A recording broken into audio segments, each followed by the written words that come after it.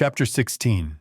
Gwendolen lay in bed with rays of sunlight blanketing her serene, resting form, and the innocence of her breath and face would disgrace any watcher who witnessed this purity with a form of sin. Except for me, because I don't see any sin beyond existence itself. And I still have yet to solve the crime of why we're all here. Is it my fault, or yours, or some gods, or goddesses, or a union of both that I have yet to see? I can't surmise why Gwendolen opened her eyes with a happy sigh at living life another day, or the way she rose with curiosity to gaze out her window, watching students meander around the fountain amid the paved surroundings of Elwith Academy. A handful of children watched others toss coins into the large water bowl of the decoration as if it was a sport, while two boys roughhoused nearby to simulate mortal combat with pulled punches and wrestling. The lads laughed at their savage game until one fell over the lip of the water apparatus and splashed anyone nearby. The drenched boy's disgruntled emergence from his plunge was met by mocking laughter, but he joined in because, despite his plight, he somehow found joy in the sight of others paying attention to him. Perhaps that's what it was. Simple creatures are pleased easily.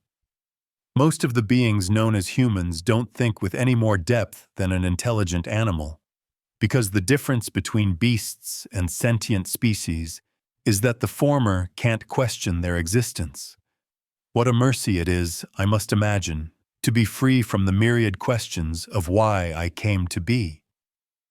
I assume that most answer that our lives occur to extract as much pleasure from every moment as possible. But why does suffering spite everyone at every turn?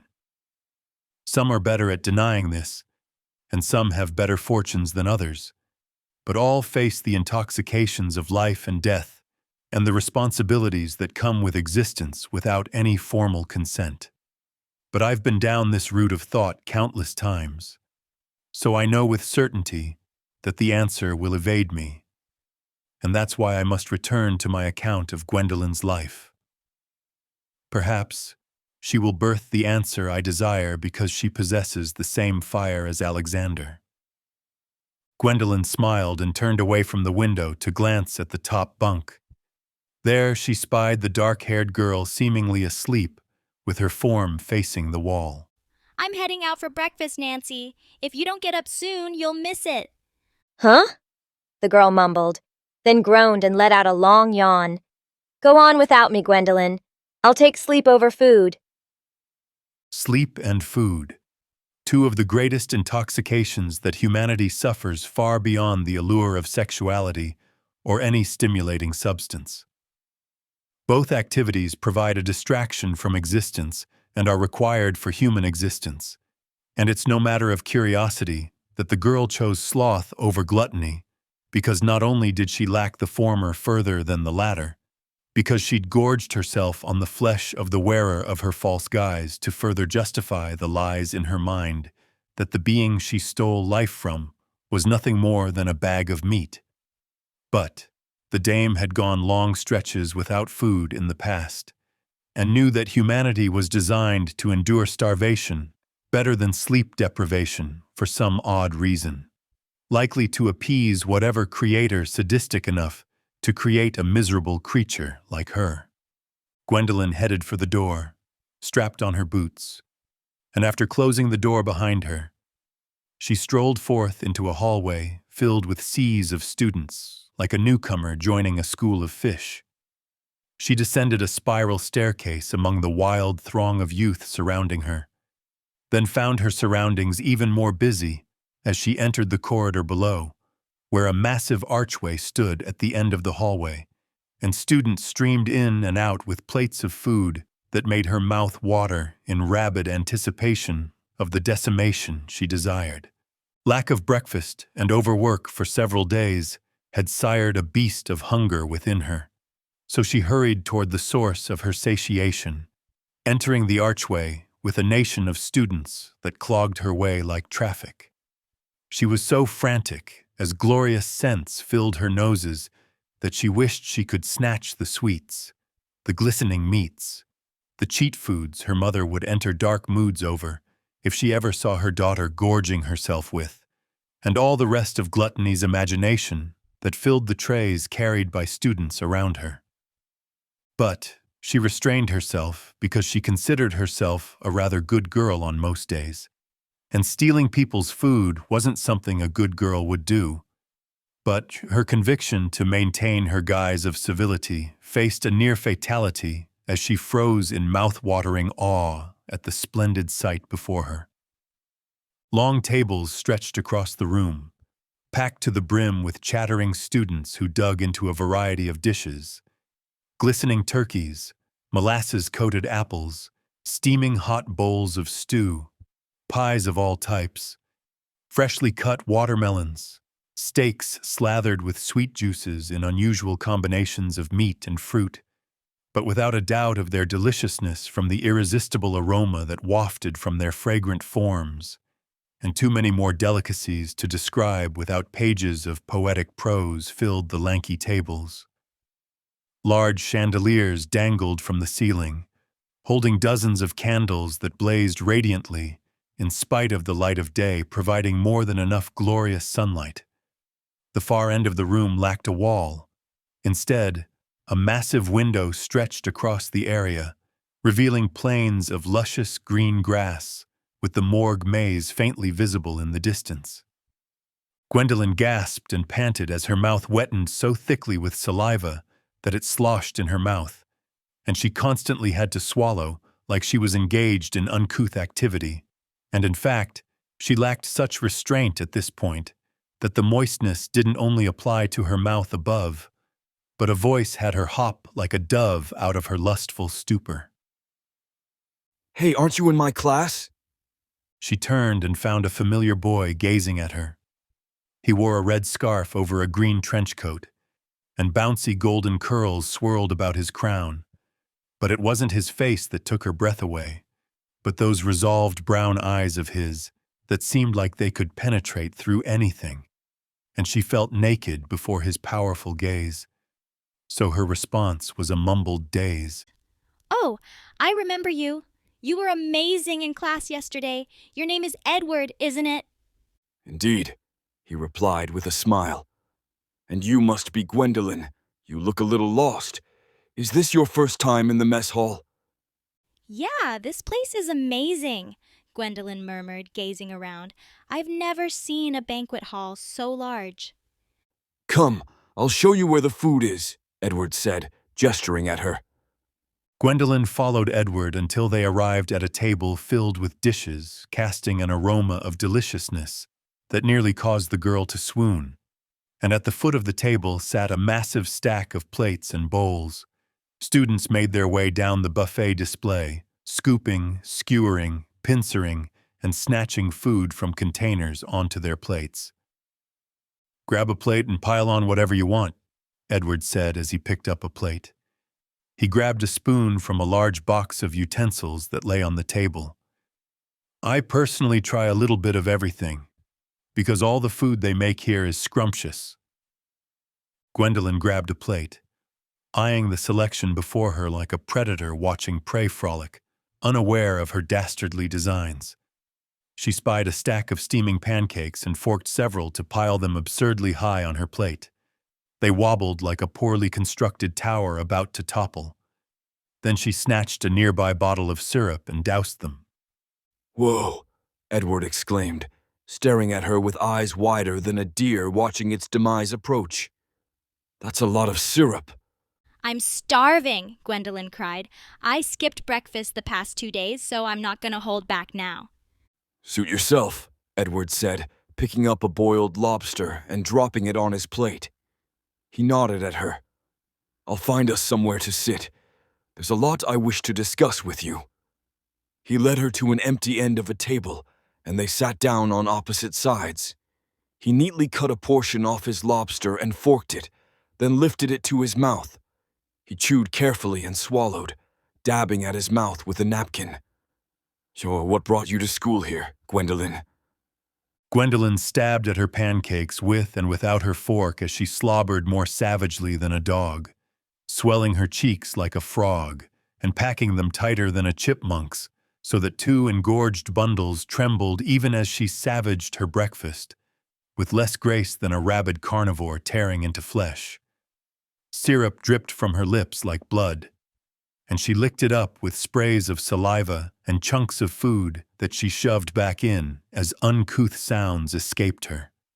She moaned, panted, and whinnied like a horse as she mashed the mush in her mouth, and it was evident that activity down south was occurring in her nether as her thighs quaked and her body trembled from her toes to the tip of her nose. Her nose constantly sucked in the aroma of the succulents she indulged in as she slathered her meal with endless butter from capsules beside her, and abandoned her knife to spread on thick gobs with her fingers.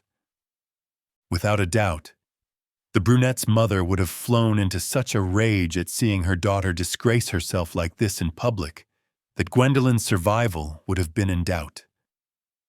The way the girl swallowed her prey was shameless, because with every gulp a sultry gasp would escape her as her eyes rolled back, and dozens of eyes from all around the room stared in horror at the horrible crime the gluttonous girl committed that could create an entire religion of people dedicated to abstaining from food for moral reasons. Hypothetically, this theoretical religion would absorb nutrition from air, sun, wind, and perhaps water if that wasn't too cruel for the bacteria inside the liquid. But all these hypothetical breatharians would be outbreathed by Gwendolyn with the sinful racket she was making. Her moaning gasps in tandem with the noises of food sloshing in her mouth and the slapping of her hands against her pancakes really made it sound like. And as she flushed down a shipment of slush down her gullet, with a sudden swig from a nearby glass of milk that may or may not have been hers, she unleashed a high-pitched gasp that could only be described as orgasmic. Only once this appetizer was out of the way did Gwendolyn realize that Edward's eyes were glued to her with horrible astonishment. Her cheeks flushed with embarrassment. Edward drew a breath. Maybe he was going to make a remark, or perhaps he was just bringing in air to calm himself after the horror he'd witnessed. Regardless, Gwendolyn beat him to the punch in her rush to justify her bewildering behavior. Sorry, I have a bit of a weak spot for sugar, you see, she stammered, laughing nervously. Please pardon my manners. She forked a piece of pancake and swished it around in syrup. I came to school here because I want to use holy magic to help people. How about you? I suppose I could say the same about myself, Edward said, cutting his lobster into sections. Mm-hmm, Gwendolyn said, chewing. I hope you don't mind me asking, but why do you wear that coat and scarf all the time? It's blistering hot outside. Edward brushed his fingers across his scarf. They're gifts from my mother, Elise. I wear them every day to show my appreciation. I understand the sentiment, but isn't it an awful burden to put on yourself? Gwendolyn questioned. Edward chewed thoughtfully, then swallowed. No burden is too heavy for me to bear for her.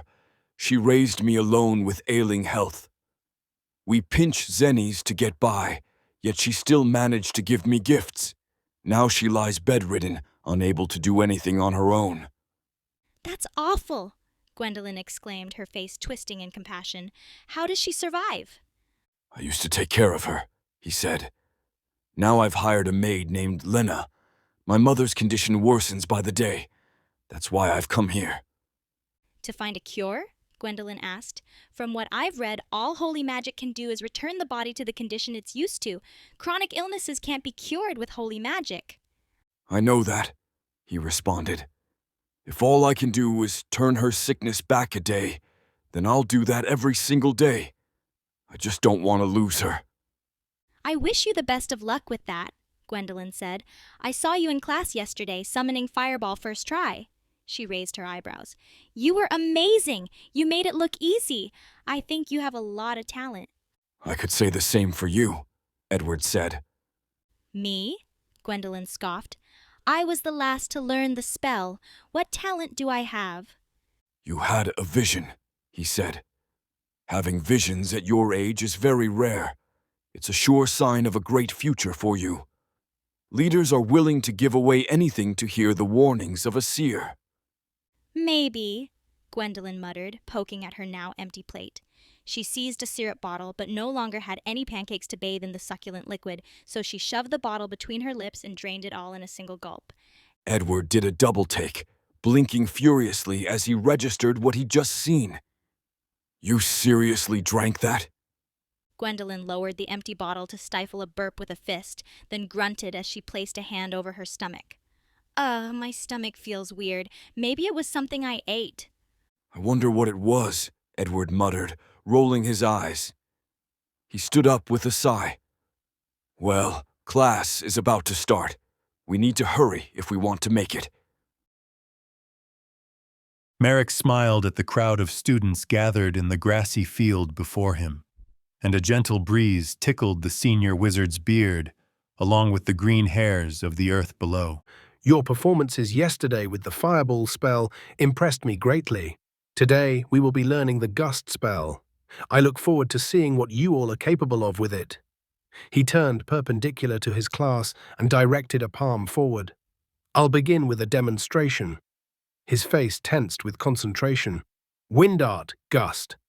A powerful jet of wind burst from Merrick's hand to flatten grass and scatter leaves, but his demonstration was far from finished. He glanced at his students with an eager smile and said, This useful art is much more than a free leaf blower. Watch this. He pointed both palms at the ground and declared, Gust. This time Merrick soared into the air like a missile as a tremendous wake of wind thrashed grass and the clothes of nearby students, who gasped in wide-eyed awe because they saw incredulity before their eyes. Their teacher rose without resistance to carve an airborne path dozens of meters above their heads, then descended to land with a surprisingly gentle return as his feet touched down with a second gust of wind. Gwendolyn gasped. Her vantage at the front of the assembly granted her a premier view of the amazing feat, and she could scarcely stay on her feet with the excitement and astonishment bubbling within her. She could hardly wait to attempt it herself, because like any other human, she'd always longed for flight and only experienced such in dreams. Merrick folded his arms over his chest with a stern look at his students. Now, that must have been mighty surprising to you, but none of you should try that without my approval. Extensive practice is needed to control your flight because you're not actually flying, but you're gliding on a wave of wind, and your landing will require a strong understanding of the spell. Each of you should pair up into groups of 2 for practice, and once everyone is ready, I'll supervise your liftoffs with Gust as a final test to check your mastery of the spell. The students began dispersing throughout the field. Want to train together? Gwendolyn asked, glancing at Edward. Sure, Edward replied, smiling. This'll probably be a breeze for you, Gwendolyn remarked as the two began walking.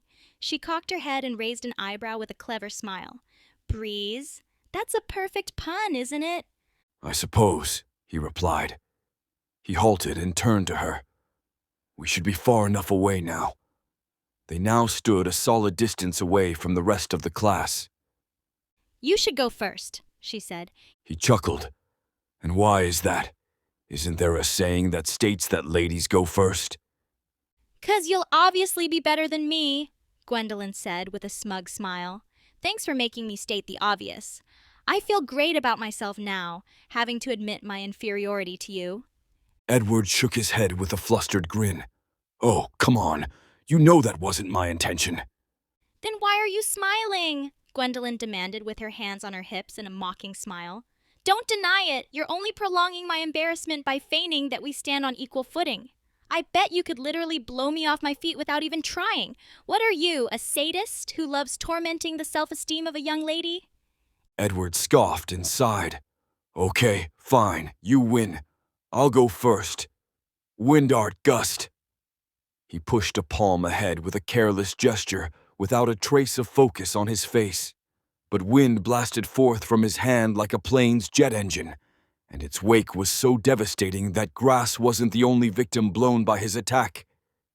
Gwendolen, who stood a handful of paces away from him and clearly perpendicular to his beam of wind, was still afflicted by the range of his emission because of its impressive strength, and she gasped as her dress fluttered like a curtain, then flapped to smack flat against her face and flash her feminine undergarments. Lacy blue panties stood as clear to anyone nearby as the clear blue sky above because Gwendolen's skirt fluttered like a dove just above her navel. Edward gasped with eyes wider than Gwendolen's hips as he noted his gaffe. Gwendolen blushed as she stared at him and fought to get her revealing dress back under control, but the wind stole away her every attempt to clutch its hem in her hands, and she reddened further as she blurted in indignation. Are you trying to reveal my body with your spell, you jerk? Stop it, or my clothes will be blown off. It was Edward's turn to redden as he choked out a second gasp and spluttered an apology. I'm so sorry, I didn't mean to. But, as he uttered his condolences for his mistake, he shifted the wake of his wind by turning slightly toward her, and Gwendolen's curvaceous form was only unveiled further. Merrick scanned smiling eyes across his class, but could only gasp as his gaze passed over the astounding assets of a certain female student.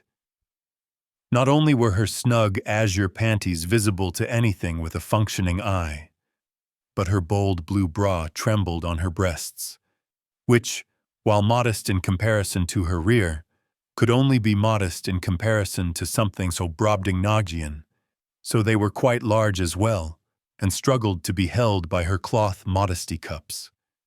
Gwendolen squealed because her dress was a moment away from being gone with the wind, and made a wise decision by dropping to her knees.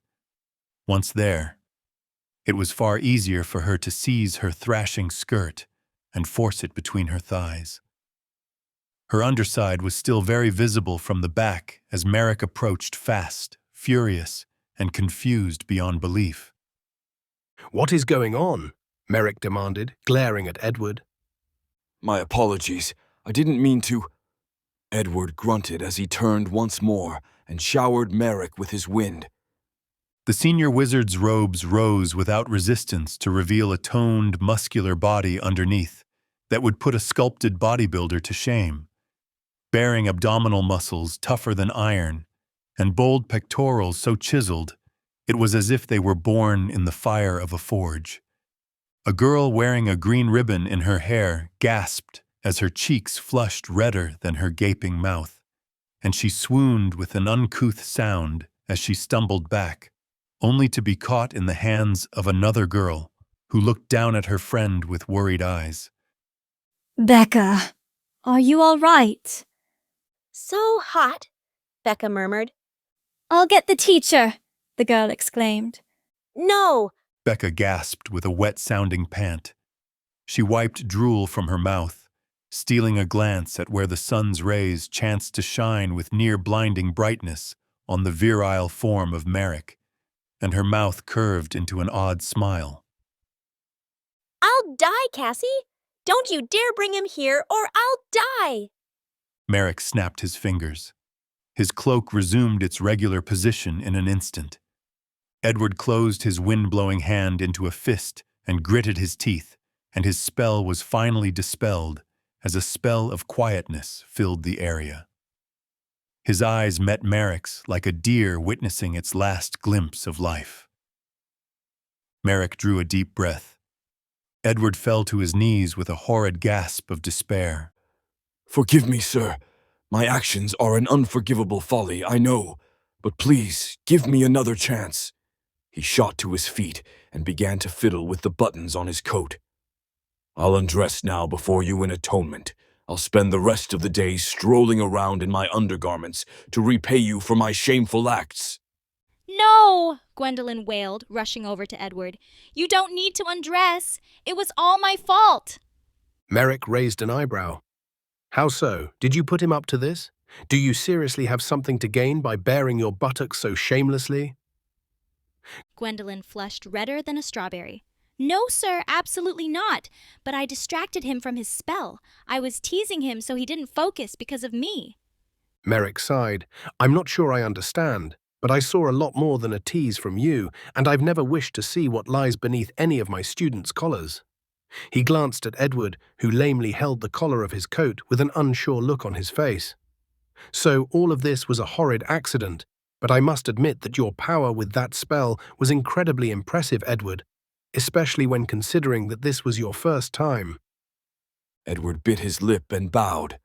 I cannot apologize enough, sir, for the harm my lack of concentration caused. Merrick laughed, startling both of his anxious audience members. No harm was done, lad. We've had all sorts of accidents happen in this school, but no one got hurt from your mistake, and anything else that occurred was accidental. I would only punish you if Gwendolyn claimed to be harassed by your spell, but she strangely admitted her involvement in the accident, so I have no reason to dole out any discipline other than telling you to be more disciplined when practicing magic. Thank you, sir, Edward muttered. It will never happen again. You still look horribly down from the incident, Edward, Merrick remarked. You know what? How about I have you demonstrate first for the class how to properly use gust to soar through the air? If any of my students can master it first try, it's you. Edward sighed. All right, I'll try my best. Merrick waved a hand as he called out to all surrounding students. All right, everyone, gather around me. We're going to watch a demonstration from a fellow student to prove that all of you can make the sky your playground with gust. He waited for students to collect around him, and it didn't take long because of how eagerly the throng stampeded to see the demonstration. As soon as his entire class was assembled behind him, he gestured ahead at Edward. Go ahead, Edward. Edward took a deep breath, staring hard at his feet with his palms directed at the same spot, then shouted without any further hesitation. Wind Art Gust! The single declaration blasted him off the grass in a flash, gushing wind over everyone nearby as he soared high and far, like he yearned to be among the stars. Gwendolyn gasped as she witnessed the incredible flight of her friend. He'd surpassed the height of even Merrick, and while the senior wizard was surely holding back for demonstration purposes, she couldn't help but be impressed by her acquaintance's prowess with magic. Everything magical came to him so naturally, it seemed, and he'd proved it again with his amazing leap of faith and leap of wind by believing in himself without any doubt, despite all the eyes scrutinizing him, and she almost felt like cheering him on. But her heart sank as he descended fast, and worried gasps filled the crowd around her. He looked like he'd crash, and Merrick's face tensed. She sensed her teacher was about to spring into action from one look at his eyes, but there was no need. Gust! Edward cried during his final few meters of descent, and a warring wave of wind flattened the grass beneath him to slow his momentum. Unfortunately, he didn't stop entirely, so his landing was a skidding slide across the grass, and he fell on his landing assets, but didn't have the cushioning of Gwendolyn. So a surprised grunt escaped him. Sighs of relief escaped the class with claps of approval, but Gwendolyn wasn't certain of her friend's condition from afar and rushed across the grass to offer a hand. Hey, are you all right? She asked as she cast worried eyes upon the fallen lad. Yeah, I'm fine, Edward gasped, his words rushing like wind out of him. I'm just winded, that's all. Gwendolyn smiled in amusement. What's so funny? Edward asked. Realization hit him, and he chuckled, shaking his head. His smile fell away with a sudden grimace as he looked at her. Hey, I'm sorry for, you know. Don't sweat it, Gwendolyn said. Accidents happen, and I basically asked for it with the way I messed with you when I knew how strong you are with magic. I shouldn't have distracted you. Edward shook his head. No, I should have controlled it better. Gwendolyn sighed. Oh, come on. Don't beat up on yourself like that. Shoulda, coulda, and woulda will only ruin your day. You did great with your demonstration. Excellent job, Edward, Merrick declared, clapping louder than anyone behind him as he beamed. I knew you could do it. I never had any doubts. My only question now is, he looked around him with a raised eyebrow. Who's next? Does anyone else feel up to the challenge right now? Oh, I do! Gwendolyn exclaimed, pumping her fist and hopping up and down. Edward frowned. You sure about that, Gwen? You didn't even. Shh! Gwendolyn shushed him with a finger to her lips and a furtive glance at Merrick, who didn't seem to have noticed. No one needs to know. I don't want to wait any longer to fly. Besides, if you're right about me and I'm somehow just as talented as you are 'cause of my precognition, then this should be a breeze. She waved her hand as she hollered at Merrick. I'm ready, Merrick. Let me give it a shot. Merrick raised an eyebrow. Are you sure, Gwendolyn? Using gust to soar like that can be pretty terrifying on your first try. Nothing tried, nothing learned, Gwendolyn declared with a pump of her fist. Just watch. I'm sure I'll be a natural at this. She strode ahead a handful of paces to distance herself from her companions, then faced them with a smile. Here goes nothing. She took a deep breath, pointed her hands at the grass, then declared, Wind art, gust. For half a second, nothing happened, and she wondered if mastery of this spell would be a grueling repeat of Fireball. And then she was flying. It was so sudden that she didn't recall lifting off the ground, because everyone just looked small in an instant as she glided through the air. No plane was necessary. No strings or wires were attached. She was just soaring as naturally as a bird through the zephyr, with the wondrous blue expanse around her, and the sun beaming in her eyes. She gazed down at the ground, spying Edward as he looked up at her with his form now a minuscule speck. Her hair billowed about her face as she continued to rise, allowing her to see the forms of all the students in the prairie, and the silhouette of Elwith Academy in the distance. I can see so much from up here. She laughed, but abruptly trailed off. Her smile turned upside down as her momentum reversed and she began to fall. Her velocity increased rapidly as she dove headfirst toward the ground with less resistance than an anvil. A shriek of terror wailed forth from her lungs, only to be swallowed by the vicious wind as she flailed her arms frantically. I'm gonna crash! She squeezed her eyes shut and covered her face as the ground rushed toward her. Wind art gust! Gwendolyn wailed. She hollered with a sob in her throat as she anticipated her end. How could her relatively short life come to a conclusion without any resolution to the mess of her existence? She'd tried so many things and shot in every direction to cleave meaning from her daily stare in the mirror, wondering who really lay on the other side and why they were there, why she was here. What reason was she birthed to walk across the earth and think with her mind filled with so many thoughts that they spilled forth in endless chatter? And she wanted to eat more pancakes and chocolate cakes and cookies and brownies and donuts and pastries of every kind and all sorts of sweets until her teeth fell out and she died in the hospital of a heart attack. But she'd perish happy then, knowing that she didn't demise without fulfilling her heart's every desire. I could have known love, she thought. I could have grown close with a kind young man who understands me and wants to make a family with me, because he can see more worth than I do in this body of mine. I'm always so clumsy and tired trying to push it to work harder when it just wants to eat and sleep. If I knew I was destined to die here, I would have spent my days on the couch at a friend's house watching romances on their TV, because I would have known that I'd never have the opportunity to enjoy anything romantic in real life. I'd become a hippo who needs a wheelchair to get around because I'd be too fat to stand from eating candy. But I'd be as happy as one can be knowing that life is short and meaningless. Her thoughts continued upon a faded background of her endless screaming, because she'd tuned out the sound of the world around her. I wonder why I'm still screaming. Have I yet to die, so maybe I'm bleeding out on the ground? Or perhaps I'm in a coma, crippled beyond belief, and I might wake up to see my grieving parents sobbing at the loss of their daughter? Maybe I could have a happy life like that, as long as I can eat without using a tube of sustenance, and even if I'm paralyzed and blind and deaf, I can have someone feed me candy and be happy. It'll probably have to be mushed up into some sweet syrup, but I love maple syrup, so they can just feed that to me instead, even if my teeth are all gone. Yes, even if I'm in a coma and wake up and can't speak, Alex will know what I want.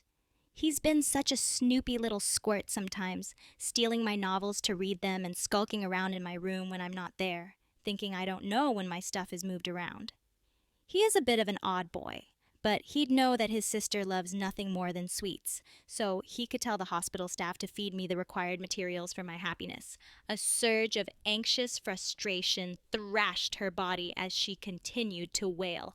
No! I should be getting spoon-fed by the man of my dreams, just like I've read in too many romances to count, but it will never happen now. No man has even breathed on my lips or touched anything below the navel except my brother. And that's impossible to explain to anyone without being consumed by shame, because they'll start thinking I'm that kind of dame, but maybe I should have been. Maybe, if I'd known I'd never live long enough to capture a husband, I should have at least had the experience of intimacy, even if it meant my mother kicking me out of the house and me having to buy some knee pads for comfort on the job. But I already have some for my bike. What am I thinking? I could never stoop that low. Literally or figuratively, it doesn't matter because I'm a girl with dignity. And I would show how amazing I am if only I was still alive. I don't even care if half the class saw my ass. I'll walk around prouder than a miraculous nun because just my presence will heal all those around me. If only I was alive to show how incredible I can be if given the chance. If only. Gwendolyn! The voice sounded desperate. What's that? Is it an angel telling me to reach up and grab their hand so I don't descend into the abyss of punishment? I thought I was a good girl. Why would I deserve to be boiled alive in acid and fire and whatever Arturians believe happens to sinners on the other side? What have I done wrong? Yes, my brother did spank me, and I didn't resist because of my guilt for what I did to him. But I never committed any further sin than that, and I'd never even imagined tying the knot with. Gwendolyn, you don't need to scream anymore, the voice shouted again. I've got you. Gwendolyn opened her eyes, or rather, she just realized that she could open her very real eyes because she had truly thought she was in a coma or falling into an abyss of punishment. She was cradled in Edward's arms and pressed to his chest. I used gust to slow your momentum, then caught you, Edward said. It truly was spectacular, Merrick remarked with an eyebrow arched in amazement. Before I decided to step in, he acted with such speed and grace that it seemed like he's been a master wind artist all his life. Sometimes, Edward, I wonder if I truly have anything to teach you. It's as if you're remembering spells rather than learning them for the first time. Merrick! A familiar girl with a green ribbon bawled. Evidently, she was irked by Merrick's praise of his star student, because she yearned for closer inspection by her senior teacher. That is why she rushed in front of Merrick's face in a disgraceful state with the collar of her blouse unbuttoned down to borderline harlot territory.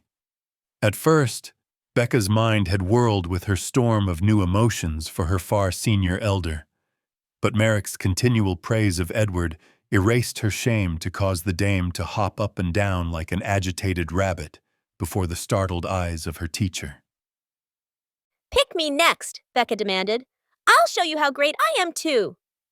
Merrick knit his brow with worry. Are you sure, young lady? I saw you struggling to even… Becca batted her eyes and leaned in close to Merrick. If anything goes wrong, you'll catch me, won't you? Right, Merrick muttered, aghast at the girl's sudden aggressive behavior. Becca was so shy when I first met her. I wonder what's caused her to be so bold. Meanwhile, Gwendolyn was still coming to terms with her continued existence in the world of the living. Oh, She gasped, still shocked to be alive and not suffering any of her fantasized demises. Then she released a double sigh. That is to say, she let air pass from both her mouth and her rear. The simultaneous emission did not disguise Edward's recognition of the latter expulsion, because his face became an implosion of revulsion and confusion. What's that smell? Edward demanded, sniffing the air with his visage twisted in disgust. Naturally, he realized what the only origin could be as he looked down to find Gwendolen redder than a strawberry. He hastily released her to her feet and stepped back, waving a hand to clear away the unexpected stink bomb. Gwendolen had nothing to say, so she could only stutter and stammer with apocalyptic embarrassment. Here she was, having just been saved by a heroic act from a male classmate. She might even call it romantic if she was bold, but she'd folded the wondrous moment like crumpling a gorgeous origami crane to create a mess of shameful questioning of her existence with just one accidental emission. This is what I've always despised about the human condition, and it's only one among a long list of counterintuitive human traits, but likely ranks foremost in dysfunctionality. This trait, the ever-present ego, is a shackle to the intellectual function of humanity. The ego alone can reduce an otherwise brilliant girl to a gibbering clown, simply because she felt ashamed to exist because of her vessel's unintended reaction. Moments of weakness like these make me wonder if the human race is hopeless.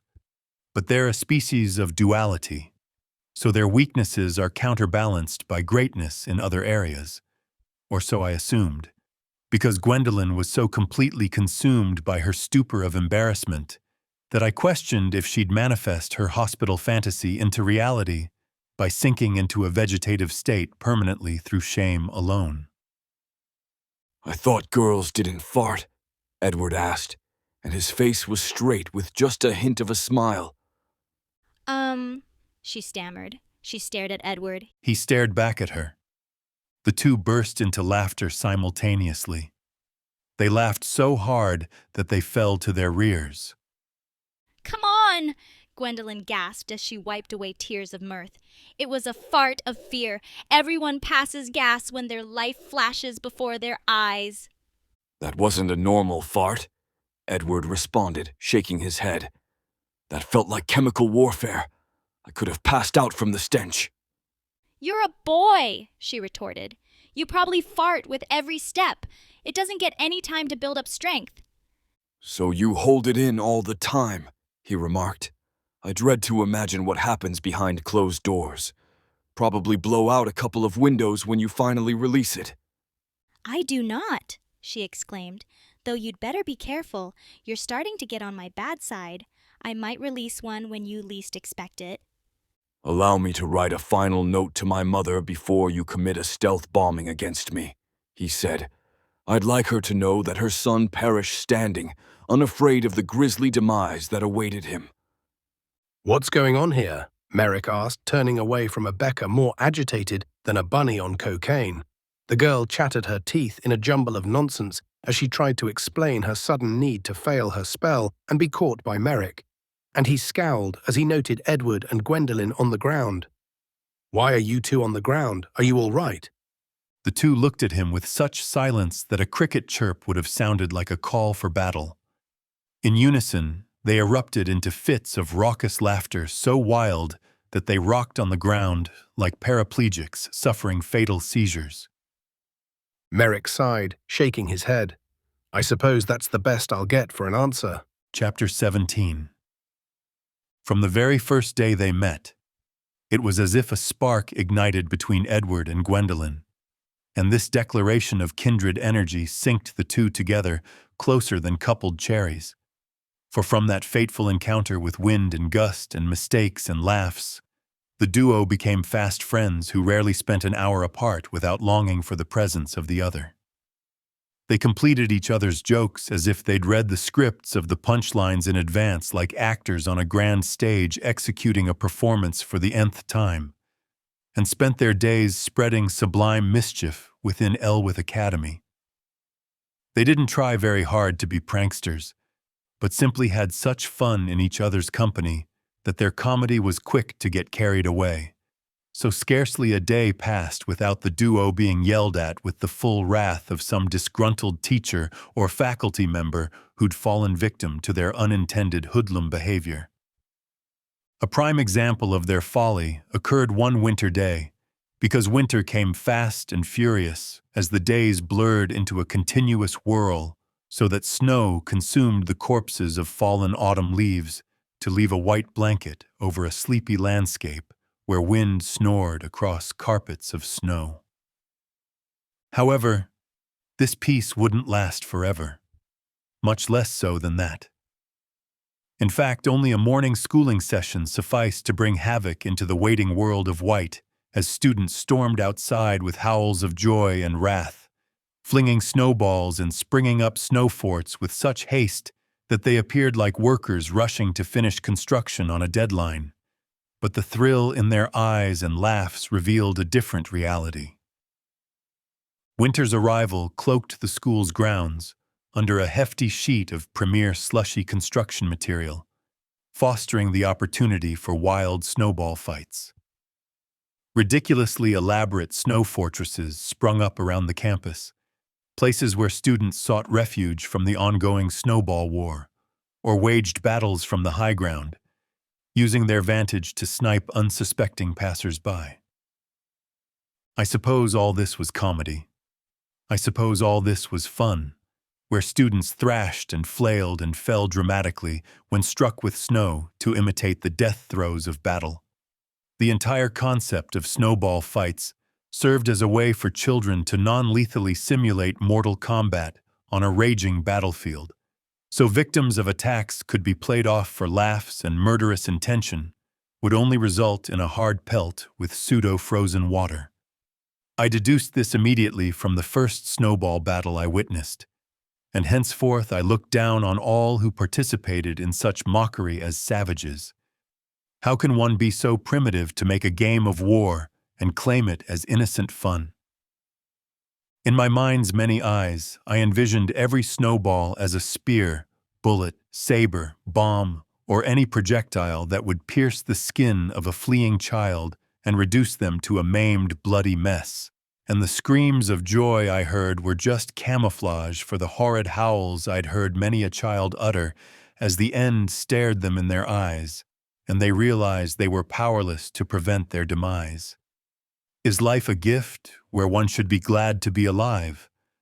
Or is it rather a curse that brings out the worst in everyone who fears losing something they don't even know why they received? The question isn't easily answered because life doesn't provide all the answers. But a sentient thinker of any caliber should be capable of comprehending why I despised making jest of battle and death. It is for that reason why I waited with bated breath, as only an expression, because breathing isn't something my kind needs, and watched Gwendolen to examine her reaction to the mockery committed by her brethren and sistren in the snow. Unfortunately, my expectations were far too steep for the lass, because she passed over all of the moral considerations I mentioned to participate with her ally. I understood why. I understood that she understood that her participation in the decimation of the prior peaceful winterscape would result in more opportunities to bond with her comrade. That is why she crouched beside Edward atop a large cube of snow, ducking her head below the apexes of ramparts that surrounded their humble fort, in comparison to the grand garrisons and potent palaces of snow surrounding them. Their fort was a primitive hut, but they made up for their defensive weakness through offensive prowess. A massive heap of snowballs sat ready beside them. Once their enemies' barrages lessened, they leapt to their feet and unleashed a flurry of snowballs on any unlucky enough to be nearby. My only weary thought at witnessing this wretched display was a lone question. Is waging war written into human nature in the same way that cattle are drawn to consuming grass? I questioned this because the two were laughing as they simulated the destruction of their enemies, and I yearned to close one of my eyes and ignore their lives for a while. But I persisted, because I'd made the commitment to account this girl's life down to the finest detail, regardless of if she won my approval or not. Gwendolyn crushed a snowball in her mittens, compacting it down to half its size, then hurled it as hard as she could. It soared through the air and slammed into the chest of a boy who stood in an opposite fort, causing him to yelp in surprise as he staggered backward. Nice shot, Edward congratulated. He let loose his own snowball. It curved wickedly through the air, flying a great distance before connecting with a boy's nether regions. It smashed down low with a hard smack. Edward's throwing arm was nothing to scoff at, and the victim of his pitch looked a blink away from bawling like a bitch. The boy clutched at his injured area, causing him to lose his balance and topple off the edge of his fort. He slammed into a field of white with a tremendous spray of snow. Edward winced. That was an amazing shot, Gwendolyn exclaimed. Bit of a low blow, Edward said, grimacing. The boy stirred, shaking snow off himself. Sorry about that, Edward called out. Didn't mean to hit you there. What are you saying? Gwendolyn asked. You can't be nice to our enemies. She smacked him on the back. Tell him that you're just getting started and he'd better expect worse if he doesn't surrender. Can't we have some rules of engagement? Edward asked.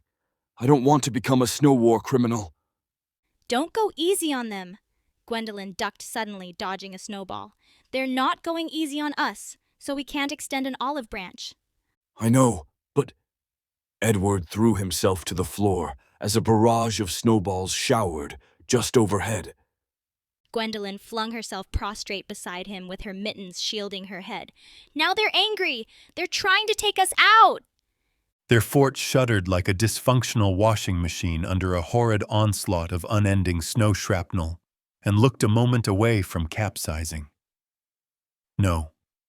I knew their fortress would capsize under any further assault, because my eyes possessed the knowledge of all natural forces and the calculations necessary to understand the pressure required to shatter glass with sound or a steel door with a grenade. I couldn't quite see the future, and I doubt even the Creator can. But a strong understanding of the functioning of every force, material, and being in this world allowed me to know without a doubt the near future of any subject before my eyes. So, I was certain the fort would capsize, but was still surprised at the reversal of events by a sudden decision made by Edward. Then all rules are out the window, Edward declared. He leapt to his feet and directed his palms forward. Wind art gust!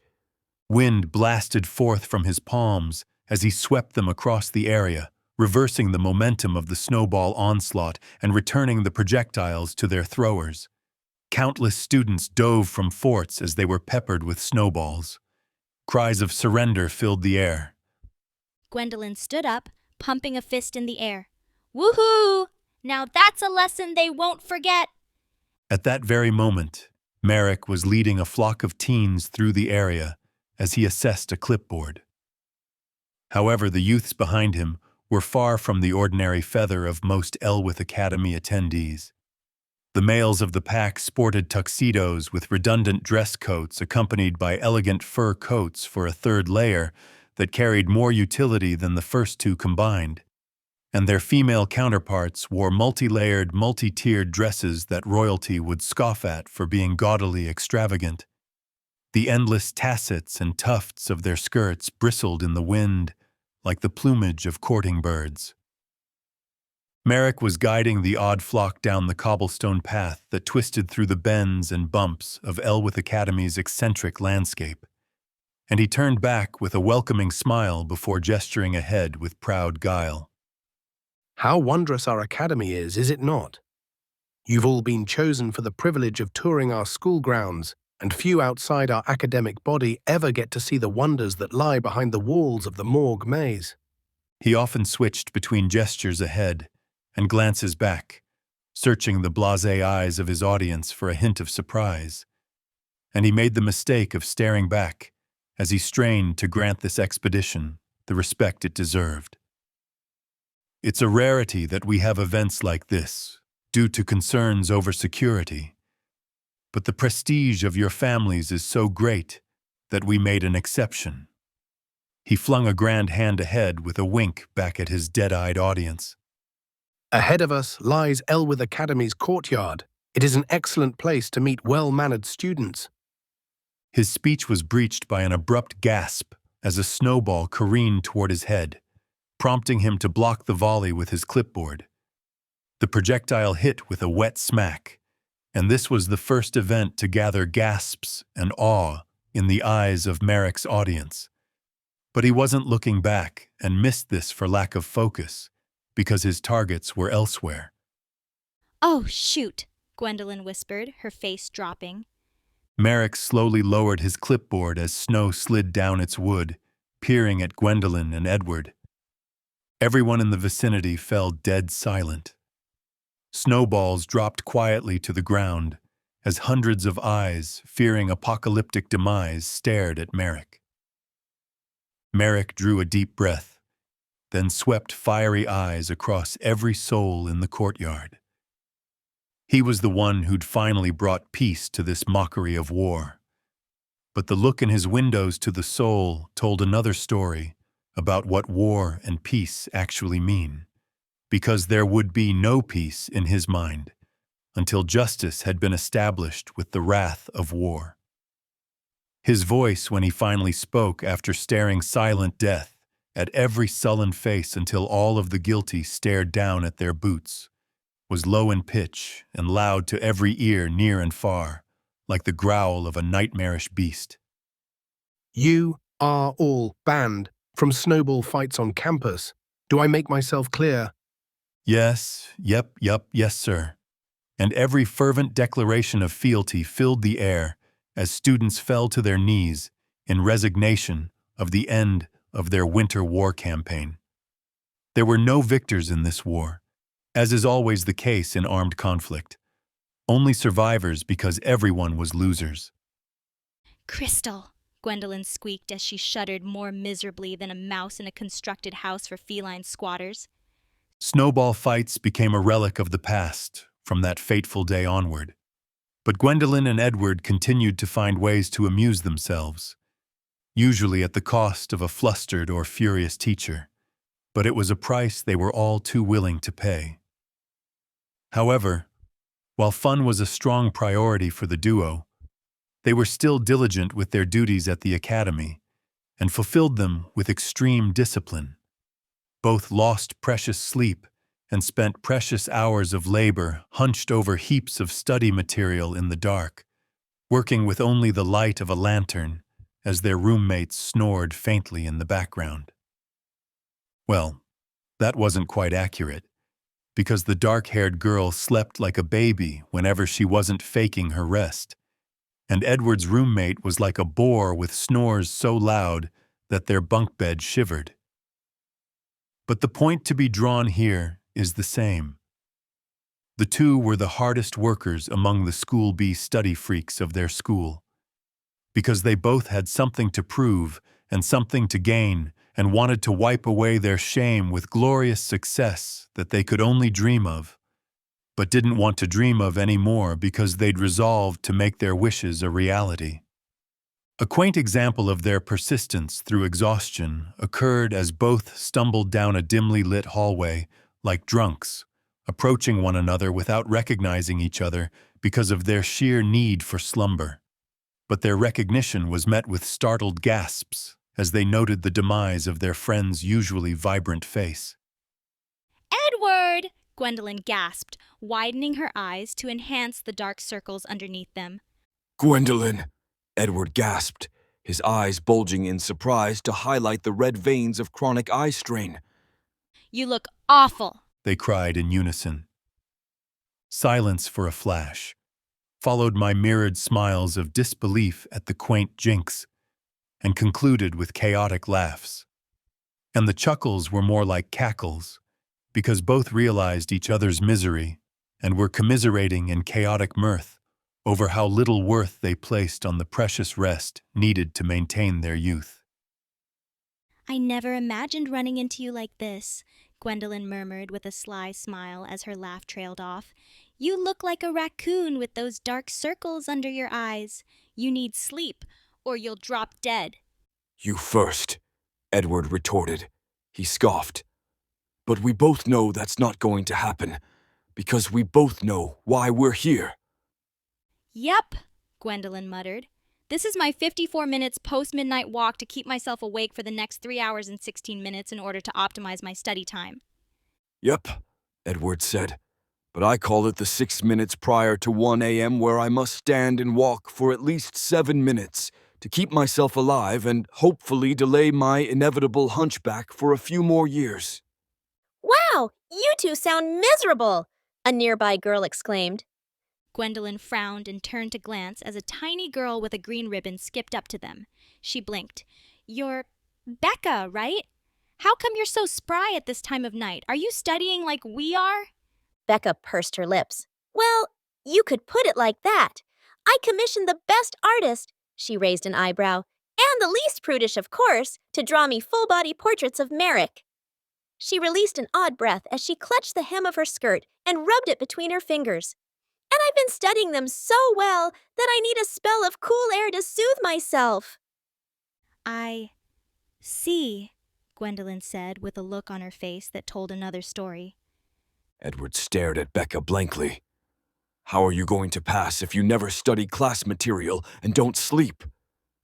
Becca smiled slyly, then chuckled with a condescending look as she covered her mouth with a hand. A poor lad like you would never understand. I'm blessed with riches that you could never have even if you gained all the world has to offer. Gwendolyn stared at the girl for a while, then curled her lip in disgust. So, you're saying you have a cat, huh? Becca stared without a trace of understanding. A cat? You heard me, Gwendolyn snapped. She wasn't usually this quick to bite at others, but her lack of sleep turned her from a bubbly young maiden into something resembling her mother during the woman's worst hours. You think you'll get a free pass just because of your nasty little kitty?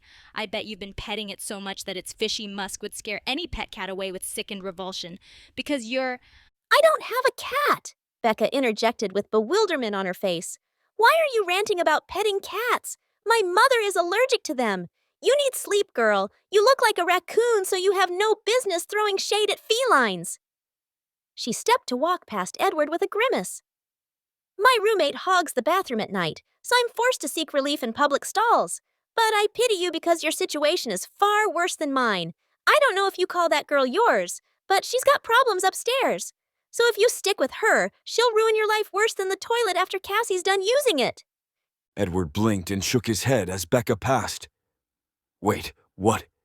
What does your roommate clogging toilets and problems upstairs have to do with Gwendolyn? He looked back at Gwendolyn, who seethed at Becca like a rabid animal. And why were you growling about nasty cats, Gwendolyn? I don't get it. I have too little sleep to understand these metaphors, so please explain before my brain shuts down. Forget it, Gwendolyn snapped. My mom always warned me to stay clear of girls like her. I'm not naughty. She yawned loudly and blinked her eyes sleepily. Or nasty. Or just a bad girl like her. She stumbled as her eyes closed. Edward caught the girl in a flash with a gasp of horror. Gwendolyn, are you all right? Gwendolyn's face was buried into the lad's chest as she mumbled jumbles of nonsensical words. What? Edward, this is no time for this. It's much too soon. We can't do that. My mother would never forgive. She never forgives or forgets. Edward stared down at her with shock in his coon-like eyes. Are you asleep, Gwendolyn? Did you fall asleep standing up? No! Gwendolyn gasped, but her head didn't lift from its slumped position. I can't sleep. I can't rest. I can't until I pass my test. I can't sleep with you, Edward. Edward's eyes flared with unbearable confusion. What are you saying, Gwendolyn? Isn't it obvious? Edward looked ahead in the direction he'd heard the feminine voice and found a lantern bobbing through the dim hallway, beside a girl clad in black. The dark-haired girl stopped with a smile and a hand on the hip of her jeans. Can't you get a clue, boy? She's totally into you. Edward reeled back, but couldn't stagger far because Gwendolyn held on to him with a desperate grip like a snuggling kitten. What? No, she's asleep. You must be her roommate, right? I've seen you with her once or twice. You surely must know that she's tired and not speaking with any reason right now. Whatever helps you sleep at night.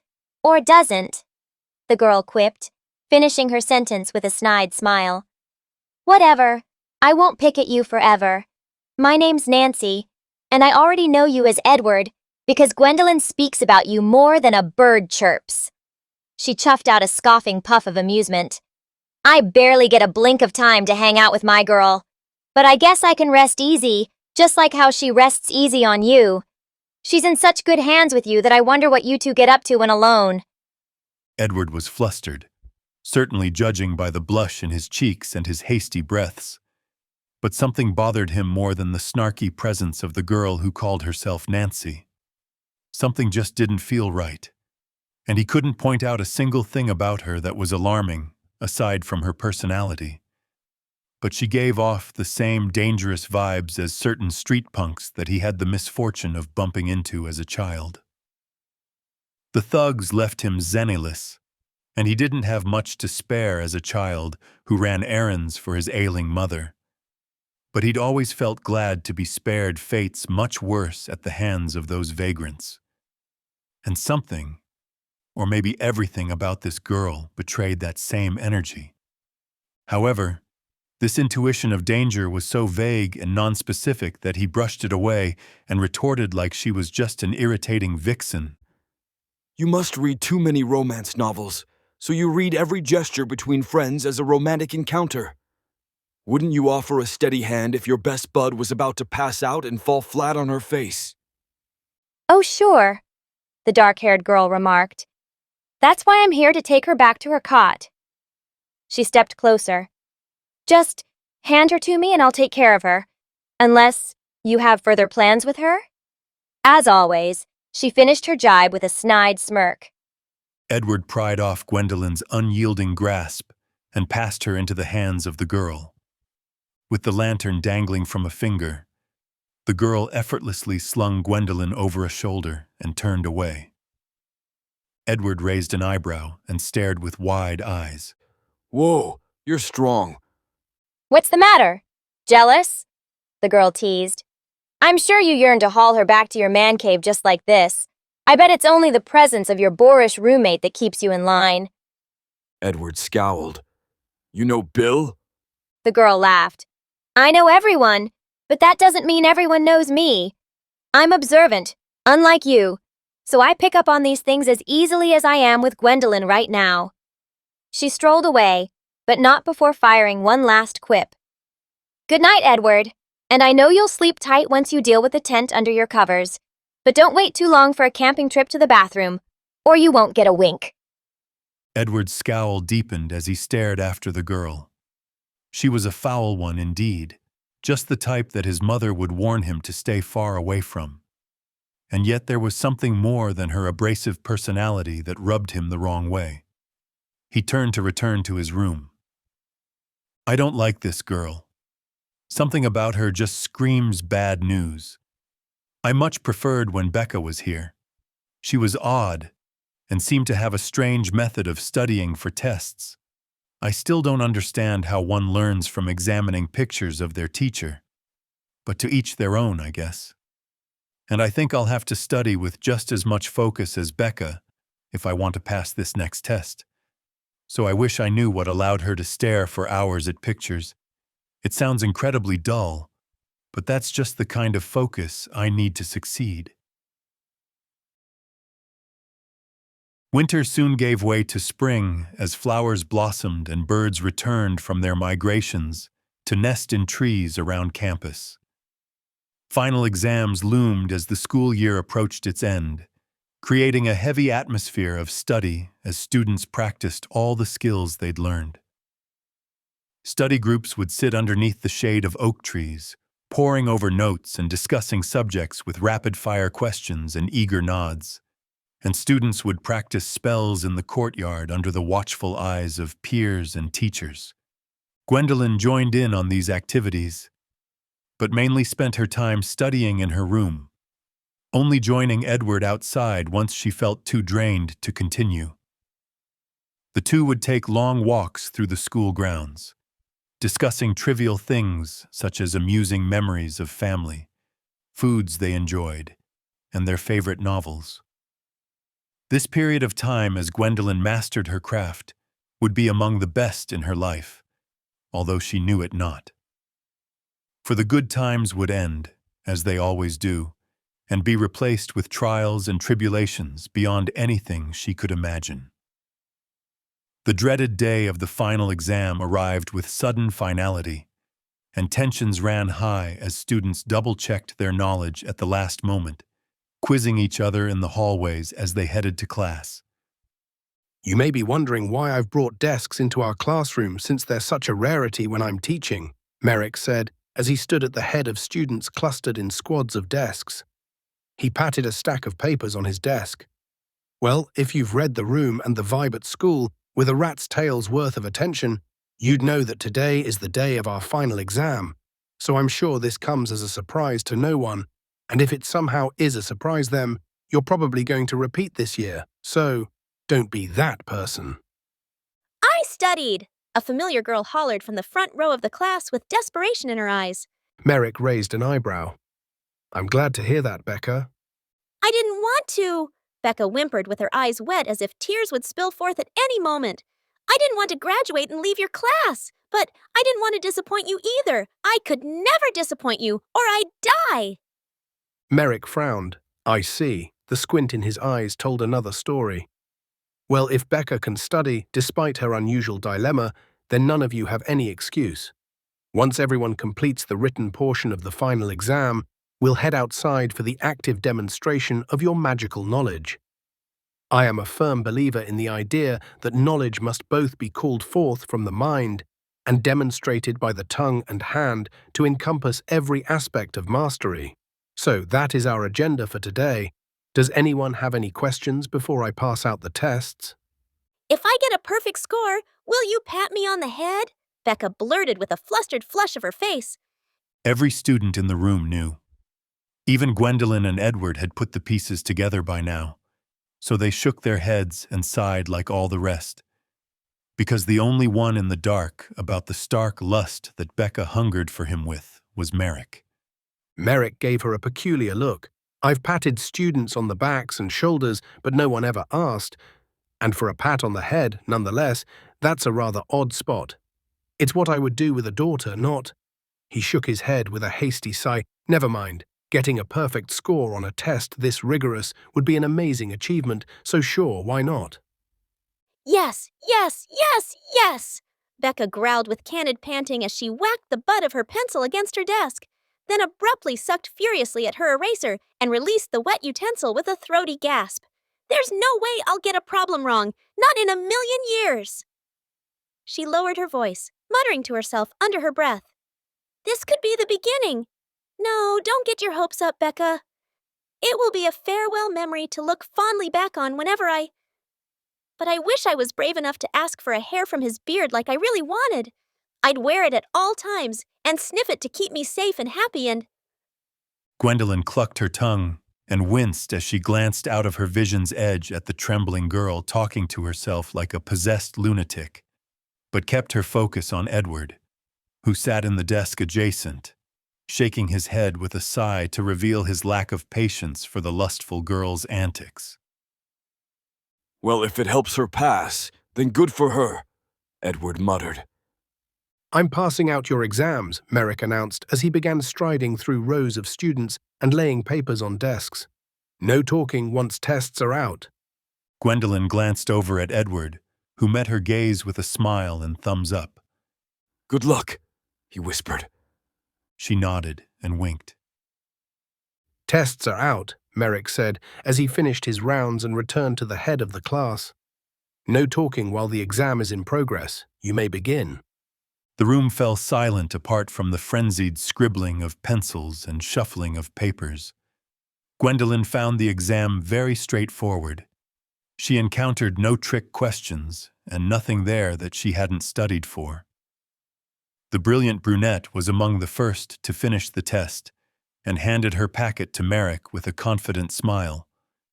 But when she returned to her desk, she found Edward biting his lip as he scanned his packet with frustrated eyes and ran his hand through his hair like he was searching for lice as he erased frantically. He spent the longest out of everyone and was the last to turn in his exam, handing in his paper with a distraught look on his face. All right, class, Merrick announced. Everyone is finished, and the time for the written exam has concluded. We'll now be heading outside for the second part of the exam. He led the class through a maze of corridors to reach the outside world and stand in an expansive plain of windswept grass, then faced them and raised his voice to cut through the wind. I'll call each of you up one at a time. We'll head a distance away to conduct the exam. He pointed into the crowd. Leslie, you're up first. A frail-looking girl with blonde hair walked over to Merrick. The rest of you wait here until it's your turn, Merrick said. He turned to Leslie. Follow me. He walked with her until they vanished from sight, obscured by the rises of the plain. Once the two were gone, the class erupted with lively discussion as students exchanged boasts and bitching in equal measure, overcoming the whistling, windy weather with the uproar of egos that overwhelmed logos as everyone proclaimed their success in the quest to slay a test. Despite their fears and complaints, most students were confident of their progression past this obstacle because no one was willing to spend another year with Merrick. Not even Becca would remain when she arrived at school to graduate and had no purse to support a unfailing pursuit of her lust. However, one student differed from the rest in this theme because his eyes gleamed with certainty of his demise, of his failure to realize success when he most needed it, and of his regret at failing to overcome the last obstacle between him and his life's progression. Edward! Gwendolyn exclaimed as she noted her ally's miserable face. What's wrong? How was the exam? I'm just about certain I failed, Edward muttered. I studied with all my worth, but I still felt like an idiot, like a fish trying to swim on land. He released an anguished sigh with pained reluctance, as if some blockage constricted his lungs. I don't have 4 years' worth of tuition, only 3. All my life savings and my mother's help will go to waste because I won't be able to graduate anymore. I'll have to drop out. No! Gwendolyn snapped, grabbing Edward by the wrist. I know you passed. You're a genius. You're a head and shoulders above all the rest of us when it comes to magic. That may be true when it comes to demonstrating spells, but I've always felt like a moron whenever I've taken written tests. Edward spat. I come from a bum background. I barely made it through school because I spent more time just trying to find ways to support my mother. So, I was already a failure before I came here, and this was my chance to show my worth. But all I've shown is that I'm worthless when it really counts. Don't say that, Gwendolyn shouted. You're not worthless. You're the smartest and kindest boy I've ever met. You're just doubting yourself like you always do. You're underestimating how great you really are. She flung out a desperate hand to seize Edward by the shoulder. Look, I don't know how well you did on that exam, but I'm sure you will more than make up for it with your active demonstration. Gwendolyn, Merrick's voice called out. Gwendolyn turned to find that Merrick had returned with Leslie, and the frail blonde girl slunk off with tears in her eyes that spoke a story without the need for words. You're next, Merrick said, beckoning her. Come with me and we'll conduct your active demonstration. Gwendolyn nodded, then glanced back at Edward with a resolved stare. Don't let yourself get so down, Ed. It hurts to see you like this. I'm sure everything will work out, so don't give up. She strode up to Merrick and followed him as he led her across the field in silence. They walked without a word for a good few minutes, before Merrick stopped upon a flat, grassy expanse to contrast the rolling hills surrounding them, and she glimpsed the morgue maze's form as a faint green hedge in the distance. But her focus was fully on her commander as he ordered her to execute his final trial. You will receive one chance to execute each spell correctly, he stated with a grim face. Any error will result in failure to pass the exam. Do you understand? Yes, Gwendolyn whispered. He stepped to her side and folded his arms. Then you may begin. Demonstrate earth art, stone wall. Gwendolyn took a deep breath as she pointed her palm ahead. Earth art, stone wall. A wall of stone rose from the ground a few meters ahead to stand at twice her height. Now curve the wall into a cylinder, he said. Gwendolyn squeezed a hand into a claw with her eyes lasering the wall. The sides of the wall curved inward until they met, creating a hollow, upright cylinder that looked like a towering well. Cut a hole in the cylinder, he ordered. Water art pressure jet, Gwendolyn cried. Moving her palm in a circle, as a thin jet of water burst forth and pierced rock like a knife slicing through flesh. After completing a circle on the cylinder's face, she halted, and her spell faded to a trickle, then focused once more with a furious flare of her eyes as she cried, Wind art gust! A spurt of wind shot from her hand, slammed the pillar with the force of 10 men pushing with all their worth, and forced the circular cut to fall inside the cylinder. Create a furnace with fireball, he ordered. Fire art, fireball! Gwendolyn shouted. A ball of flame exploded out of her hand and smashed into the hole, followed by a roar as a torrent of fire erupted like a volcano from the cylinder's apex to rain embers on the ground below. Now destroy it all with thunderbolt, he commanded. Gwendolyn breathed heavily. She wiped sweat off her forehead and pointed her palm at the pillar. Thunder art, thunderbolt! The sky above rumbled as dark clouds gathered overhead.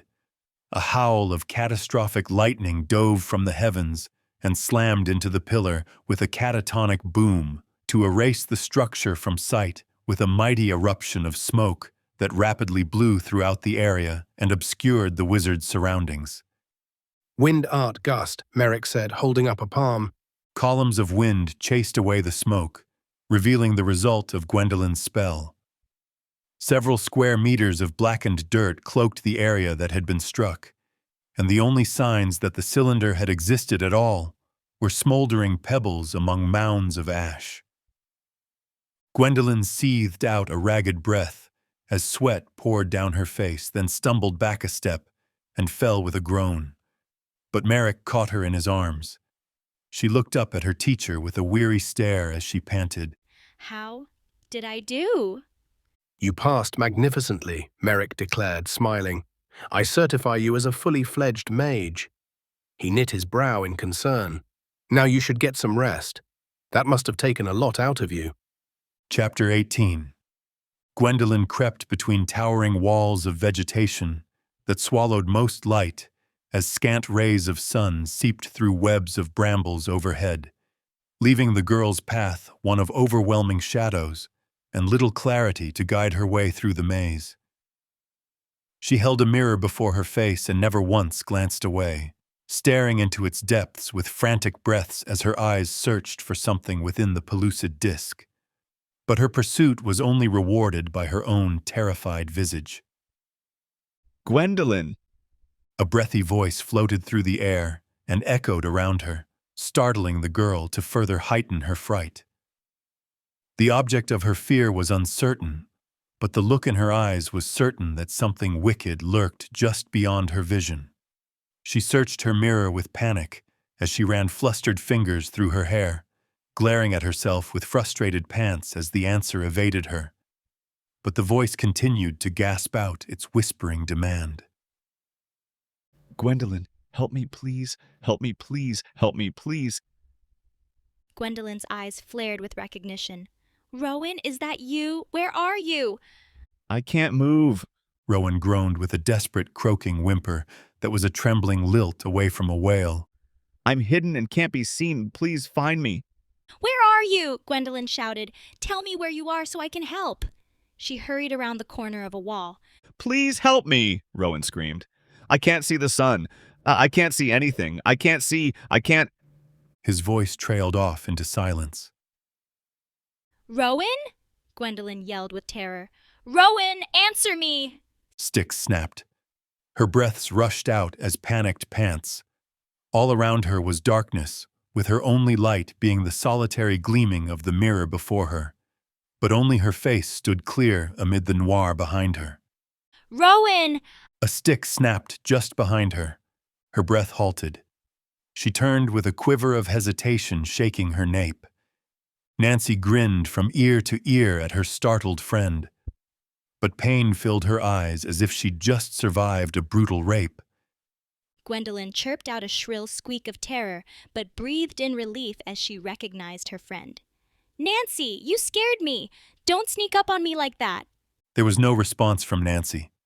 The girl grinned like a mannequin, with her false smile never shifting an inch.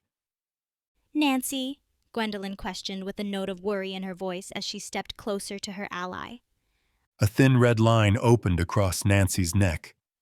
Blood trickled forth as the girl smiled without light in her eyes. Then she fell without a sound. Nancy! Gwendolyn screamed. She dropped her mirror as she shook her motionless friend with tears in her eyes. Nancy, talk to me! A shadow fell over the brunette. Gwendolyn paused at the start of a sob, her breath choking to a stop in her throat as her eyes fell upon her mirror, trying to glimpse just what towered behind her. However, all she saw within her reflective looking-glass was the dark silhouette of a shadowy figure. Then hands covered her eyes as someone embraced her from behind and whispered in her ear. "You can't see it," the shadow hissed. "You can't see what's hiding in plain sight. Your failure to see will haunt you forever." Gwendolyn bolted upright in her bed with a half-scream in her throat, but restrained her panic as she returned to the world of the living with frenzied panting as she sought to catch her breath. She felt like she'd ran a marathon, and sweat on her brow gave more credence to the metaphor. She wheezed for breath for a while, her hands shaking, but a familiar voice pierced her traumatic recovery. Nightmare? Gwendolyn looked over. The dark-haired girl sat at the circular table adjacent with her chin resting on a hand, and as always, she wore Nancy's visage with impeccable similarity. But the way she wore the face forced a dark glimmer of malice into her eyes that the true Nancy lacked, making her guise much more menacing than the original even when she feigned empathy. Right at that moment, she seemed to be playing the part of a consoling companion, and fixed a sympathetic glare upon Gwendolyn. But her eyes were rather fierce, and her smile seemed like more of a sly smirk than a sincere, soothing curve of her lips. Yeah. Gwendolyn gasped breathlessly, subconsciously noting all of the details I stated, but her conscious mind completely evaded recognition of the deception before her. So she felt rather unsettled by the presence of her alleged friend, but didn't know why. What was it about? The dark-haired girl asked. It didn't make much sense, Gwendolyn muttered, holding a hand over her temple. She grimaced as pain glimmered in her eyes. But you were in it. I died in your dream, didn't I? The girl said in a tone that betrayed it wasn't a question. How did you know? Gwendolyn demanded, staring at the girl in disbelief. I know. Because that's just how nightmares work, she murmured with darkness consuming her eyes. Someone has to die, and everyone inside the dream is either a victim or a villain. There is no in-between. She cocked her head to the side, which brought a strand of glossy black to dangle over her face. Sometimes a villain pretends to be a victim, but that's only when nightmares get clever with their ways of scaring you. Gwendolyn sighed and slid to the edge of her bed, letting her feet hit the floor as she stared at her companion. You seem to know a lot about nightmares, Nancy. Oh, I have them all the time, the girl replied. At some point you start noticing patterns. She sighed. Doesn't make them any less terrifying. I'm sorry to hear that, Gwendolyn said as her face twisted with genuine empathy. How do you deal with something like that? It must be horrible to endure being tormented every night. I don't have them when I'm with my boyfriend. The girl covered her mouth with guilt in her eyes. You have a boyfriend? Gwendolyn asked, her eyes wide. You never told me. What's his name? The girl shook her head with a thin smile, then held a finger to her lips. Let's keep that a secret between us for now. She raised an eyebrow. You promise, bestie? I promise, Gwendolyn said with a grin. I won't tell a soul. So what's he like? Where does he come from? Did you grow up with him? How old is he? The girl sighed and smirked. We'll chat about it another time. Right now, it's nearly time for the celebration feast to begin. The celebration feast? Gwendolyn asked with more questions in her eyes, but her mind immediately registered the word feast, so her mouth already began to fill with saliva. The school's holding a big feast to celebrate those who are graduating this year, the girl responded, and for those who passed their exams. Regret filled her face. Which means it's not for me. What was that? Gwendolyn asked. Nothing, the girl replied, striding toward the door. Let's make haste so we don't miss out on the food. Gwendolyn stepped into the mess hall, blinking as a barrage of bold lights beamed into her eyes. The chandeliers blazed brighter than ever to counterbalance night's arrival. So despite the windows at the room's rear being blacker than ink, the cafeteria was brighter than ever, with myriad aureolas from the spidery elegant lanterns, casting fervent fiery flares upon every face, glass, dish in the area. Chatter filled the room with the clatter of forks and spoons and glasses clashing, but nothing was consumed except water, because the feast had yet to begin, so only the playful foreplay of feasting filled the air, as daring eyes and gleaming smiles laughed at one another across tables. The dark-haired girl stepped up beside Gwendolyn, with a hand planted on her hip. Looking for someone? I'm trying to find my friend from class, Gwendolyn said. A gasp of excitement escaped her as her eyes widened with recognition. There he is! Edward walked toward them, smiling. Hey, Gwendolyn. He glanced at the dark-haired girl. And this must be your roommate. You sound glum about that, the dark-haired girl remarked with a smirk. We can switch for a day or two as part of this celebration. If that's what you need to soothe your constant frustration, I'm all for it. Edward scowled. I see you're as foul as always. Never in my life have I met a girl as crass as you. And I came from a place where lasses did whatever it took to survive without a pinch of moral hesitation. Gwendolyn frowned as she looked back and forth between her roommate and Edward. Have you two met already? Yes, we have, and I'm sure he's still pissed over it, the girl said. I completely disrobed him. Gwendolyn stared at the girl with a gaping mouth and eyes blinking with furious disbelief. You what? What did you do? The girl trilled and slapped a hand against Gwendolyn's shoulder. Relax, bestie. It was only a metaphor. I already have a boy of my own, so I've got no need to steal seed that I know is very precious to someone else. Edward's scowl deepened. He glanced at Gwendolyn. How do you put up with her when she has a mouth like that? Gwendolyn shrugged. She's my bestie. I accept her as she is and don't think too hard about the words she says, because it's all part of what makes her unique, right, Nancy? Indeed, the girl said with a smirk. You either accept me in my entirety or go find a church to decry me for blasphemy. But even if I am a demon or an imp, there's no holy invocation that will ever erase the prose I speak from the air. I really wish there was, Edward said with a resigned sigh. Well, let's find ourselves a table. He led them across the room to sit at the end of a long banquet table. Plates, utensils, and serving dishes filled the tabletop. Within the platters sat meats, soups, fruit, and salads, all giving off aromas that made Gwendolyn's mouth water. The dark-haired girl glanced at a plate lying ahead of her, then picked up a fork and tapped a glass. Looks like everything's ready to eat, but, she pouted, it's bad manners and all to eat before they say you can. She sighed. I hate politeness. People should just do and say what they want. Gwendolyn arched an eyebrow as she met the glum gaze of her companion. You know, you really seem different from the first day I met you, Nancy. It's not only that you changed your style of dress, but the way you speak and think almost seems like a whole new person. The girl smiled and laughed.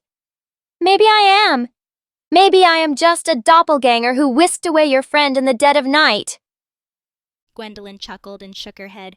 Quit joshing with me, bestie. But seriously, though, I totally felt like I got the wrong impression of you from the first day we met. You were bubbly and not afraid to say what you thought, but now it's like you took that to a whole nother level.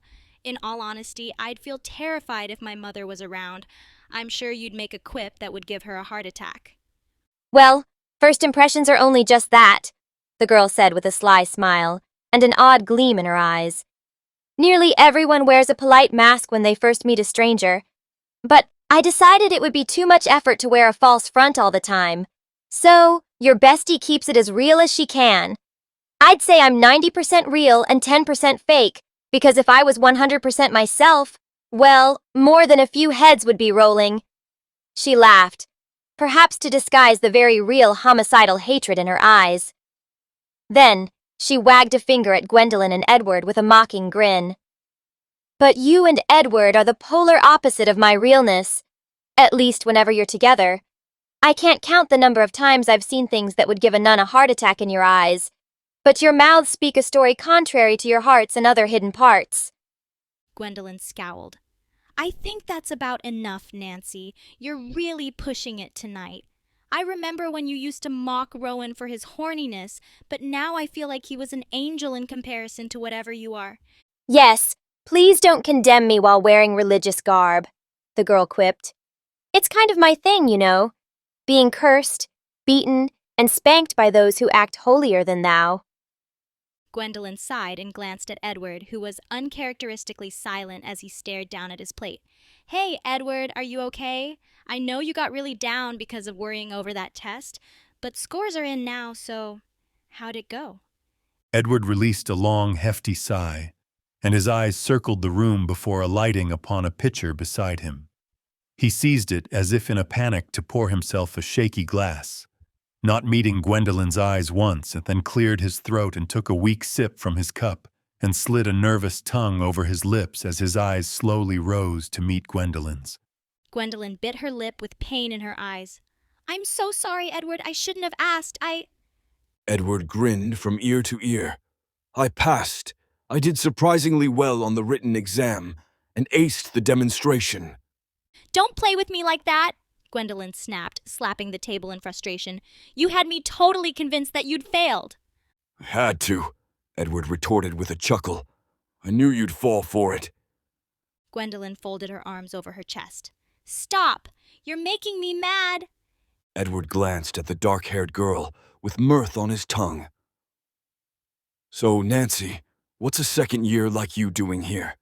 I thought this celebration was for first years who passed their exams and third years who are graduating. The girl sighed. Well, second years can still attend, although it's not expected of them.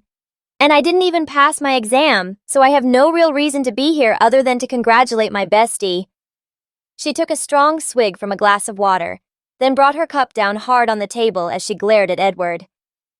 Thanks for reminding me, bud. Sorry, Edward said, shrugging innocently. Whatever, the girl snapped. I may as well get to know the students I'll be studying with next year since I'm getting held back. She caught a concerned glance from Gwendolyn and flashed a reassuring smile. Oh, don't worry over it, bestie. I'm already over it. She laughed, but a bitter edge to her trill told another story. I'm sure you'll ace it next time, Gwendolyn said. I struggled a lot with learning elemental magic at first. Holy magic must be even harder. Yeah, the girl muttered, staring down at her plate. I never struggled with using any of the elements, but I just can't seem to master holy magic. It feels like my body's repelling it whenever I try to cast a spell. She sighed, then looked up with a weak smile on her face. But I won't give up. I'm sure I'll get it eventually. Why'd you decide to become a holy mage, Nancy? Edward asked. The girl furrowed her brow. Well, the same reason as anyone else, I guess. And that reason is?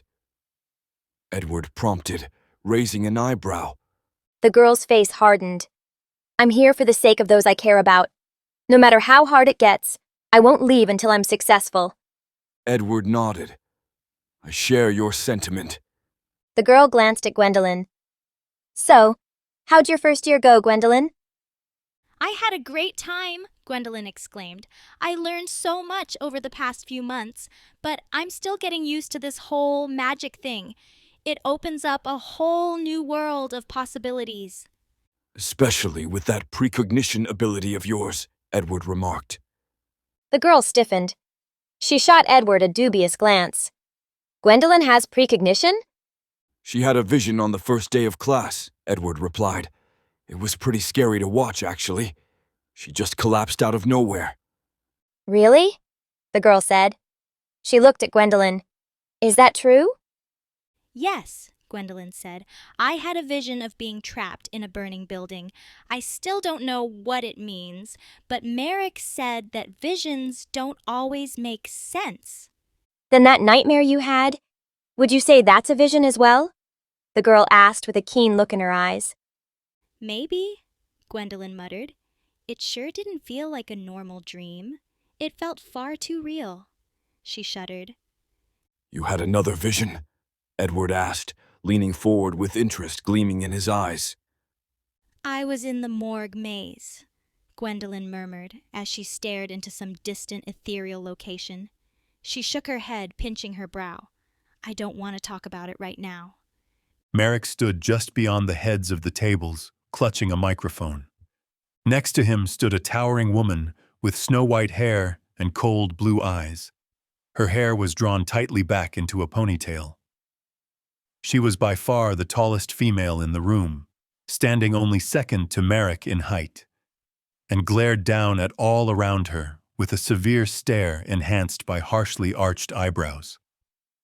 She wore a flowing white gown with flowery purple patterns embroidered on the sleeves, and bony fingers protruded from the edges because her form looked rather thin and frail. Yet none of that vulnerability was reflected in her glare. She looked like she could send a bear whimpering in the opposite direction with just one glance. Welcome to the celebration feast, Merrick announced. The clamor of chattering voices faded as students focused their attention upon him. We hold this feast in celebration of our graduates and our newly certified mages at the end of each year. This is a time of merrymaking where we celebrate the incoming generation of wizards as we send off our best and brightest into the world. As a first-year teacher at Elwith Academy, I can't understate how proud I am of all my students for persevering throughout the year, for studying diligently and making time to master all the skills they needed to succeed. Now, I'll give the floor to Ms. Bellatrix so she may address the graduating class. He gave the microphone to the white-haired woman and stepped back. Bellatrix scanned the crowd, narrowing her eyes. I extend my congratulations to those who've passed my course. I consider it an honor to teach the graduating class of Elwith Academy attendees. However, that does not mean I'll tolerate foolish behavior. Anyone found consuming alcohol on school campuses will be severely penalized. All celebrations following the feast must remain orderly, and all students are expected to return to their dorms by midnight. She handed the microphone back to Merrick. Thank you for the important reminder, Bellatrix, Merrick said. He smiled, sweeping his gaze across his audience. That will be all for announcements. Let the feast commence. Gwendolyn groaned as she held a hand to her belly, as if she was with child, and the uncharacteristic bloated bulge of her abdomen supported the metaphor as she barely managed to carry herself into her room. The dark-haired girl stalked in behind her with a sigh and shut the door for her overfed friend, and watched with dismay as Gwendolyn cast off her boots and stumbled into bed. I know it's called a feast, but you could have used some restraint, the girl remarked with a hand on her hip. You look pregnant, but I never heard of babies growing in a day when I learned about the birds and bees. Bees! Gwendolyn groaned as she half dozed upon her bed, her mind hanging at the edge of a food coma. It was the honey on the cake. And the cream inside was honey too, and they somehow stuffed ice cream in there. Curse them! I couldn't stop eating even if I wanted to. You blame the cake, but you could say the same about the cinnamon rolls, the strawberry strudels, the brownies, the glazed jelly donuts, the peanut butter cookies. I could go on for days, listing all the victims of your gluttony, the girl remarked, as she strode to a stop beside her groaning companion. You only have yourself to blame, you know. I know, Gwendolyn moaned. My mother would say the same thing if she was here. But I just couldn't resist the chocolate cake. I haven't had that since my 9th birthday. 9th birthday? The girl said in disbelief. Yeah, my mom more or less banned sugar in our house shortly after that, Gwendolyn said. I was sick for 2 days after gobbling down that cake. I didn't want to share once I had one bite of its chocolatey deliciousness, so I made sure my dad cut very thin slices for my friends and ordered them to eat our ice cream instead. I basically held our friendship over their heads that day because I was that serious. The cake was just that good. But my mom didn't miss my greediness, and ever since she set her foot down, I've been living in a sugar desert. The only sweets I've had over the past few years came from my friends at private school. Wow, the girl murmured. Your mom sounds like a menace. It's no wonder that you lost control like you did. But I can't help but sympathize with her when seeing you like this. You have zero self-control when it comes to sugar. Yeah, you don't have to rub it in, Gwendolyn muttered. I know that better than anyone. My mother said I'd get fat and lose all my teeth if I ate sweets, so maybe I have to thank her for keeping me from getting diabetes, but it's just in my nature to be a glut. Glut? The girl questioned. Did you just combine the word gluttony and slut into one? Gwendolyn stared at her in indignation. No, it's just supposed to be short for gluttony. Well, that's too bad, the dark-haired girl interrupted with a smirk. I've got a new nickname for you now. Every time you lose control like this, I'll call you a glut slut. That'll be sure to motivate you to keep your gluttony in check. Gee, thanks, Gwendolyn spat sarcastically. You're really making me feel better about myself. Why the sour face? The girl asked with raised eyebrows. I've always suspected that my old friends at private school used me as a glut slut to make themselves feel better about themselves, Gwendolyn grumbled. So they were glad to buy me sweets and make sure I was the fattest girl in the friend group. Anybody would look skinny when beside someone with a fatty body like me. The dark-haired girl shook her head. You're not fat. You've just got a unique, womanly look to you. Are you just saying that I'm fat in a nice way? That's what I hear whenever someone calls me curvy. No, of course not. Well, I mean, you do look fat right now with your gut all bloated like that, but a good night's sleep should slim you down back to your usual girly self. So you admit it? No, I did not. I just said that you only look fat because the food from the feast is clogging your belly. But it'll go away soon enough. You'll be just fine if you don't eat like this every day. I mean, anyone would become a hippo if they ate every day like you did just now. Just quit while you're ahead. You might as well buy me treats if you insist on trying to make me feel better.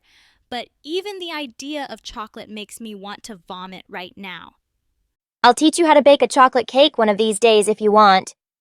Well, it better not be tonight, or I'll fill the batter with vomit. It'll be sugary vomit, but it will still be vomit, and I don't know anyone who enjoys vomit cake. Just say the word and I'll teach you better than any cooking show. The girl stared into the corner of the room. Conspicuously wedged between the foot of the bunk bed and the wall was a small black refrigerator. We can always put leftovers in my fridge, so there'll be no reason to gorge yourself like you did just now. Gwendolyn sat up with a groan, holding her stomach, which, surprisingly, looked notably slimmer already. Conspicuous releasing of gas into her mattress had helped tremendously, and the odd quasi-argument between her and her roommate had distracted the girl from taking notice. Her eyes fell upon the miniature fridge that sat on the floor near her bed. It was scarcely large enough to fit a dog inside, yet its presence filled her with a strange sense of unease. She'd first seen the appliance appear during her first few days of school, right after Rowan's sudden departure from Elwith Academy. The black object had sat there quietly, humming gently with a lone wall outlet serving as its power source, and escaped her notice most of the time because of its demure size and quiet presence.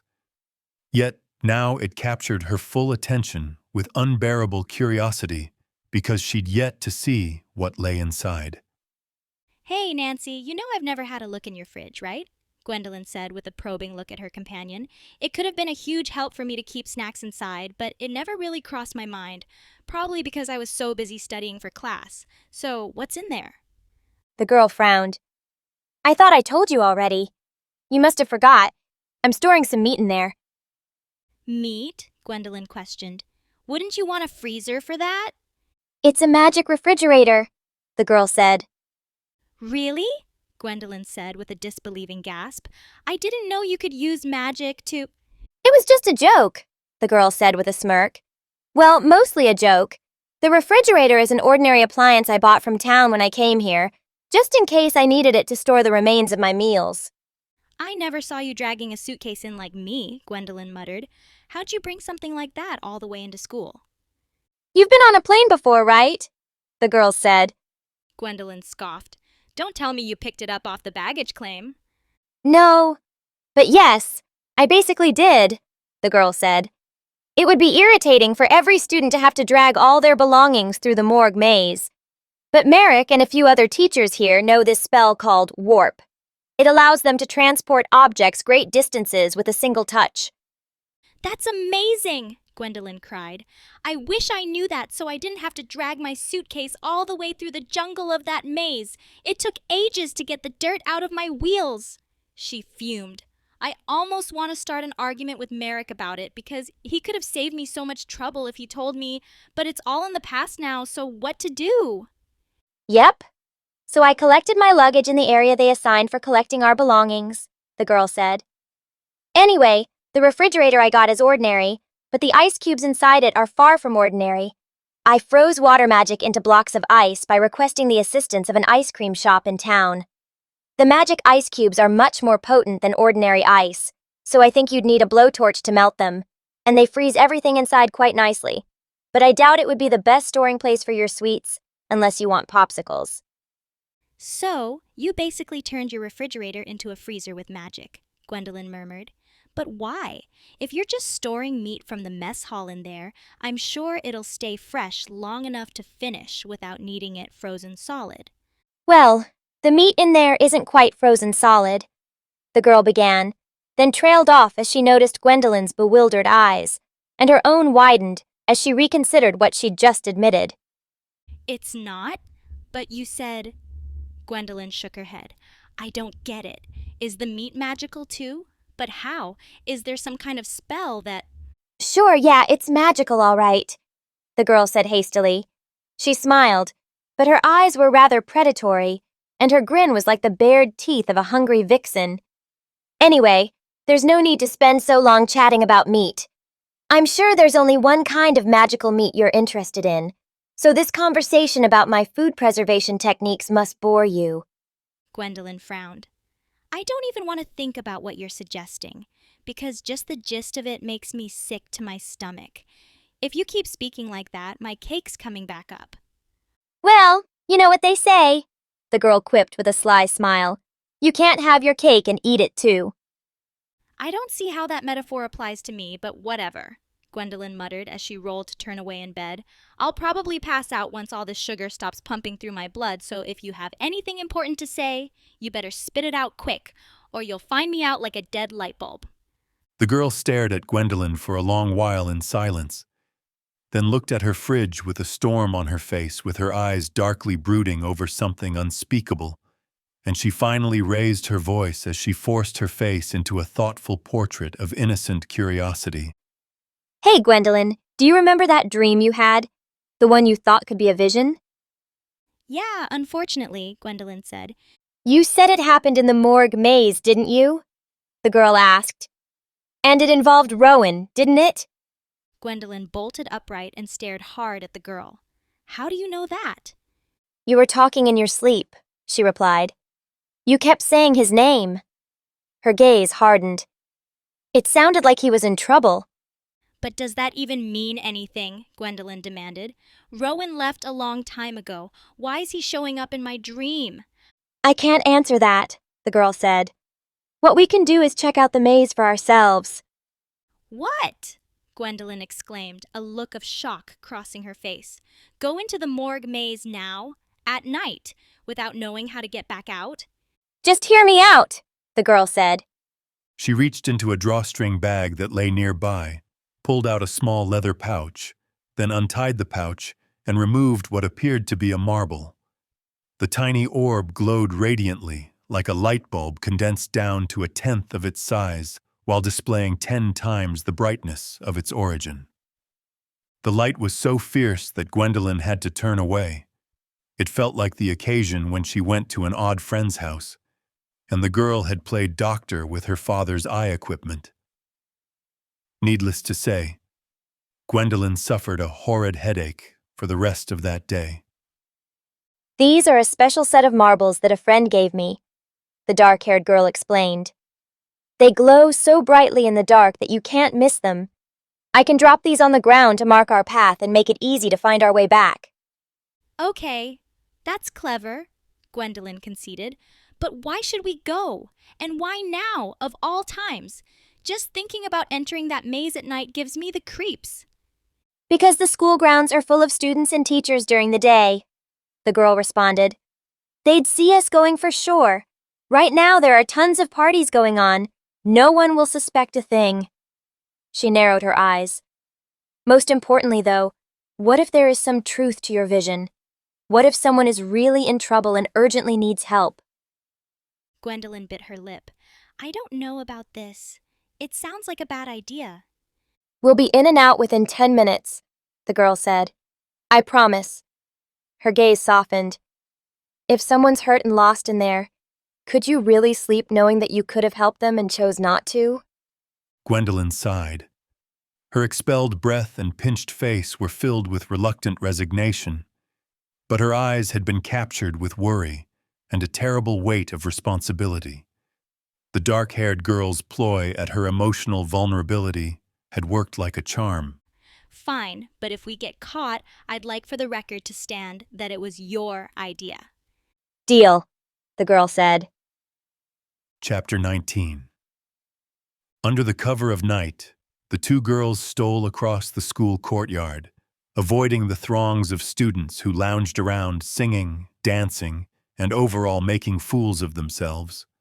Lights bouncing through the darkness revealed the partiers. Most wielded lanterns, but a few held balls of fire magic over the palms to illuminate their way through the noir. Feet tripped over one another like a child trying to mock the gait of a matronly mother as students stumbled across the piazza to reach bushes and hurl the magma rising up their throats as sustenance for Flora. And the noise of vomiting was an awful, continual reality, as bodies rejected the poisonous combinations of alcohol and other intoxications. So Gwendolyn wrinkled her nose as she followed her companion through the night, averting her sight from the fools who watered plants with their vomit. Eventually, the daring duo escaped the constraints of the Academy's piazzas, courtyards, and all other structures of civilization, to find themselves alone in the night, with only the stars as their companions. The moon was such a thin sliver it may as well have been dead, and the near-invisible iridescent crescent provided no further illumination than the lone lantern that shuddered in Gwendolyn's hand as she followed her leader deeper into the darkness. We're almost there, the dark-haired girl whispered. How can you be so sure? Gwendolyn demanded with a pensive nibble of her lip. What if we're lost? How will we get back then? You'll be just fine so long as I'm round, bestie, the girl said with a reassuring smile. I know this place like the back of my hand. I was so excited to join the academy that I had to learn every detail of the facility. She flicked Gwendolyn on the shoulder. Quit being such a worrywart. Everything will be just fine. The two walked for a while in silence. Only the whistling of the wind and the pattering of their footsteps pierced the quiet. Gwendolyn halted and raised her lantern high. The mouth of the morgue maze sat a spear's throw away. A giant gap created the entrance like a massive knife had removed a chunk of cake from sight. But the mossy structures towering overhead reminded the brunette far more of mold and bacterial overgrowth than any sweet pastry with their thick green skin formed by vines and shrubbery. Here we are, the dark-haired girl declared. Gwendolyn took a tentative step forward, scanning the maze's entrance with suspicious eyes. The girl strolled forward, opening her pouch of marbles, then tossed one to the ground as she gazed around with a look of delight on her face. I haven't been here in so long. It almost feels nostalgic. Gwendolyn took a few more cautious steps forward with a grim scowl, then halted suddenly to shine her lantern upon a dark form. Her face tightened. Wait, something's wrong. What is it? The girl questioned. She stopped beside Gwendolyn, peering at what stood before them. A dark rod jutted from the ground, rising far above their heads to split into a T-shaped handle. She raised a bewildered eyebrow. What's the big deal? It's just a pole. Maybe they mount flags here or something. No! Gwendolyn hissed, shaking her head. Something else is supposed to be here. She clenched a hand into a fist and furrowed her brow. It's important, but I just can't remember what it was. Don't worry about it, the girl said with a reassuring grin. As the old saying goes, what you don't know can't hurt you. Gwendolyn frowned. That's not very reassuring. The girl confidently strode into the maze, dropping marbles every handful of steps. She glanced over her shoulder at Gwendolyn to flash her white teeth in the surrounding blackness. Come on, bestie. You can't be having second thoughts after we've come this far. Gwendolyn sighed. Every cell of her body and every iota of her being screamed for her to turn tail and run, howling, to hell with this vixen. If she wants to play with fire, then let her create her own hell, but leave us out of it. However, she denied her common sense, intuition, and every other form of rational warning to follow her irrational friend into the dark. The light of her lantern proved meager within the mammoth expanse of the maze, illuminating only a few feet ahead. The foreboding unknown that loomed all around them began weighing on her, activating the worst specters of her imagination. Twice she thought that she glimpsed a form moving in the dark underbrush, but a blink and closer examination revealed nothing more than branches waving in the wind. Despite all this, her companion seemed unaffected, strolling through the gloom without a moment's hesitation, and only stopping to drop marbles. Nancy, Gwendolyn ventured, what exactly are we looking for out here? We can't possibly cover the entire maze right now. That's something you should be answering, the girl said. What do you remember from your vision? Gwendolyn bit her lip, furrowing her brow. I couldn't see much of anything except the walls of the maze. Well, that's not very helpful, the girl remarked. I guess we'll just look around a little longer.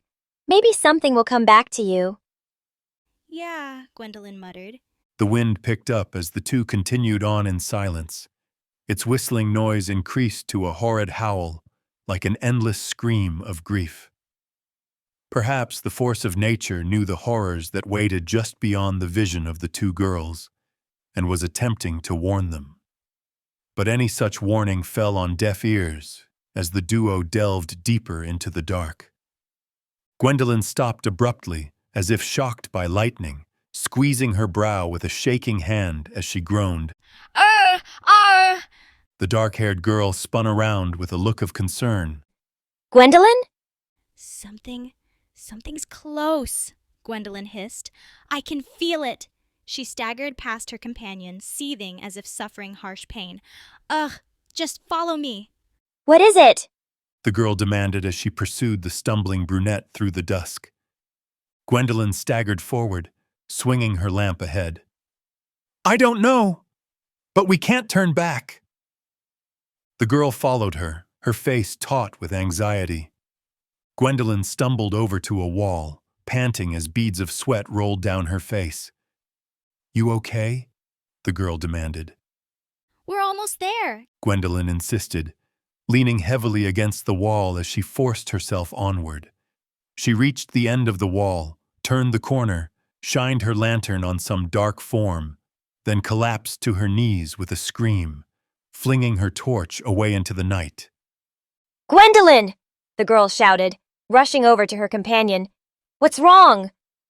Gwendolyn stared numbly at what lay before her. Only the meager light of the stars provided illumination of the subject that had caused her terrible shriek, but the faint light was more than sufficient to reveal the horror that caused the brunette such horrid terror. A boy lay face down in the grass with his oversized sweater stained with mud and flecks of some darker substance. His hair was matted stiff by some murky substance, and he didn't move a muscle or sigh a single breath as he rested in the weeds. His small body was scarcely visible, making it quite possible for passer-by to miss even with the light of day, because tall grasses obscured his vessel very well. However, for these two girls, the sight of him was apparent and undeniable, and Gwendolyn's mind struggled to comprehend the meaning of this horrible unveiling as panicked breathing shuddered her chest and her face shook with constant denial. The brunette's denial grew bolder as her brain shelved this trauma by entering the realm of fantasy, and she reached out to caress the boy's hair like a caring mother asking her child to rise for his morning duties. Hey, you shouldn't be sleeping here. The dark-haired girl drew a sharp breath. Gwendolyn, I don't think he's... Wake up, Gwendolyn yelled, shaking the boy. This isn't funny. I don't care if you're drunk or this is some kind of prank or something, but get up and stop scaring me like this. She rolled the boy over in her thrashing haste to wake him. Rowan's eyes stared at her uncomprehendingly, with his face frozen in a permanent expression of pure terror. Maggots lurched across the skin of his pasty white face, slithering toward the red chasm upon his neck, where countless insects festered. The bugs were of all sizes and breeds, and didn't make much noise as they feasted. But the sounds of their movement squirming through flesh echoed loudly in the ears of Gwendolyn, as she stared without a flicker of comprehension, as if no one was there behind her glassy eyes. Blood dripped from Rowan's gaping mouth where only more insects scuttled within, as if exploring the red-pink cave. But their progress inside was meager, because something prevented them from crawling deeper, so they squirmed and buzzed and attacked one another in the magenta-crimson aperture. Gwendolyn recoiled as if slapped, releasing Rowan like rotting trash as her hands shook uncontrollably.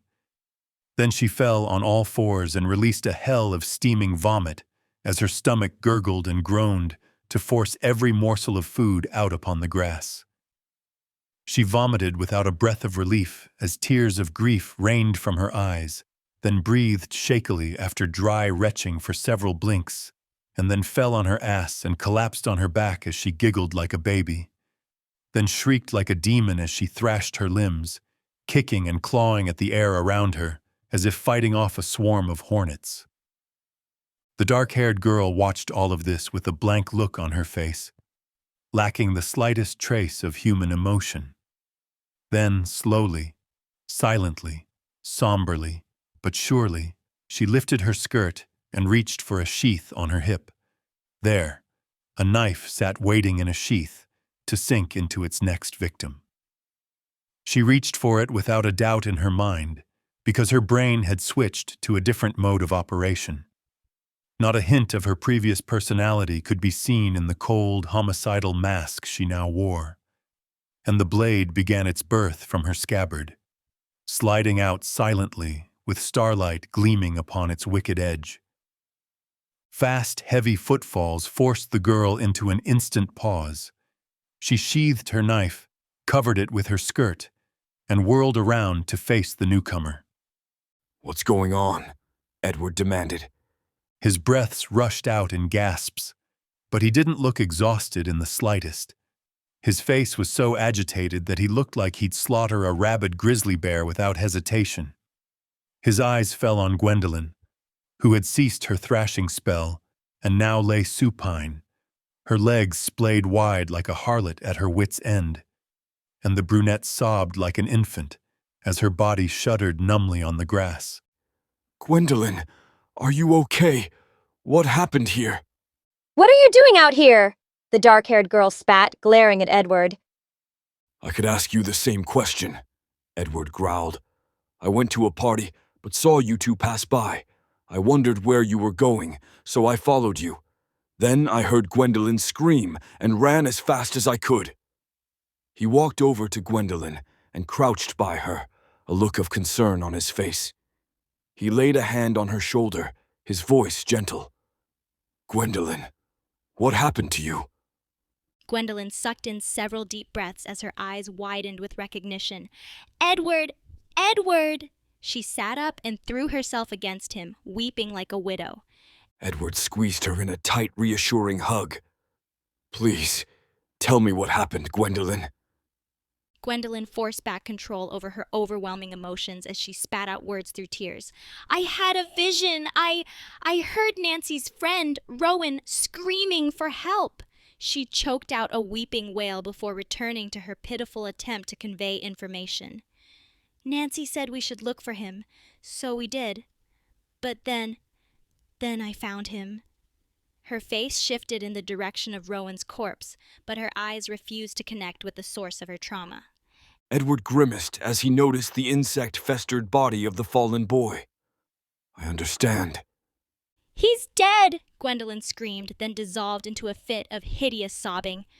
Edward tightened his grip around her, whispering soothing words as he rubbed her back. We'll sort this out. It's going to be okay. It's going to be okay, Gwendolyn. He stared hard at the dark-haired girl. Go get a teacher, now! The girl scoffed. Get a teacher? Are you stupid? She gestured at Rowan's corpse. Don't you see how bad this looks? We're not even supposed to be here. If any teacher finds out about this, we're all finished. Edward's face hardened. What the hell is wrong with you? A student is dead, for God's sake. This is far more important than worrying over getting in trouble. The girl curled her lip into an awful sneer. Fine, but don't say I didn't warn you when we get expelled. She swiveled and took a step forward, but instantly stiffened as if struck by lightning. What's wrong? Edward demanded. The shrieking of the wind intensified, thrashing the girl's hair askew. Her face was a perfect portrait of terror as she pointed a shaking finger ahead. We're not alone. Gwendolyn took a long, shuddering breath and sniffed as she released her grip on Edward and rose to her feet. There she stared at what had caused even the dark-haired girl to become paralyzed with fear, and her face spasmed in speechless terror. Edward rose beside her and gazed with a face graver than a gravestone at the source of the girl's panic. Gliding toward them was a wraith-like creature wrapped in a dark shroud. It floated a meter clear of the ground and moved without a sound save its black cloak bristling in the wind. A horrible smile of wicked delight was stitched across its gray, leathery face as it glared with twin Stygian voids where its eyes should be. It gripped a horribly sharp crescent of a scythe in its left hand, whose grasp was veiled by an ebony glove, and the fabric of the hand sheath wrinkled with glee at the homicidal wrath it was about to unleash. The unearthly beast was taller than Merrick, and its hovering gave it the perch of a giant, and its cruel, unnaturally wide smile only stretched its leather skin further as it closed in on its victims. Then, once it floated a stone's throw away, it opened its mouth horribly wide to unveil a black chasm of impenetrable darkness and unleashed an otherworldly shriek that echoed for miles at a pitch that could shatter bulletproof glass. Chapter 20. Run! Edward yelled as he grabbed Gwendolyn's hand and broke into a mad dash away from the monster. The dark-haired girl sprinted beside them, with her braided ponytail flapping in the wind. What the hell is that thing? Doesn't matter, Edward shouted. If it catches up to us, we're dead. The three wizards zipped through the gloom of the maze as the unearthly beast zoomed behind them, gliding like a puppet on strings. This way! The girl cried as she swirled around a bend. Beneath her, the ground glowed like the stars above had fallen to the earth, and the trio blitzed across the glittery path that served as their only guide through the grim night. Gwendolyn and Edward were just a pace behind the girl, and both shot frantic glances over their shoulders and were rewarded with the sight of the frightful freak flying into view. This was a horrible idea. Gwendolyn hollered, panting with panicked desperation, as the far-too-real apparition closed the distance. We're going to die and no one will know what happened to us. Edward aimed a palm backward at the beast, with gritted teeth as he growled forth a great spell. Fireball! A gigantic sphere of sweltering scatterseer soared forth from his neave and smashed the grievous creature, erasing it from sight with a smoky detonation. You hit it, Gwendolyn exclaimed. The creature burst forth from the murk without a moment of hesitation. Tiny licks of fire that flickered on its form dissipated in an instant.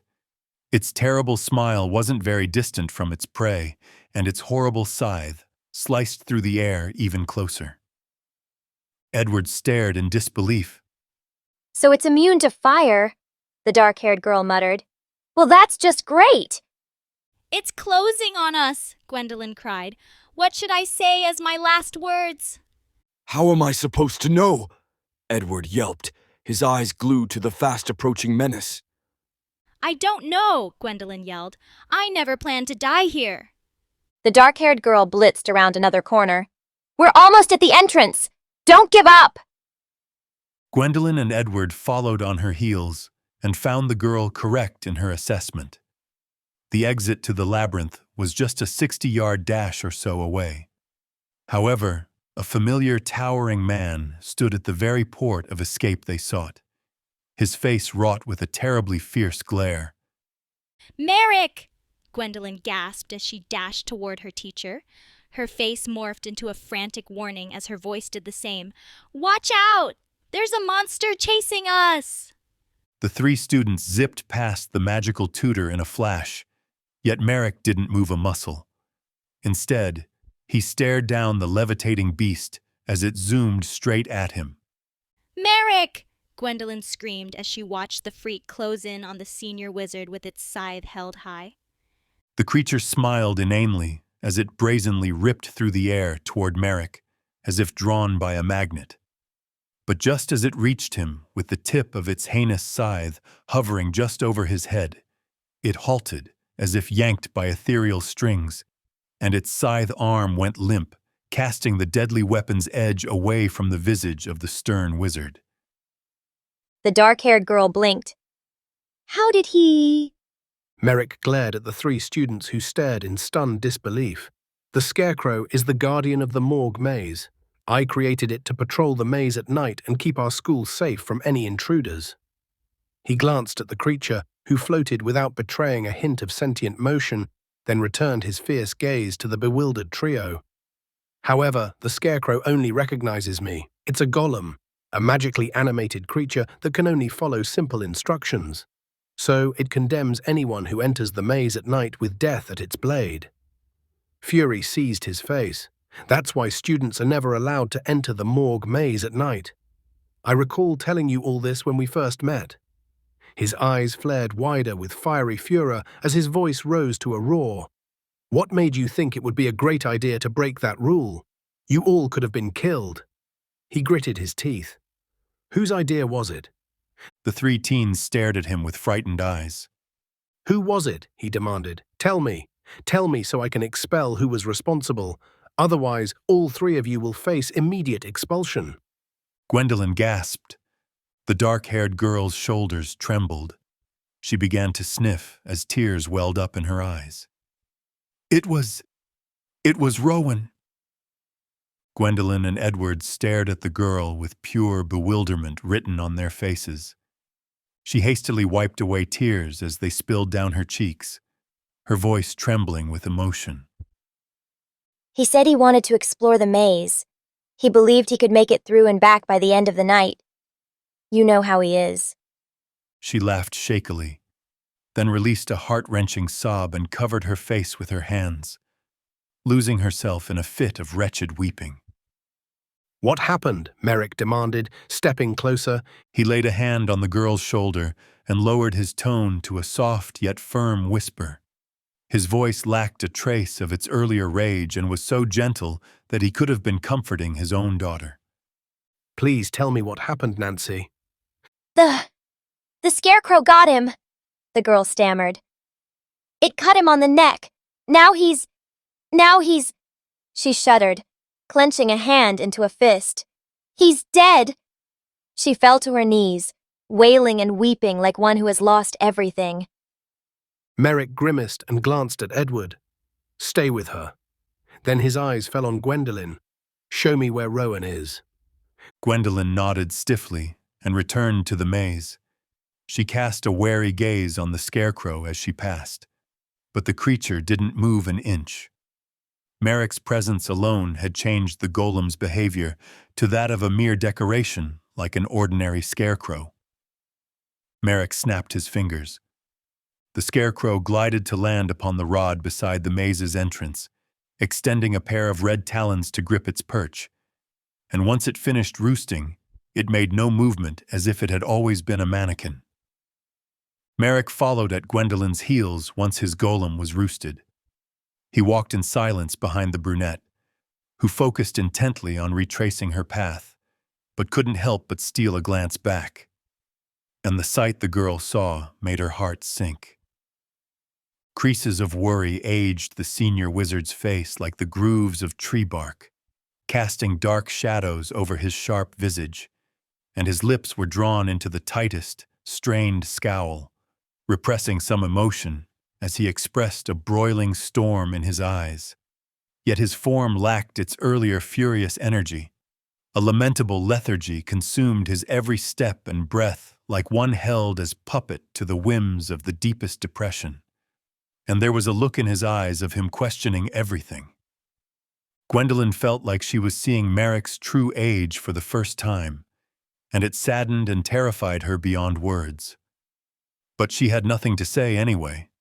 Her only duty was to guide her former tutor to the scene of her friend's demise. Within a minute or two that felt like 3 or 4 hours to the weary girl, they arrived back at the site of Rowan's corpse. Gwendolyn recoiled and averted her eyes even as she pointed to clarify the murder's location. Merrick held a palm up to eye level. Holy light. A radiant sphere fizzled into existence above his hand, and he cast his knee forward as he crouched to unveil the regrettable sight of Rowan. Gwendolyn couldn't see Merrick's face from her vantage, but the way her senior's shoulders trembled told her all she needed to know. After staring for a while in complete silence, Merrick spoke without turning, his words choked with emotion. Head back to your quarters. We'll discuss what to do with you tomorrow morning. Gwendolyn nodded once and turned to leave, but sent back one last glance. And her decision was met by regret as she spied a scene of utter misery. Merrick choked out a half-sob as he sent a pulse of glowing magic into Rowan's face, scattering swarms of insects, then hefted the boy and cradled him to his chest. Gwendolyn could watch no longer. She hurried away and wiped away tears that slid down her face. Soon, she was back at the maze's entrance. There, she found Edward and the dark-haired girl, but her black-braided companion stood staring at the crescent moon, with arms folded over her breast. Her face and back were turned away from Gwendolyn, but just her body language and the aura of her presence gave sufficient context for the brunette to imagine the storm on her companion's face. Edward met Gwendolyn's gaze with a weary stare. What did Merrick say? He told us to head back to our rooms, Gwendolyn said. She walked past Edward. Let's get going. The three walked back to the academy in silence. However, once they neared its entrance doors, Gwendolyn shattered the quiet. You lied, Gwendolyn said, glancing at the dark-haired girl. We never entered the maze with Rowan. He was dead when we found him. The girl spun on her heels, glaring at Gwendolyn. I did what I had to. I saved all your asses, so don't complain. It was quite the performance, Edward remarked with suspicious eyes. It almost fooled me despite my knowledge otherwise.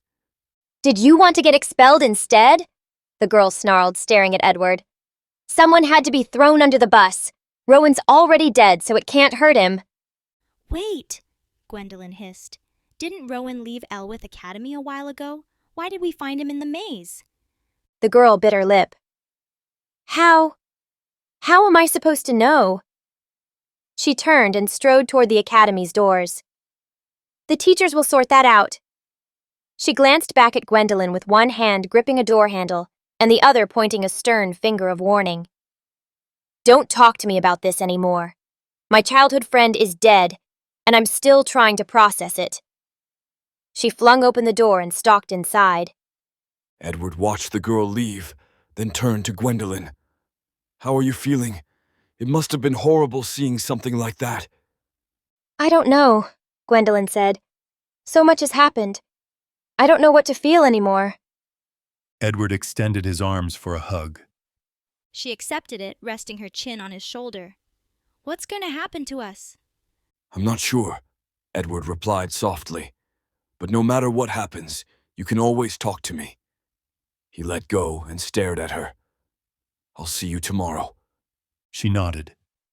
He turned and opened the doors, glanced back at her one more time, then disappeared inside. Gwendolyn stared after him for a moment. She glanced at the moon smiling at her sideways in the night sky and released a long sigh, then entered the academy. Gwendolyn shut her room door behind her and removed her boots. Even the act of dispelling her footwear was a weary, fatiguing process with how exhausted she now felt, but it was tied with a strange rage that made her want to chuck her boots across the room. She still didn't know why. Rowan can't really be dead, but I can't deny what I saw. She shook her head. I can't spend any more time thinking about this, or I'll snap. I need to go to bed. Her room was dark with only one sliver of light to illuminate the gloom.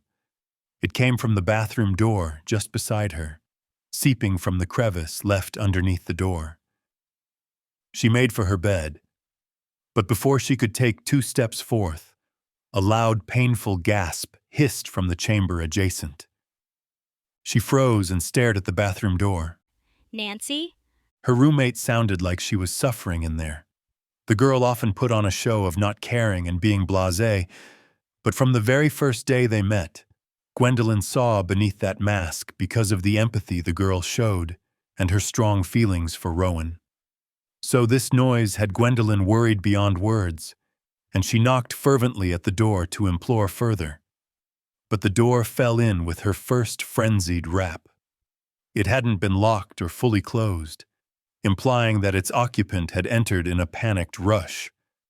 Inside, the dark-haired girl stood before a mirror with an arm over a sink, and her other hand clutched a knife dripping guilty with red to match the cuts that bled along her opposite arm. Upon being caught in the act of self-harm, the girl turned with a disoriented gaze, then her eyes widened as she recognized Gwendolyn. Oh, the girl said quietly. I must have forgotten to close the door. What are you doing? Gwendolyn asked, her face frozen with horrid realization. Yet she asked the question nonetheless, with a trembling breath of disbelief. The pitiable brunette had suffered such trauma during this night that any more might have pushed her over her limit. So her brain paused its processing to prevent this outcome, resulting in her words being staggered mumbles like a psych ward inmate on the strongest mind-killing medications. Oh, this. The girl breathed as if intoxicated, staring numbly at the fresh scarlet scars that ran up her arms. Her normally lengthy sleeves were rolled back to allow this self-attack, and this situation proved the true purpose of her consistently long-sleeved garb. Her mouth twitched, then stretched into an odd smile as she let out a strained laugh. It helps me take my mind off the pain. When I'm in pain, I don't have to think about the pain inside. And it feels so great sometimes to be in control of my own pain. She blinked and stared at Gwendolyn with her knife trembling in her hands. Do you want to try? Gwendolyn took a shaky step back. No, I'm going to go. She hastily retreated, closing the bathroom door firmly behind her, then staggered over to her bed and sat down. She sat in somber silence for a while, staring at the wall ahead, without a word, as the clock overhead ticked to mark the passage of time. Her roommate had fixed it since the day of its unlucky error, but no time felt as unlucky for Gwendolyn as when she sat there without a word, trying to understand why. Just why, that was all she wanted to know. But she got no answer because her mind felt like it had been raped by the night's events.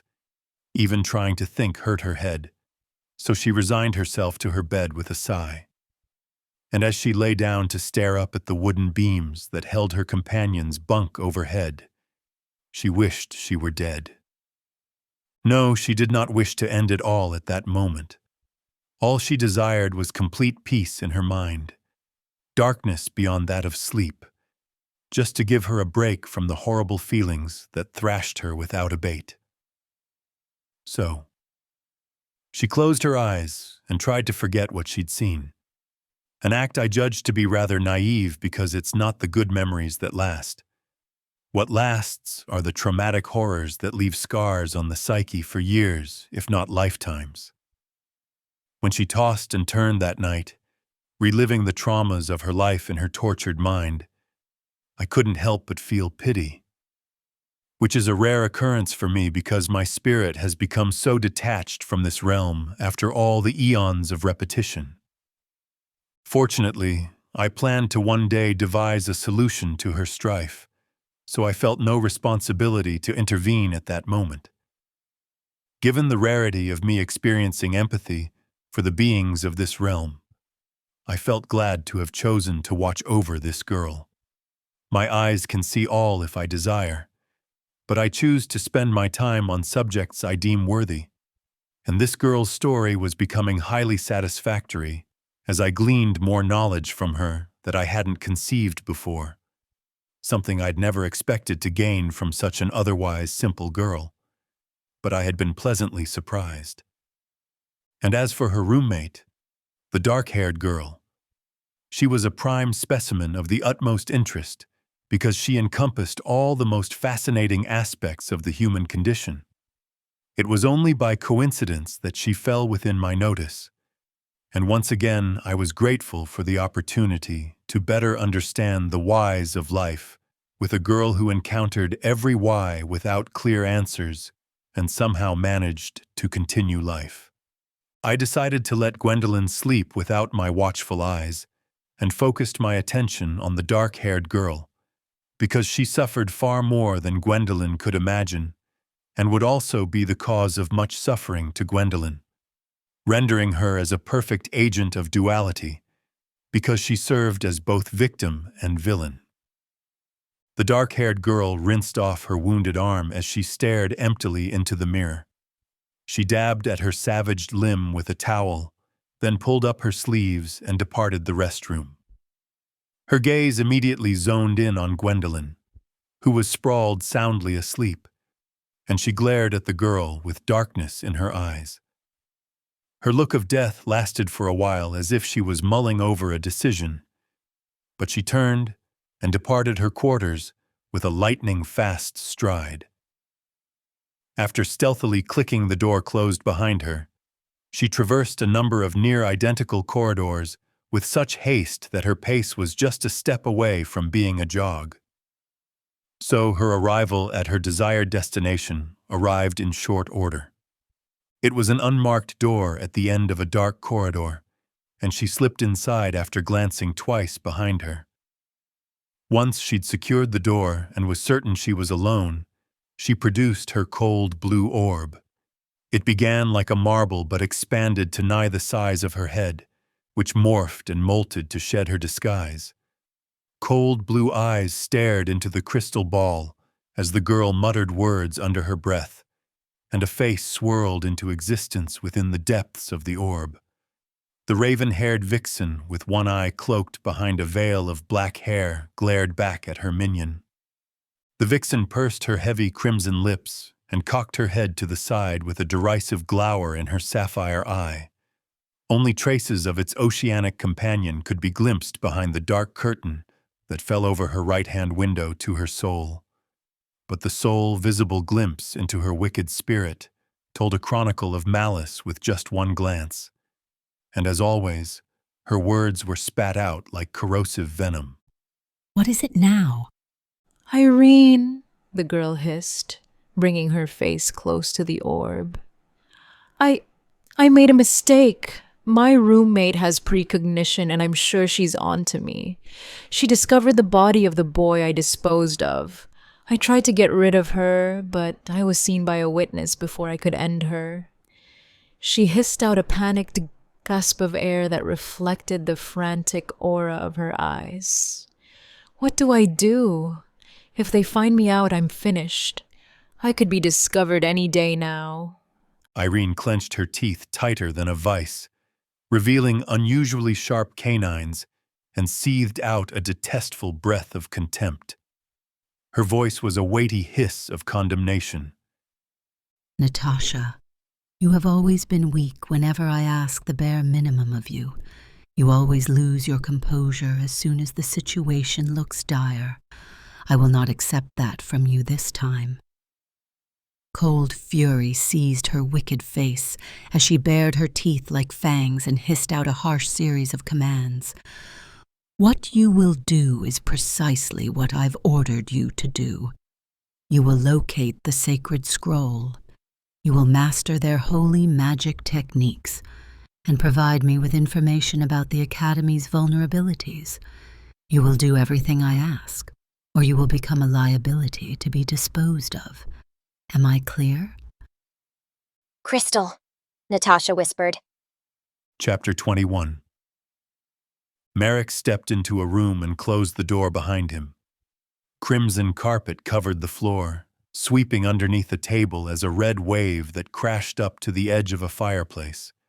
The hearth was grand with an ancient texture to its brown brick stones, and flames flickered somberly within its wide, square mouth. The senior wizard was far from alone. Two women stood beside the table with their feminine forms outlined in the starlight seeping through the window just behind them, but the flames of the hearth cast more illumination upon their visages. The taller of the two was Bellatrix. Her white hair was bound tight as always, and her skin stretched taut over her harsh face as she met Merrick's gaze with fierce, icy voids. Meanwhile, her companion stood at half her size, appearing nigh like a child in comparison. But the wizened woman's plump, grandmotherly figure belied this notion. Despite her evident age, the woman's skin glowed with vibrance as if imbued with lotion, and the wrinkly distortion of age did little to disguise the beauty of her visage. Not long ago she must have been a gorgeous young woman, and her hazel eyes were as alluring as any. They possessed the miraculous mixture of color that composes hazel irises, where multiple shades form a brilliant caramel. But her eyes gleamed with a rosy pink most of all, that outshone all other hues within her swirling oceans of amalgam-colored eyes. Despite the stark difference between the two women, they both possessed the same severe look on their countenances.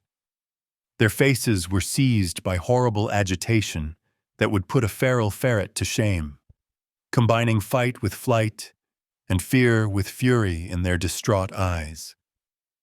Merrick stopped before them with a grim nod of acknowledgement. I took the student to the cellar. Clark's with the body right now. Are you certain we can trust Clark with this? Bellatrix demanded, squeezing the apex of a chair as she leaned forward. He's just a janitor. He may let something slip. Merrick frowned. Of course we can trust him. He's been with us since the very beginning. There's no one more trustworthy than him. Fair enough, Bellatrix muttered. Let's get down to business. Her tone rose and her eyes flared. Her voice was naturally sharp and high-pitched, so this brought her tone to a piercing hiss. A student is dead. For the first time in our academy's history, we've lost one of our pupils. How did this happen? She clenched a hand into a bony fist. How did we allow this student to die? His name is Rowan, Merrick said sharply. Let's not forget that. He's much more than just a corpse. He grimaced and stared down at the table. You knew him, didn't you? The grandmotherly woman said. He must have been in your class. He was a first year, wasn't he? Merrick nodded wearily. Yes, he was supposed to be in my class, but for some unfathomable reason, he decided to drop out. I remember how excited he was to join our school, so it came as a total surprise when he asked to leave. He closed his eyes as a memory flickered through his mind. Rowan stopped before Merrick's desk with sunlight shining brightly through the row of windows at the room's end to cast the boy's face in a bold glare. He wore a resigned look on his face and released a sigh as he looked up from his feet to meet his tutor's concerned gaze. Merrick, do you have a moment? What is it, Rowan? Merrick asked. My morning and afternoon orientations are over, so we've got all the time in the world. And I'm concerned about you, lad. You didn't show up to orientation, and you were so excited for school. What happened? Nancy didn't feel well, Rowan said with a grimace. She was vomiting and everything, so she must have eaten something bad or caught a horrid bug. And I started feeling under the weather too, so I decided to steer clear of class. He sighed again. But when I was lying in bed, I got this horrid idea in my mind. He clenched his hands into shaking fists at his side. What if this doesn't work out for me? I've spent every cent of my money to pursue this path, so there are no do-overs if I fail to perform.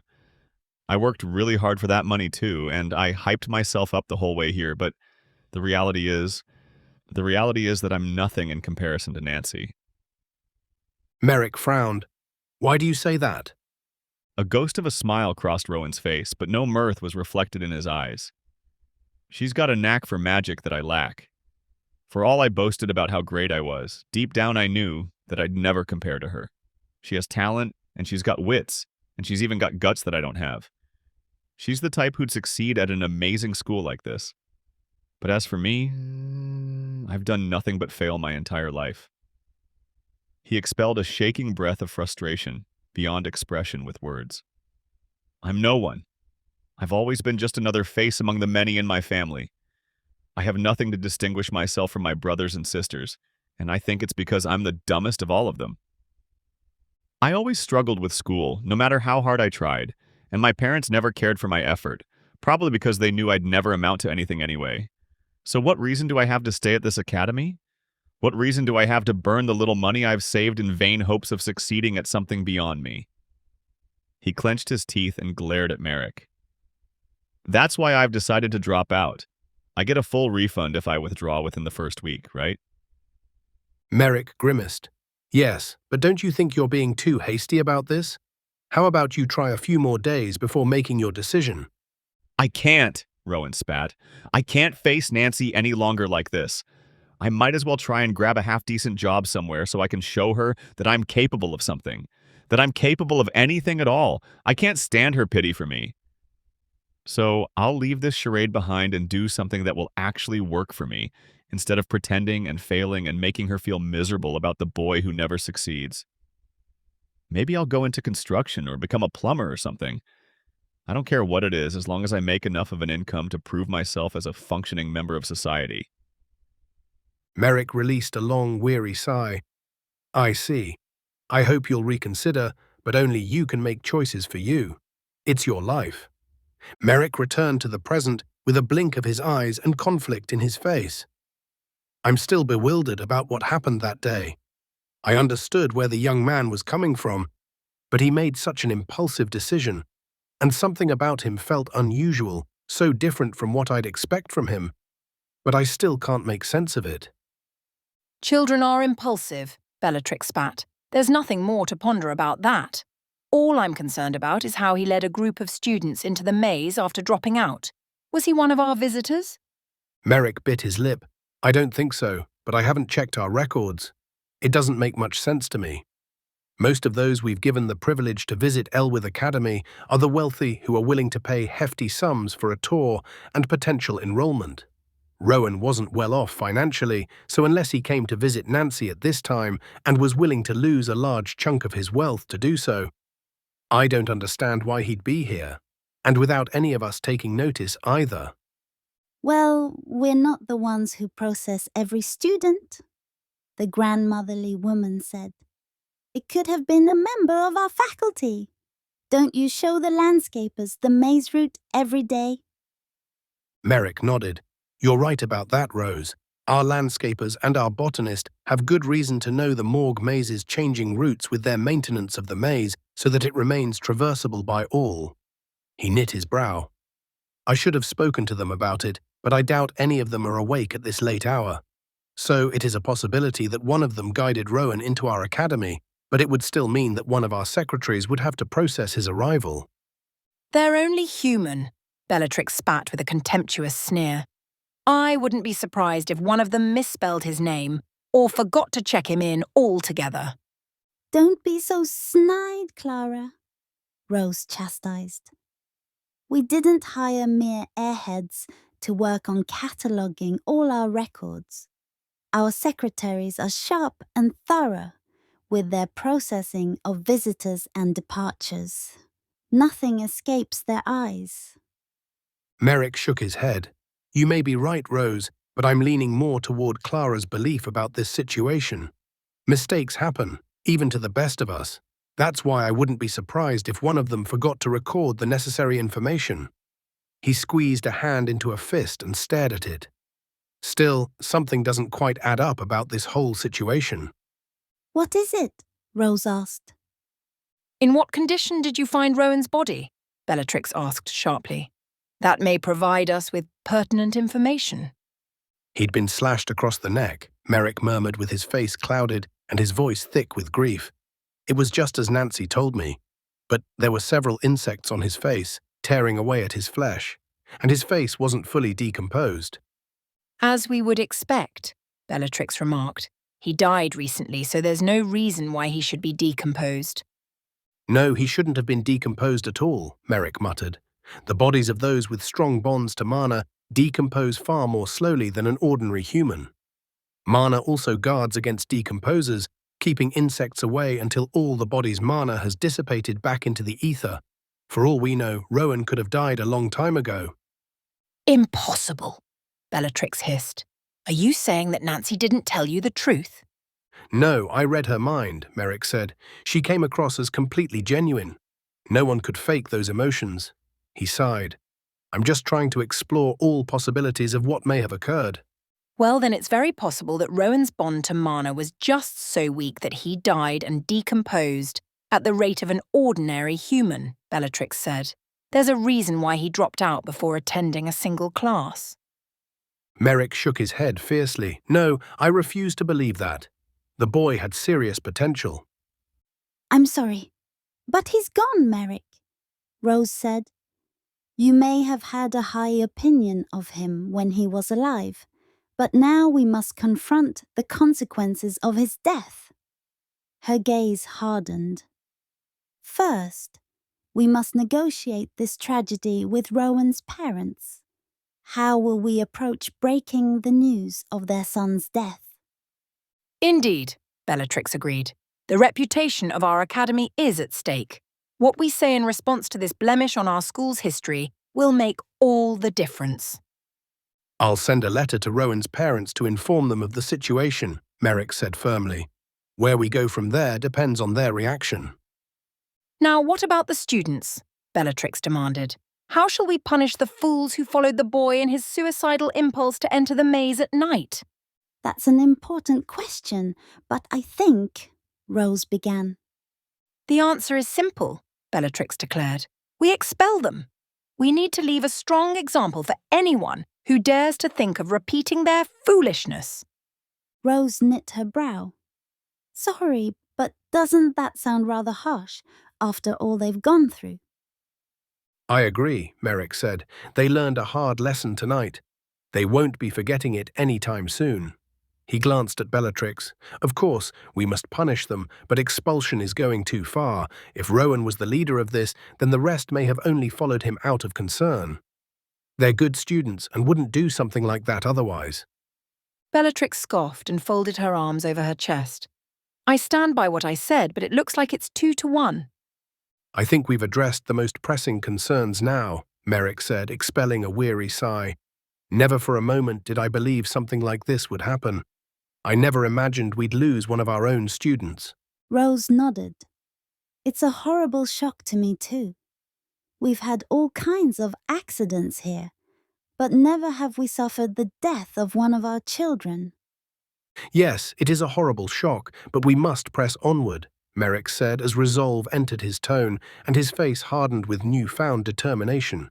We must forge onward. The mission of Elwith Academy remains the same as it always has. Uplifting humanity and protecting the most vulnerable. It's horrible what happened, but we can't let that break us. Of course, Bellatrix said with zealous resolve gleaming in her eyes. Let's all do our best, Rose said. She pressed her lips tightly together.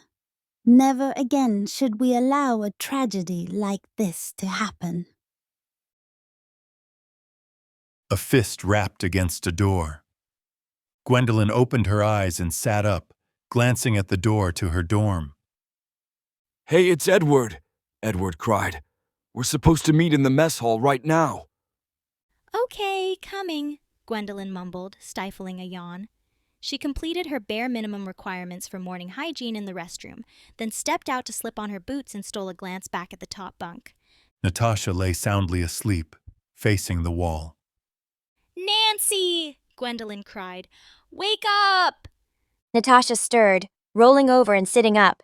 She brushed a dangling strand of hair away from her face. What is it? Edward said we need to meet in the mess hall, Gwendolyn replied. She grimaced. It must be about what happened last night. Natasha slid down from her bunk, rubbing her eyes. I'll be ready in a sec. Before long, the two girls made their way downstairs. As they descended the spiral staircase that led into the lobby, they found multitudes of students walking alongside them. Looks like the whole school's getting called for this meeting, Gwendolyn whispered, watching as countless students streamed by. I wonder how they'll all fit into the mess hall. Our student body isn't that big, Natasha replied. We don't have any more than a couple hundred. But I've always felt like there are so many, Gwendolyn said. They reached the bottom of the staircase and turned into a corridor. Your private school must have been very selective, Natasha remarked. Most schools have way more students than Elwith Academy. We only have 3 teachers, so we can't possibly have that many students. 3? Gwendolyn spluttered, her eyes as wide as saucers. There are only 3 teachers in this entire school? How do they teach all these students? My private school had half as many students, and we had at least 15 instructors. Merrick, Miss Plum, and Bellatrix are the 3 teachers, and they each instruct a different year of students, Natasha said. Sure, they only have the bare minimum to teach the 3 years of magic instruction at this academy, but they somehow manage.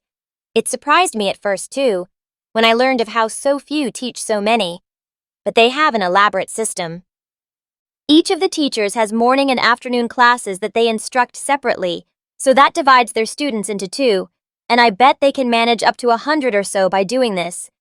They get support from all of the faculty, so if any of the 3 teachers here don't feel well or can't attend class for any reason, another staff member will substitute for them. Gwendolyn frowned. You mean like the janitors? I ran into this one guy named Clark once, and he was nice, but I doubt he could teach like Merrick. I've only just begun to see auras, so I noticed he had a strong magical presence, but it's nothing like what I've felt from Merrick. You're right, Natasha said. Some members of the faculty know holy magic, but they're nothing in comparison to the 3 teachers, so they only substitute in cases of an emergency. Oh, I see it now. Gwendolyn murmured, nodding. It's starting to make sense to me, but it must be incredibly hectic for those 3 teachers. I bet it would be a huge relief if they hired more instructors. Holy magic is a dying form of magic, Natasha said. That's why there are so few capable of teaching it, because learning it is much more difficult than dark magic. She knit her brow. Only a few seem to have what it takes to master the holy arts. I experienced it myself with how I struggled this year, but I wasn't alone in failing Ms. Plum's course, and I heard that Bellatrix's is even harder. The majority of third years fail to pass her class. Sheesh, Gwendolyn whispered. That makes me worried about her course. She grimaced. Well, I'll only be able to worry about it if we're not being called down to the mess hall to be publicly expelled. She scowled and lasered Natasha with a scathing glare. It will be all your fault, too. I warned you, and now look where we are. Natasha returned her scowl and glare. Just shut it. Don't assume the worst when nothing has happened yet. You're such an easy girl to break that you put a snowflake to shame. Your complete meltdown last night was a hideous sight. You're the one who should shut it, Gwendolyn snapped back. Anyone normal would snap after seeing a corpse. I'd expect you to react worse than I did, considering he was your friend. Natasha glared so viciously at Gwendolyn that the girl paused mid-sentence. Remember what I said? I don't want to talk about it. Everyone has different ways of dealing with tragedy, so I'd hope you wouldn't be so insensitive as to mock me for reacting differently. Gwendolyn sighed, then drew a sharp breath. Look, I'm sorry. I'm just really shaken and hurt by all of this. Save it, Natasha said, striding ahead of Gwendolyn to enter the mess hall. I'll only talk when I'm sure that this isn't goodbye. A terrible storm captured her face as she muttered under her breath. Nothing will matter if I don't succeed. Gwendolyn meekly followed the dark-haired girl inside with a weary sigh. True, the girl got on her nerves with her abrasive behavior, and her impulsive suggestion last night could result in their present annihilation. But she still felt bad for her bitter companion, because she knew the girl was hurting inside beyond words. What she'd seen last night in the restroom, it revealed a side of her usually invulnerable friend that she still wished to block from her mind. But it was a grim reality. Her roommate was suffering a severe internal storm, in stark contrast to the unflappable mask she wore at all times. Now that she'd seen through this disguise from the girl, Gwendolyn felt abashed to confront her on any subject, while knowing a wounded animal existed behind the thin veil of invincibility devised to hide the vulnerability of her friend. The massive banquet room was strangely silent, despite being filled with more human presence than the brunette had ever seen before. Scores of students surrounded the mess hall's long tables, but none sat upon chairs because all stared with anxious eyes at the trio of teachers who stood at the head of the cafeteria. Merrick, Ms. Plum, and Bellatrix were a solemn trinity, with faces conveying the gravest gravity as they faced their sea of students. There was no chatter as the gathered pupils stared with awful anticipation at the trifecta of teachers whose terrible visages displayed that a sordid storm was about to begin. And worried whispers filled the air without answers because peers could only respond to questions with looks of bewilderment. What's going on? We've never all been assembled here. Is there some kind of emergency? I've never seen our teachers look so grim. Did something horrible happen? Gwendolyn was so focused on the grim triad that she didn't notice Edward's approach. The lad split off from the crowd of students to stand before her with a thin smile. Hey, he said. A single word that carried so much weight that it couldn't be explained with a fusillade of Franglish dictionaries. The look in his exhausted brown eyes described stories in a manner beyond words, but the shadows underneath his soul windows told of his absence of sleep, and the skin below was heavy as if he'd been weeping. Hey, Gwendolyn replied, and her mouth tried to twitch into a reassuring smile, but her lips only spasmed and fell into a dour pout as she sighed. Edward shot a quick glance at Natasha, but didn't say a word. then looked ahead where the three adults stood waiting with Merrick holding a microphone. Looks like the meeting's about to start. Attention, all students of Elwith Academy, Merrick began. I've called all of you here to discuss a tragedy that occurred on campus grounds last night. Gwendolyn flinched and raised a hand to her ear. I hear him so clearly. It's almost as if his words are echoing in my mind. Telepathy, Natasha said. He's using it so that no student misses his message. Last night, a group of students decided to enter the morgue maze, an act which is strictly forbidden in our academy's rules, Merrick continued, sweeping his piercing gaze across his anxious audience. A former student, Rowan Burks, lost his life in the maze when he came across the scarecrow, which guards the maze at night from intruders. He raised his voice. I want the 3 students involved in the incident to come to the front. You know who you are. Gwendolyn swallowed hard, shooting a nervous glance at Edward. She spoke quietly, her voice a near inaudible gasp. Are we being expelled? Edward grabbed her hand. Let's go. Natasha followed behind the two as they cleaved a path through the crowd, arriving at the front and stopping beside Merrick. These 3 students, Nancy, Edward, and Gwendolyn, broke the academy's rules and must be punished, Merrick said.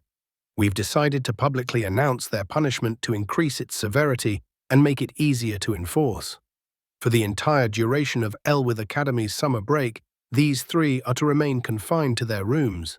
They will not have the opportunity to leave the school campus and visit with family, nor will they be allowed to interact with other students over the holiday. We considered this punishment with careful consideration of their circumstances. Given that Rowan was the instigator of the incident, we decided to forego expulsion as a consequence. Merrick's eyes flared with ferocity, and his tone rose to echo his severity. From now on, any student who enters the morgue maze without faculty supervision will be expelled immediately. This concludes my statement on the matter, so I will grant Ms. Plum a chance to voice her concerns. He handed the microphone to the grandmotherly woman. This tragedy arrived as a horrible surprise for everyone involved, Miss Plum said, with sorrow consuming her gaze and voice. I still struggle to believe that we lost one of our own, one of the precious children who fill our academy with the joy of youth. But we must confront this reality. We will conduct a memorial service for Rowan once details are sorted out with his parents. We've sent a letter to inform them of the tragedy, but our hands are tied until we receive a response. Until then, I hope you all learn from this terrible event by making wise decisions with every moment of your lives. Because life is such a fleeting, precious gift, as we've seen, and we shouldn't squander it by making the wrong choices. Thank you. She tried to hand the microphone to Bellatrix, but the towering woman waved it away with a scoff, then raised her voice to bellow a ferocious declaration. All I have to say after this completely avoidable situation is to not be a fool, Bellatrix proclaimed. I expect better from each and every one of you. She fired a fiery glare at the 3 students beside her. If it were up to me, these 3 would be expelled. But don't consider them lucky for that. Every student in this academy will have to abide by my standards, so I expect you all to exceed the miserable behavior of these 3. Gwendolyn inwardly breathed a sigh of relief. While this punishment was harsh in its own way, she still felt glad that she'd avoided the worst. She glanced over at her friends to gauge their reactions. She found Edward staring ahead resolutely, with his eyes not betraying any emotion within. However, her other companion's reaction deeply unsettled her. Teeth flashed into a wicked white curve as delight stretched across Natasha's false face, and her eyes gleamed with ghastly victory. She raised a hand to her mouth, covering her grin, but her eyes continued to reveal her pure glee. She scanned the crowd, sweeping her gaze across the students like a wolf among sheep. Gwendolyn looked away as unease seized her and didn't let go. Something was wrong, very wrong, but she didn't know exactly what, and that terrified her beyond words. Part 2. Chapter 22. The remainder of my first year of high school flashed by in what felt like the blink of an eye. I spent most of my time hanging around and haranguing my friends, and this happy hive of like-minded busybees now included Jessica. She added a flair to our critical conversations around the lunch table that hadn't been there before. She adored seeking the deepest meaning within every expression, idiom, and plain idiocy uttered by Eric and Arnie. Never me, of course, because I was far too intelligent to ever make a mistake. But with Jessica as our new companion, I felt like I'd finally met my match, because she approached dastardly discussions with a unique lens that even I had yet to glimpse the world through. So we all brooded together as we stewed over the mental meal of astute analysis that she provided. Like, why is God, dog, spelled backwards? She answered that a dog chases its own tail, and God chases his creation with relentless pursuit of destruction. But he can never destroy them, because it would mean destroying an aspect of himself. Wow, that was what I said in awed astonishment as this girl dribbled out this philosophical riddle with a nibble on an apple, because her answer did little to answer the question, because her answer created more questions that needed further discussion, and just thinking about what she said made me feel like a concussion was coming on. But Eric approached this brilliant formulation with brainless farting from his insipid mind as he declared, "So does God like to sniff butts too?" And so that very same pattern repeated with her answers to questions like, why is water wet? Well, that's not quite true, because a new situation emerged from that discussion suggestion. Because, as is a bad habit, I spoke without waiting for my brain. It just is, just like any lady who happens to be around me, I declared. Eric erupted with his unique gale of laughter, finding the matter so funny that he struggled to seek breath like a frog being strangled to death. However, Arnie only smirked for half a blink before frowning with wide eyes as he noted Jessica's surprise. And it was the bad kind of surprise I noted for myself as I took inventory of her reaction to my rather inflammatory statement. You see, I am very self-aware of how my statements will be taken, which is why my prime fear is speaking without proper thinking. But I usually don't care while around my brothers from other mothers. Unfortunately, the sister from some other Mr. Seed found my speech very inflammatory indeed, because her face flashed pink as her teeth winked at me several times, because her lips thrashed over the clenched connection of bared whites as she battled to convey her berserk rage in a sufficient way without displaying unladylike mannerisms. She failed, and my heart seemed to fail as she succeeded in terrifying me. The words she delivered emerged as a horrid mix between a shout, a scream, and some noise a bloodthirsty demon would make. How could you say something so lewd? I expected better from you, but you're acting like an uncouth lout. Your mother should shove some soap into that filthy snout of yours. She picked up her lunch tray and stormed off with a loud scoff. I can't stand to be with monkeys today, so until you apes behave, consider me as distant from the reach of your hideous words as the stars. Damn, you really revealed the truth of your answer real fast, didn't you? Eric remarked as he watched Jessica stomp away with wide eyes. I sighed. I blame you guys for me forgetting that girls don't take kindly to our usual banter. Arnie frowned as he stared after Jessica, then suddenly smiled as a twinkle of mirth entered his eyes. I think Eric is spot on, Alex. You don't need to tell me again, I groaned. I bet she'll steer clear of us for a month at least, if not forever. I couldn't have been more wrong. She was back the next day, and we never spoke of my previous comment, and she oddly acted as if it had never happened. Well, life's full of riddles sometimes, so I didn't think too much of it. The court complex of our high school exceeded our middle school's startling variety. I'm the first to admit my hatred of compulsory education, but the concentration of most schools on supporting athleticism is something I've always appreciated. Now, that did backfire for me with my sister when I underestimated her soccer skills from practicing with her private school club. I felt like a scrub facing her because she knew every trick in the book, So despite my advantage in speed, she kept kicking the ball between my knees. And damn, was I glad she never hit me with any of those bone-crushing punts of hers, because I doubt I'd be around except as a vegetable or a cripple after being demolished by one of her foot bombs. She'd snipe my goal from across the field with one kick so quickly that it sickened me. How was I supposed to defend against that? Anyhow, no more speech will be uttered on the soccer game that should never be remembered. So, on the final day of my freshman year of high school, I gathered with my friends for a climactic match of tennis. You see, we'd been busy bees with school. I mean, not me and Eric, because we were wise enough to know that 6 crappy hours shouldn't be extended beyond that limit. But the two of us had startlingly busy lives outside of school. On Eric's side, from the way he complained about not having time because of his dad, it seemed like he constantly had to babysit his old man for some reason, always helping his father with something or the other.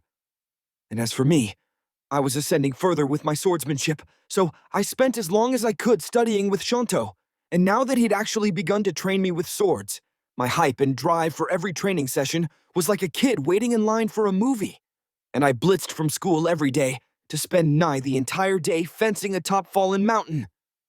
Let's return back to this dramatic tennis game. You see, the reason why this bout between buddies was so Brobdingnagian in importance was because we were so busy and had little time outside of school to meet.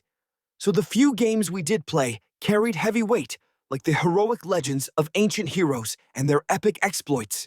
Because we'd always be able to say, remember when we were playing sport and subject buddy did something legendary? Just one statement like that would launch a storm of frenzied discussion with laughs, sour faces, accusatory fingers, obnoxious grins, and everything that happens when friends clown on each other. So everybody who attended each game wished to leave their mark on the tapestry of after-school sports, AS for short, history. And this game was the last before everyone blasted off to their various summer destinations, so the anticipation for this singular match was like waiting for professionals to enter the grand final stadium. I hope I've done a good job describing the cataclysmic weight of this game. Jessica and I paired up on one side of the net to face Eric and Arnie. The sun was high, the wind was perfect, the sky was clear, and the stage was set for a historical battle. Jessica hopped beside me with her racket trembling in excitement, I hoped, because her hand-eye coordination was so horrible that it may have been her usual grip. I did my best to help, and the girl had seen some improvement, especially in basketball. But otherwise, her presence on the court was a handicap. And that was the reason why she was with me, because I'd become such an athletic freak with all my training that we decided to make things fair by having me with the girl who was as effective as a baby when it came to striking anything with any accuracy, the sole skill needed for any sport. You ready to lose? Eric asked, puffing out his chest, which was already huge for some unfathomable reason, because he didn't go to the gym or own any equipment. Therefore, I could only surmise that lifting cars off his dad or some other newspaper-worthy heroic feat led to his superhuman physique. Yet, despite his brawn, I exceeded his might, as we'd tested this with many arm wrestling matches that I worried would break tables. Because the lad really was quite strong, and I held back, but sometimes didn't know my own strength, so damn, I guess mana is one hell of a drug. An invisible, ethereal, metaphysical drug, that is. You should be asking yourself that question, I declared, tossing my racket from hand to hand, then using it to fan my face with a smug smirk. You two are going to look like toddlers against us. Blind, deaf, dumb toddlers on every drug at the pharmacy. Because you'll be swinging at air when nothing's there, because you won't even see the ball coming. Arnie scoffed with a mischievous twinkle in his eyes. Only someone like you would speak about crippled babies being on drugs. But I must say that you will look like the worst of cripples against us. I only hope we don't get sued in court for abuse of the disabled if some good-hearted passerby spies our game. Don't spit nonsense when you know it's just camouflage to protect your wounded ego. Because we've got the advantage in wins, Jessica cried. Last I recall, we've got 12, and you've got 7. So we'll be a blink away from double after we crush you this time. You shouldn't be so bold when you can barely even hit a ball, Eric said with a snort. I know, Jessica said with a mocking smile. But I can't lose when I have Alex on my side. Nah, even he can't carry you to a win, Eric said with a shake of his head. Maybe in basketball, where you've gotten half decent, but last time we played tennis, I worried you'd become schizophrenic with the way you were swinging and shouting at things that weren't there. It was like the ball was a delusion in your imagination. But oh boy, was your loss far too real. If I recall, you almost burst into tears. Jessica only smirked in response to his taunting. Sure, I'm the sourest of sour losers, but right now, I'm salivating in anticipation of how sweet victory will be. Because I'm twice as good as I used to be, since Alex has been giving me tons of pointers, so you better watch out, or you'll be exposed by a girl half your size, big guy. Eric raised his eyebrows. I hate math, but even I know that 2 times 0 still equals 0. He glanced with a scoffing smirk at Arnie, who bounced the tennis ball at his feet. How about we teach this little girl what happens when the big boys get serious? I'm more than ready to wreak devastation on these twerps, Arnie said, as he matched Eric's smirk, then turned to me and Jessica with his mocking expression only increasing in mirth. You two better watch out. I'm actually a wizard at tennis. The only wizard here is me, Jessica quipped. Well, let's see it then, I goaded, beckoning at Arnie with a finger. Don't say I didn't warn you, Arnie declared as he tossed the ball high, sprung with an impressive leap, then smashed the fuzzy neon sphere into a whizzing blur that zipped over the net in a blink. Of course, the match was designed so Jessica was first on defense. Obviously, Arnie and Eric wanted it this way, but I enjoyed it too as a way for me to create brilliant comebacks. Unfortunately, this meant that our side was destined to start off behind, because Jessica did try her very best. But she swung at her left as the ball bounced over her right shoulder. Eric snickered. Just a little further to the left, and maybe you would have hit it. Hey! Jessica cried. I'm not used to this tennis thing. Play me in volleyball and I'll kick your ass. Arnie gaped. I've never heard you cuss before. Eric must be rubbing off on me, Jessica said. I'll make sure to wash his mouth out with soap after the match. Cut me some slack, Eric exclaimed. I don't cuss that much. Arnie retrieved another ball from the basket nearby that he'd brought for this momentous occasion, and served another strike nigh as fierce as the last. However, the strength of his serve wasn't quite as fast and was nowhere near as clever, placing its landing in the perfect place for Jessica to strike back without taking a step. She hit it, thank God, or whatever thing guided her arms to work correctly. Because I think even a blind lad missing arms in a wheelchair could manage to whack a shot that honest back with the racket held in his teeth or something. Sorry, the excessive use of disabilities as metaphors must be birthed from my trauma at the hospital, or so my father would likely say, if in his psychoanalytic frame of mind.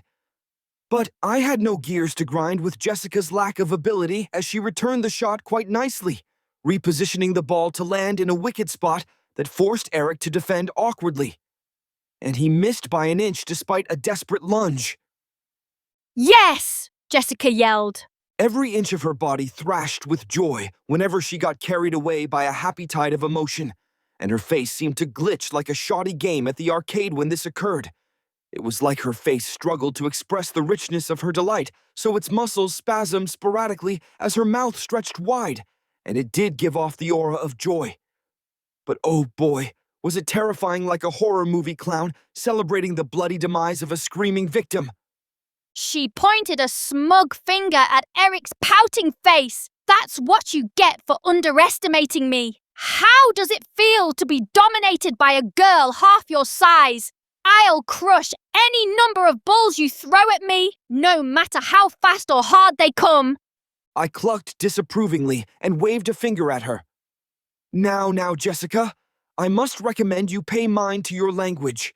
I'm sure that was exciting, but humiliating your opponent is sufficient without giving breath to, inflammatory statements is how I'll put it.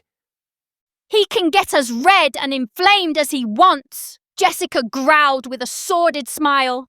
I'll still destroy him all the same. Shit, Eric spat, glaring at Arnie. That was a shitty serve, dude. You gave it right to her like a fucking birthday present. And so speaks the man who doesn't cuss much, Arnie said, raising a bemused eyebrow. Hey, whose side are you on? Eric demanded. Sure, I get a little mad and say some naughty words, but come the fuck on. We're trying to win here, not be mama's boys like you and Alex. I scowled. Hey, I understand it, Arnie, but don't lump me in with him. I'm not constantly smooching my mom's fundament. I'm sure I've made it more than clear how much I detest that witchy woman's wicked ways. Well, you do seem terrified of her for some reason, Jessica remarked with a shrug. Whose side are you on? I demanded. I've never done anything for her without life-threatening coercion from my father. I'm not some mealy-mouthed mother lover who doesn't leave home without kissing his mommy's feet and ass. Arnie grimaced. Alex, your metaphors are starting to become rather odd. We're just joshing around in tennis, so I don't see why there's any need to voice the idea of an illicit relationship with your mother. Hey, you can't paint me like that when you're the worst offender of emotional incest. You've got an Oedipus complex so bad that an entire Odyssey needs to be written about it. Arnie scowled and shook his head. Sheesh, Alex, if anyone other than you said that, I'd actually be kind of pissed. But you run your mouth without thinking so often that it's like you're a defunct toilet. I think you're mixing it up, Jessica muttered out of the corner of her mouth. Oedipus isn't the hero in the mythical tale you're thinking of. No, I think I'm doing just fine right now, I spat. My main point is that... Wait, what is your main point? Eric asked with genuine confusion in his eyes. I just heard you ranting about mothers and incest and something to do with a weird story we studied in history class. I'm completely lost. You know what? Never mind. I don't need to explain anything when you two are constantly goading me because of the boner incident. Jessica blinked and drew a sharp breath. Alex, I don't really want to know what you're talking about, but I kind of do because we're friends, and the way you're speaking makes me sort of worried. Don't worry about it, I snapped. It meant nothing. It was meaningless. There's no need for psychological analysis of a complete accident. I pointed at Arnie and beckoned. Come on, Arnie, just serve the ball. Arnie complied, and so the game continued without further conflict over mothers, complexes, and complicated explanations, which was great because I suffered from all three. But the first bears no relation to the second, of course. Point piled up on both sides, but the match was tighter than the pink shorts Jessica had chosen for the day. I suppose I forgot to say that earlier, but the unnecessary conversation about mothers had distracted me, and it's not like I even fancied her. I mean, come on, she had a nice rear but was nowhere near my sister. Not that I fancy her either, because all my discussions about her were birthed from misunderstandings, not the coupling of kindred siblings. You know what? We'll return to the game without any further meaningless meanderment. Game point, Arnie shouted, throwing the tennis ball high. And I just knew from the arc of the ball, the look in his eyes, and the twisting of his muscles that this would be his fiercest serve yet. And Jessica would be on defense. So, my hopes weren't high as my heart sunk low into a stomach that squeezed with dread of the end. Indeed, Arnie's shot was initiated with a roar to match the blast of his ball over the court's webwall division, and his emission of exertion erupted from his lungs with far more emotion than the former description mentioned. His bellow was a terrible noise that contrasted his usually mellow personality, and the genuine aura of anger in his eyes and voice surprised me. But I wasn't alarmed by Jessica missing the whizzing wisp of a ball that blurred as it struck the corner of the court and soared high into the sky like a home run. The girl's attack at the green missile occurred far after the projectile blurred past her, because her reaction lacked the explosive action necessary to match Arnie's devastating strike. Well, that's a wrap, Eric muttered, shielding his eyes with a hand as he gazed at the ball zooming away. Let's go, Arnie yelled, pumping a fist as he leapt high in celebration. But it was more premature than a whore's aborted accident, because I'd anticipated this situation and positioned myself at the very edge of the court. Don't gloat before it lands, I yelled as I leapt with all I had to catch the ball with the tip of my racket just before it could fly beyond my reach. But my weak grasp on the projectile led to a delivery worse than erectile dysfunction. And as a disclaimer, these metaphors only serve to precisely explain the nature of the game, because how else can humans understand a situation without relating it to something strongly relevant in their minds? Sure, most people aren't thinking about whores or hardware malfunctions, but people are very aware of these ideas because of how distant they wish to be from them. So, as I was saying, the ball basically flopped with oddly flaccid momentum. It had arrived fast and hard, but that velocity seemed to be an imaginary delusion, as it weakly tumbled at the net without even the possibility of creating the illusion that it would barely pass over. Because victory had slipped from my grasp with my, not half-assed, but quarter-assed at best, attempt at a volley. However, even as I descended with gloom on my face, knowing that this loss would be a matter of disgrace that my pals would always bring up to have a quick laugh at my expense, someone else didn't give up despite everything. Because Jessica had watched the ball with fiery eyes, even as it bounced beyond her reach.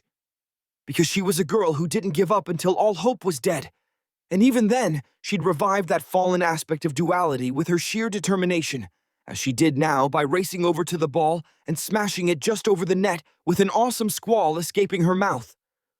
The looks on Eric and Arnie's faces were uncouth. For all their talk about me and my alleged proclivities, the awful shock of the sudden arrival of the ball within their stronghold was like that of a mama's boy when caught in the act with mama by papa. At that moment, they knew there would be no second chances for them to remedy their lack of awareness. Yes! I yelled. Jessica dropped her racket and erupted into a racket as she danced and sang, celebrating victory with a dozen dance moves that would make any pop idol seethe with jealousy because the girl really knew how to get down, but not in a dirty way. So, even as I watched her hips sway and breasts bounce, I wasn't thinking anything alarming to declare aloud because I was too proud of her at that moment to notice her feminine charms. That was awesome, I shouted. She was as jittery as a chronic alcoholic without a week of drink, as she grabbed my hands with a giggle. I know, right? I didn't know if I'd make it, but I did. You did indeed, I proclaimed, as we hopped up and down like little children. I'm number one. I'm number one. I'm number one, she sang. I'm the greatest tennis player who's ever lived. You're close, 'cause I'm number one, but you're number two because of that awesome save, I cried. Eric sighed. Wow, you two sure are childish about this whole thing. I mean, good game wouldn't be too hard to say before you start prancing like toddlers. Arnie gritted his teeth. Yeah, that's right. You two got lucky, and now you're rubbing it in our faces so shamelessly that it makes me sick to my stomach. Jessica released her grasp and turned to Arnie with a mocking laugh. Oh, who are the sour losers now? I bet you only feel sick because you don't like the taste of... She thrust out a hand to display an L with her thumb and pointer finger. This big fat L you have to swallow. Arnie growled. Don't get so cocky just because you won this time. Next time you'll be choking with the giant monstrosity I'll force you to swallow. Eric drew a sharp breath. Hey, Arnie, chill out. It's just a game, bro. You've got fires blazing in your eyes like someone smashed your mom. He winced as Arnie glared at him and quickly added to the sentence, with a car or something. Dude, let's just fist bump him. And not in the face, of course, because you look a blink away from crushing skulls. And we'll call it a day, because this is the last time we get to hang out like this for a long while. Arnie drew a deep breath, closed his eyes, and released a long sigh. Yeah, you're right. He smiled wryly at Jessica. I guess you're not the only sour loser, huh? Jessica nodded arrogantly with a giddy twinkle in her eyes. Uh-huh. Well, you know why it's sour, right? I made an X with my arms and shook my head faster than a wet dog. No, Jessica. This is the time for us to reconcile as friends, not throw mountains of salt into fresh wounds. She stared at me as her ecstasy began to fade from her eyes, but I was still worried because I knew how horrible she could be when she let herself get carried away. And don't say anything about saltiness either, I warned her. Eric stared at me and Jessica. Wait, are you talking about her cat? Jessica hadn't caught Eric's misstep and was completely in the dark about his euphemism. My cat died a few years ago, so I don't have a cat anymore. Arnie stared at her blankly. There's no way. What? Jessica asked with genuine confusion in her eyes. I don't know if you're one of those people who believes superstitious about cats, but they really do die. A lot of the time, they drag themselves away to some dark, hidden place to die. And that's what Puddy did. So your cat's named Puddy? I said slowly, realizing that this misunderstanding could have awful ramifications. But if I rode this train of deception and it evaded Jessica's detection, then all would be well as long as my bros didn't spill the beans.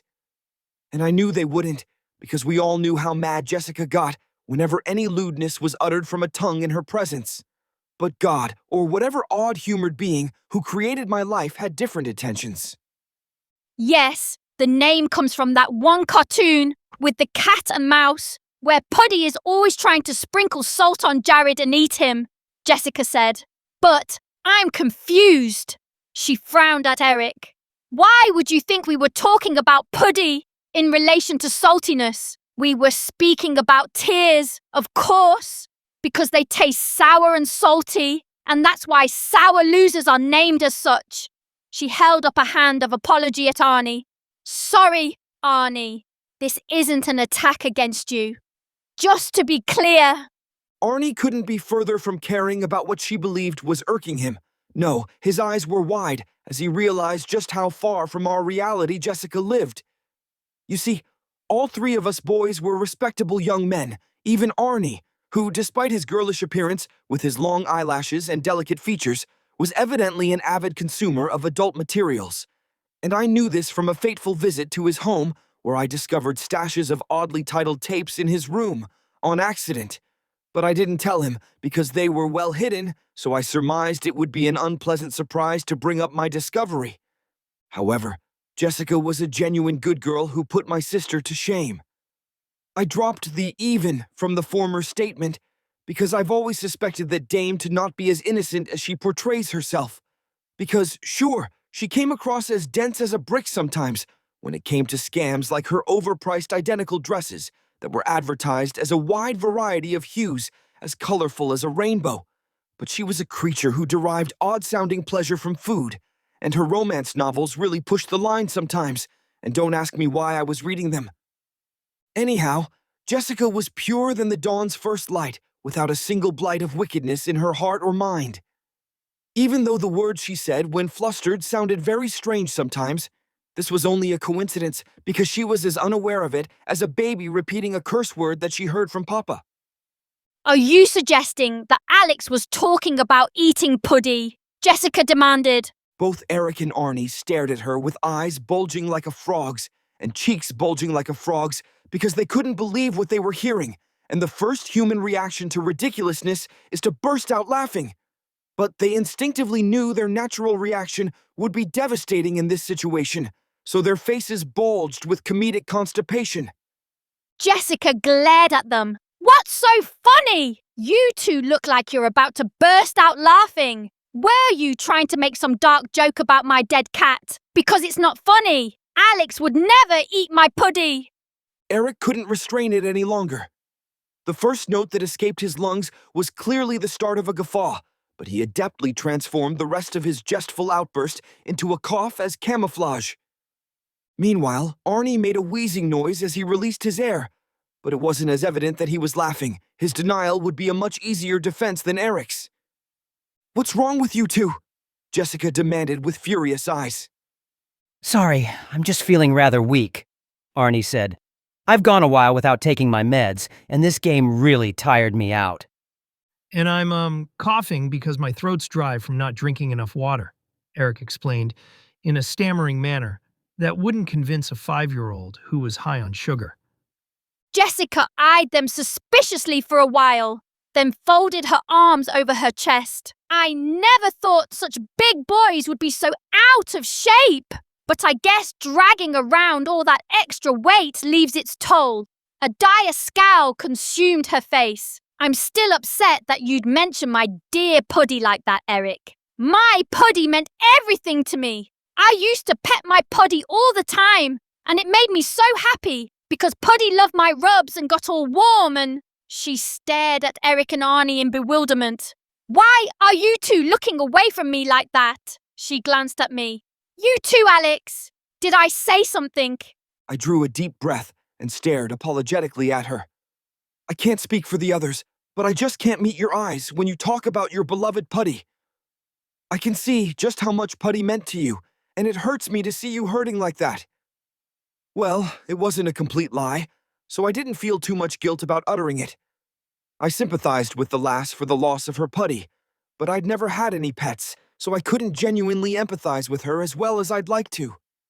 Her eyes glimmered with appreciation. Oh, I see now. I'm sorry. You all must be acting weird because I brought up this tragic story. She bowed her head in apology. My apologies. I don't mean to burden you all with my past trauma that you did nothing to cause. She chuckled and waved a hand. Besides, Puddy wasn't a perfect cat. That feline was just a rowdy little animal. And I said goodbye a long time ago, so I'm totally over it. The look in her eyes told another story, but I didn't want tears to sour our last gathering before leaving for separate summer vacation destinations. So I only nodded and turned to the boys, who'd nigh caused a disaster with a glare that transitioned into a forgiving smile. First, let others know where they got it wrong. Then let them understand that you'll forgive them gracefully if they never even think of doing it again. At least, that's what my mother would say. And she succeeded in commanding my family. So I adopted her methods for these sorts of situations because I do what works. We all came together at the net with happy but sad smiles because we appreciated the time we spent together, but knew we wouldn't meet again for basically forever. When you do get to be best friends with anyone, that's how it feels because we jibe like the peels of a single banana. Not that I know you at all, because for all I know, you're just a voice in my head, and no one will ever peruse this account of my life. But hey, voices in heads aren't always a bad thing. That's also something my mother would say, I'm sure, if she'd just honestly admit how many angry guests she has upstairs. But I digress. Damn, nice save, Alex, Eric remarked. Your reaction time has become so freakish ever since you started training with what's-his-name. Shanto, I said. Hey, you're plenty strong without any of Shanto's training, so I'm sure you'd be a menace if you ever decide to join me up there. Thanks, but no thanks, cuz fuck heights, dude, Eric said. You're the madman who wasted no time getting into a firefight with gangsters, and you're afraid of the ground being further away? I questioned in disbelief. Yes, I am, he said. I don't have a clue why, but being high in the air gets me a blink away from stinking up my pants and going to bed instantly. Arnie drew a sharp breath. I knew you hated heights, but I never knew it was that bad, man. Do you have any idea what caused you to get such a horrid phobia like that? Beats me, Eric said. Maybe I got dropped too many times as a baby, and that would also explain why math is fucking impossible for me. The fear of heights is most simply described as a fear of being distant, a fear of being far away and being suddenly forced to be close at the same time, I said. You fear being distant from something or someone emotionally, while fearing being close to them as well, because it's only when you're close that loss can occur. Therefore, my best guess is that there's painful hesitation in your life revolving around someone you care about. Eric blinked. I'm still trying to wrap my mind around what you just said, but hot damn, was that impressive. If my brain's a moped, then yours is a fucking flying motorcycle or something. I scoffed. Nah, I just picked most of that up from a psychology book I read recently. Arnie pumped his eyebrows as he flashed a mocking grin. Trying to learn more about your missing screws, Alex? Very funny, I said, without a trace of humor on my face. I'm just joshing with you, Alex, Arnie cried. Sheesh, there's no need to take it personally. We're not returning to the topic of complexes or... We are not, I said firmly with a daring eyebrow and a hard scowl. Jessica cleared her throat. This is kind of a weird question, but you know, I've never really thought about why we say we're joshing when we're joking. A long, long, long time ago, there was a really funny man named Josh, Eric proclaimed, spreading his arms wide. He was fat, ugly, and stupid. So he was funny only because he made a fool of himself, just by existing. But one day he rose to defend his people from a dragon and died. He stood no chance against the horrible, overgrown reptile. But his death was so pathetic that the dragon laughed and decided to spare the village. And from that day on, everyone would pay respect to Funny Man Josh by using his name whenever they joked. And they lived happily ever after, I said with a scoff. Who's they in this legend? Jessica demanded, her eyes searching mine and Eric's for answers. I don't recall studying this myth in school. Is it of Arthurian origin? Or perhaps it's Babylonian? They definitely speak often of dragons. No, it's fake, I explained. Of course, all myths are fake, but they carry heavy importance for those who believe them, and they hold lessons that all can benefit from.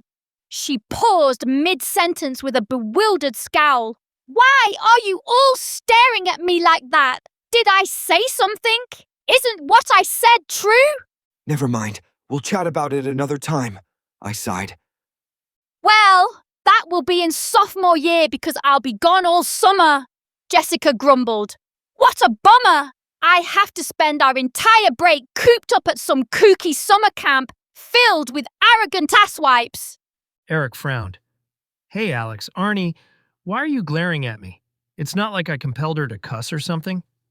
Sure, I muttered, rolling my eyes. So, Eric, you're going on vacation too, right? He grinned. Yep, I'm heading down to the country to visit my Uncle Alric. I glanced at Arnie. Then that just leaves you and me, Arnie, right? Yeah, I'm not heading anywhere anytime soon, Arnie said. I smiled nostalgically. Just like old times. Guess so, Arnie said with a shrug. He grinned. I look forward to hanging with you, man. I've got so many great movies to watch. Well, I need to get going now, I said. I've got training with Sayanto, so this is goodbye. I smirked at Jessica. Don't forget to bring me back lice from summer camp. She stuck out her tongue. Yuck! And don't forget to bring me back hookworms, Eric, I cried, but swiftly frowned. On second thought, don't. Those are some nasty little monsters. I know exactly what you mean, Eric said, smiling knowingly. That's a story I never want to hear, I groaned, grimacing. I'd prefer to leave on a high note. I waved and turned around.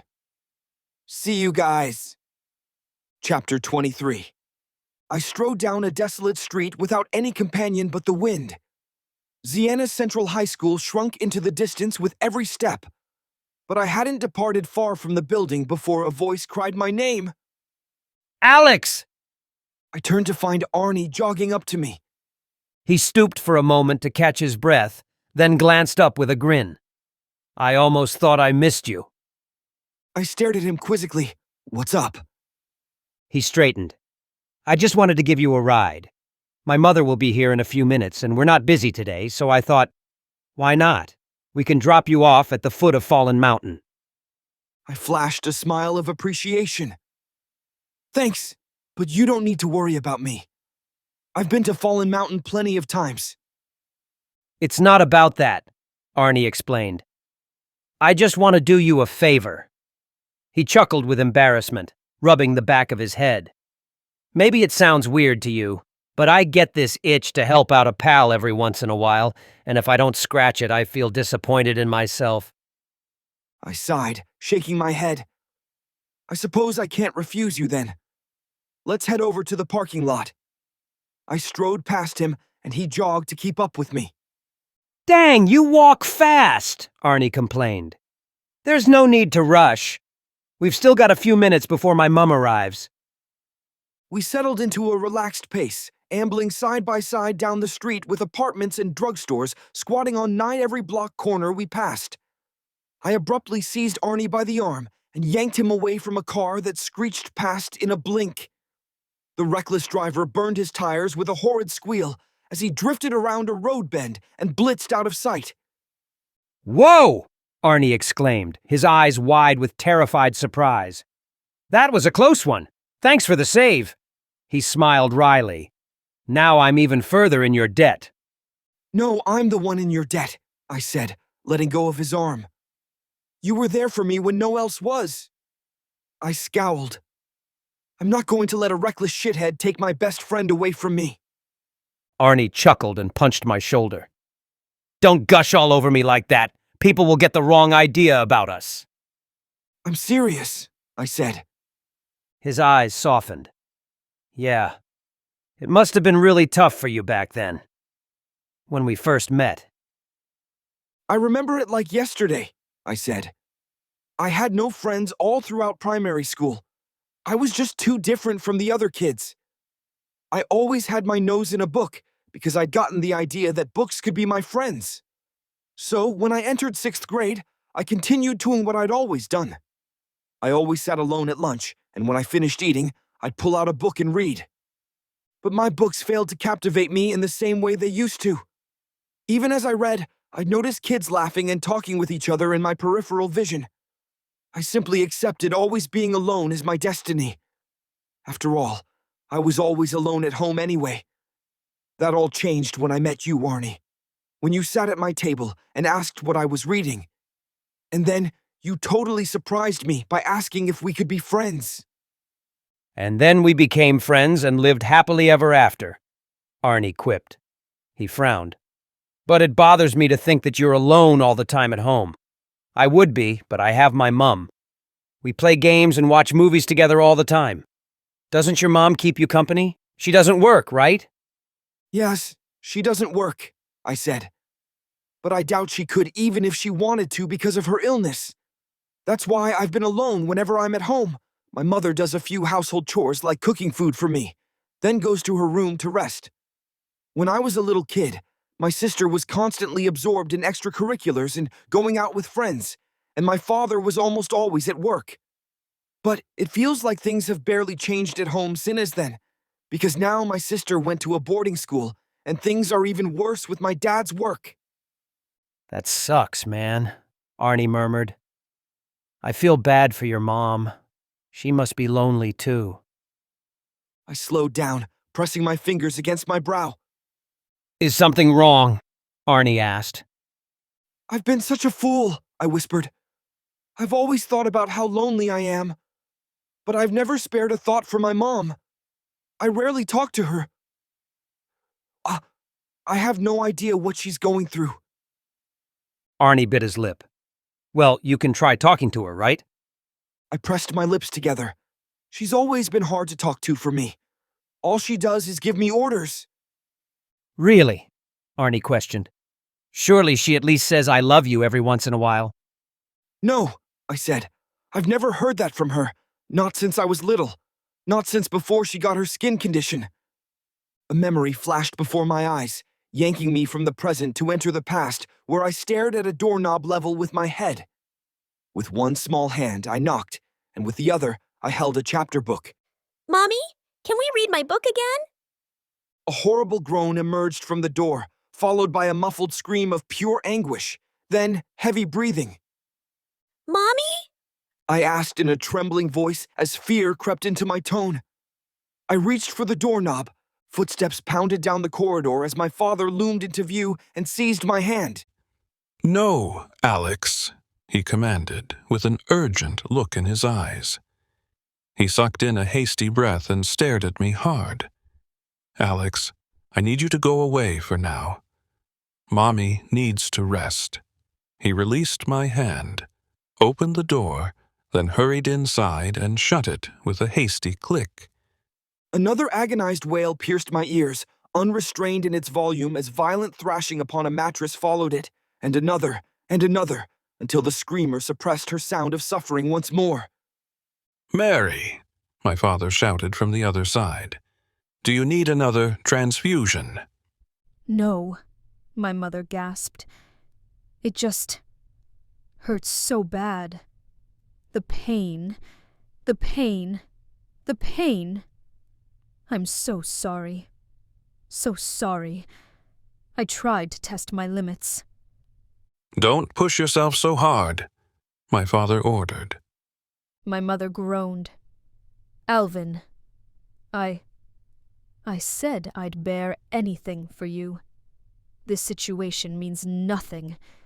For the sake of our family, even if we're cursed with the worst of fates, I'll endure whatever this wicked world throws at us. I know, my father whispered. I know. Just be careful. Hello? Anyone home? I blinked as I noticed Arnie waving his hand in front of my eyes with a bewildered look on his face. You're staring at nothing, and it's creeping me the hell out, Arnie exclaimed. I recollected myself. Sorry. Arnie pointed ahead at the parking lot that now waited before us. My relapse into the past had elapsed to consume our journey, so our arrival seemed impossibly sudden to me. His finger followed the form of a large green van. My mom's here. Right, I said. I placed a hand on his shoulder to draw his attention. Hey, you don't have to worry about dropping me off at Fallen Mountain. Just take me home. Don't you have a training session? He asked, perplexed. They're not strictly scheduled, I said. I can show up whenever I want to train. I hardened my gaze. Right now, I have something more important I need to do. I took a deep breath and stared at that door. The rectangle of wood should have been only that, because every other door in our home was nothing more than the former mentioned. Yet the apprehension that filled my being upon seeing the simple wooden barrier was scarier to my spirit than stumbling across a bloodied corpse.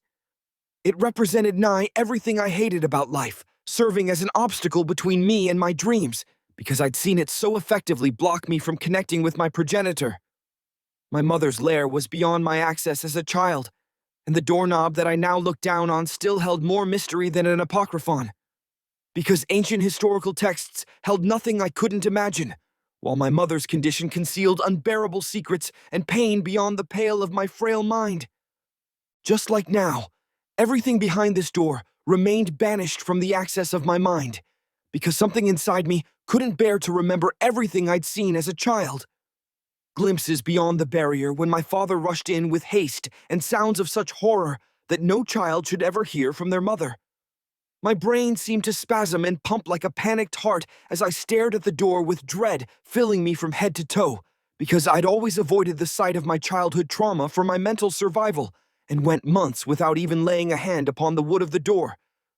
Alexander forbid, go inside.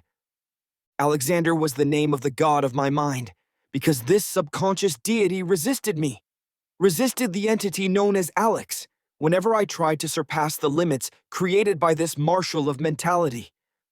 I'd never set foot in my mother's room in any memory, and even if I had as a small child, I doubt Alexander would allow me to remember.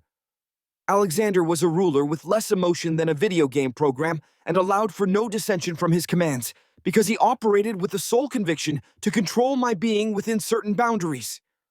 My mind would start screaming whenever I disobeyed him, as I did now with my hand trembling before the door. Just a knock, that was all.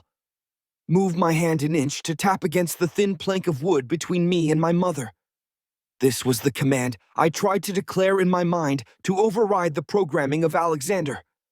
Resistance was fierce, but I pierced it with a feeling like a bomb exploding in my heart and gut as I knocked firmly on the door before me. Mom? What is it, Alex? Her voice was faint and weary. There are leftovers in the fridge if you want to eat. I'm resting now, so I'd appreciate it if you'd give me time. I know. I just want to talk with you. We're already talking with each other right now. If there's something you need to say, it can be said from out there. I squeezed a hand into a fist. I want to speak face to face. I just feel so distant from you, and speaking to you like this doesn't help. Please, can I come in? Silence. It lasted a while. Her response was a weary sigh of resignation. Fine. We may speak for a short while. Thank you, I said. For the first time in my life, It wasn't my father's hand turning the silver doorknob, but mine. My first step inside confronted me with darkness. Black curtains cloaked the windows to absorb nigh all light and leave the room in a state-like night, with the portraits that hung across the walls struggling to enter my sight, and my eyes were sharper than ever after months of training with Shanto. A large crimson bed filled the middle of the room. It was as scarlet as blood, with pillows and covers composed of satin crimson redder than the passion of sin. Beside the bed sat a single chair. I wondered if my father often sat there, because the furniture rested just adjacent to the nascent form of my mother.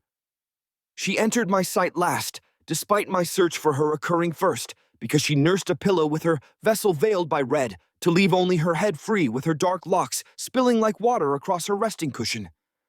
I sat in the chair and watched her. She was quiet, but I could see the subtle shivers of her suffering, and her faint breathing shuddered with hesitation. Her face was hidden, but I could only imagine her inflammation and her visage drenched with perspiration. And this vision was so vivid that I wondered if it was a specter of my mind or a repressed memory. "Are you cold?" I asked. The question didn't make sense, but my mind's comprehension felt different than usual, and her shivers provided reason for my venture. "Quite the opposite, actually," she whispered. "I'm burning up, but it's nothing to be concerned about. I was just more careless than usual in managing my illness. Now, what was it that you wanted to tell me?" I clasped my hands together in my lap and shook them. "Mom, I just wanted to ask, are you lonely?" Her body stiffened. "Lonely?" "I was just thinking about how lonely I was growing up when I talked to my friend Arnie," I said. "He was my first friend, and I was all alone before then. And it all happened because of your illness, but I never thought about how lonely your sickness must make you feel." "It is difficult," my mother said slowly. She sighed, then rolled over to face me. I was right. Her face was wet with a layer of sweat and pale as a sheet. I'd imagined more flush to her face, but deduced that her inflammation was so high that blood fled to more important parts of her body. Likely her chest, because it heaved ceaselessly beneath her blankets as she stared with anguish in her eyes. And I could only imagine how fast her heart must have been beating, but imagination was all I'd had for so long to close the distance between me and her that now that she lay so near and clear to me, I still veered off into my mind as a defense mechanism against the grim reality before me. My mother was no monster. She was fighting a constant battle for her survival, and that left little of her to spare for her family. So, I only saw the remnant remaining of her personality after she spent all her energy warring to overcome the monster inside her. The internal beast of disease that sought to ravish her with unbearable pain and banish her spirit from beyond this realm. But she still stood firm at the helm of our family, despite all the storms she'd endured for our sake. Her eyes looked so tired. She spoke between sighs as her body fought against her, but her message was as clear as the pane in the windows to her soul. "Alex, I apologize for how distant our relationship is. I know I haven't been very good of a mother. I've been cruel and cold to my own child when all you've ever sought is connection. But I believe I've done the best I can to protect you from becoming like me." I frowned and searched her eyes for an answer as she paused to breathe for a while. "I don't want you to become a fool like I was. I know your nature. You're a caring boy. I didn't want you to become soft and naive, like me." She sighed with a heavy note of regret in her exhale. "I know I've caused you pain, and I did it so you wouldn't repeat my mistakes. But it seems I've already failed you. You're going to become what you were always meant to be, and there's nothing I can do to prevent that." "What are you saying?" I demanded, leaning closer. She sat up. Her rise was a slow, arduous movement as she planted her hands on her mattress and raised herself with a gasp of exertion, but her eyes gleamed with fierce resolution as she met mine. "Alex, I just want you to know that no matter what happens, no matter how I act toward you, I love you. I stared at her. She coughed vigorously, holding her hand to her chest as wet hacks escaped her. "Mother," I cried, "don't strain yourself." She grimaced as her fit of coughing ceased. Don't fret. I've endured far worse than today. I think I understand what you're saying," I said, rising from my chair and turning toward the door. "I'll leave so you can rest." She reached out and seized one of my wrists with an iron grip, staring at me with a desperate look in her eyes. No, Alex. There's so much you don't understand. I see your pain. Whenever I look in your eyes, I see the little boy whom I abandoned. I drew a sharp breath.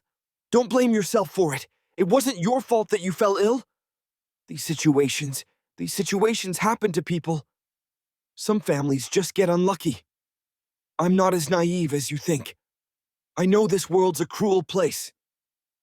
That's right, my mother whispered. The world is a cruel place. We don't get to choose our lots in life. Sometimes we get dealt a bad set of cards. Because of cruel luck, we're put into circumstances beyond our control, and we just have to find a way to survive. Even in the darkness, I grasped the light of her beautiful smile. But I'm able to push through it because of you. For the sake of those I love, I'll gladly endure any set of circumstances. I felt the warm tears heat up my eyes far before they spilled down my cheeks. Don't cry, my son, my mother murmured. She held out her arms. I must endure my struggle, and it's mine to bear alone. I embraced her. Her skin was icy cold, but her body was as warm as a hearth, and I heard and felt the beating of her heart just a thin layer of flesh away from mine, like I was resting against an engine. The tears wouldn't stop, making my words a struggle to choke out as I encircled my arms tight enough around her back to feel the grooves of her spine and rested my head against hers. "I don't want you to bear it alone. You've suffered for so long alone. I don't want anyone I love to suffer alone." Chapter 24. I clashed against an unthinking mannequin as if it were a sentient enemy, weaving and bobbing between frenzied strikes against its stuffed leather. The training dummy weathered the storm of swings so well that I wondered what truly composed its material, because I held nothing back, and it scarcely shuddered from my wooden wax. Shanto stood a few paces to my right, appraising my training with analytical eyes, and his hands clasped behind his back. We were gathered within his dojo home, and I felt a fierce mojo flow through me with my training session. Ever since my meeting with my mother, my training had changed, as if a beast now possessed me. So my learning of the sword soared in swift superiority over my previous capabilities. My physicality was the same as prior, yet altogether different because my spirit commanded more from me, and I provided without any of the limits I'd previously imagined restrained me. Sweat poured down my face as I panted to demand more power and precision from my continual ebullition of the mannequin. The execution of a thrust, followed by a horizontal slash and completed by an overhead smash, left me with barely a dash of air to spare as I sucked in frantic breath to regain the vigor needed to continue. "That's enough," Shanto said. "Go take a break. We will resume training in a quarter hour." I nodded, breathing heavily. I sheathed my training sword and strode away from the mannequin to stop by a wall where my bag lay. I pulled a water bottle from within the parcel and took a long drink. A newcomer stepped into the room. I half-turned to appraise him.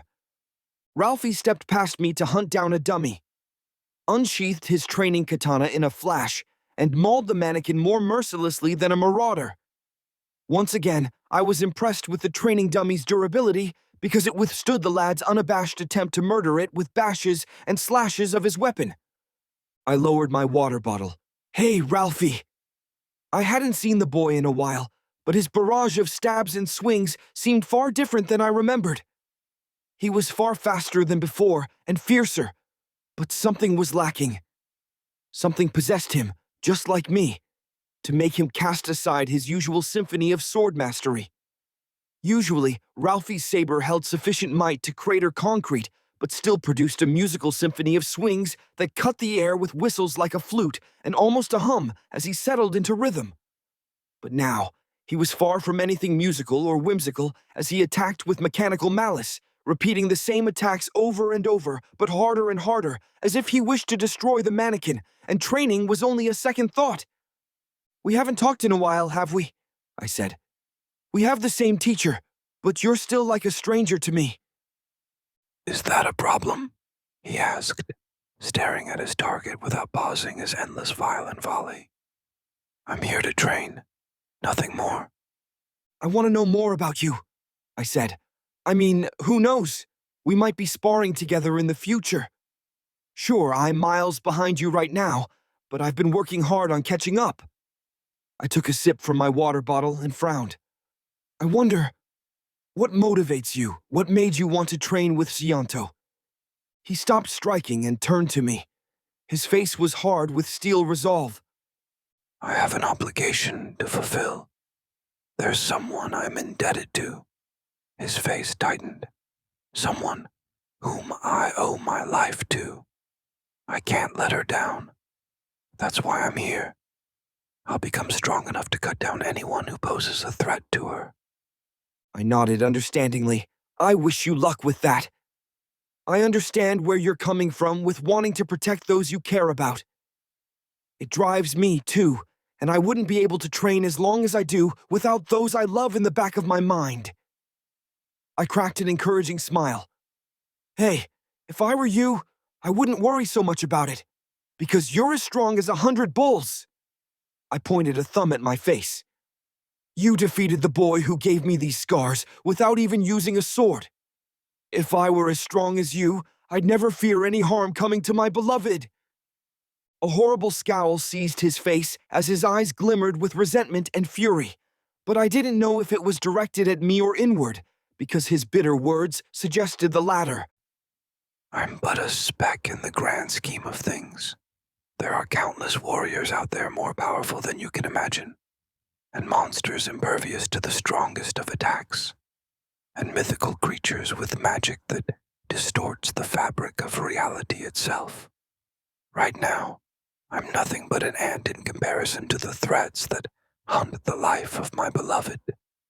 His visage contorted violently as he clenched his teeth tighter than a vice, and his voice rose to a growl just a decibel below a roar. "I'll crush my limitations and become a rogue, and then I'll rise even further beyond." He swiveled and returned to his training with a snarl, and the musical symphony was back. But it was a furious melody like a demon singing in horrid triumph as Ralphie's demonic seething matched his demonic glare, and he filled the air with ghoulish growls. I was taken aback by the lad's wrath, but I understood where such rage was birthed, because I'd felt it before, back when defending Jessica without knowing if my efforts would suffice to protect her. And so, the natural human response is to summon rage to surpass limits. I turned to gaze at Shanto with questions in my eyes and tongue. "He said he wants to become a rogue. What does that mean?"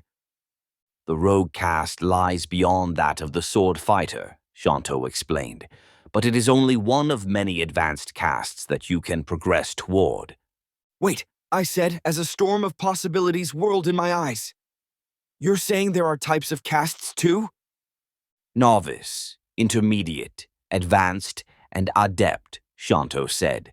"Those are the 4 major categories used to classify castes.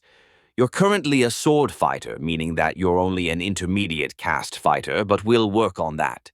He smiled. "Ready to resume training?" "You bet I am," I declared. "Now that I know there's so much ahead of me to learn, I'll put in double the effort." With summer break's arrival, I obtained plenty of free time and spent most of it hanging out with Arnie. I strolled down smooth cobblestone streets, scanning the picturesque, identical homes surrounding me.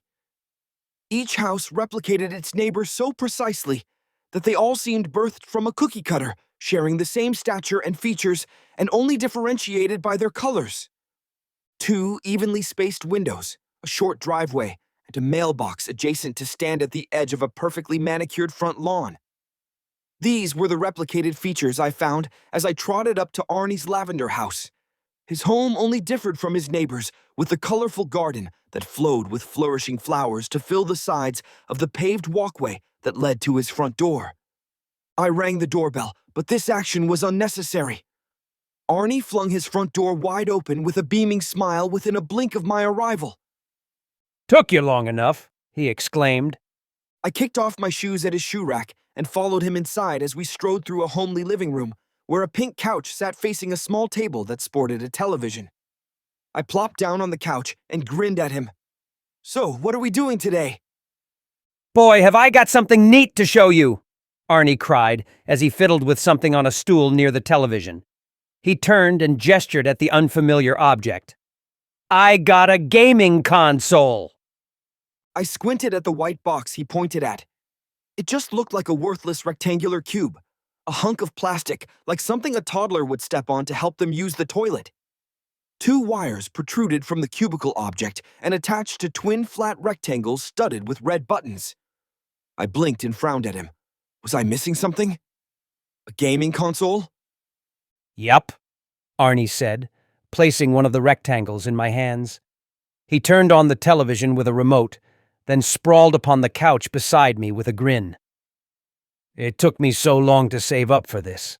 I was biding my time even before the Play Cube made its debut.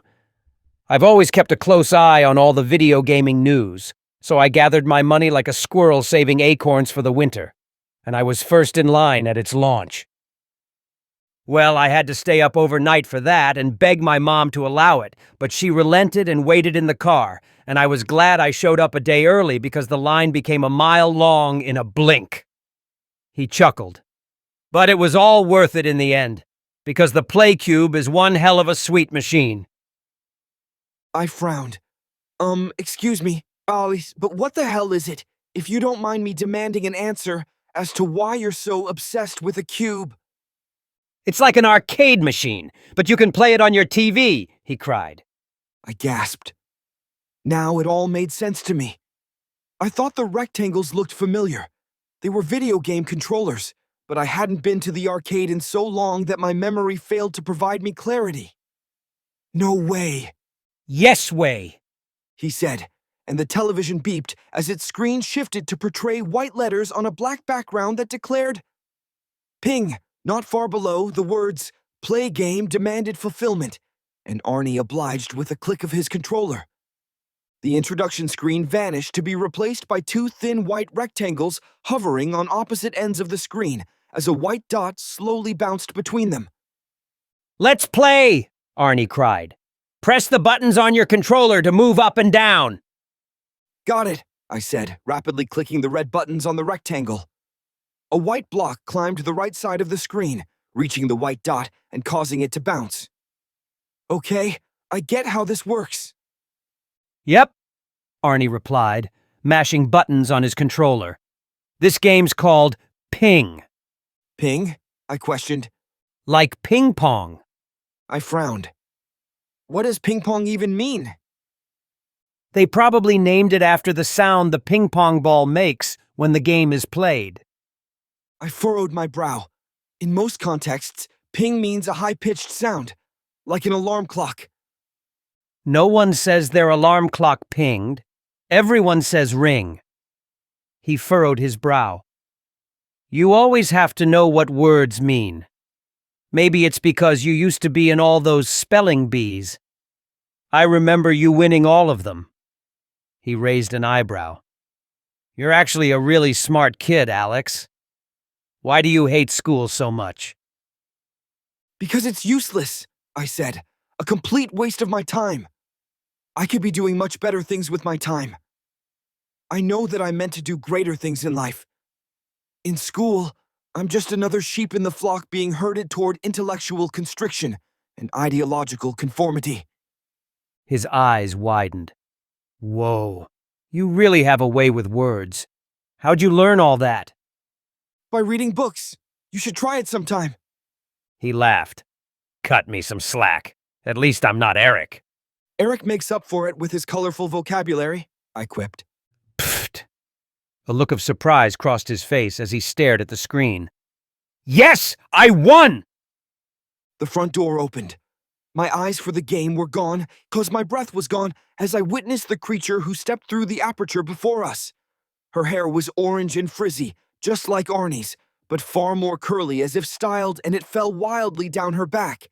And her emerald green eyes matched her glorious dress, which could only be described as such because of how snug it was, revealing every curve of her femininity.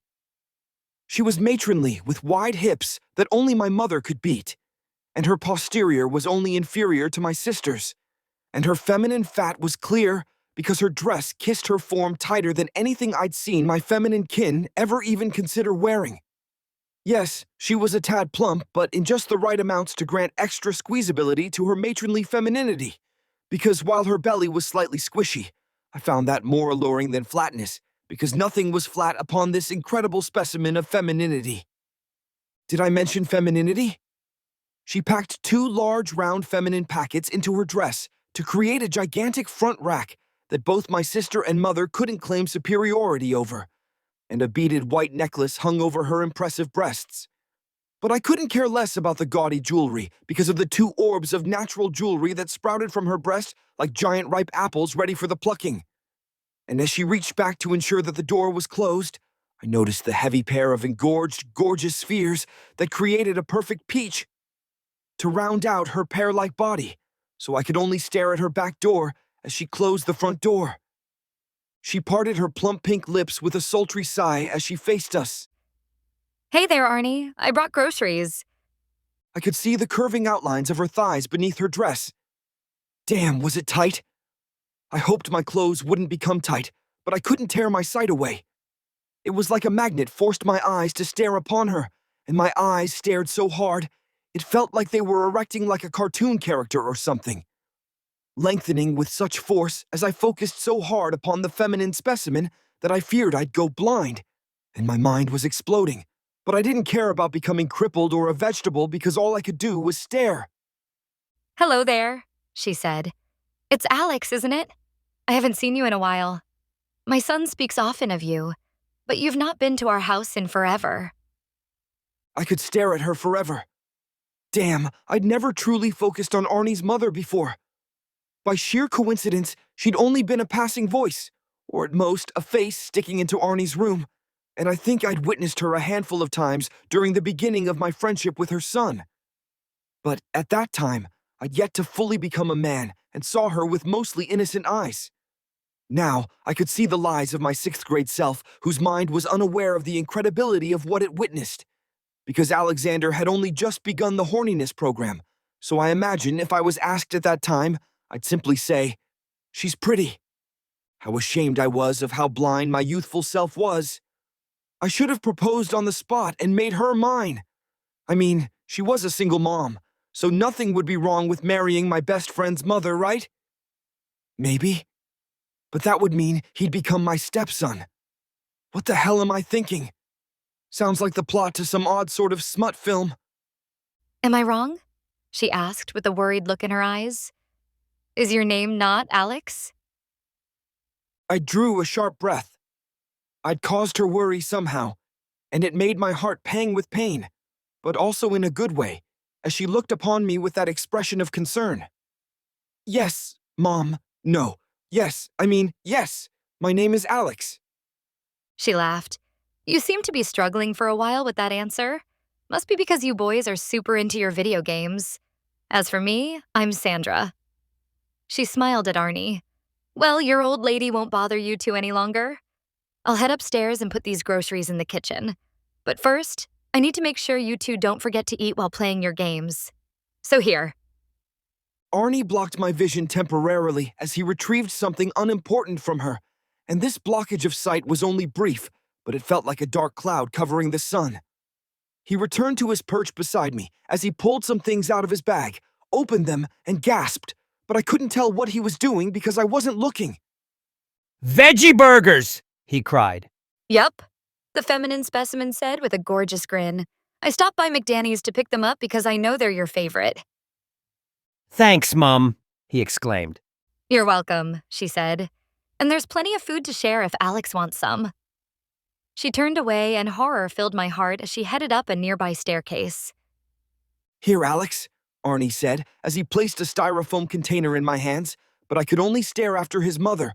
Sandra passed our couch and headed up a set of stairs at the back wall, and I was treated with the sight of her ass shaking back and forth with every step. But my misery was endless, as I knew this would be my last glimpse of this beauty. I was only able to turn and address my friend when she vanished from the groping reach of my eyes. Why did she leave in such a hurry? I demanded. I'm sure we could have had plenty to chat about. We haven't seen each other in a long, long time, after all. Arnie seemed perplexed by my complaint. She was putting away groceries. Groceries? I asked. What groceries? He blinked with a look of disbelief. She said it twice and was carrying them in her hands. There's no way you didn't notice. Are you pranking me? I sigh. Yeah, sure, I'm pulling your leg. I opened the food container and glimpsed inside. A burger sat within and was surrounded by fries. Man, this stuff is great, Arnie exclaimed, taking a massive bite from his burger. Ever since McDanny came out with their new and improved veggie burger, I just can't get enough. I don't know what they put in the formula, but it's so addicting. So I'm glad that it's a low-calorie healthy option, or I'd be fat for sure. I popped a fry in my mouth. I never get to have McDanny's at home. My mom hates it. She says it'll make me fat. Well, I eat it all the time and I'm not fat, Arnie retorted. Your mother should loosen up like my mom. Maybe she'd be happier if she ate a Happy Meal from McDanny's every day. You're right about you being as skinny as a rail, I remarked. You're all skin and bones. Really makes me wonder where all that food goes. It goes to my height, of course, he declared through a mouthful of food. That explains a lot, I said. They must put some wacky stuff in there. Probably have a partnership with ProTech or something. The owner of McDanny's does have stocks in ProTech, he remarked. Everyone does. I took a bite from the burger. The taste of beans filled my mouth, but it felt synthetic somehow with a slight chemical aftertaste. It made me want to take another bite, just to clarify if the flavor was right, because my mind seemed to malfunction with a single munch. But I didn't need more artificial mush to tell me that it tasted like shit. Salty, flavored shit, but still shit, so I put my burger down with a scowl. Since ProTech is always so successful, you can't go wrong with investing in a company that never fails to make a profit. Maybe you should go into ProTech after high school, he suggested. You could make a lot of money. He grimaced. The meds they sell are so darn expensive. I shook my head. Nah, I prefer honest work. Working with them would be the furthest thing from that. Arnie's eyes widened. Speaking of meds, I forgot to take mine. He put his burger back in its container and stood up. I'll be right back. I took another bite of my veggie burger without thinking, and for some reason, it tasted better than before. And for some reason, I wanted more despite chewing what I knew to be low-calorie filth. Less is not more, and that's a fact, because less only matters if you're eating shit. And whatever laboratory concoction I was munching gave my mind an odd buzz. But it felt wrong, so I put it down and picked up some fries. I popped a couple in my mouth, savoring their greasy, salty flavor. At least they didn't screw these up. Chapter 25. The sky was a black tapestry that hung over the twinkling lights of a bustling cityscape with honking cars and flashing shop signs. However, a moment of quiet was allowed in the darkness for one woman who leaned against an alley wall, breathing excitedly as she gazed upon a crimson vial in her grasp. She held a flask of scarlet liquid, with the point of the syringe gleaming in the little light that penetrated her surroundings. Her form was bound in a laced black bra and short, tight shorts to leave nothing of her feminine form to the imagination, and her brown eyes shone with desperation as frazzled red hair fell over her brow. She needed it now. She needed it inside her because she couldn't bear to survive another minute in the horrible reality she'd always known, and escape was just a prick away, so her body shivered with unbearable excitement as she brought the needle close to her arm, and she trembled so fiercely that it was a struggle to hold still enough to push the syringe in. But she succeeded after several moments of failure and gasped. But it still wasn't in yet. She was still here. But her anticipation of escape was so high that she felt as if she were already over there. Her body was responding even before the liquid of salvation seeped inside her, and she pushed down the plunger to plunge her into her realm of ecstasy.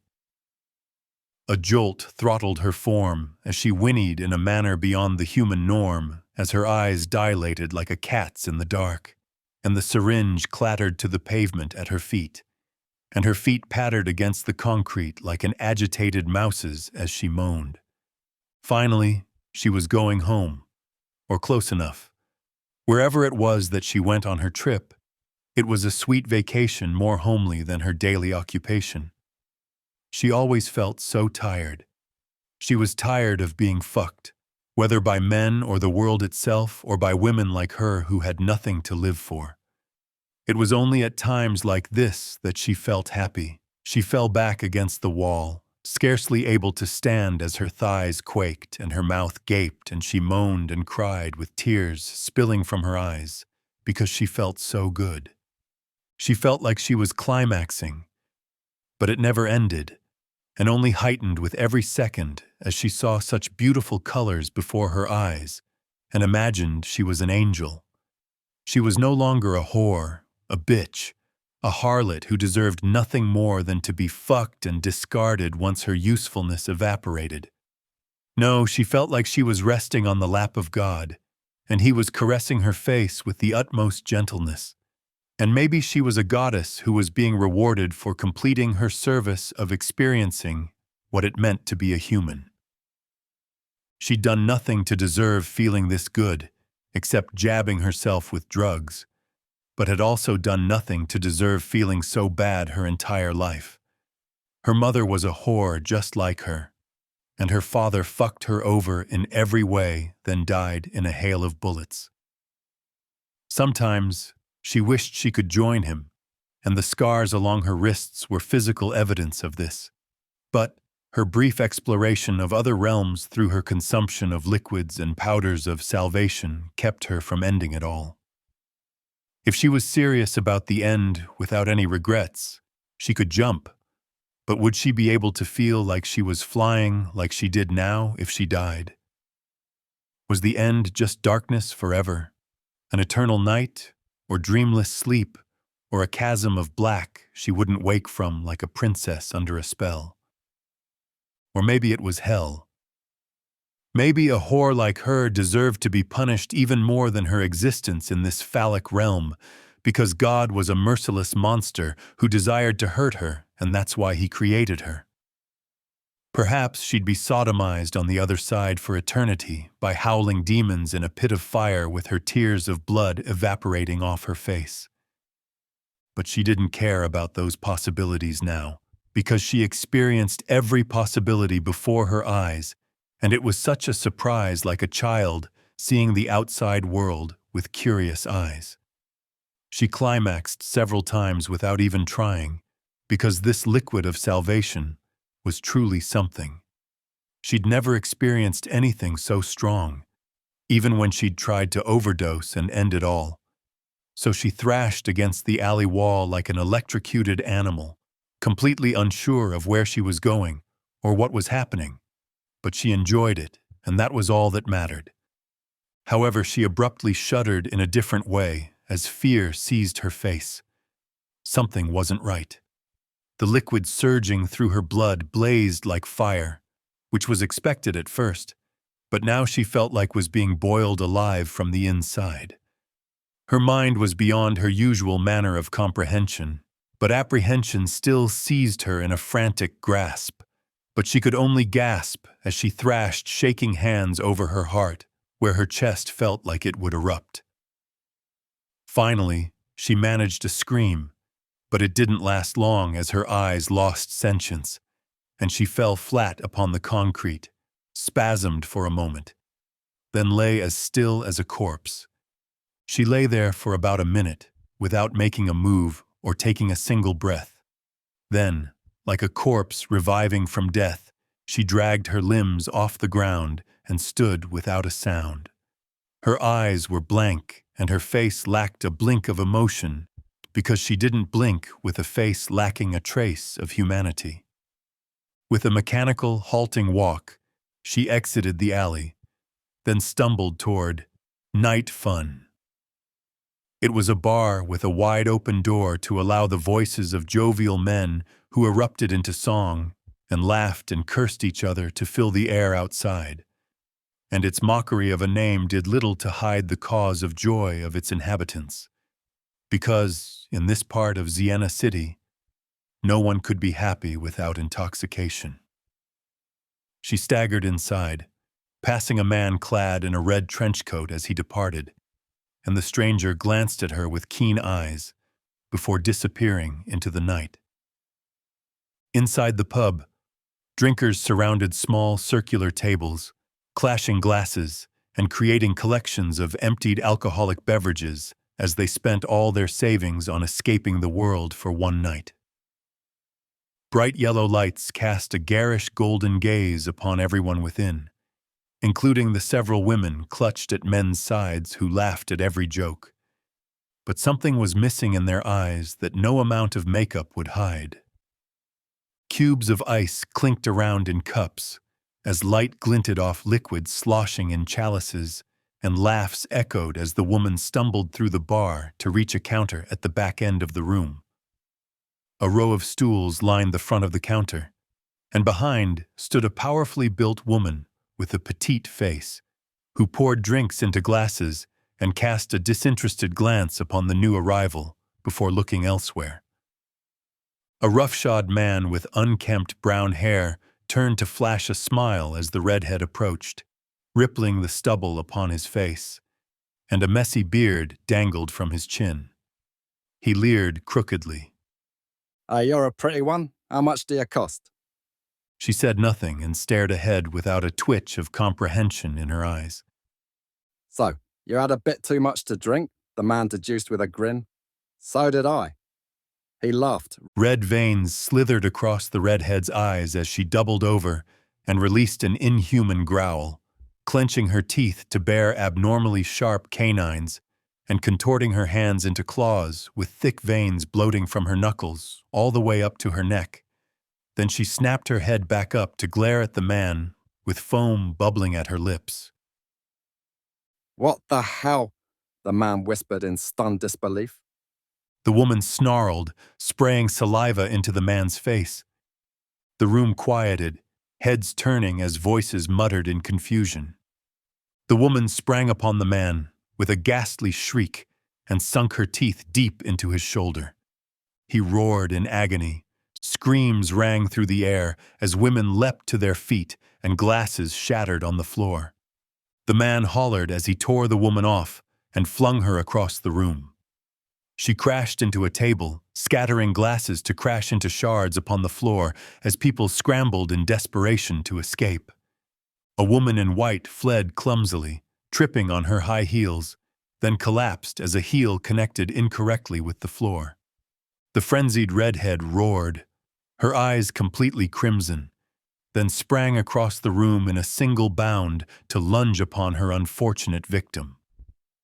The fallen woman screamed, but her rabid predator struck mercilessly with a horribly violent bite to the neck that sprayed blood in several directions. And the berserk redhead tore her face away with a wicked rip, hosing blood everywhere as her victim's scream trailed off abruptly. But the woman in white wasn't dead, even as red endlessly spurted from the hole in her neck and reddened her dress. And she grasped the crimson aperture with both hands as she thrashed in desperation to live. But scarlet sprayed through her fingers and her hands fell limp to the floor as she shuddered underneath the predator. Blood poured profusely from her mouth and nose as her head shook uncontrollably, and her eyes became glassy as her struggle to survive ceased. The frenzied redhead took another violent bite from the woman's neck, tore away more flesh, and munched with emptiness in her eyes, then swallowed and bellowed a hideous roar that scattered blood and saliva across the floor. The panic that thrashed the room now was like an earthquake as tables and chairs were kicked and overturned in the haste of bargoers to escape, and fleeing citizenry brutalized each other with punches, clawing, kicking, shoves, and headbutts. Anything to ensure their escape as the bar's sole exit became clogged with frantic humans. Screams were constant, especially from women, who realized the men around them wouldn't protect them from the demonic presence in the room.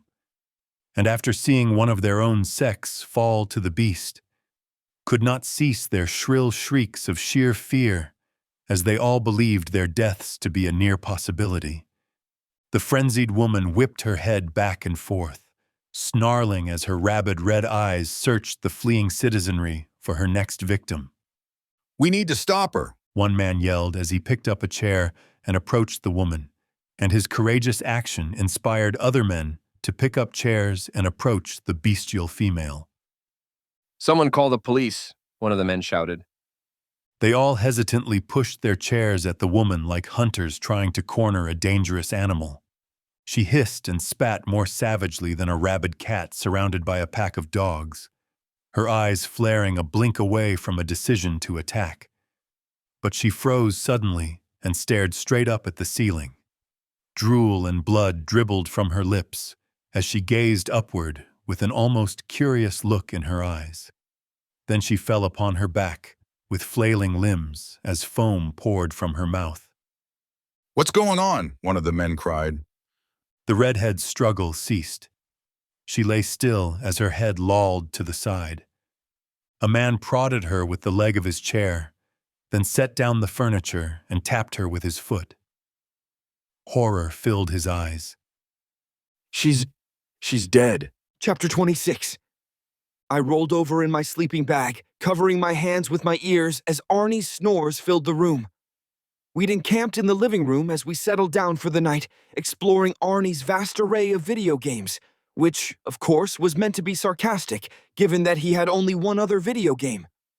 It went by the name of Hoops, and played exactly as you'd imagine, consisting of throwing a white dot into something vaguely resembling a hoop. Unfortunately, video games on home consoles seem to lack the power of the machines at the arcade. Not having color and a sound design consisting of 3 differently pitched beeps became boring incredibly quickly, so Arnie pulled out a movie. A Dog's Life was the title. A title irritatingly familiar, since I'd watched it with him at least 1,000,000 times already. But I relented upon his begging, so we popped it in and clicked play. I dozed off several times during the film, only awoken by Arnie's constant sniffling, and by the end, he was full-on sobbing. Why? Why'd Wade have to die like that? So that people like you will bawl their eyes out and the makers will make a ton of money selling tapes, I said. He sniffled. Can we watch A Dog's Life too? I need to see what happens to Wade's puppies. You know what happens, I said. All of them die except for... Don't spoil it, he yelled, covering his ears. But you've seen it before like 100 times already, I said. I haven't seen it in a while, he said. I don't remember the plot that well. It's so formulaic, I responded. The grown-up puppies get lost and have to find their way home. Then this dog catcher who's euthanizing strays chases after them. Shh, Arnie hissed, holding a finger to his lips. Let's just watch it. Trust me, it's better than you remember. I sighed. Fine. Once again, Arnie spent most of the movie in tears, and I spent much of it asleep. After it ended, we turned off the lights and went to bed. Arnie was out like a light, snoring as soon as he slipped into his sleeping bag. He must have been drained from all that crying. I, on the other hand, couldn't fall asleep due to his constant snoring. I tossed and turned with my fingers in my ears, trying to block out his obnoxiously loud snores. Eventually, his snores declined in volume and frequency, granting me the opportunity to rest. But just as I began to drift off, bam, bam, bam, bam! Someone was knocking so frenziedly against the front door that it sounded as if the door would burst off its hinges, and I bolted upright in my sleeping bag to stare at the quaking door in the dark. Arnie zipped awake as if zapped by lightning, shaking his head in every direction as he blinked in confusion. Huh? Who's there? I don't know, I hissed. I stepped out from my blanket and pulled out a flashlight as the loud knocks continued to blare from the other side like gunshots. The flashlight's illumination showered Arnie's terrified face with light. What's going on? He demanded. Arnie, please open up. A voice yelled from the other side. Arnie gasped. Mom! He leapt to his feet and dashed to the door, then flung it open to present the night knocker. Sandra stood at the doorstep, and my flashlight allowed the full sight of her misery. Tears stood wet on her face, and she lacked any footwear. The short pink skirt she wore revealed bruises on her knees and shins, as if she'd fallen a dozen times in the haste to flee something unknown on her heels, and her chest heaved as she panted desperately with her green crop top hanging askew upon her breasts. Worst of all, flecks of blood spattered her cheek, and I couldn't spy where their origin was. Mom, what happened? Arnie demanded, his voice shaking with shock. Her breaths wheezed out in shuddering gasps. Lady at work. Went crazy. Started biting people. Blood everywhere. She trembled with shuddering hands. I ran, dropped the keys.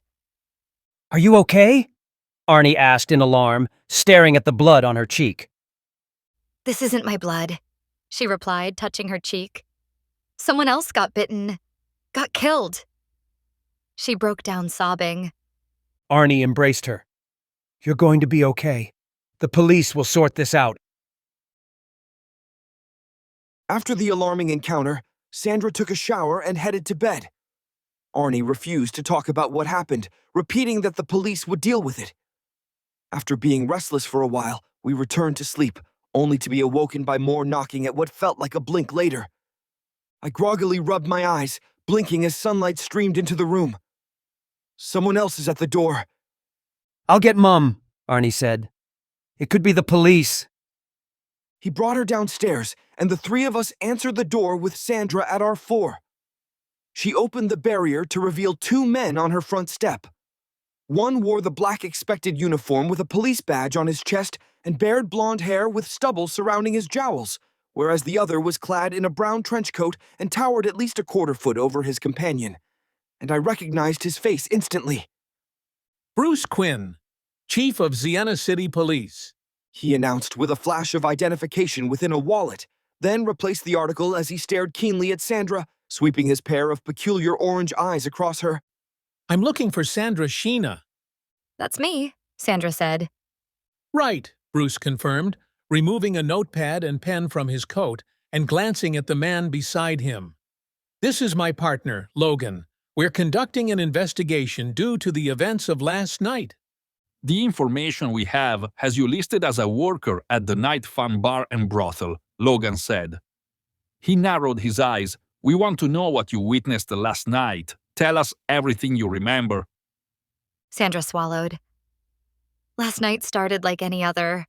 It was very busy and customers wouldn't stop coming in. Then this strange red-haired woman walked in. I didn't pay much attention to her at first. She seemed to be talking to someone else, a man who often purchases our services. She drew a sharp breath. All of a sudden, she starts acting crazy and biting people. Everyone began running, and I ran with them. But when I looked behind me, I saw a coworker fall, and the crazy woman jumped on her and... She grimaced and shuddered. And killed her. I never want to see anything like that again. How did the attacker kill your coworker? Bruce demanded. Sandra's words looked to be a mighty struggle as her eyes stared past the officers into some horrible place. The attacker tore her neck open with a bite. Like an animal, it was so horrible. Arnie grabbed his mother's hand and met her with a reassuring gaze. You're safe now, Mum. Sandra released a shaky sigh. I'm sorry. I don't wish to remember what happened, but I'll do my best for this investigation. Bruce said, scribbling on his notepad. He glanced at her. There's still something missing. He raised his eyebrows. Sandra, I'd like your help, if possible. I'm heading back to the crime scene. Would you mind accompanying us? Examining things there may jog more of your memory. She knit her brow, glanced at Arnie, then returned her worried gaze to Bruce. If it helps prevent a nightmare like this from ever happening again, then I'll do whatever I can to help. I'm coming with, Arnie said firmly. If you're going, then I'm tagging along too, I said. Bruce stared at me. You look rather familiar, boy. Alex, is it? It's been a long time. It's unfortunate that you got wrapped up in this business. He turned around with a glance at Logan. We're heading to the cruiser. Gather anything you need before we leave. We might be there for a while. Within a few minutes, Sandra, Arnie, and I piled into the back seat of the police cruiser, a giant black militaristic vehicle that was parked at the edge of Arnie's yard, and we departed with a squeal of tires. Bruce drove brashly down the road, forcing passing buildings and street lamps to blur with their forms darkened by our tinted windows. The cruiser soon slowed to a stop, parking beside a squat brick building, and we departed with haste to gaze upon our destination. Night Fun was declared in bold red letters upon a glowing street sign at the fore of the red-brown structure, hanging over an open door sealed off by bands of yellow police tape. Bruce lifted a strip of tape and escorted us in. We entered to find a chaotic scene immediately before our eyes. Overturned tables, scattered fallen chairs, shattered glass, and 2 corpses lying prone on the floor. 2 women, one scarcely clothed in black, the other fully blanketed in what used to be white but dark liquid stained her breast, and I could barely glimpse any details because both females were surrounded by crouching police officers. Several officers in medical gear, wearing clinical gloves, protective goggles, and surgical garb that covered every inch of their skin, crouched around the 2 women, speaking in hushed voices as they placed swabbed samples of blood and other fluids into clear plastic bags. Half of them turned to stare at us during our arrival, but quickly returned to their work. A counter stood against the far wall. Behind it stood the brawniest woman I'd ever seen, with a powerful form shaped like a brick. She wasn't lithely chiseled like an athletic man, but rather endomorphic in might, with evident power beneath the layer of fat surrounding her all over. Her arms were thick, her back was rather broad for a female, and her short neck was more manly in its girth than many men I'd seen. However, she possessed soft green eyes that nurtured a strange kindness mixed with a mask of cruelty, and her lips were full and wide like her hips, and her chin was oddly delicate for her otherwise unusually virile form. Overall, her face was pretty and petite and only rivaled in its beauty by Jessica, creating a stark duality between her brawny body and feminine face. She was among the oddest females I'd ever seen, and I didn't know what to make of her matronly mix of her unusual masculinity combined with a definite feminine presence. Her blonde hair was bound back into a tight bun, and a tattoo crawled up her neck to end by her ear, where a single gold ring hung from her right earlobe. 2 policemen faced the brawny woman and fired questions that she responded to with nods of her head and short affirmations or rejections. However, Bruce ignored the intriguing woman as he led us over to the 2 victims and stopped beside a police officer who was placing cotton swabs in a pellucid plastic bag. "I've brought a witness and her companions to help us glean more information." He pointed a thumb back at Sandra. "Sandra Sheena. She was working here last night when the incident occurred." The police officer nodded. She can have a look. Our evidence is inconclusive so far, so perhaps it'll jog her memory and reveal more information for us to investigate. Just make sure she doesn't touch anything. Sandra stepped forward, examining the scene with a tight grimace. Arnie leaned forward, blanched with a noise as if he would vomit, and turned away. I took a closer look. Now I could see every inch of the 2 fallen women, and the sight of them made every cell in my body scream with revulsion, but I couldn't tear my eyes away from the horror that lay before me. The woman in white stared up without any sight in her eyes, and her neck was a mess of torn red flesh, beneath which darkened blood stained her breast, and dry dark liquid marked her lips and nose as evidence that she choked on her own blood as she died.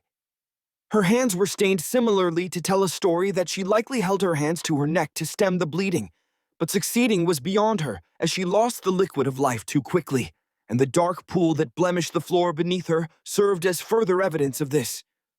Meanwhile, the woman clad in black scarcity had a vast disparity from her companion, because it was apparent she was the victimizer with the veal and aged blood that stained her mouth. But her lack of apparel revealed an odd contortion to her back, as if her spine had snapped in two different places, and her limbs were splayed in every direction, as her eyes displayed only confusion. Something had happened during her last moments to cause a seizure, or something similar. I'd read too many detective novels and true crime to not see the evidence before my eyes, because her tongue was bloated and purple as if she were hung, meaning that she choked it on her own inner fluids as she foamed at the mouth or her throat seized. Yet despite all this, there was a strange look of peace in her eyes. I was surprised, but perhaps I shouldn't have been.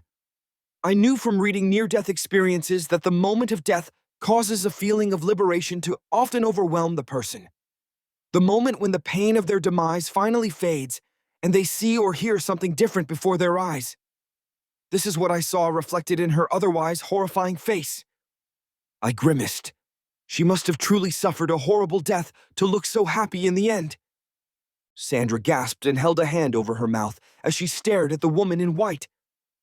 Carla, this is just awful, awful. Why did this happen? So her name's Carla, Bruce said sharply. What else do you know about her?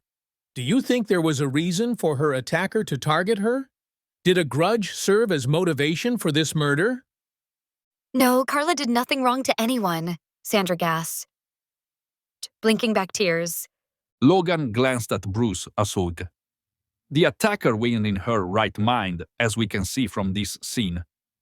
I've never seen a woman attack another this fiercely without the influence of drugs.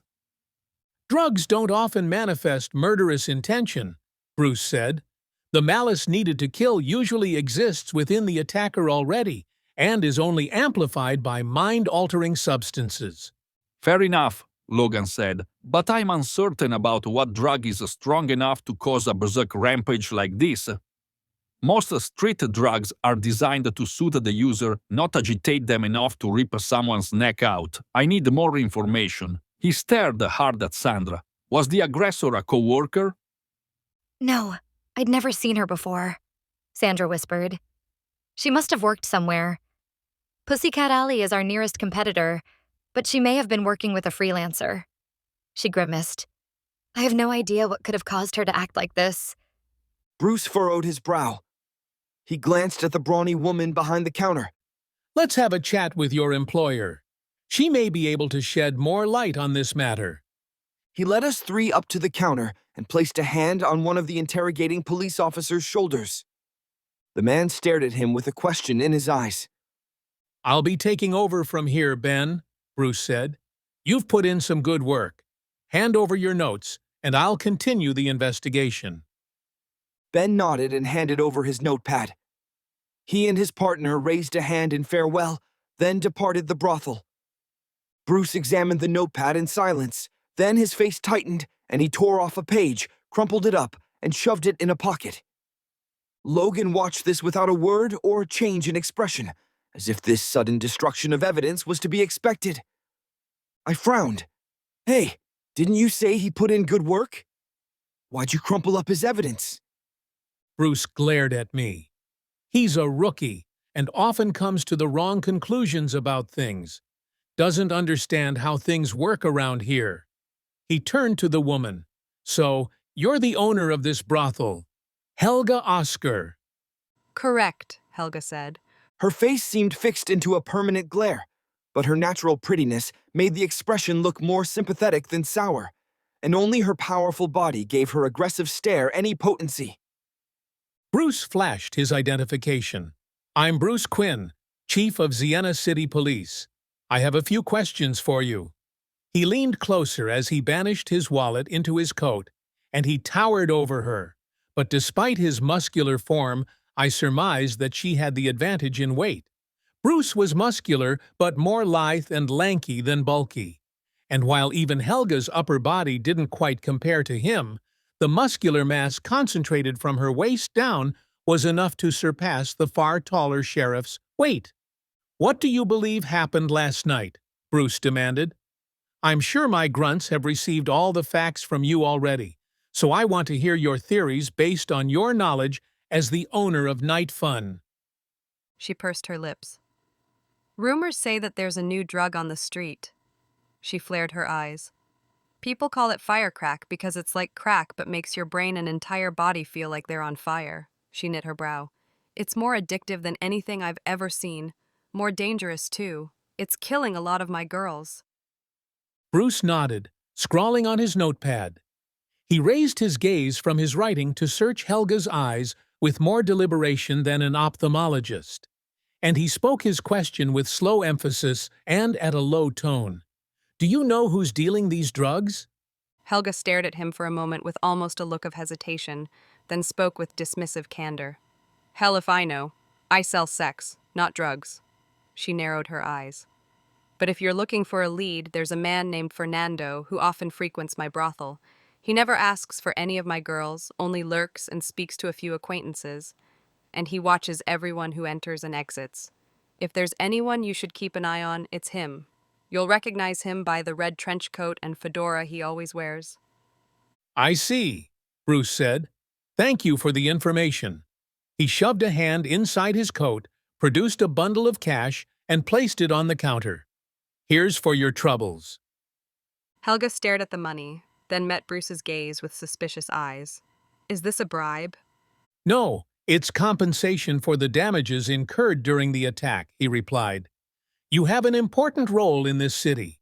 Prostitution is legal in Siena for a reason. It helps us keep close tabs on the darker aspects of night activity, such as human trafficking and illicit drug use. We appreciate the service you provide this city. Hopefully, this will help keep your business on its feet. An incident like this is bound to reduce your customers. Thanks, Helga said gruffly, snatching up the money and counting it, and her eyes widened.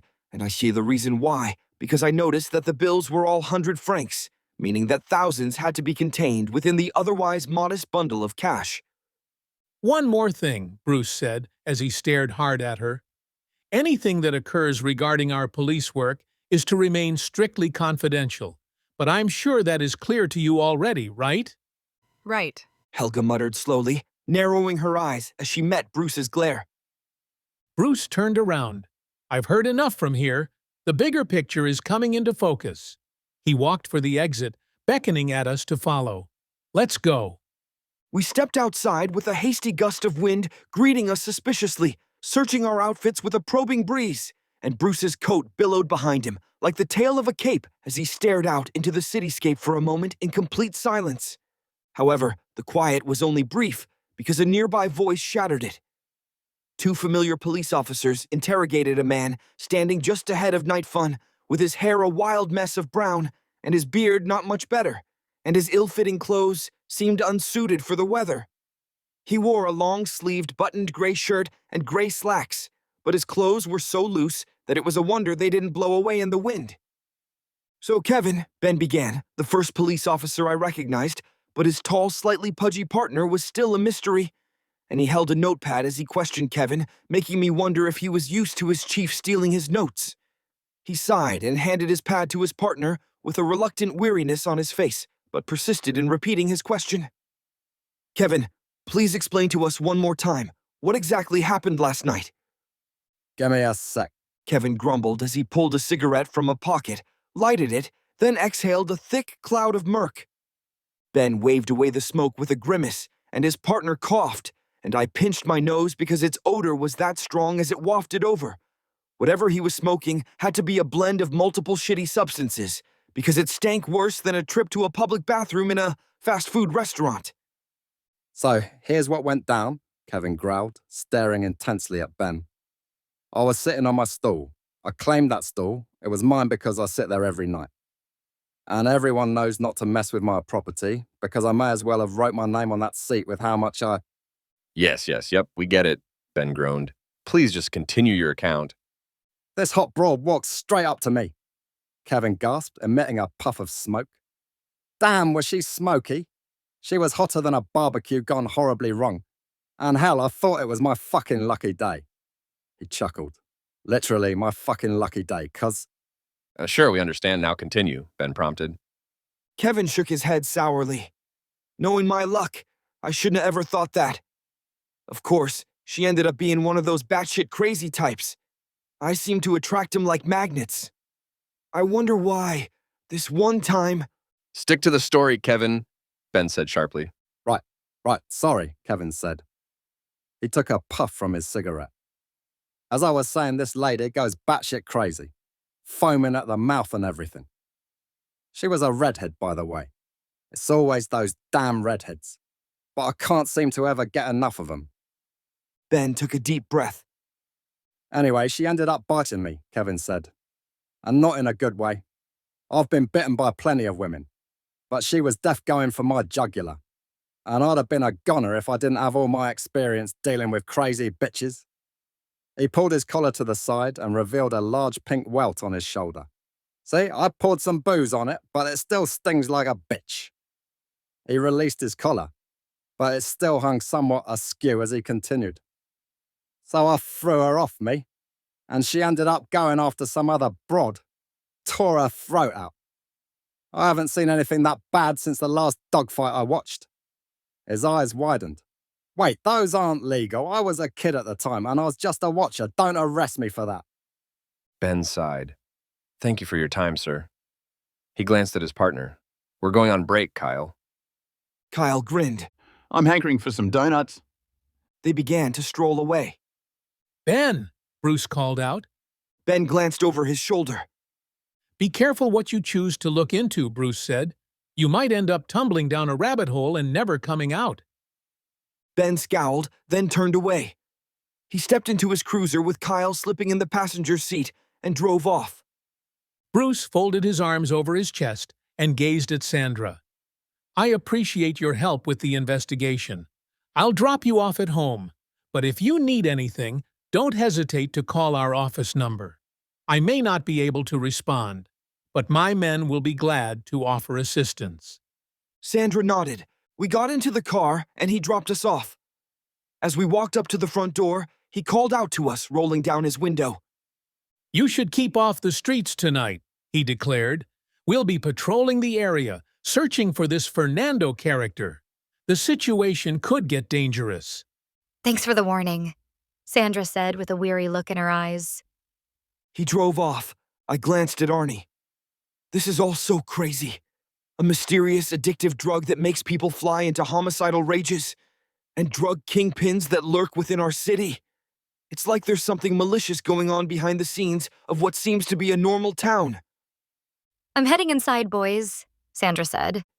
She opened the front door and stepped inside her home. Maybe there is, Arnie muttered. I don't really care. I just want things to stay the way they are. His face tightened. I hate violence. I hate murder. I hate crime.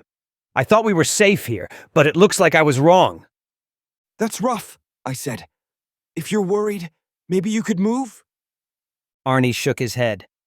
Can't afford to. I sighed. I glanced at him, smirking. Do you remember that Kevin guy who was answering questions? He was all over the place. A dark expression crossed Arnie's face. Alex, that was Eric's dad. I stared in disbelief, my heart sinking. You're serious? Come on, let's head inside, Arnie said, heading for the front door. I gazed after him for a moment, still frozen in shock. That slob was Eric's dad? How has Eric been surviving? I shook my head, halting the train of thought as I walked toward Arnie, who held the front door open as I approached. I'll ask Eric when he gets back. Arnie can't possibly be telling me the whole story. Chapter 27. Helga folded her thick arms over her chest as she stared at Kyle. She leaned back against the front of her counter, and the lobby of Night Fun was illuminated with subtle lights because there was little to capture by sight that night. Chairs and tables had been stacked at the edges of the room, and not a trace of the two corpses remained on the floor of the brothel. Our forensics team cleared the area in record time, Kyle remarked, gazing around. Of course, they didn't want the bodies to start decomposing. I heard that the odor of rotting corpses seeps into wood and is almost impossible to remove, so it's rather gracious of them to complete their forensic investigation in such a jiffy. Well, at least the police are good for something around here, Helga grumbled.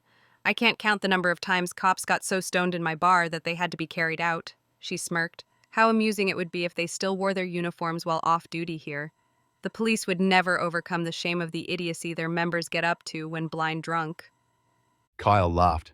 I'm sure. I'm glad I stay sober. The only fix I crave is my donuts. Can't ever seem to get enough. Helga scoffed. I can see it. Kyle snorted. Wow, you don't pull any punches. But you're rather portly yourself, so be careful trading barbs with a pig like me because you might find yourself a sow. Helga smiled briefly. You have no shame making fun of a woman's weight like that. I'm not fat, just big-boned. More like big-muscled, Kyle exclaimed.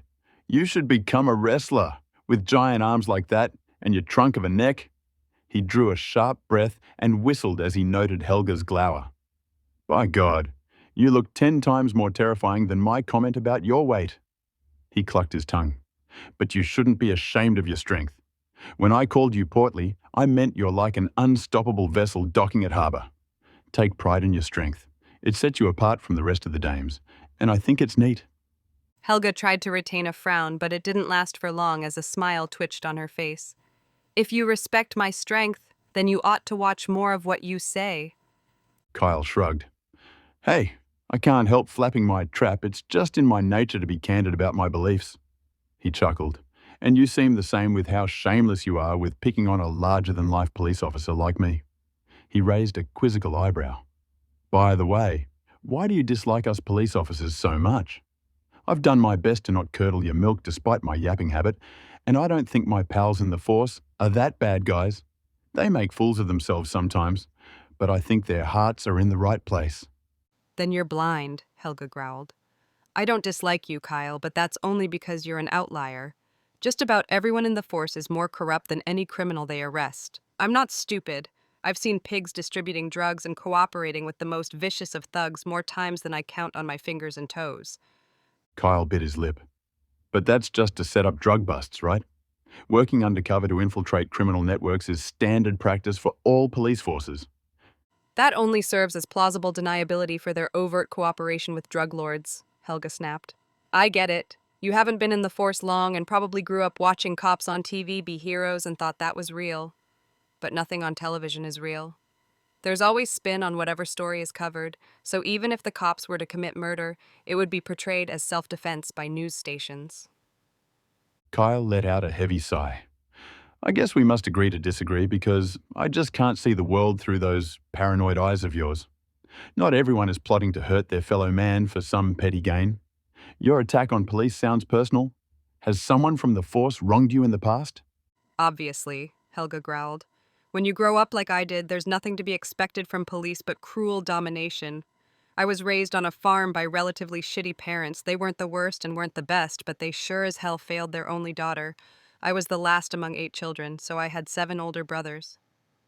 No one knew what to do with me as a girl, so I was treated like the rest of my bratty brothers, which meant that I spent my days working in the field and was beaten for even looking at my parents the wrong way. That's horrible, Kyle spat. I can't believe there are parents like that. Once again, you're blind to the reality of this world because mine weren't that bad in the grand scheme of things, she said. The only thing I hold against them is how they turned a blind eye to the way I suffered at the hands of my eldest brother. He was the golden calf of our family because he'd be leading the family next since my father was getting old. And that made him bold. It made him brazen enough to pin down his own sister in the middle of the night and have his way with her. Kyle drew a sharp breath. I'm so sorry. Don't apologize, Helga spat with rage in her eyes. You're not him, so don't act like it's your sin. He was just twisted and drunk on his own power like most police officers. I tried to tell my father and mother, but they decried my stories as lies and sometimes beat me for insisting it was the truth. When I swelled with pregnancy, they claimed I was just fat from eating like a pig. I gave birth to the baby in the barn. It was the most painful time of my life, not simply because I squeezed life out of my loins, but because a horrible hate seized me when I stared at this baby who looked just like me and my brother. I grabbed a rock from nearby and held it over my child's face, screaming and crying louder than the infant, and I raised the stone with the full intent of crushing her skull, but the sheep in the barn brayed so loudly that it made me stop, and I turned to see a tiny calf standing beside its mother, and both were staring at me like they knew what I was about to do. The hate was gone. I couldn't blame the child for her own birth, so I cast aside the stone and cradled my child close. I named her Rachel, meaning little lamb, because of the animals who preserved her life and my sanity. However, my family didn't take well to the appearance of this new child, because they all knew where Rachel came from, and I had to be the scapegoat because my eldest brother was untouchable. So I became the whore who had a child with some phantom man just because I was a sinful slut. That's evil, Kyle whispered. No family should treat their own daughter like that. No, Helga said. I don't consider them the epitome of evil. They mostly left me alone and were content to curse me. However, some neighbors put together what happened and informed the police. They probably thought they were doing a good deed, but the sheriff of our small town arrived shortly and conducted a week-long investigation, and at the end, he decided that I was unfit to raise my own child. I was 16 at the time, and I'd nurtured Rachel just fine for 2 years, but they still decided to steal her away from me. Hate seized her face. They wouldn't take no for an answer. I fought them the whole way, but they took her by force, and then, with the suggestion of my mother, I was sent to an insane asylum instead of prison for resisting cops who were just doing their job. Is that why you hate us? Kyle asked quietly. I don't blame you hearing your story. If I was in your shoes, I'd hate me too. No, I don't hate you, Helga said. You're a fool, but that's no sin by itself, so I can't hold any venom in my heart against you. A storm clouded her face. After spending a year or so in various asylums, they finally released me, probably because I had no money to pay them since my family had disowned me, and none of their meds worked to restrain me. I'd been transferred from psych ward to psych ward, and was released from the largest asylum in the borderlands, the Eritrean Asylum. But by then, it was a long journey back to my hometown of Barbari with no money, and there was no such Rachel in the records they had available at their orphanages. Maybe they changed her name, or moved her to a different city, but the result was the same. I'd lost my daughter, and to this day, I still haven't found her. Kyle took a deep breath. I don't know what to say, Helga. I can try to check the records I have access to.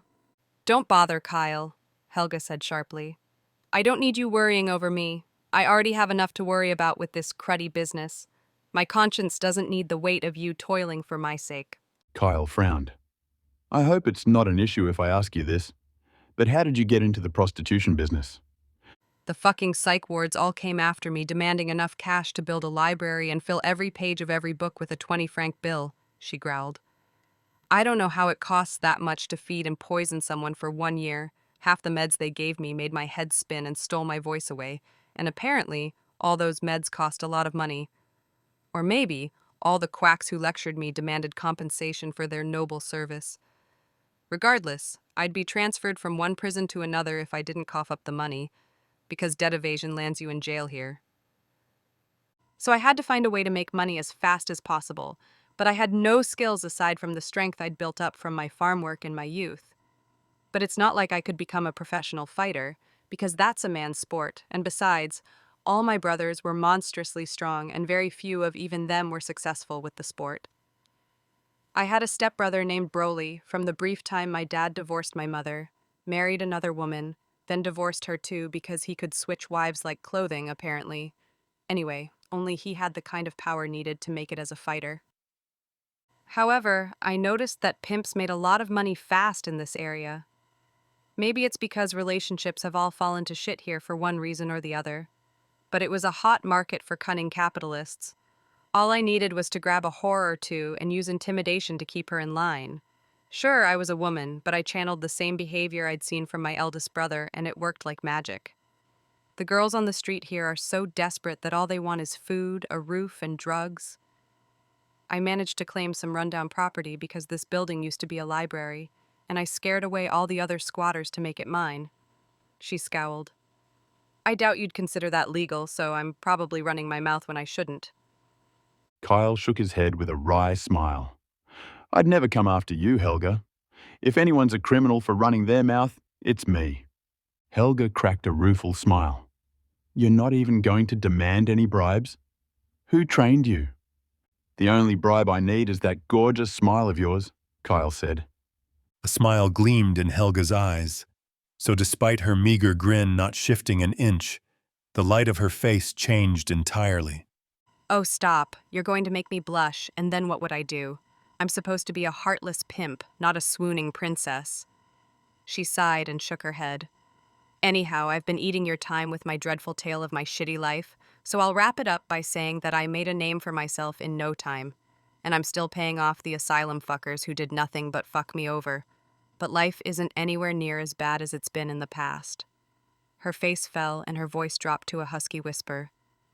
I still have dreams about Rachel, dreams about being reunited with my only daughter, and waking up from them is so painful that I can't put it in words. She drew a deep breath and forced a grim smile. But I'm keeping it together, because the last thing I'd want is to end up back in the psych ward. I wish you the best of luck with everything in your life, Kyle said, his eyes soft and glimmering with sympathy. Don't give up hope. I'm sure one day you'll be reunited with your daughter. He turned around. Now, it's time for me to head back to my family. I couldn't imagine losing any of them, so my prayers will always be with you. God bless.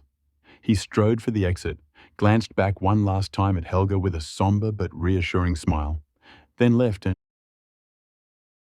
Young women nestled together upon a spread of adjacent mattresses, with thin blankets that stretched across the end of a dark and otherwise empty room. The girls groaned and grumbled with the noises of sleep, shifting their limbs with moans as their eyes fluttered with the fast fervor of dreams, and their forms were clad in nothing save for undergarments. Some females preferred to be underneath blankets. Others chose to go without. But the choice was partly an illusion because their rags weren't sufficient to cover all of them. So several girls nestled together for warmth, trading breaths from inches away or cradling their companion with their brow pressed into her back, and the room was silent apart from the steady breathing of deep sleeping. One dark-haired girl murmured in her sleep as she turned over, her breath a fervent whisper. Mother. Lights flashed on like lightning as the door crashed open with a sound like thunder. Girls bolted upright in bed in panic to find Helga standing with a storm on her face as she gazed at her prey.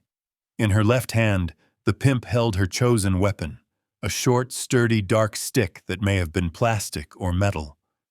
But regardless of its composition, it shone cruelly in the room's sudden illumination, as if it had been slicked down with some lubricant to grant it its awful glare. Helga lifted her right hand to reveal a syringe filled with crimson liquid. Her eyes flashed across her prostitutes with horrible wrath as she growled ghoulish words through gritted teeth. Why did I find this shit disposed of in the garbage? The girls stared at her with the wide eyes of a doe about to die from the wrath of a berserk predator. Answer me, Helga yelled, cracking her truncheon against the floor. Tell me who dared to bring the filth I banned into our home. She gnashed her teeth as her eyes searched every single trembling girl's for answers, and her voice fell to a dangerous rumble. If no one speaks the truth, then I will punish all of you. A dark-haired girl with a wall of bangs nearly blotting her eyes from sight, and clad in pink undergarments, answered in a whisper. I think. Helga glared at her. Speak up. Don't answer with hesitation if you have some truth to tell me. The girl swallowed hard, then pointed across the room at a smaller girl with curly auburn hair. It was her, Addie. Addie gasped with unparalleled terror in her eyes. No, I swear. Punish her, the girl insisted. She's always getting high on weird stuff. I'm sure she did it. Is that true? Helga demanded, taking a step closer to the girls cowering at the back end of the room. Addie shook her head faster than a panicked mouse, but nothing more than a squeak escaped her as Helga approached. Helga stared down at Addie, then glanced at the dark-haired girl. Chloe, what evidence do you have of Addie's guilt? Chloe bit her lip. I think I saw her doing it in the, bathroom. You think so? Helga asked quietly. I don't want to hear what you think. Tell me what you know for certain. Chloe flinched. I saw her. I did. Just before she closed the door. Helga narrowed her eyes. If you saw her, then why didn't you tell me immediately? Chloe took several rapid breaths.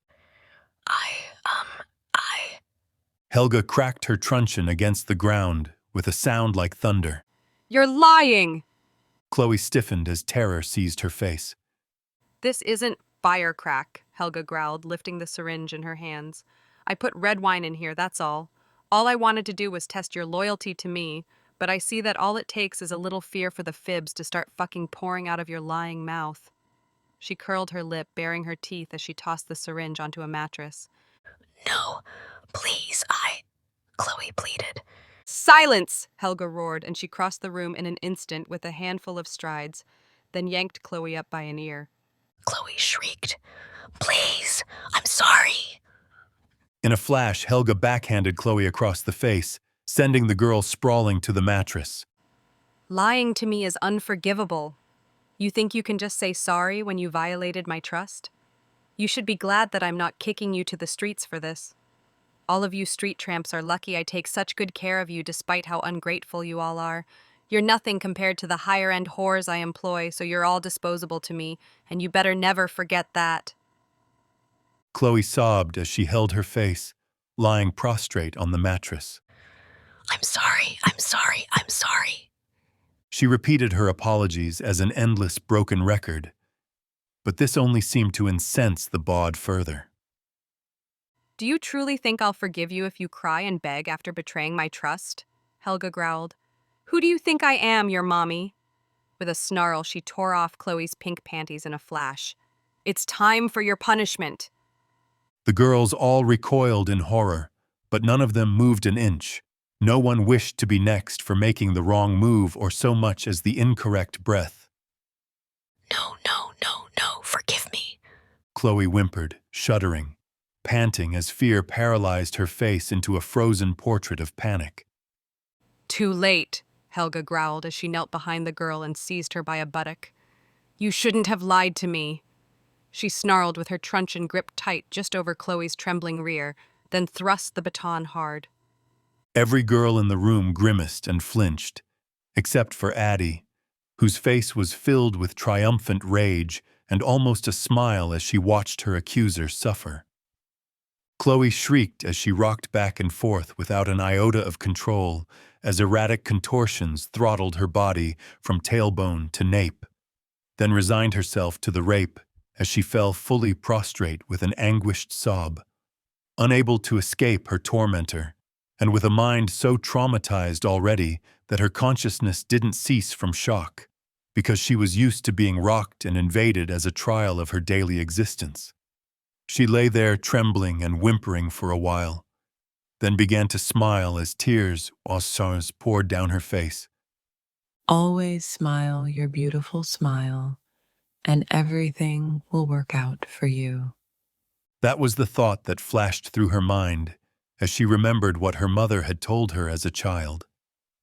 The woman had been so kind and wise when she was little, but that was before her mother succumbed fully to her drug addiction and became a woman who rivaled a witch in malice and kicked her own daughter out of her house at age 13.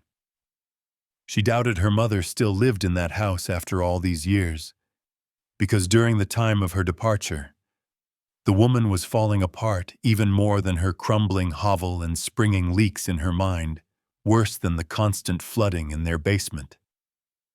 If she could see me now, she'd laugh, Chloe thought, as anguish filled her eyes. But her smile only widened, and she cackled out a horrid laugh. Helga scowled. So you're enjoying this. I should have figured a whore like you would get a kick out of being humiliated. She grinned a ghoulish smile with horrible hate in her eyes. But we'll see how long that keeps up once I fuck your pussy bloodier than the girl who died downstairs. She smacked a savage slap against Chloe's rear, forcing a cry from the girl, then ravished her with dozens of merciless strikes, holding nothing back with each attack. Chloe grunted and gasped as she shuddered on the mattress, her face tensed in anguish. But somehow her smile returned, even as she burned within and tears streamed down her face. You must think I'm your mommy to still be getting pleasure while being decimated, Helga growled as she watched blood trickle down Chloe's legs. Cruelty contorted her face into a demonic mask. Your mother's the one who kicked you to the curb, and you still cry out for her in your dreams, don't you? How pathetic. She probably kicked you out because you're such an awful liar. Forget her. You depend too much on a mother. A whore like you who's aborted every child could never know the sacrifice it means to be a mother, so quit demanding motherliness from me or I'll make you suffer. The violence ramped up as the bawd went berserk with her weapon, thrashing it inside the girl with less mercy than any bloodthirsty rapist. The force of her thrusts were so vicious that one would expect her victim's pelvis to snap as the phallus began to enter at erratic angles, stretching the skin of the vagina it bloodied. And all the while Helga growled and snarled and seethed with hate beyond any words to express in her eyes. The surrounding whores winced and flinched with every thrust, and many looked away or shut their eyes and shielded their ears from the terror that they all feared. Chloe's eyes stared off into some distant place as she shivered, and more blood spattered on the mattress below her.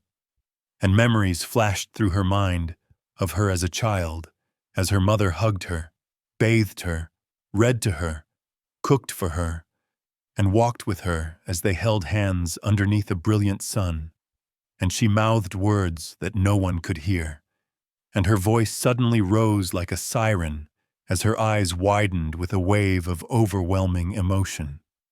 Mother, I still love you. Her orgasm began with a thunderous quake of her legs that worked its way up her entire body as her head shuddered and her face contorted to make various ecstatic expressions in a single breath sucked in at a high pitch before being released with a whimpering scream, and squirt beamed out from her nether to spray Helga all over with several fanatic spurts of feminine cum. The pimp gasped in shock, releasing her rape weapon, and the object clattered to the floor as she flung it aside in her surprise. She sat there for a while, breathing heavily as all the girls in the room watched her warily, except Chloe, who collapsed supine with a wondrous grin on her face as she gazed without fear at her tormentor. The dark-haired girl lay with her arms as wide as one being crucified, a red sea of blood staining the mattress between her loins. And yet there was no pain in her pure face as she stared up at the former mother, her eyes filled with empathy and understanding that only an angel could replicate as a being with mercy for humans even during the depths of their darkest sins. Helga shuddered and clenched her hands into fists as rage beyond murder broiled in her eyes. She'd sought some meaning from her violent action, yearned to empower herself somehow and soothe the constant conflict in her mind. But now she was left with nothing and felt more lost than a leaf in the wind of her grievous emotions.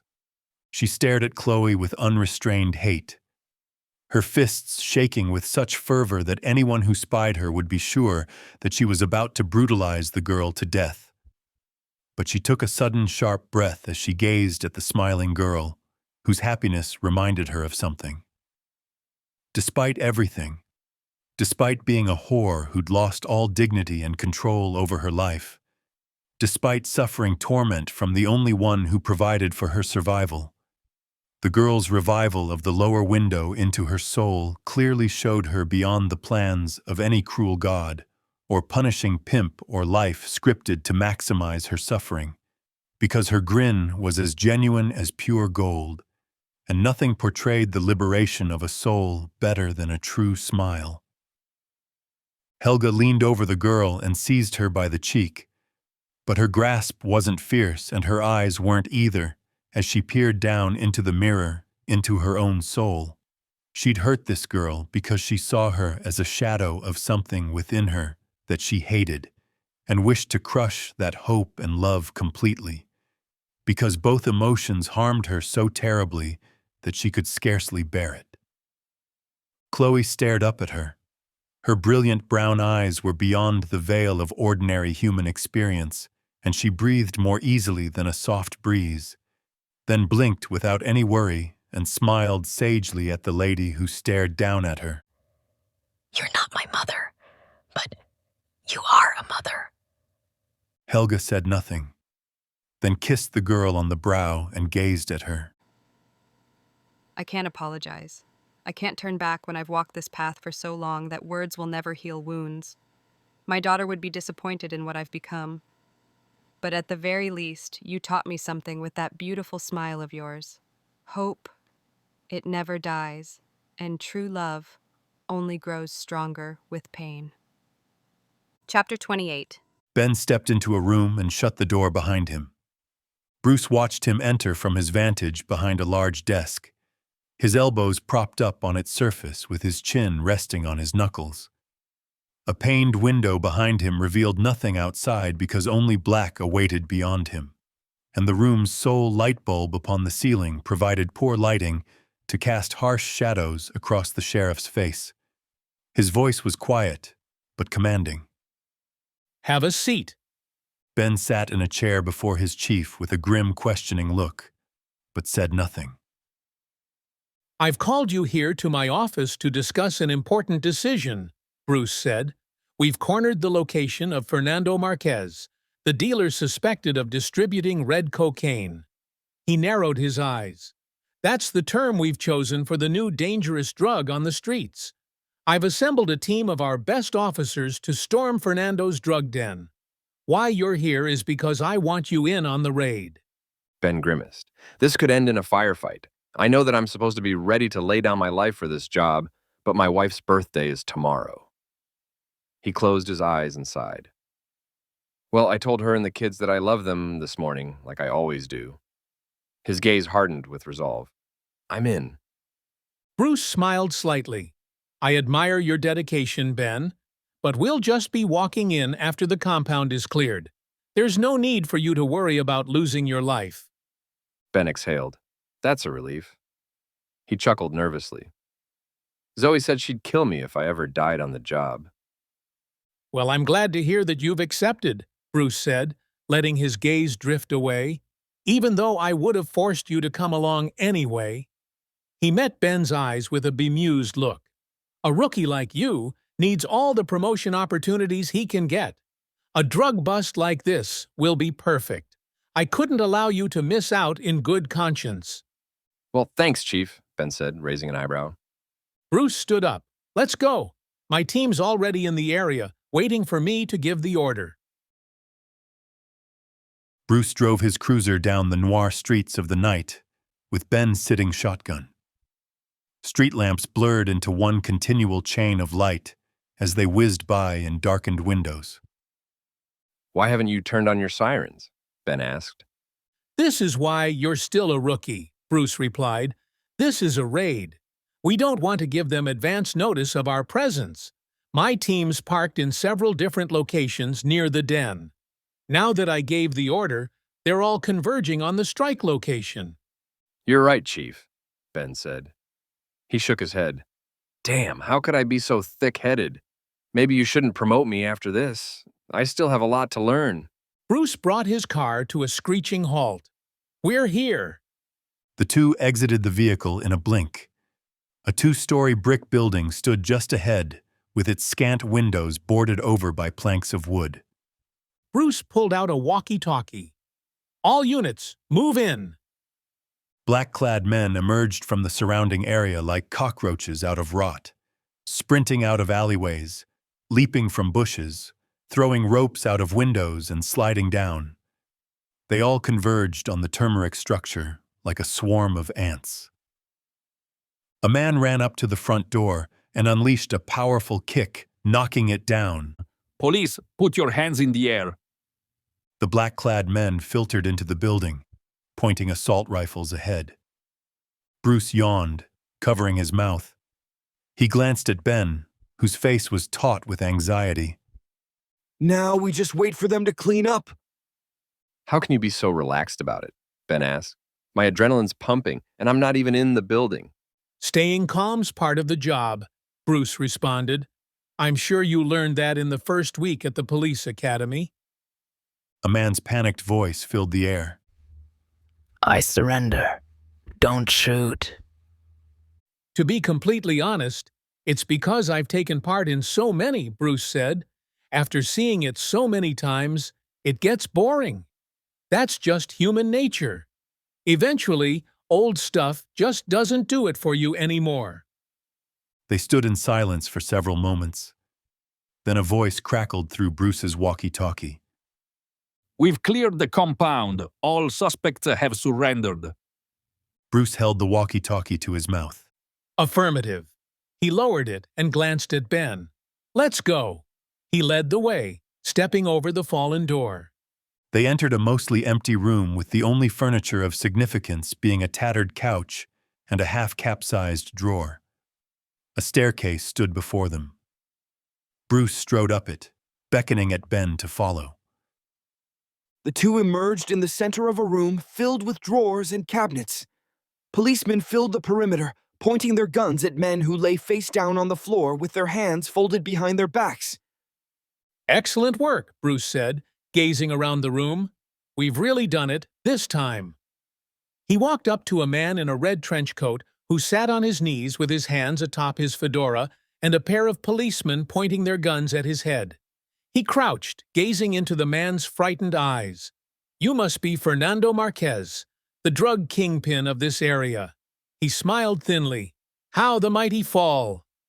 What shall we do with them, sir? A policeman asked, his face obscured by a black helmet and dark visor. Bruce curled his lip. Kill them. Leave only Fernando alive. Screams pierced the air with the blare of several gunshots as police opened fire without hesitation. Blood pooled beneath fresh corpses. Fernando's eyes widened. Ben blinked, then swallowed and looked around at the mess of corpses that reddened the room, and finally met Bruce's eyes with a horrified stare. What? What are you doing? Those men were unarmed. They surrendered. Bruce paid him no attention, glancing at one of the policemen behind Fernando. I trust you've confiscated Fernando's weapons? Yes, the policeman said. Hand it to me, Bruce ordered. The policeman pulled a small pistol out of his pocket, passing it to Bruce. Bruce examined the pistol. Then he turned and shot Ben in the chest. Ben gasped as the gunshot shot rang out, clutching at his chest and stumbling backward. He fell on his back, spitting up blood as a dark splotch spread across his uniform. He stared up at Bruce and choked out a single word. Why? Bruce gazed down at him with eyes colder than ice. I told you to keep your nose away from where it didn't belong. You kept searching and learned things you shouldn't have. He tilted his head toward Fernando. Unfortunately, Fernando here happened to shoot you. We're going to miss you, Ben. Ben gritted his teeth with a death glare at Bruce as blood bled from his mouth. Damn you to hell, you bastard! He stilled as a glassy look clouded his eyes and departed from this plane. Bruce pointed Fernando's gun at the ceiling. He fired repeatedly until the hammer clicked empty, then turned and tossed the gun at Fernando's knees. What shitty aim, Fernando! Looks like you ran out of bullets. Fernando stared at Bruce with pure panic in his eyes. Please. What do you want? I've paid you the money. I kept up my part of the deal. The surrounding policemen pulled bags of red powder from their pockets and began stuffing them inside drawers. This is bigger than our deal, Bruce growled. Players far higher up the ladder than you and your lot have changed the rules of the game. So I'm to take all the blame. Fernando spat through grit teeth. Damn you. That's right, Bruce said, pulling a syringe from a pocket in his trench coat. Blood-red liquid sloshed around within. He grabbed Fernando by the lapels, yanked him close, slipped the syringe into his front pocket, then glared at Fernando from an inch away. "You're just a pawn." He threw Fernando to the ground and pulled out a gun, pointing it at his face. "And you'll serve the purpose that all pawns do." No, please, Fernando cried. I'll do anything. Please. A gunshot echoed throughout the room. Chapter 29. I returned to my place for the night and slept fitfully despite being back home, tossing and turning for hours, as horror stormed my mind. I felt sick, almost like I had a fever, reminding me of what my mother once told me. Stress can make you sick, and I faced the truth of that as I sweated out seas to drench my bed worse than my worst childhood accident. My reaction upon seeing those dead women hadn't been strong at first. Perhaps it was because I'd seen death before with Seth, so there was an element of familiarity involved. But now, I couldn't get their faces out of my mind. And at the same time, Bruce's words rang through my head. "You should keep off the streets tonight. The situation could get dangerous." Why would the police chief warn us like that? It left a terrifying squeeze of dread in my gut, and just seeing that man's ghastly face was horrifying enough without his ominous words. The word dangerous, coming from someone as flippant as him, sent chills shivering down my spine. What exactly would happen tonight? My mind raced, concocting horrific scenarios.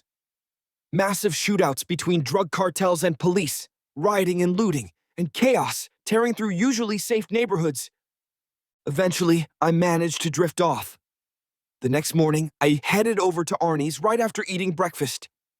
He opened the door before I even reached his front doorstep, his eyes wide and glowing with shock like flashlights. Have you seen the news? My mom just turned it on, and there was a huge shootout last night. My stomach sank. I followed him inside and found his mother sitting on the couch with her eyes glued to the television. I sat down beside Arnie, joining her as we watched a reporter begin to speak. A man wearing a black suit and tie stared into a camera with a microphone held to his mouth. Behind him stood a brick building with its entrance cordoned off by police tape. Last night, the Siena City Police executed a raid on the drug compound of Fernando Marquez. Lives were lost in the ensuing firefight, both on the side of our police and the criminals. He glanced to the side as Bruce stepped into the frame. Bruce Quinn, chief of the Siena City Police, took part in the raid yesterday.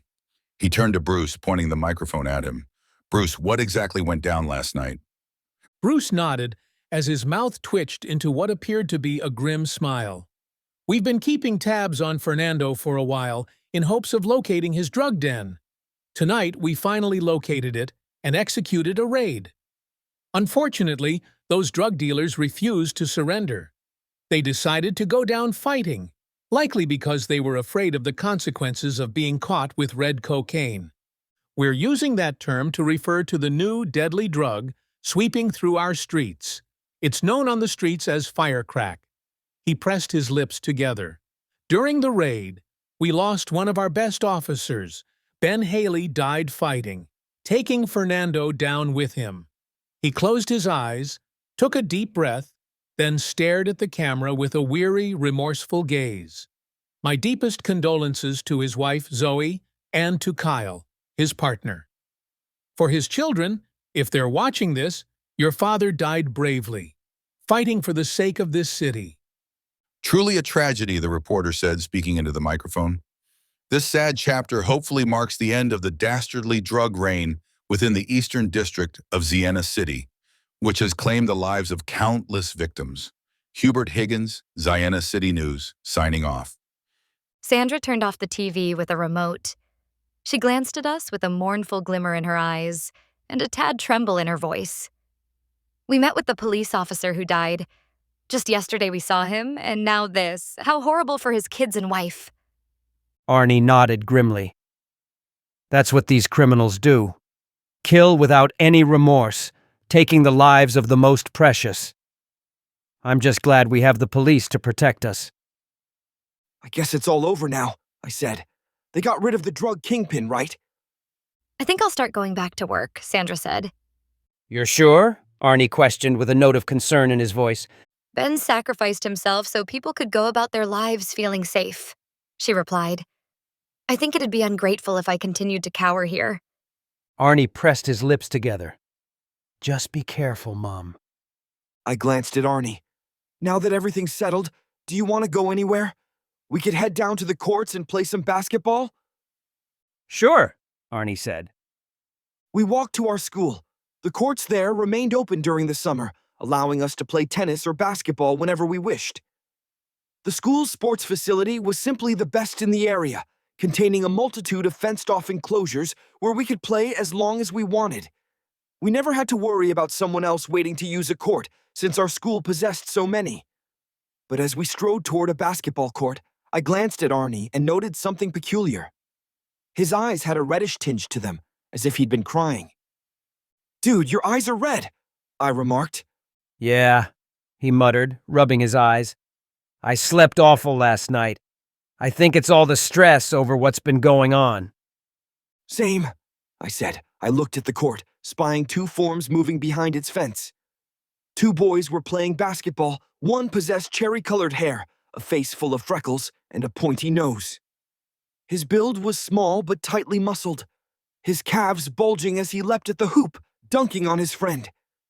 His friend towered over him, standing at least as tall as Arnie, and his most defining feature was his neck's bulging larynx.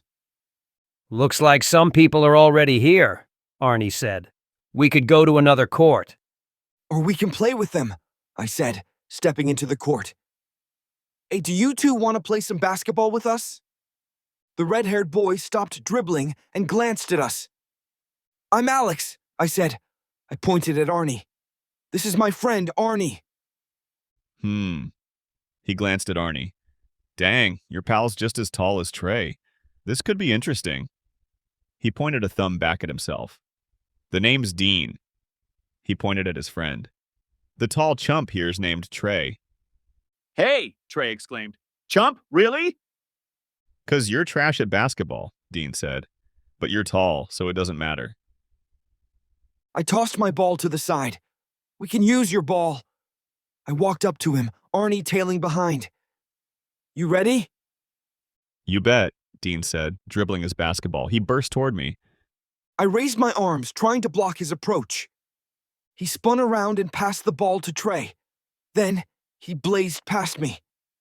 Arnie zipped in front of Trey, blocking him from going further. Trey dribbled the ball once. Then, he stood up tall, as if preparing to shoot. I furrowed my brow, dashing over to our hoop. He's trying to shoot from there? Impossible! He let loose the ball. It arced through the air, falling a short distance before the hoop, right into Dean's arms. Dean sprang and dunked, holding on to the hoop for a moment before letting go. He turned, smirking at us.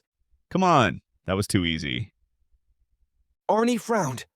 Their trick was clever and had caught me off guard, and Dean seemed to have a solid grasp of harnessing mana, because he was at least half as fast as me, but perhaps twice as good at basketball. I was rusty now with my skills at the sport after not taking it seriously since middle school, so I really could be made to look like a fool by a practiced opponent, but I was determined to avoid this now that I caught a glimpse of his trickery. We're just getting started, I said. Once we get warmed up, you'll be left eating our dust. Let's see it then, he said, tossing the ball to me. We returned to the center line and began again. For the next few minutes, we played on top of our game, not falling for any of their tricks or setups. However, as the game continued, I noticed Arnie lagging behind. He constantly gasped for air and grabbed at it as he ran with a red face and sluggish movements. It's not unusual to work up a sweat playing any sport, especially basketball, but I could clearly tell that something was wrong. Arnie's sudden fatigue resulted in points quickly racking up against us because both Dean and Trey ran circles around him. I began to feel like I was playing 1 against 2. As Dean scored again, whooping with triumph, I walked up to Arnie. He stood stooped over, his hands on his knees, panting. Arnie, what's wrong? I asked. You're not playing like your usual self. I must be out of shape from all of that McDanny's, he gasped. He managed a weak smile that didn't quite reach his eyes. All right, I said unconvincingly. Game point, Dean said, walking back to the center line. He shook his head. I had some fun at the start, but man, you guys got gassed quickly. Whatever, let's finish this. He immediately passed the ball to Trey. I got up in Trey's face, waving my hands around, trying to block the pass I knew was coming. But he was just too tall and fast with his hands. Several feints threw me off, and my attempt to swat the ball only brushed its skin as it soared overhead to reach Dean, and only Arnie stood between him and the hoop. Dean weaved past my friend, but Arnie didn't give up and pursued him with a face made furious by fierce determination, but he slowed as perspiration shone on his brow and gasped as he bent to recover his breath. Like every time before, Dean sprang up to our hoop and dunked. Upon his landing, he pumped his fist in the air. Woo, he pointed at Arnie. You suck. An impish smile crossed his face. Just like your mom did last night. Arnie gritted his teeth, straightening. What did you say? His voice shook. He clenched a hand into a fist. Dean licked his lips and cleared his throat. He spoke slowly, emphasizing each word. I said, your mother sucked. Tears brimmed in Arnie's eyes. He roared in frustration, lurching forward. I dashed over to Arnie and wrapped my arms around him, preventing him from moving. Let it go, Arnie. Let it go. He pointed a finger at Dean, his voice hoarse. Fuck you! Dean raised his hands in a gesture of innocence. Chill out, dude. It was just a joke. You don't need to take it so damn personally. He glanced at Trey. Come on, Trey, let's scram. It's no fun facing guys who can't take a loss. The two left the court. I released Arnie, scanning his face. You okay? You really freaked out back there. Arnie closed his eyes. He chuckled bitterly. I'm glad he doesn't know the truth about my mom. No one does. Even you only learned of it because of the incident. He furiously wiped at his eyes and sniffed, then met my gaze with a weary look. I've carried so much shame because of what my mother does. I know everyone looks down on her type of work. He exhaled. It all started when I was 5, when my parents got divorced. So that was back in kindergarten, I murmured. It must have been hard. Yeah, it was, Arnie said. I barely understood what was happening. But what was clear to me even then was why my father chose to split up. Mum cheated on him with some dude that she never saw again. I stared at him in shock. That's awful. Yeah, he murmured. Yeah, it really was a horrible thing for her to do. Yet, I still love her, despite that. I don't know why. Maybe I should be furious or something. He shook his head. My mum was awarded full custody of me, meaning my father can't even visit.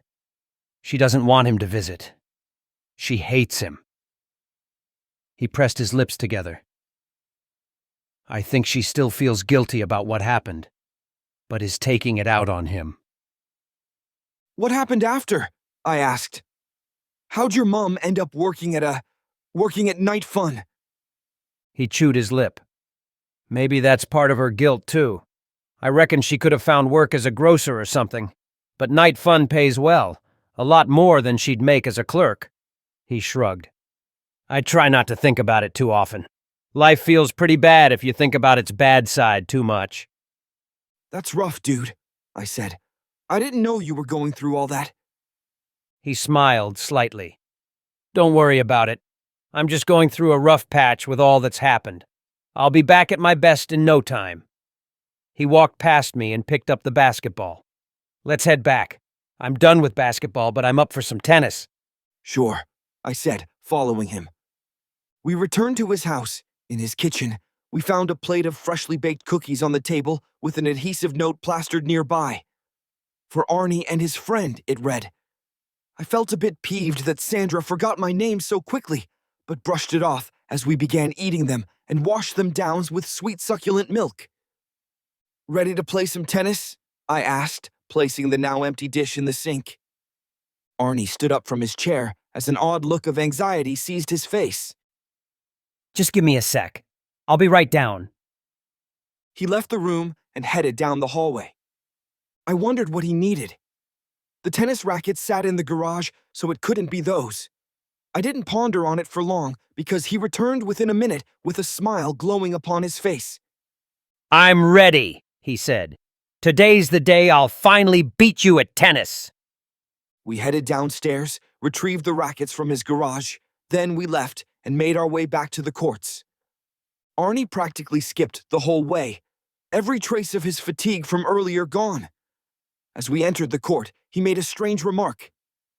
It's a beautiful day outside, isn't it?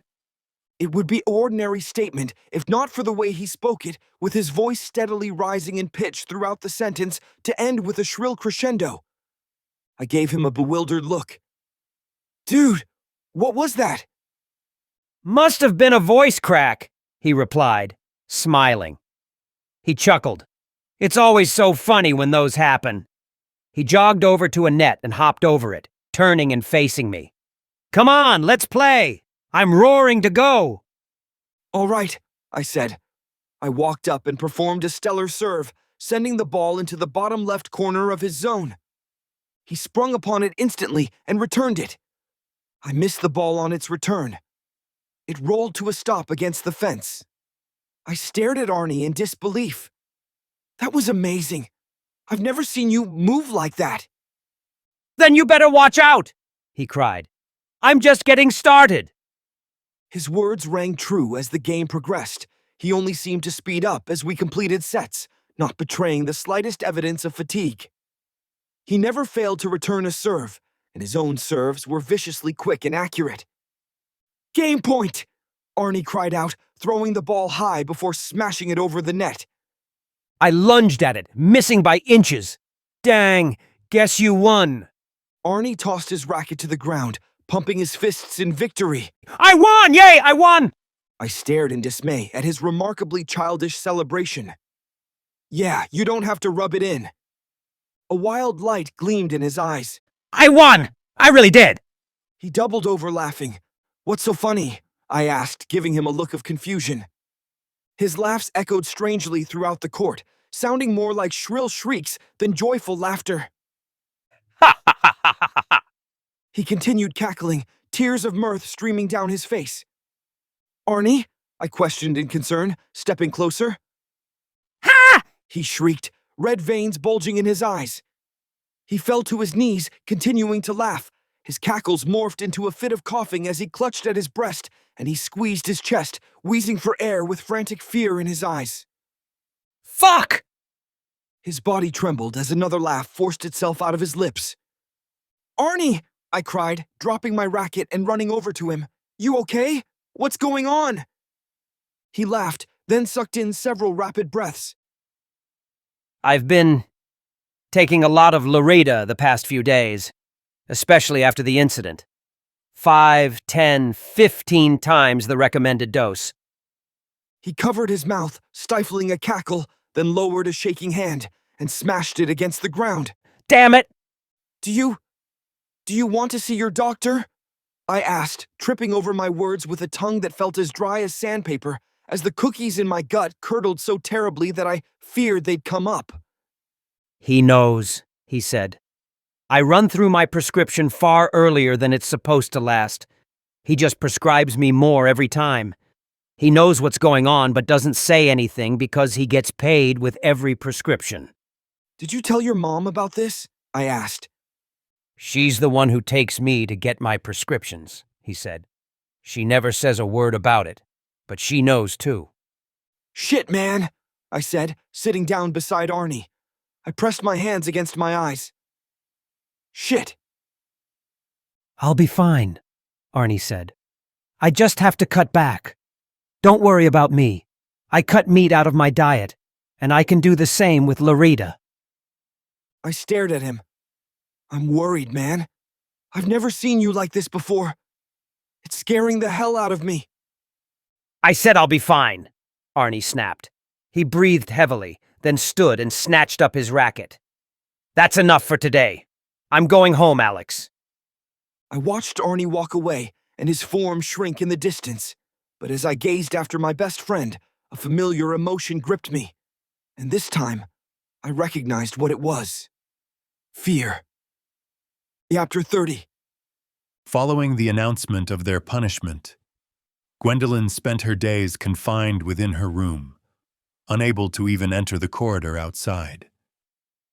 Her first reaction to the announcement had been relief, but now the weight of her detention began crushing her spirit. The food that a staff member brought to their room was the same every day: flavorless mush and salty soup that someone might have called mashed potatoes and stew if they didn't know any better. And her only grace for her grain-addicted taste buds was the crusty, dry bun that would arrive beside its bland companions. But even that did a disservice to bread, because she was certain she tasted potatoes within it. She was a kind, empathetic girl, but it quickly got to the point where she wondered if she'd snap when someone brought her anything with even a whiff of potato and have them instead for lunch. She spent many hours at the window, gazing out at the flocks of students below who frolicked around the fountain with faded laughs that she could hear through the glass. And she sighed so much that she knew she'd have set a world record if anyone recorded her. But the only eyes that watched her belonged to her roommate. For the first few weeks of their detention, her roommate remained silent and spent her somber hours staring at the wall without a sound. She was glum, and Gwendolyn understood why, but couldn't comprehend the girl's ceaseless gloom, because her own sulking only lasted for a day or two at most before she grew bored. The girl occasionally read from a handful of books, but otherwise her presence was no better than a vegetable. Yet Gwendolyn didn't wish to trade so much as a word with her, so her companion's quiet behavior suited her. A bitter division existed between the two girls ever since the incident. Their harsh words during the traumatic experience left both sour and sordid of each other, and the wounds in their friendship were deep enough to be a hair's breadth away from fatality, so their constant close quarters did nothing to encourage conversation. It would take over a month for this icy atmosphere to shatter. It all changed one day as Gwendolyn sat on her bunk, watching beads of rain crawl down the window's glass. It was stormy on that occasion, but not overly so, granting only brief rumbles and scant lightning to amuse the ears and eyes. Natasha stepped out from the bathroom with a white towel wrapped over her hair. Gwendolyn glanced at her and muttered an acknowledgement without thinking. Hey! Hey, Natasha responded. She trotted over to their room's sole circular table and sat down upon a chair, then cast off her towel to allow lustrous locks of silky black hair to spill forth. Her hand flicked out to pick up a pink comb, and she began brushing her mane with smooth, measured strokes. I haven't seen you with your hair like that since we first met, Gwendolyn remarked as curiosity gripped her gaze. Does your boyfriend like it that way? Natasha's lips curved into a faint smile, and she shook her head lightly. No, he likes it more in a braid. How's he like? Gwendolyn asked. Tell me more about him. Natasha put the comb down and began threading her fingers through her hair. He's strong and brave, never backs down to anyone. Oh, Gwendolyn said, standing up. You're braiding your hair? I can help with that. It's a lot easier when someone else does it. Sure, Natasha said. Gwendolyn walked up behind her and gathered up strands of hair, weaving them together. As you were saying? My boyfriend's very strong, she said. The corners of her lips curved up. He's big, too. In more ways than one. Gwendolyn grimaced. Ew, too much information. She laughed. Enough about my boyfriend. How do you feel about Edward? Gwendolyn's fingers froze. I don't know what you're talking about. She laughed again. Don't give me that. I've noticed you two seem quite close. Gwendolyn continued braiding. Well, I see him as a friend, that's all. Oh, I'm sure, she said with a scoff and a raised eyebrow. He's like a brother to me, Gwendolyn insisted. She pursed her lips. But he's a lot more well-behaved than my actual brother. She lifted her hands. There, all done. She sat down at the table facing Natasha. How's your brother like? Natasha asked, gazing curiously at Gwendolyn. You never talked about having a brother before. Well, Gwendolyn said, grasping her chin, he's scrawny but really likes playing sports. He can be very competitive at times, to the point where he can come across as mean. But he never means to hurt anybody because deep down he's very soft and caring. Sounds like a cutie to me, Natasha said. I wish I had a little brother like that. A dark look flitted across her face, but vanished within an instant, returning to her usual smile. What's his name? Gwendolyn raised an eyebrow. You still haven't told me your boyfriend's name. Natasha pouted. You're putting me in a tight corner, bestie. She sighed, then raised a level hand. Our friendship level is about here. She lifted her hand a foot or so. You need to reach at least here to unlock that secret. So I need to go from a bestie to a super bestie, Gwendolyn remarked, smiling. Natasha stared at her. She burst out laughing. Gwendolyn chuckled, shaking her head. For the remainder of their detention, the two girls chatted incessantly, spending hours jabbering about the most trivial topics. What at first felt like a prison now became an enjoyable time to spend together, without worry of intrusion from outside obligations. The girls went from icily distant to not fretting over using one another's toothbrush. As revolting as it was to witness this practice, I must remain accurate with my account, because this was only too true and too common. The weeks flew by, and the end of their detention arrived.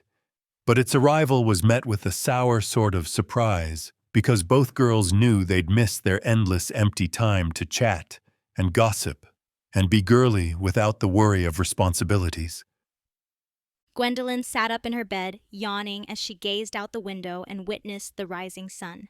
She knocked on the wood of the bunk above her. Good morning, bestie. Natasha rolled over and stifled a yawn. And good morning to you too, bestie. Today we get released from detention, Gwendolyn cried. Aren't you excited? Sure am, Natasha said, slipping down from her bunk. Gwendolyn stuck out a pouty lip. You don't sound excited. It's our first day of our second year. It's your first day of your second year, Natasha said, strapping on her boots. It's my first day of my second year. Gwendolyn winced and drew a sharp breath. Oh, right. I forgot. Well, let's get to it, Natasha said. The two girls walked into the bathroom. I'm not going to comment on this, because I expect you understand my sensitivities on this issue already. I've watched humanity for eons across thousands of civilizations, cults, cultures, and tribes, and can definitively state that female relief stations are far filthier than those of the opposite sex. Why? I still do not know for certain, despite my all-seeing eyes. Perhaps it has something to do with marking territory or competing with other procreation candidates. But the explanation matters nothing when a mess results that makes one wonder how any female emerges fresh from shared restrooms. Anyway, at some point, the two girls stood in front of the mirror and picked up their toothbrushes. Oh, Gwendolyn said, her toothbrush in her mouth. Wrong toothbrush. Mine is light green, yours is dark green. "'Kay," Natasha replied. The two girls switched toothbrushes. Gwendolyn brushed for a few moments, then her eyes widened. My mistake. Yours is light green, mine is dark green. The girls switched again. Then they spat in the sink and rinsed off their toothbrushes. Kinda sucks that all we have is water to brush with, Gwendolyn said. Really? Natasha asked. That's all I've ever brushed with. She smirked, then poked Gwendolyn in the side. As long as you don't stuff your face with sugar, you'll be fine. Seriously, though, Gwendolyn said. Back at home, we brush with olive oil. My mother says that's the best way to keep your teeth clean. Really? Natasha remarked. Well, your teeth are as white as plates, so I guess something's working. She smirked. I use a semi-truck worth of toothpaste whenever I want to make out with my big boy. But aside from that, I'm an all-natural sort of girl. Our teeth shouldn't need anything more than water, right? 'Cause all the other beasties eat raw flesh and their own crap, and their teeth don't fall out. Gwendolyn shrugged. Well, you don't want to have gorilla breath, right? Who knows? Maybe gorillas have great breath, Natasha quipped. She patted Gwendolyn on the shoulder. Don't think I'm not onto you, bestie. I know you're only asking because toothpaste is sugary. All those potatoes must have been torture for a sweet tooth like you, but toothpaste ain't ice cream, honey. Unless you want a trip to the hospital that badly. Gwendolyn scoffed. Oh, come on! I'd never be so stupid as to eat toothpaste. Natasha's lips curved into a smug smile. Then why did your mom use olive oil? It's rather fringe when all the normal people are using the latest chemical concoction on TV. Gwendolyn smirked. I guess she's an all-natural girl, just like you. Now let's head downstairs or we'll both be all tardy to our first day of school. The two left the room, headed downstairs, and entered the mess hall. The grand banquet hall was just as busy as the duo remembered, filled with food and sound, and the people who ate and exchanged both with laughs and grins. A boy peeled off from the throng surrounding them, waving as he approached with a bright smile lighting up his face. Edward! Gwendolyn cried, embracing him. Her hug was just a skip away from being the flying leap of a woman witnessing her beloved return from war, and her sigh was just as dramatic as she mashed her face into his shoulder. Long time no see. Natasha said, raising an eyebrow. Interesting. Gwendolyn glanced over, scowling. What are you looking at? This is a hug from long-lost friends. Anyone would hug their friend after not seeing them for 3 months. I see, Natasha said with the smuggest of smirks, nodding. Gwendolyn flicked a hand at her dismissively, then returned her attention to Edward. She released him and stepped back. How have you been holding up? Detention must have been rough for you, being a boy and all. Edward met her gaze wearily. You're right, it was. I'll tell you all about it over breakfast. The three gathered at a table, setting down plates piled high with food. Gwendolyn sat down, inhaling deeply over her stack of steaming pancakes. We never had food this great while in detention. It was just potatoes, potatoes, potatoes. She frowned, angrily stabbing a fork into her pancake. Edward sighed, leaning his chin against his palm. During my time in detention, I was forced to interact with my roommate, Bill. He grimaced. Before, I was able to avoid Bill simply by leaving the room since he spent all his time there. Gwendolyn asked, her mouth full of pancakes. What happened next? Natasha glanced at Gwendolyn. Slow down. She looked at Gwendolyn's plate, then locked horrified eyes upon her gluttonous companion. Where'd your fork go? Did you swallow it? Right there, Gwendolyn mumbled, pointing at Natasha's plate. Natasha looked down. A syrup-coated fork protruded from a slab of steak. Sorry, Gwendolyn said, chewing. Stuck it there without thinking. She glanced to the side, noticing a bottle on the table. Ooh, they have whipped cream. She snatched it and began spraying down her pancakes. Natasha shook her head in dismay. That damn sugar makes you go crazy. She glanced at Edward, smiling apologetically. I'm sorry, Edward. You were saying? Edward slammed a hand down on the table as his face and voice flared with outrage. Bill clogged the toilet at least twice a week and refused to use the plunger. Bill never washed his clothing and left his dirty underwear all over the floor. He raised 4 fingers. 4 times. 4 times I stepped on them. He breathed heavily, staring down at his plate, then gazed at his companions with an embarrassed smile. Sorry, lost my head for a bit there. Bill just frustrated me a lot.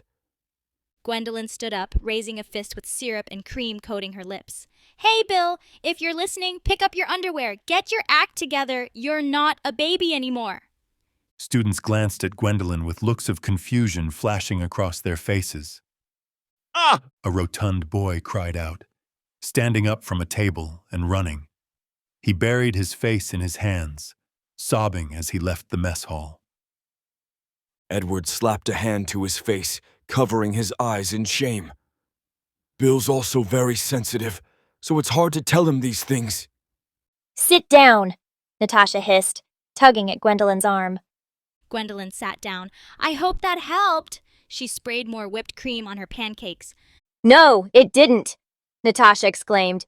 She raked Gwendolyn with a glare of disgust. You're eating way too much sugar. It's no wonder you're out of control. Gwendolyn opened her mouth, spraying whipped cream inside. She glanced over at Natasha. What was that? Oh, forget it, Natasha spat. One of these days, you'll drop dead from a heart attack from eating all that sugar. Well, mana actually has an effect on bodily toxins, Edward said. The more mana you have, the better your body becomes at cleansing toxins. Gwendolyn's eyes widened. So if I become a better wizard, I can eat more sugar? Yes, but don't overdo it, Edward said, staring in dismay at the heap of whipped cream on her plate. That just gives me another reason to improve, Gwendolyn exclaimed. She pulled her fork out of Natasha's steak and used it to scrape cream off her plate, piling it inside a nearly empty glass of milk, then mixed the glass with her fork and drained the concoction in a single gulp. Natasha and Edward locked eyes. They shook their heads. Gwendolyn, Natasha, and Edward stumbled inside a busy classroom, breathing heavily. Students sat in rows of desks that all faced a small gray-haired woman who stood behind a table. The woman glanced at them disapprovingly, with curly locks of hair swaying as she turned toward them. She stood quite short, barely reaching Gwendolyn's shoulder, and had a grandmotherly look to her with her soft eyes, plump cheeks, and matronly form. Her voice was tart with sardonic disgust, and she curled her lip and clucked her tongue with heavy disapproval before issuing her declaration of distaste. You three ought to arrive on time, especially on the first day. It sets a bad reputation, you know, and you're already starting on the wrong foot with what happened last year. I'm very sorry, ma'am, Edward said hurriedly. I needed to get something from my room, but my roommate, Bill, put a chair up against the door. Do I look like I care about Bill? The woman asked sharply. Edward mumbled. The answer was no, she spat. Now, have a seat, Mr. Applebaum, and both of you girls, too. The three found empty desks at the back of the classroom and sat down. I'll start that again for those few who missed the start of my introduction, the teacher said. My name's Miss Plum. I instruct mages on learning holy magic. I foster my students to become holy mages. She smiled with genuine warmth that shined in her eyes. Holy magic is truly wonderful. It's a tool that can be used to save countless lives. Unfortunately, there are very few who choose to learn it, making you all very special for your decision. You will be the generation to solve problems that have stumped us for decades, to uplift society and to improve the lives of all. Hey, Gwendolyn whispered, poking Edward on the arm. Your surname is Applebaum? Yeah, Edward replied. It's a long story, but it's because my great-grandpa owned an apple orchard. That's cool, Gwendolyn whispered, returning her attention to Ms. Plum. I'll begin today by teaching you the holy light spell, the most basic of holy arts, Miss Plum said. Everything that comes afterwards stems from mastering this spell. She held up a palm to eye level. Holy art, holy light. A glowing sphere of light materialized above her hand. Murmurs of amazement spread throughout the class. Gwendolyn gasped. It's so bright. Once I learn that, I'll never have to use a lantern again. Natasha muttered. It's no big deal. She snapped and a ball of light materialized, floating above her palm. Her lips curved into a smug smile. See? It's just a fancy light trick. Nothing special. Students in the class quickly took notice, gazing at Natasha in awe. How'd you learn that so fast? Natasha's smile widened.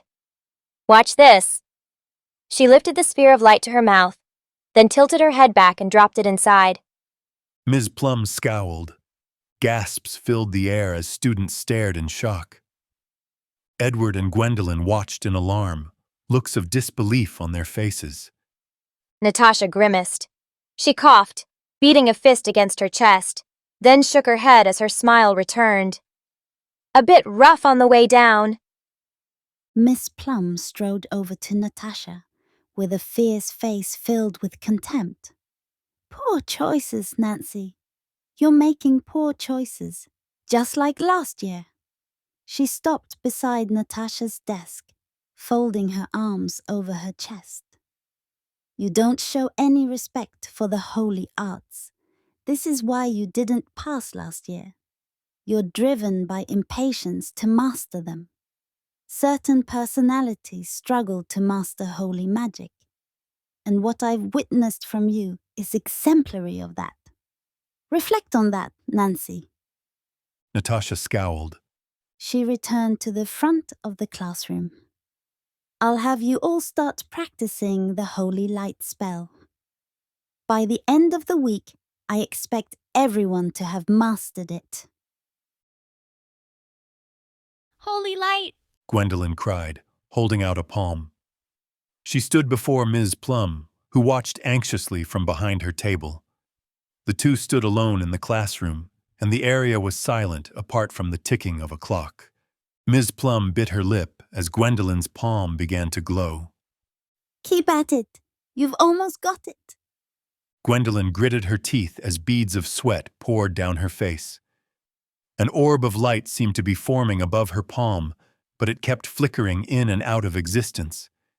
You're almost there, don't give up, Miss Plum encouraged.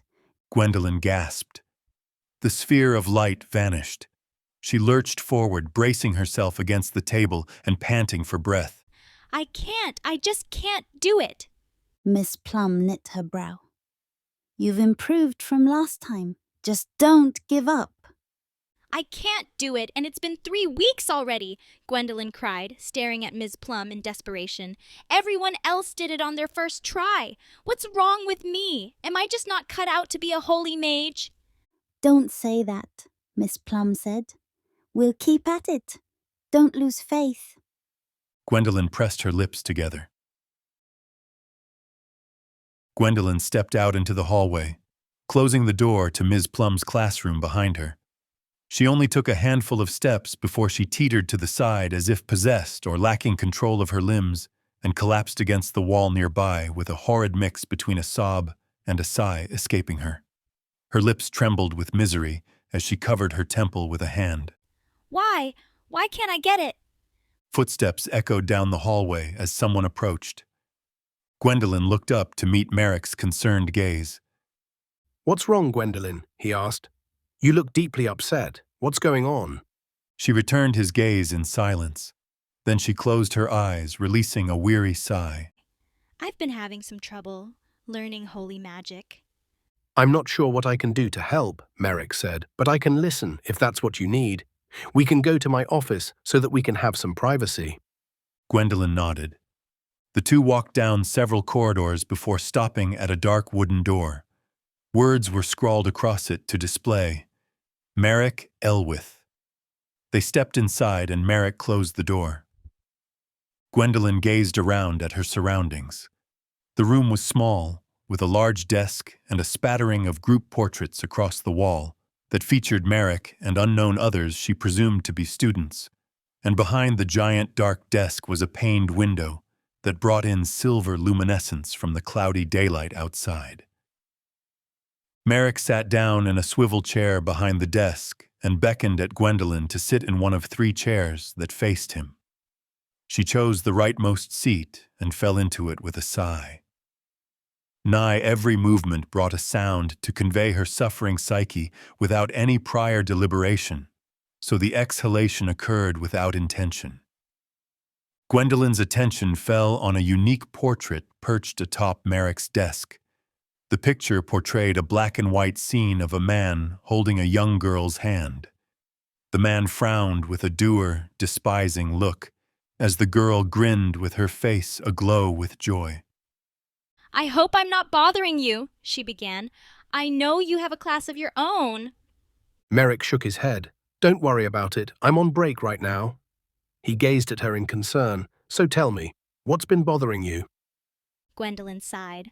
I've been struggling to master the Holy Light spell. It's the most basic of holy magic spells. Everyone else mastered it on the first day, but I still can't use it after 3 weeks. All my classmates are moving on. I've been staying behind after class to try and catch up, but it doesn't seem to make any difference. Ever since I learned about holy magic, I wanted to become a holy mage. A tremor crept into her voice as she spat halting words that seemed to leave her a blink away from tears. I want to help people. I want to save people's lives. But the more I struggle, the more my dream fades away. If this keeps up... She pressed her lips together. Her voice rose and shook with her former statements, but she now fell to a sullen whisper. If this keeps up, I can kiss my dream goodbye. I've invested a year into this, and my parents paid a lot of money for me to come here, so failure isn't an option. She met Merrick's gaze, her eyes brimming with tears. But I'm failing right now, so what should I do? Merrick murmured, stroking his chin. I think I see what your problem is. He leaned forward. Now, I want you to do something for me. Think of a bird, a beautiful white bird flying freely through the sky. Gwendolen knit her brow. Okay, what's that supposed to do? He smiled. You'll understand in a moment. Close your eyes and picture that bird within your mind, down to the very tips of its feathers. She closed her eyes. Now open your eyes, he said. She opened her eyes and gazed around, then glanced at Merrick, perplexed. Nothing's happening? He held out a clenched hand and opened it, and with the sound of 100 flapping wings, white doves burst from his grasp, as if pulled from the ether, and filled the entire room like a school of fish underwater. But the birds fluttered around in a swirling flock like a whirlpool, circling in an avian tornado around the 2 wizards.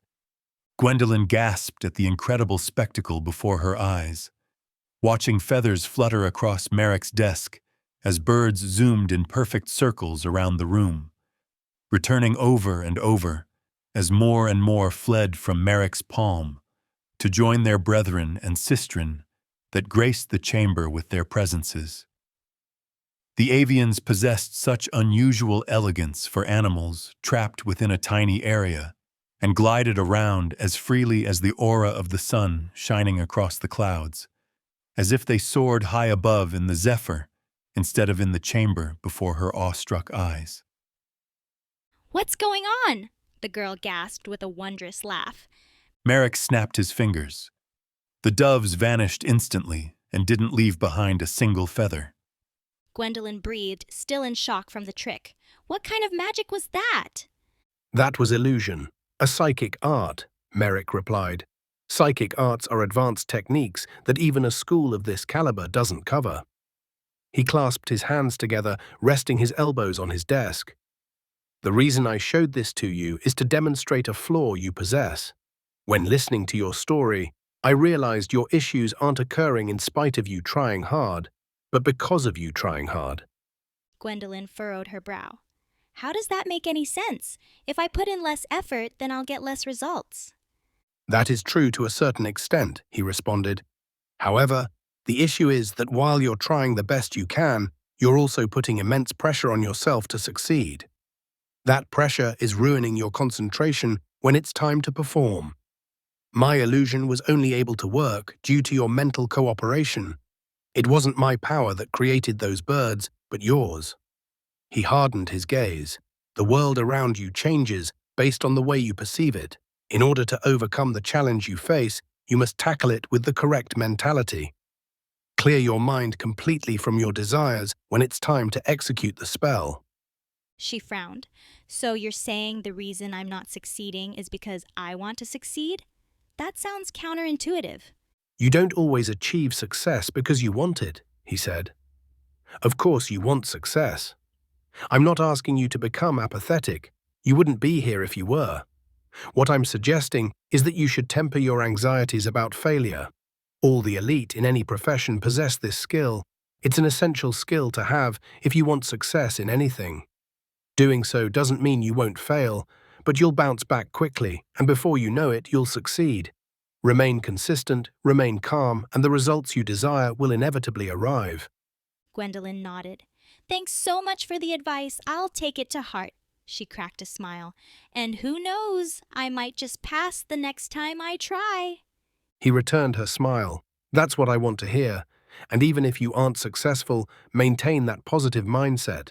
Remember, life is greatly affected by how you see it.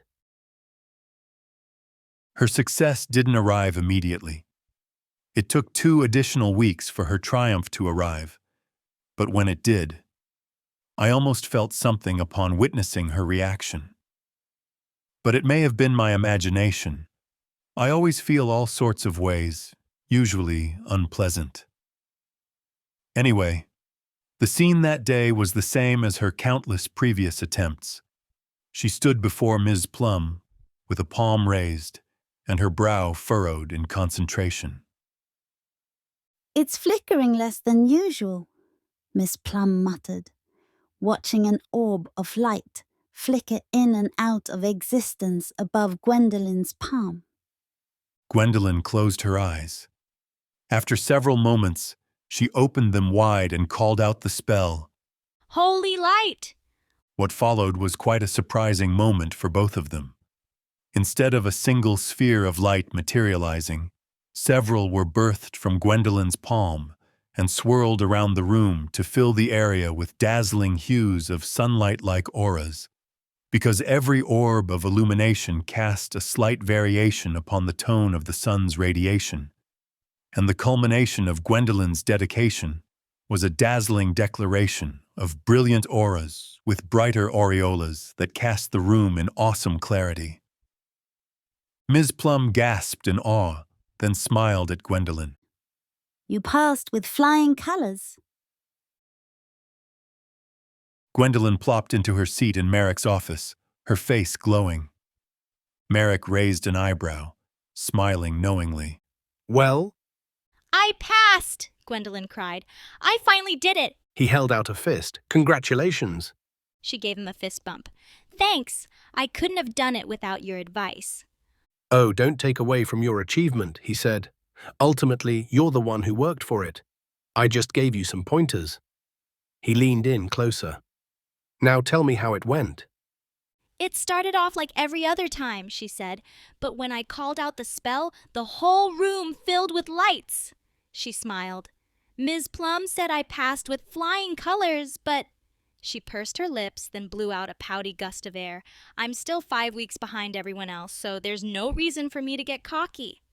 Still, you overcame a huge obstacle, he said. That alone deserves praise. Seeing you succeed makes me feel like... His eyes traveled to the framed black and white photo on his desk. Gwendolyn furrowed her brow, staring at the photo. Who's the guy in the photo? He looks kind of like you. That's because he is me, Merrick said, smiling wistfully. Or rather was me, back when I was in my 40s. Merrick looked very different in the photo. His hair was thick and dark, hanging down to his shoulders, but his beard hung short in comparison to the bush-like form it currently possessed. He wore a white suit jacket and pants with a chain necklace dangling over his chest, and held the hand of a young dark-haired girl. She beamed at the camera and was clad in a white dress. She couldn't be far from a toddler in age as she scarcely reached Merrick's waist in height. Who's the little girl? Gwendolyn asked. She's my daughter, he said with a painful note in his voice. He sighed and placed a hand over his temple. Is something wrong? She asked. I used to be a very different man, he replied. And I still regret the poor decisions I made in my youth, he grimaced. I used to be a gangster. You? She gasped with a look of complete disbelief. Really? Yes, he said, frowning. I weaponized my talent for magic. I used it to threaten people into giving me their belongings. I was nothing more than a petty thief. But in those days, I was known as the gang leader. Of course, I used dark magic back then, because it better suited my criminal activities. He winced. I hurt so many people. It's only by luck that I didn't kill anyone. The only reason I'm here today is because I snitched when I got caught, shortening my prison sentence. He smiled ruefully. How pathetic. I didn't even have loyalty to those I worked with. But that was a long time ago, right? Gwendolyn said, knitting her brow. You've changed. I've seen it. Time doesn't erase what I did, he responded. While I didn't kill anyone merely by luck, it's not like I had any morals. The fear and violence I spread still affects my victims. His face darkened, but my greatest regret is how I treated my daughter. Having a violent criminal as a father is no way for a child to grow up. I rarely showed her any affection and often left her on her own. And it's not like her mother was there to pick up the slack either. He grimaced. Her mother was a truly wretched woman. Having a child with her was a terrible mistake. She cared nothing for her child and left me to raise her on my own. When my daughter was only 5 years old, I got arrested. By the time I got out, she'd been swept up by the foster care system. She didn't have a legal name since she wasn't born in a hospital. Making it impossible to find her, I have no idea what name or surname she bears now, if she's out there. All the years I spent in prison and searching for her wore me down. I knew I had to do something good for the world if I wanted to be able to live with myself.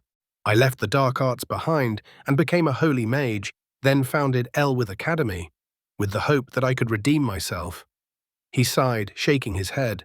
But even after all these years, the weight of my regret only gets heavier every day. It seems I'll never be able to escape the evil of my past. But you have brought good into the world, Gwendolyn exclaimed. You've more than redeemed yourself. You turned your life around and helped so many people, including me. Don't keep bashing yourself over what happened in the past. Focus on the good you're doing now. He gazed at her silently.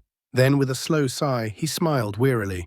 If my daughter's still out there, she'd be around your age. If I'm able to see her again and apologize to her, and she forgives me, only then will I be able to forgive myself. I don't see any other way of moving forward from what I did. A melancholy cloud consumed Gwendolyn's face. Just know that I think you're a good person, Merrick.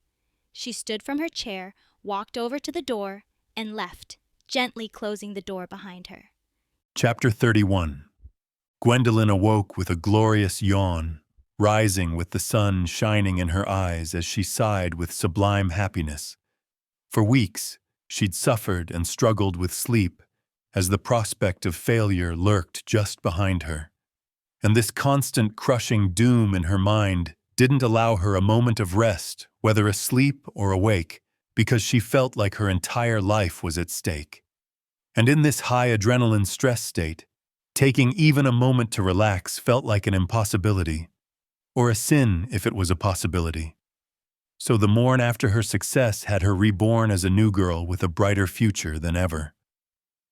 Sure, she had to catch up with the rest of her class, but she feared not because she knew she'd always rise to the challenge one way or another, as she'd just shown Miss Plum yesterday when she passed with stupendous flying colors. So she rose from bed, only to flinch back as Natasha crashed off her bunk and landed in Gwendolyn's lap. It was a good thing the brunette recoiled her head, but an oof still escaped her in surprise. Fortunately, her thighs were rather sturdy to support her posterior, and her roommate's weight was far inferior to her own. Still, both girls grunted with the collision, and Natasha whirled around with a scowl. Why'd you jump into my lap? Gwendolyn demanded. I'm in a hurry, Kay, Natasha snapped, shooting to her feet. You should look out where you're going when I'm hopping down. No, you should look out when you're hopping down. Just imagine you were me, and I came crashing down upon you. Natasha shrugged. Well, I'd die, that's for sure. Gwendolyn sucked in a sharp breath. Did you just throw shade on my weight? You're the one yapping about your weight, bestie, Natasha grumbled. She cracked a smirk. Thanks for the soft landing, by the way. Anyway, I'm in a hurry because we have a meeting downstairs in -5 minutes, so I can't flap my trap like I'd want to. So bye-bye. She dashed into the bathroom, however, when she turned to close the door. She found Gwendolyn glaring at her. Natasha frowned. What are you doing in here? I'm about to take a bath and I like it hot, so it's going to get steamy. You said we're late, Gwendolyn growled. I wish you woke me up, but it's too late for that, and I need to take a bath too.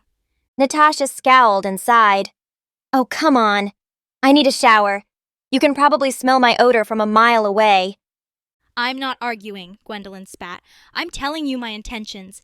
This is your punishment for almost killing me. Quit being so dramatic, Natasha grumbled. You know what? Fine. There's an easy solution to this. She grabbed the hem of Gwendolyn's dress and yanked it up, but Gwendolyn snatched it back down with a gasp. Don't undress me, the brunette spluttered in horror. It's faster when someone else does it, Natasha said. Now cease being such a prude when we've got no time to argue. We're taking a shower together. It will save us time. Gwendolyn blinked. No way, bestie. I've already had you in my lap today, but this is a step too far. Natasha pouted. Really? Really? I thought I was the foul-minded one, but I guess I was wrong. She smirked. Just try to keep your hands to yourself. I know I'm super sexy and all, but we've got no time for that. Gwendolyn sighed and raised her hands. Fine. I grant you my consent to undress me, but I want you to remain my bestie and not become anything else. Natasha grinned. I already have a boyfriend, so I wouldn't dream of it. The spray of a shower hose blanketed the forms of two girls who hummed as they soaped themselves behind the curtain of a square shower. Edward also hummed as he trotted down the hallway to approach the room belonging to his companions, and began muttering to himself as he approached the door. Sheesh, I'm as late as a broken clock, but that's probably because we don't have regular class today. It's a special event, sure, but my R&R comes first when studying has been a witch. He sighed as he raised a fist to knock against the barrier. I bet those two are the same. We always check on each other to make sure we catch class on time, so I'm sure the girls are still in here since they didn't come knocking like they usually do.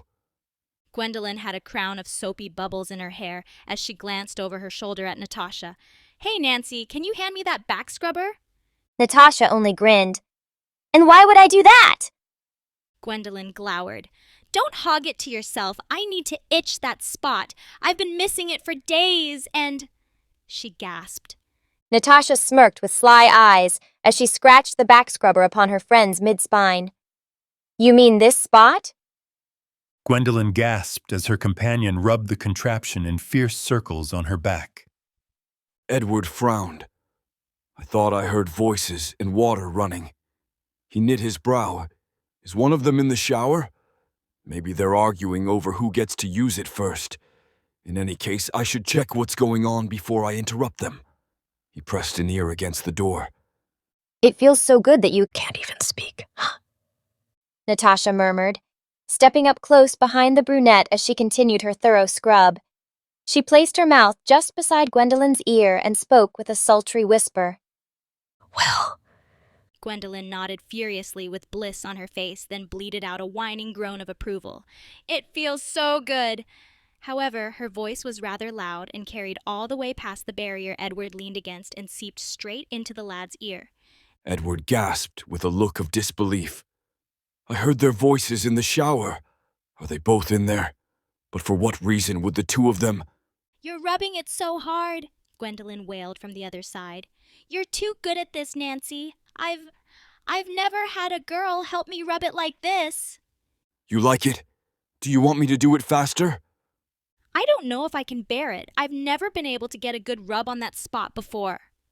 Edward recoiled as he swallowed hard, then whispered furious theories and potential conspiracies to himself. Could they be? No way. Gwendolyn's not that kind of girl. I bet Nancy coerced her somehow. I've never trusted that girl. She's a year older than us, and I'm pretty sure she has a boyfriend. Or maybe she's had 50 with the way she acts.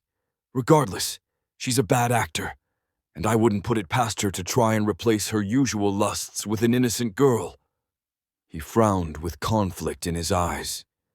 What if Gwendolyn's being scarred for life right now? What if she's being manipulated, and her pure mind doesn't understand why it's activating her body? What if she'll suffer lifelong trauma from this when she realizes she was taken advantage of? Should I do something? Should I confront Nancy? But I can't just barge in. I could involve a teacher, but by then it would be too late, right? What are you doing, Eddie? A high-pitched feminine voice demanded. Edward looked over to find Becca stalking toward him, with her green ribbon bound tighter in her hair than ever, however. Her hair was far wilder than usual, to make the restrainer near useless. You listening in on Gwendolyn and Nancy? Becca asked. That's weird. Some would call it kind of creepy, but I'm not one to condemn love. No, you don't understand, Edward insisted. When I came here, those girls... Already? Becca said doubtfully. I expected better from a magical prodigy like you. What are you talking about? Edward demanded. You said you came, Becca said. Edward blinked. No, what is wrong with you? Becca frowned. That's what I do when I'm able to hear Merrick through a door. I was just passing his class today, as I do every morning. She looked down at her skirt, then smiled at Edward. And I didn't ruin my panties, so I'm happy. Edward shook his head. Your lowly manner of thinking is incompatible with me. I'm beginning to think you might be even worse than Nancy. The door before Edward swung wide open. Worse than who? Natasha demanded with a smirk and an arched eyebrow. She stepped forth from the aperture with Gwendolyn just behind her. Becca pointed a finger at Edward. Of course we're incompatible. If I were to rank all the boys in this school, you could have a solid shot at number 1. But I'm interested in men, not boys. She strode past him. Later, you tardy toadies. Natasha whistled. Ooh, Edward, looks like someone likes you. Edward scowled. You'd have to be blind to think that. However, Gwendolyn's enraged expression told another story as she stared after Becca. Hey, you can't call us tardy toadies when you're going to be late yourself, little girl. Becca stopped and turned with a scoff. As if, I'm small and cute, so I just have to bat my eyes and say... And she did so in a childish, mocking voice. Please, mister, I tried my best, but I'm so dumb sometimes and these whittle legs of mine couldn't carry me to class fast enough. Natasha raised an impressed eyebrow. How shamelessly self-deprecating. You overestimate your charm, Gwendolyn growled. All I see is a tiny girl with a huge mouth. Becca blinked. You're so stuck on using my small stature as an insult, but it's rather demure for a lady to be slight of size. You, on the other hand, seem to be dragging a dumpster truck of problems behind you, so all I can say is that I'm sorry for being smaller than you. She tutted with false sympathy as she shook her head. How you wish you were me, I know. She turned and skipped away with a chuckle. Why, you little... Natasha placed a hand on Gwendolyn's shoulder. Easy there. There's no need to go all Mama Bear on her when she's not stealing Edward from you, bestie. Gwendolyn scowled, as if that was the reason I called her out. Someone has to put that arrogant little brat in her place. Sure, Natasha said, patting Gwendolyn on the shoulder. Now, we really should go, or the time saved by our shared bath will go to waste. Edward narrowed his eyes as he followed the girls. So it's confirmed. Gwendolyn was in the shower with this horrible girl. However, when I tried to confront her, Becca arrived. What convenient timing to interrupt my investigation. It makes me wonder if they're conspiring together. They're both perverts of the highest degree, so it would be no surprise if they helped each other conceal their crimes. Still, I wonder how... Gwendolyn and Edward hastened amid aisles of potted ferns, potent pink petunias and chrysanthemums, bold yellow, orange, and red daffodils, roses both scarlet and white, and too many varieties of elegant flowers to list without creating a botanical dictionary. The duo followed Natasha as she led them through the maze created by potted plants. Where's the class? Gwendolyn demanded. We're in some kind of greenhouse. The flowers are pretty, but I don't see any sight of fellow members of humanity, and it's really starting to worry me. Relax. Your bestie always does what's best for you, Natasha replied as she smirked over her shoulder. Just don't get left in the dust, and you'll be just fine. She emerged into a clearing amid the endless shelves and stopped at the back of a large crowd of students who stared ahead at a gray-haired man with a weary face and weak smile. See, bestie? Everything worked out just fine, and the crowd here's so large that we should be able to slip in undetected. By fortunate or unfortunate coincidence, Becca was the first to spot them as she turned toward the three with snide eyebrows and a sullen pout. Oh, it's you three. What's turned you into such a sourpuss? Natasha demanded with a hand on her hip. If I said, "Oh, it's Becca," how would that make you feel? Edward drew a sharp breath and spoke in wondrous disbelief. Nancy, you understand the concept of empathy. Perhaps there is some hope for you after all. Natasha scowled. I wasn't talking to you, pretty boy. Go breathe in Gwendolyn's direction and make her day. Gwendolyn frowned. Edward's my friend. Quit acting like I'm going all Becca over him. Your jokes are becoming stale, Nancy. I'm far more entertaining than the old man up there who can't stop tripping over his words, Natasha grumbled, pointing ahead at the man who led the gathering, but failed to rise to the challenge with stammering false starts. I bet we're not even late because he's been less effective than a vegetable at public speaking. This is what happens when you force an elderly green thumb to interact with society. Becca sighed. I hate to admit it, but you're not wrong. She gazed ahead at the old man, whose hair was rather wild in stark contrast to his close-shaven beard and mustache, and his body was built like a lumberjack with a broad back, a tree-trunk neck, powerful forearms, and even strong legs because the senior somehow found time to avoid muscle imbalances. However, his virile form did not match his meek, mumbling voice as he continued trying to introduce himself. As you all, know, I am Priapus. Mr. Priapus, that is. My friends call me Odie. Well, I wouldn't, exactly call them friends, but... Wow, that's sad, Natasha remarked. No wonder you're in such a poor mood. It really must curdle your milk to see such a fine-looking male cougar act like such a lamb. You see right through me, Becca muttered. I feel like I mixed up the peanut butter with shit in my PB&J. You two girls are foul, Edward judged with a high thrust of his chin as he folded his arms across his chest and looked away with more haughtiness in his eyes than a nun. But he returned his gaze to drop a blasphemous barb. Knowing you, Becca, you'd be fine with eating it if it belonged to Merrick. You see right through me, Becca muttered. Edward groaned. That was supposed to be an insult. I think I'm going to be sick. I heard that lying down helps if you're feeling unwell, a rotund boy said as he approached Edward.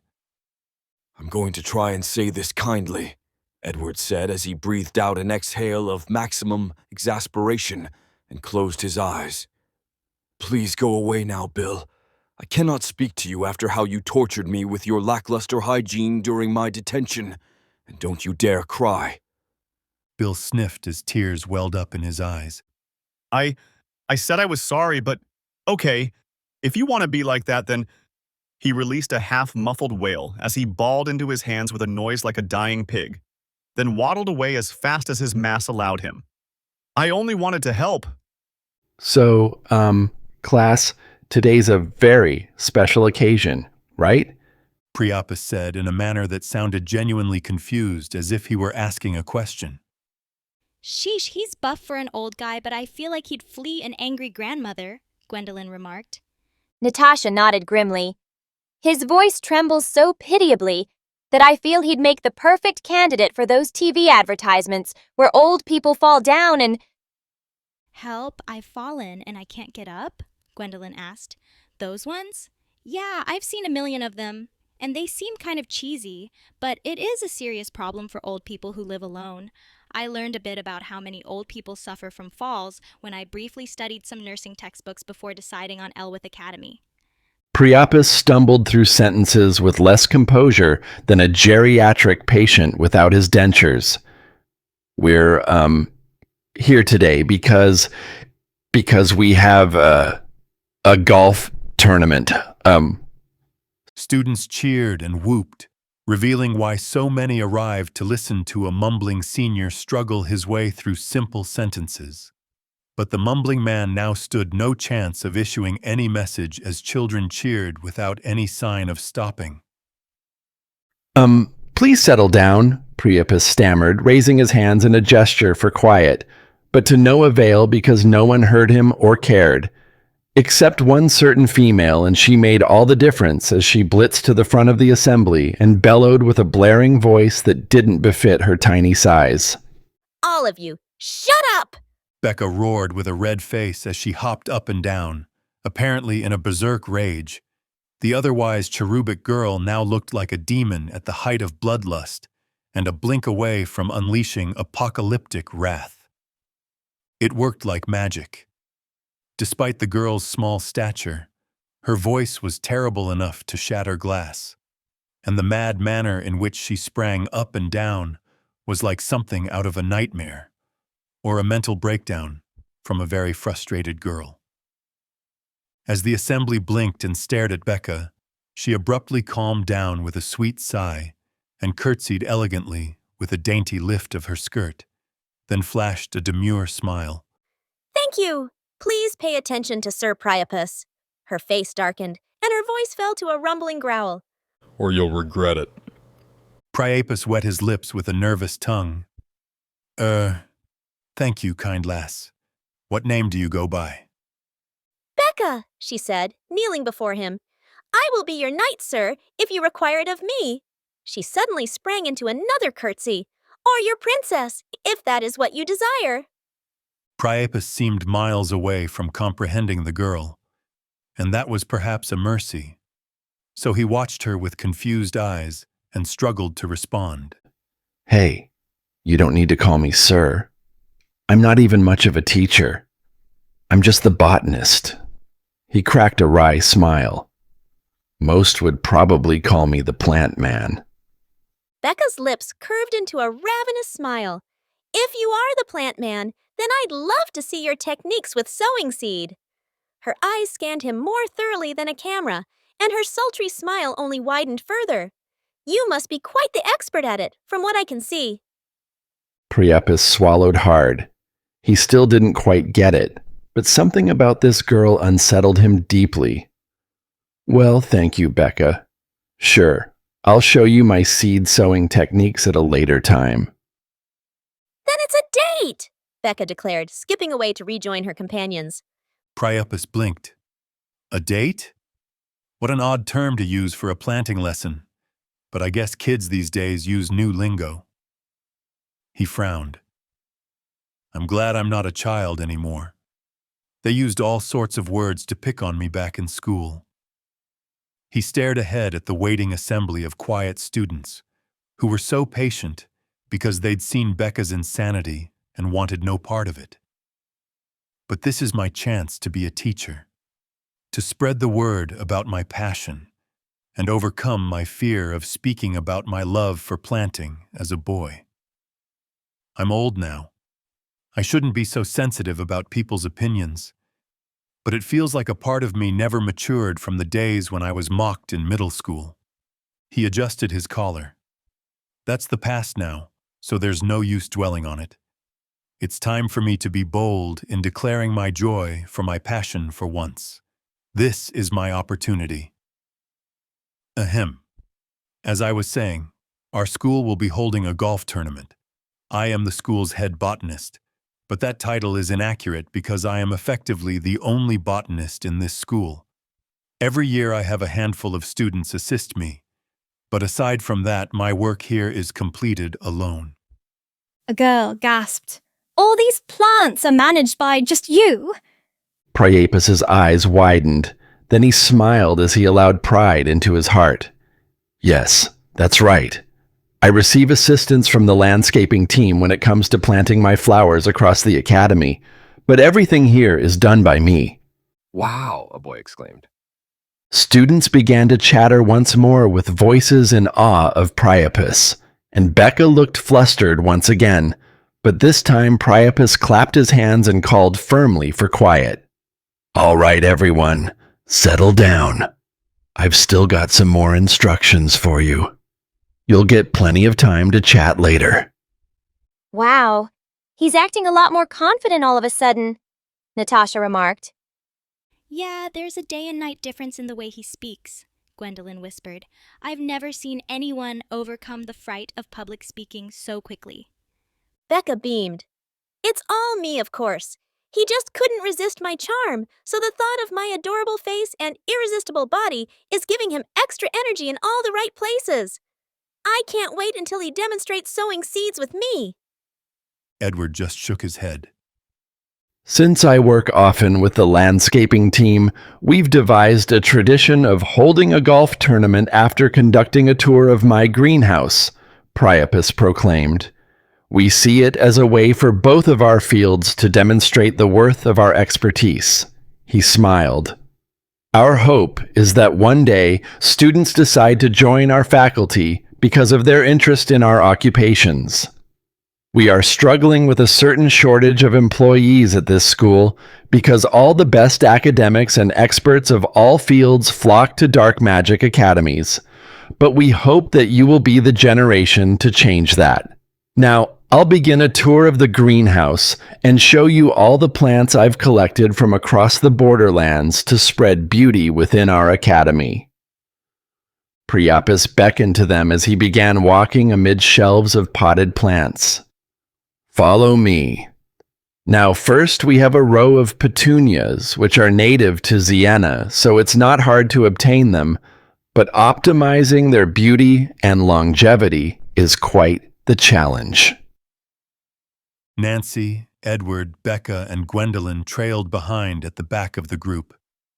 Becca stared admiringly after Priapus. Oh, I'm so proud of him. I feel like a mother who's raised a brilliant son to attain the peak of his potential. He's got to be at least 4 times your age, so I don't see how you could be his mother, Edward spat. Sounds horribly twisted, but it's to be expected from someone with a mind like yours. Sounds like the shitty plot of some convoluted smut film, Natasha remarked. I can just imagine it. How would the writers explain away that age difference? Time travel, most likely. And maybe the time machine itself could be used for some saucy scenes. And you are just another petal from the same rotten flower, Edward growled. I've never met girls as foul as you two. I thought the lads my age were uncivilized with the crass jokes they made. But compared to you two, they're saints. Natasha rolled her eyes. Give me a break, bud. If you get any more rigid with your prudish condemnations, I worry there will be more fluids littering the ground than just the spittle from your self-righteous rants.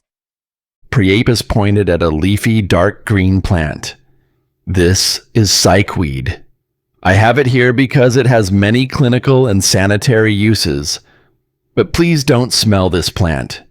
It has strong narcotic properties, and just a few inhales will have you making a fool of yourself. The last lad who didn't heed my warning was expelled because he ended up trying to water the plants.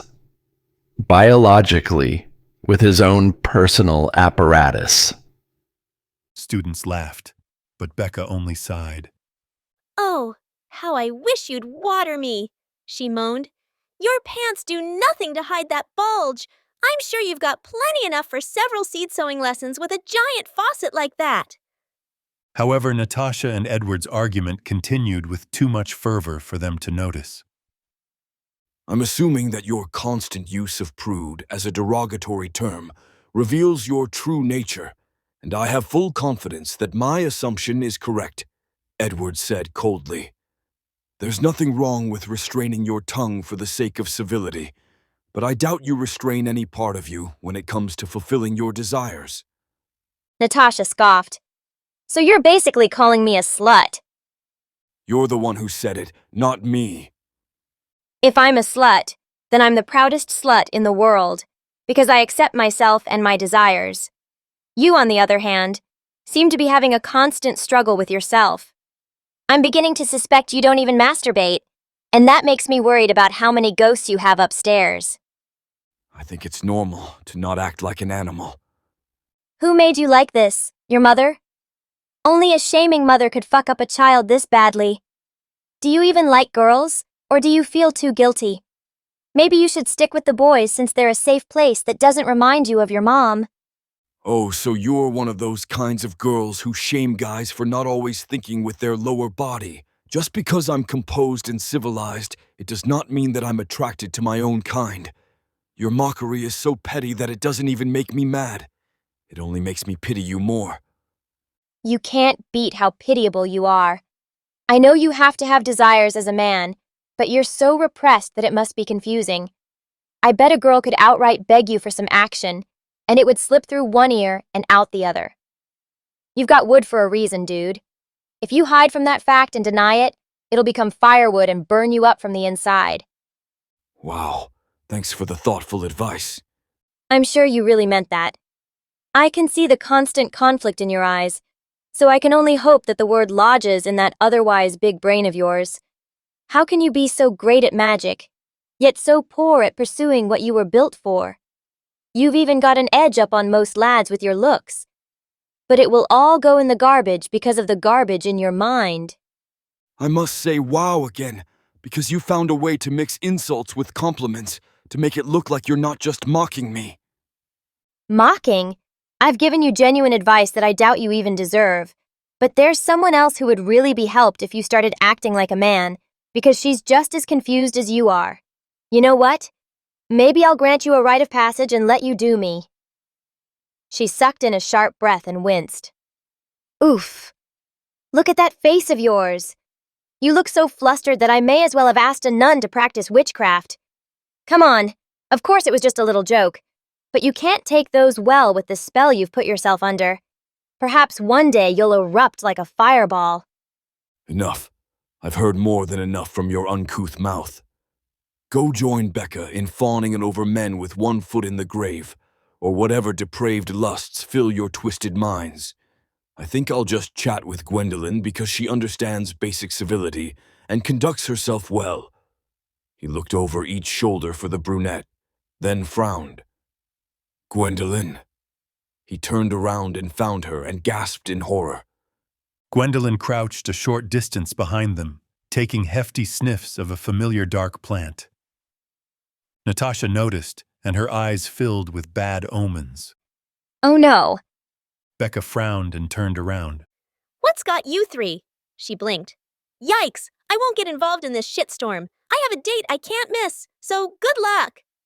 She blitzed away to rejoin the tail of the throng of students who flowed into another Flora corridor and vanished from sight. Edward pointed a shaky finger at Gwendolyn. Is that the same plant that Priapus told us not to sniff? Gwendolyn turned toward him with a dazed expression. What plant, Eddie? She chuckled. Your hair looks all leafy all of a sudden. Are you a plant? Yep, Natasha said with a sigh. Looks like she wasn't paying attention. I wonder why. Probably because of our argument. No, don't blame me for having to correct your fallacies, Edward growled. You are impossible to endure sometimes. Sniff, sniff, sniff, sniff, sniff, sniff, sniff, sniff. While the two continued to argue, Gwendolyn went mad with hasty inhales over the psychweed, her eyes wild and staring into another world as she absorbed a dose strong enough to make a junkie think twice. Natasha gasped. We have no time to keep fucking blabbing. She's still sniffing it. She dashed over to Gwendolyn and restrained the girl from behind. Bestie, you can't keep breathing that in. I don't want you becoming a vegetable. But it smells so good, Gwendolyn slurred. I want to smell it forever. It makes me so happy. She flailed her arms toward the potted psychweed. She's addicted, Natasha concluded. No one gets addicted on their first time, Edward retorted. How would you know, you choir boy? Of course people get fucking addicted on their first time. And this is all your fault because you should have been watching your girl instead of arguing with me. My girl, she's your roommate. You should have shown more concern for her. I bet you see her as nothing more than a toy. I don't even want to know what you're insinuating. We've got no time for this. How do we get her under control before the teacher finds out? We were a blink away from being expelled. This would be an hour with a nail gun on our coffins. We're dead if anyone finds out. Quit panicking. I'm sure she'll recover quickly. It's just a plant. How strong can it really be? Edward squatted before Gwendolyn as she continued flailing and panting in her struggle to reach her beloved stimulant, and he waved a hesitant hand before her face. Hey, Gwendolyn. You still recognize me, right? Gwendolyn gasped. What she saw through her eyes definitely wasn't Edward, but his distorted voice penetrated her disturbed psyche. Ed, Ward, Edward. It was Natasha's turn to gasp as Gwendolyn escaped her grasp. The girl was stronger than the collective might of a classroom of her own kind, but the unreal strength of a desperate addict overwhelmed even her in that moment. Yet, Gwendolyn's subject of intoxication wasn't a mere plant anymore. Gwendolyn threw herself on Edward in a sloppy hug, moaning as she rubbed her face against his chest. Edward, I feel so good. I'm so happy. She panted fanatically, then met the startled boy's face with unsteady eyes. But I'm sure you can make me feel even better. Edward stiffened with a flush of his cheeks. But this wasn't missed by Natasha, and she was swift in her condemnation. Now's not the time to get all hot and bothered when we've got bigger problems to deal with because of your negligence, Natasha growled. Pick her up. Edward stared at her. What? Did I stutter? Natasha demanded. You heard me. Pick her up. She won't let me hold her anymore. We need to move her someplace. Get her some fresh air. Or a place she can finish her trip without being seen. Edward bit his lip, extended shaking arms, then hardened with resolve, hefted Gwendolyn up, and cradled her to his chest. Gwendolyn gasped and groaned, then giggled. Edward, you silly boy! How can you be so bold? What if people see us? Once again, a malfunction of expression occurred upon Edward's face, and his mouth fluttered like a fish's, but no words escaped. Quit getting rock solid faster than instant petrification when we need to move, Natasha snapped. She stalked a few paces ahead to the end of the aisle, scanned the fork of Flora corridors before her, then glared back at Edward. Follow me. Edward hastened to follow Natasha, as Gwendolyn gurgled and cooed in his arms like a giddy baby. Sheesh. An herbivore like you can't handle any attention from the opposite sex, can you? Natasha grumbled, as she hurried through aisles of towering plants and colorful flowers. But you've got the build of a carnivore, and you start drooling like a dog over meat whenever Gwendolyn even breathes in your direction. Shut it, Edward snapped. I do not. I want your meat, Edward, Gwendolyn whined. Edward stopped mid-stride with a terrible gasp. Oh boy, here we go again, Natasha groaned. I'm sure you're a great cook, Gwendolyn muttered. You'd know how to prepare it just right. Edward sighed and began to resume his walk. But I want a huge big sausage from you, Gwendolyn demanded. It should be so ginormous that it barely fits in my mouth. Edward stopped mid-stride with a terrible gasp. For fuck's sake, Natasha snapped. You'll have all the time you want to feed her sausages after we escape undetected. After a few tense minutes of stealthy sneaking, led by the expert Natasha, they succeeded in their mission of escaping the greenhouse and stood in a quiet corridor. Damn it, Natasha hissed. I couldn't use the front exit because everyone was crowding it, so we had to exit through the back and enter the academy. Is that a bad thing? Edward asked. It'll be easier for us to take her to your dorm. Hell no it won't, Natasha snapped. We're on the first floor. Nowhere is busier between classes, and we need to make it to the second floor. I hoped we could get outside because kids make fools of themselves out there all the time and no one bats an eye, and fresh air would do her a lot of good. But now that we're here, It's only a matter of time before we're spotted. Don't be such a Debbie Downer, Edward said. Who the fuck is Debbie?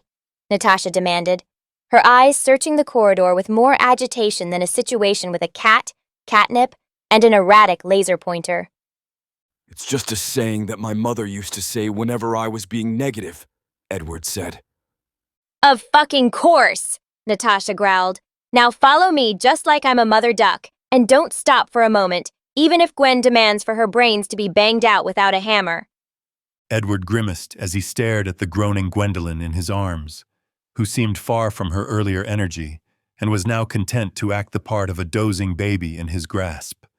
And he followed Natasha just as she commanded, and she led them down a half-dozen hallways with pristine stealth, seeking cover behind doors as students dashed by unaware, waiting the extra second needed to avoid detection every time, or hastening her pace just enough to evade the eyes of someone who entered the corridor they'd just exited. The girls' clandestine operation seemed far beyond what a normal female would ever be capable of. But then again, the vixen he knew as Nancy was far from normal, so he dismissed the odd unease her supernatural stealth gave him. However, even Natasha found a situation where her covert espionage skills wouldn't suffice as she halted with horror in her eyes. Someone's coming! We need to hide! There's no time! She lunged at a door, opened it, and beckoned Edward inside. Get in! He followed her directive, and she yanked the door shut behind her. But the three found themselves in a tiny bathroom with scarcely enough space for two people to stand, let alone a duo with an overgrown infant. A single light bulb glowed dimly overhead, casting odd shadows on the trio's faces and further activating Gwendolyn's delusions. Get in, Gwendolyn mumbled. No, Nancy, only I can say that to Edward. You have a boyfriend. Don't be greedy and steal from me. I thought you were my bestie. Natasha stared desperately at Gwendolyn and spoke at a whisper. Please be quiet. No, you can't silence me after you tried to take him from me, Gwendolyn slurred. Natasha met Edward's eyes with her panicked gaze and hissed out an order at a frantic whisper. Do something! Silence her, or we'll be found out in a blink! Unisex bathroom, Gwendolyn murmured. There are 3 of us. We're breaking the rules. This is the place for solos, not threesomes. Edward swallowed hard as he stared down at the tripping girl in his arms. Hush, little baby. Don't say a word. Natasha blinked and gaped. Edward's face flushed red with embarrassment. Don't stop! Natasha hissed so quietly she may as well have mouthed it. Keep going! It's working! Indeed, Gwendolyn breathed easily and gazed up at him with sleepy eyes. Papa's gonna buy you a mockingbird, Edward continued with a low, trembling whisper. And if the mockingbird won't sing, Papa's going to buy you a diamond ring. Gwendolyn sighed and closed her eyes.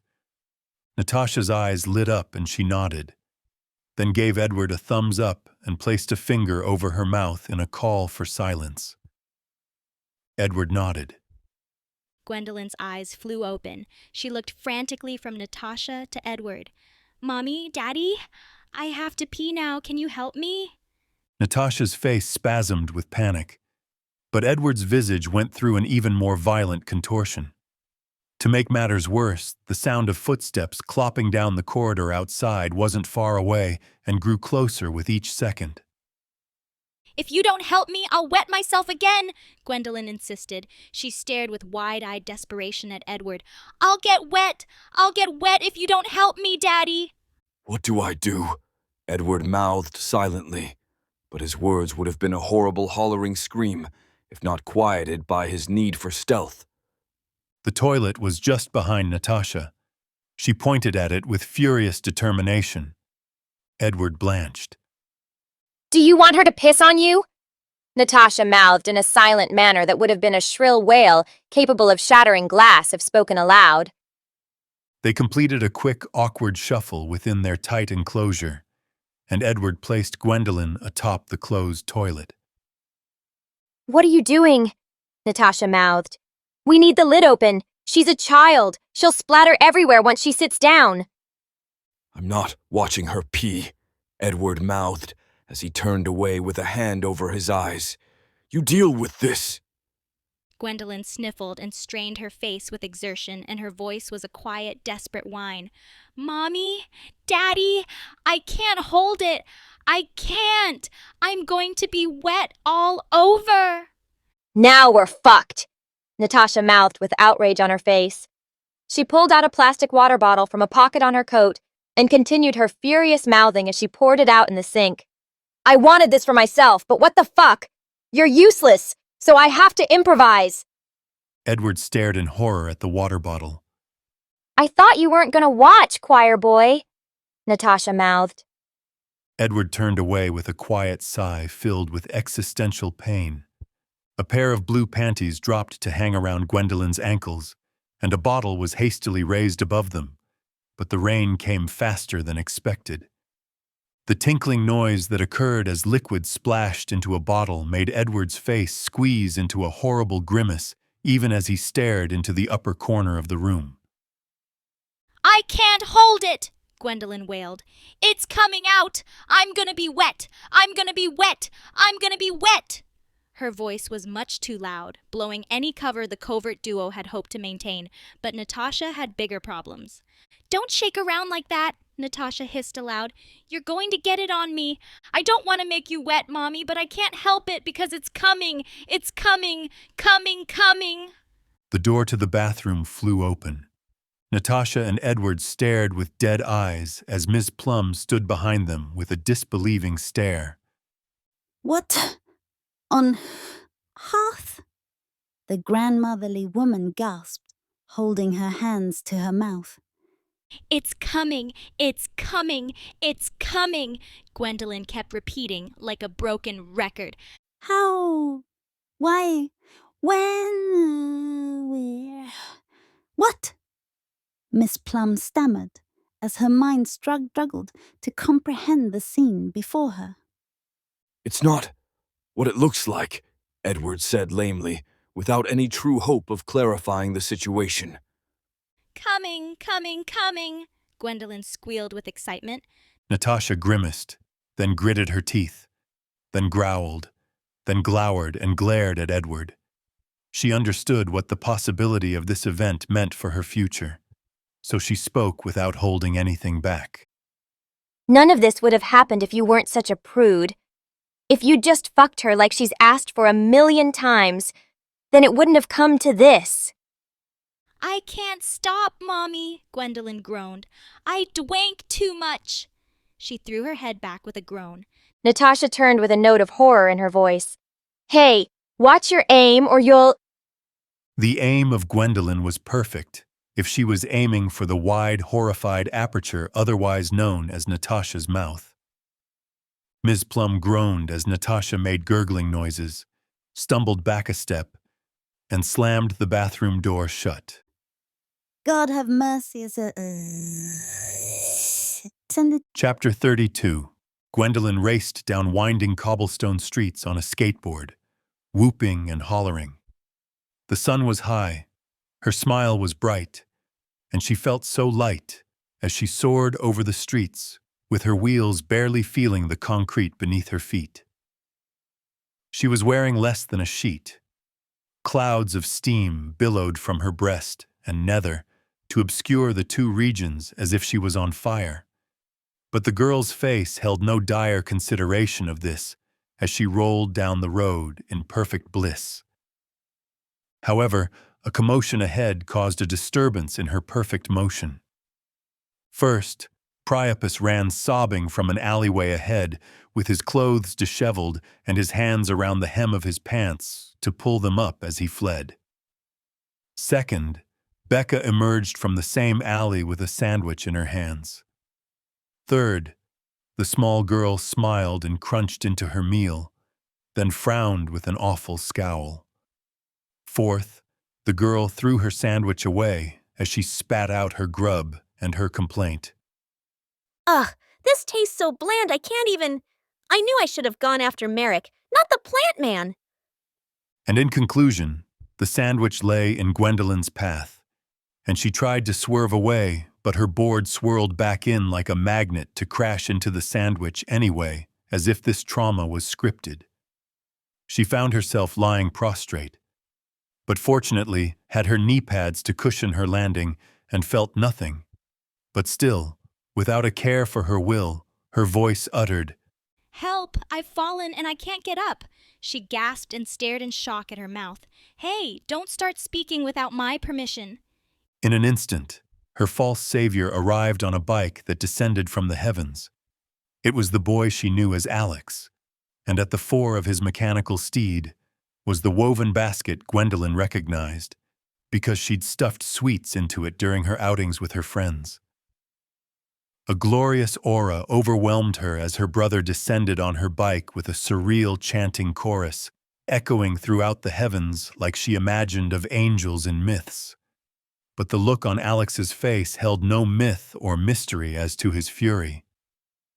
I see you fallen, sister, he growled with a face like thunder as he touched down. How horrible! I can only imagine what Mother would think of this. He abruptly roared like a raging lion and punted her bike away into the heavens. Hey, you can't treat my bike like that! Gwendolyn cried and wished to rise to confront the brat, but found herself pinned by some invisible force.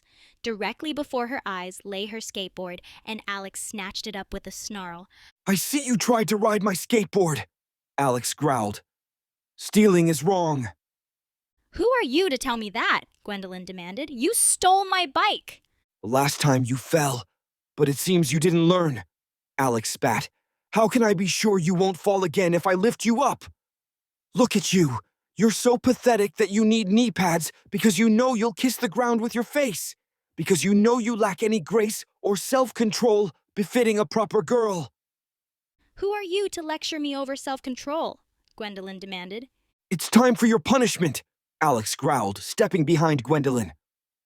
A long, thin shadow fell over Gwendolyn's rear, with its peculiar outline clear upon the steam billowing forth from her nether.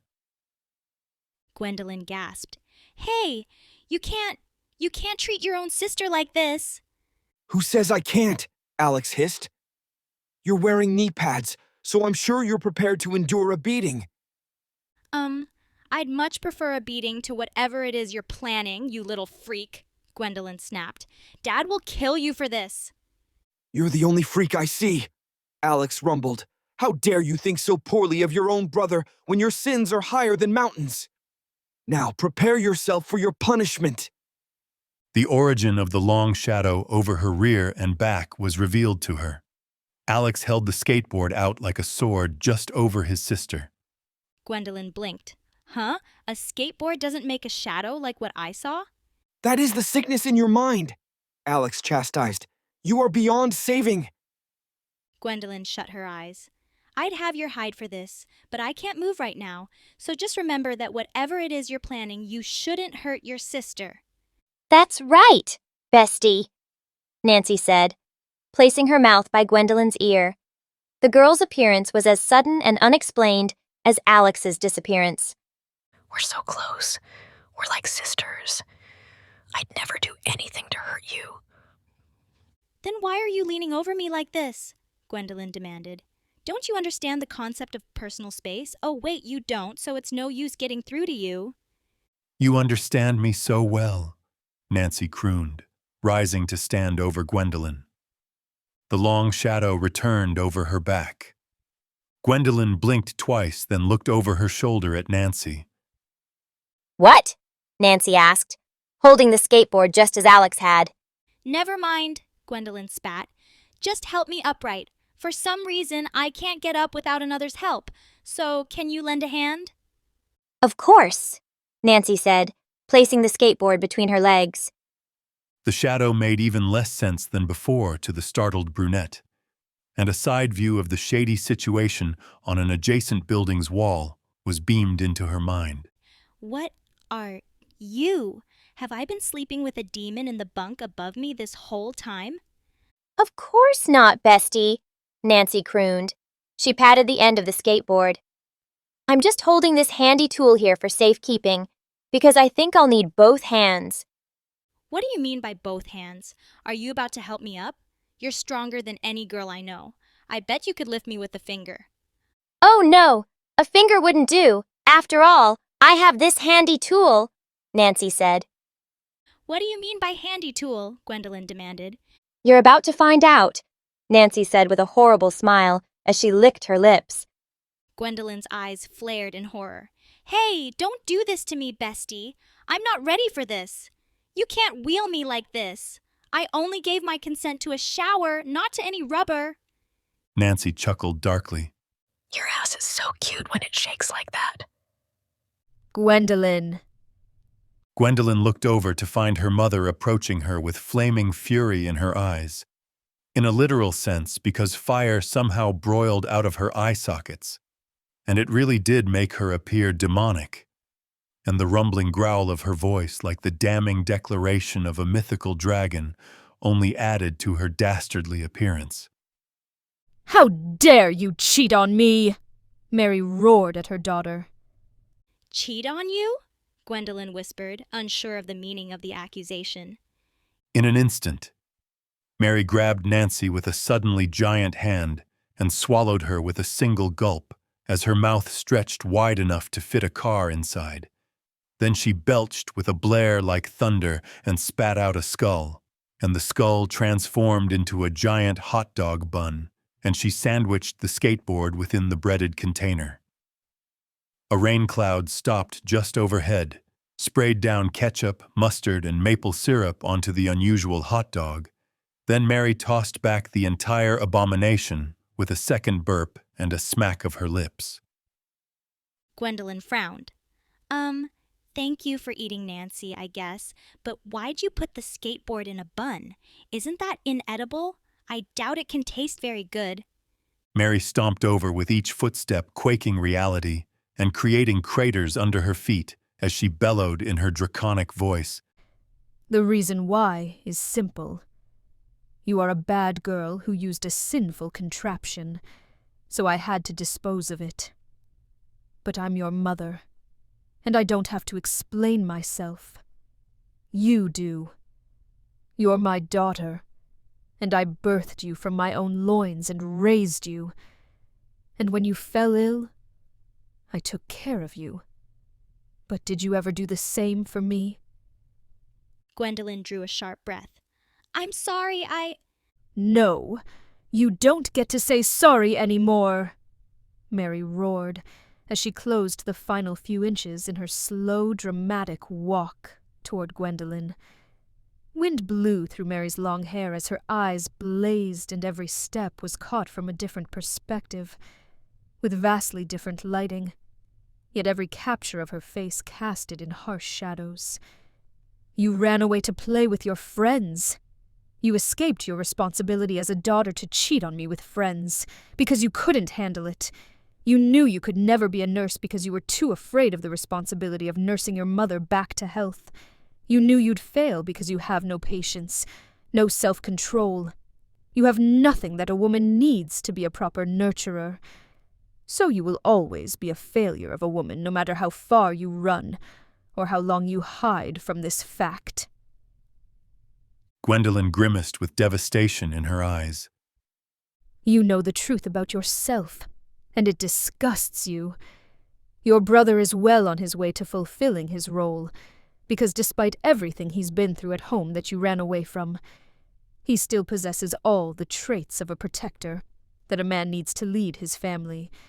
You, on the other hand, will never become a proper mother, because you couldn't even nurse your own mother, so how will you nurture your own children? Finally, after the lengthy condemning speech without moving an inch, despite appearing to be walking for a minute straight, Mary appeared behind Gwendolyn.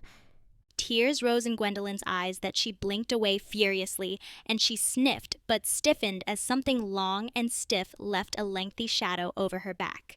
Her glance back this time was filled with pure terror. You ate the skateboard, so why's the shadow still— Mary's nose protruded at least a meter from her face. What? Every time I tell the truth, my nose gets longer. And that must be why your nose is so little in comparison. Because all you do is lie.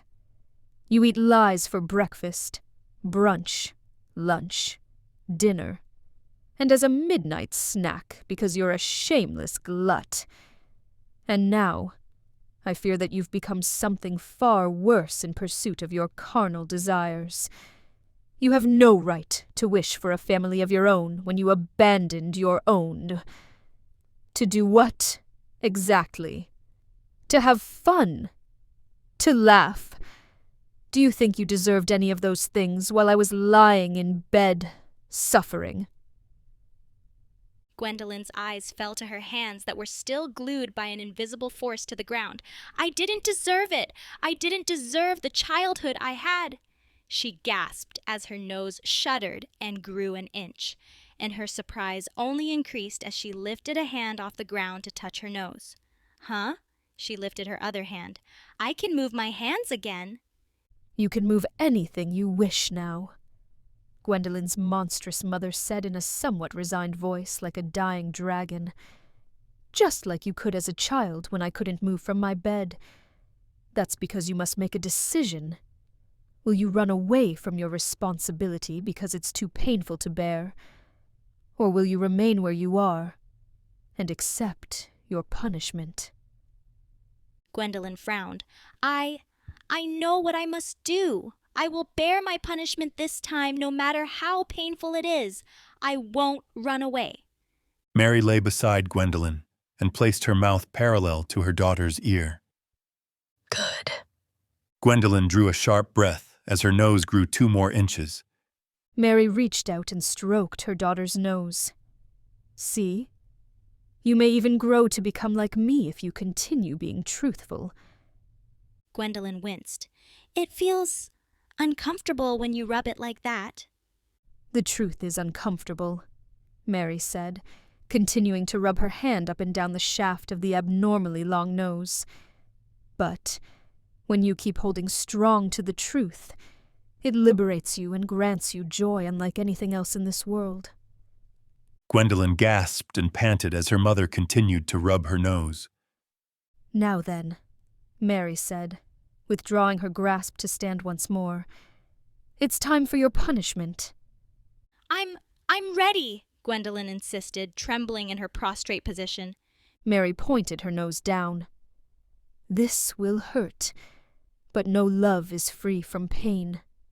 And no one loves you more than I do. I love you too, Gwendolyn cried. Mary thrust her nose, and Gwendolyn cried out as her eyes rolled back. I love you, Mommy. Natasha sighed as she patted down her face with a towel as she gazed into her bathroom mirror, then departed from the restroom and turned to glance toward the bunk where she'd deposited Gwendolyn a few hours prior. The girl had been out like a light after her trip, and Natasha couldn't imagine what sorts of dreams persisted from whatever remnants of narcotics remained in her system. However, she did receive plenty of schema about the genre of said dreams as she stared in revulsion at her sleeping roommate. Gwendolyn lay prostrate on her bed, but remained far from static in this state as she shifted, moaned, groaned, and clawed at the covers beneath her. Not even a monk would be able to concentrate with the freight train worth of racket the girl made as she mated with an imaginary mate in a manner that was far from straight. In fact, it deviated so far from the norm of nature that even Natasha paused for careful reconsideration of the character of the kindred spirit she considered her close companion. No, you can't suck my nose like that. You're going to make me sneeze. I'm sorry. I shouldn't talk back to you, Mommy. Yes, I deserve it. I deserve it. I'll suck your nose and you can sneeze in my mouth as much as you want. I'll swallow it all because I'm filthy. I'm a filthy girl who deserves nothing better than snot. Natasha blinked. I wonder if I should wake her. It's about time for our meeting. But maybe I should give her a few minutes. I don't want to be near if she wets herself again. My bike! Mommy, what are you doing? Gwendolyn wailed out a terrified yet ecstatic squeal. If you wheel me, I'll die, and then how will you punish me? What What are you doing with the handlebars? Her breath quickened like the panting of a petrified rabbit. You vomited Alex's skateboard? I thought it was sinful, but I'm so bad that I deserve it. Kickflip me into oblivion. An unbearably excited gasp escaped her. What are you waiting for? Wait, you traded in our sports equipment for bike lubricant at the nearest thrift shop, and you're lubricating your nose with it? You're too kind, Mommy. However, shock entered the girl's grateful tone as her otherworldly multi-sport sensual scenario reached a further climax. You're going too deep, Mommy. You're skewering me. Your nose is so deep inside me, it's inside my body and tickling my insides, and it feels so painful and so good and so tight. I might squirt in your face, and then you'd have to punish me more. The girl gasped several times as she clawed at her blanket like a cat. Huh, your nose, it's coming out of my mouth. You've skewered me like a pig. You want me to rub it, Mommy? Yes, I'll do what you tell me because you're always right. I really should stop her, Natasha frowned. but I'm worried about touching her. Maybe I can grab a long stick or something to poke her with, but then she'll make a huge mess of herself for sure. Oh no, your nose is too big. If you sneeze inside me, you'll fill me up with snot, and then I'll get fat. She shivered and sucked in drool. You're going to make me fatter and uglier. And I'm so fat and ugly already? She gasped. You love me anyway? That's why you're punishing me? I know, Mommy, I know. I love you too. Please sneeze. Please sneeze, sneeze, sneeze. Fill me up with your icky snot. The brunette began to rock back and forth vigorously upon her bed, so much so that the entire bunk bed trembled under the jubilee of her lusty fervor. Shit. She's about to blow. Don't have mercy on your hippo, daughter. Fill me like a balloon with your boogers. Make me vomit your snot. She squealed and buried her face in her mattress. You're sneezing. You're sneezing. You're making me fatter and uglier with your mucus. Her head shot straight up as if she were staring overhead. Your snot is spraying in my mouth. It tashed to show good. Like maple syrup. I'm sorry, Mommy. I'm sorry. I'm gonna squirt the... You have disappointed me, Gwendolyn. I never imagined you were such a foul girl. Gwendolyn froze and drew a sharp gasp. Edward? She blinked several times and turned toward Natasha, then her eyes widened with full clarity. Nancy? But I heard Edward. Maybe you dreamt it, Natasha said. No, I'm certain of it, Gwendolyn declared. If you're so desperate to see him that you're imagining him, then you don't have anything to worry over. We're about to see him, but I doubt he'll be happy to see you. She curled her lip. After all, you made an absolute fool of yourself. Natasha strode away without another word. Gwendolyn frowned. What's with her? I don't remember doing anything to upset her. Ms. Plum sat behind a desk with her chin resting on her fists as she stared impassively at the three seated before her. The sun was high in the sky in the paned window behind her, betraying that the day still had plenty of light to spare, and its golden rays laid bare the paintings that adorned the grandmotherly woman's office.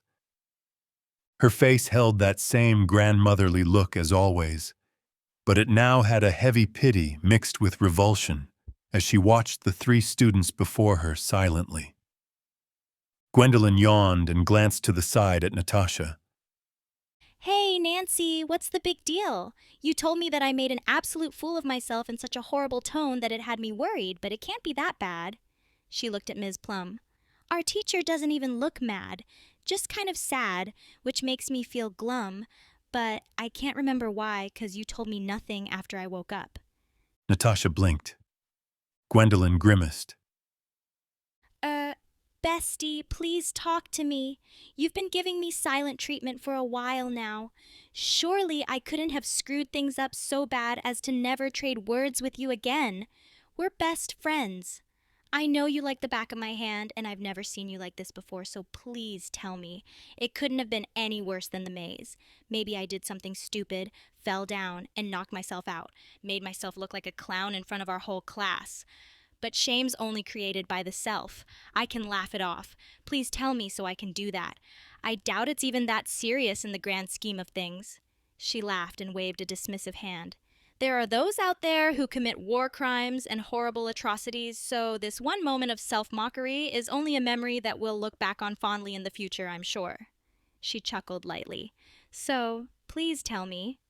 You pissed in my mouth, Natasha said coldly. Gwendolyn blinked.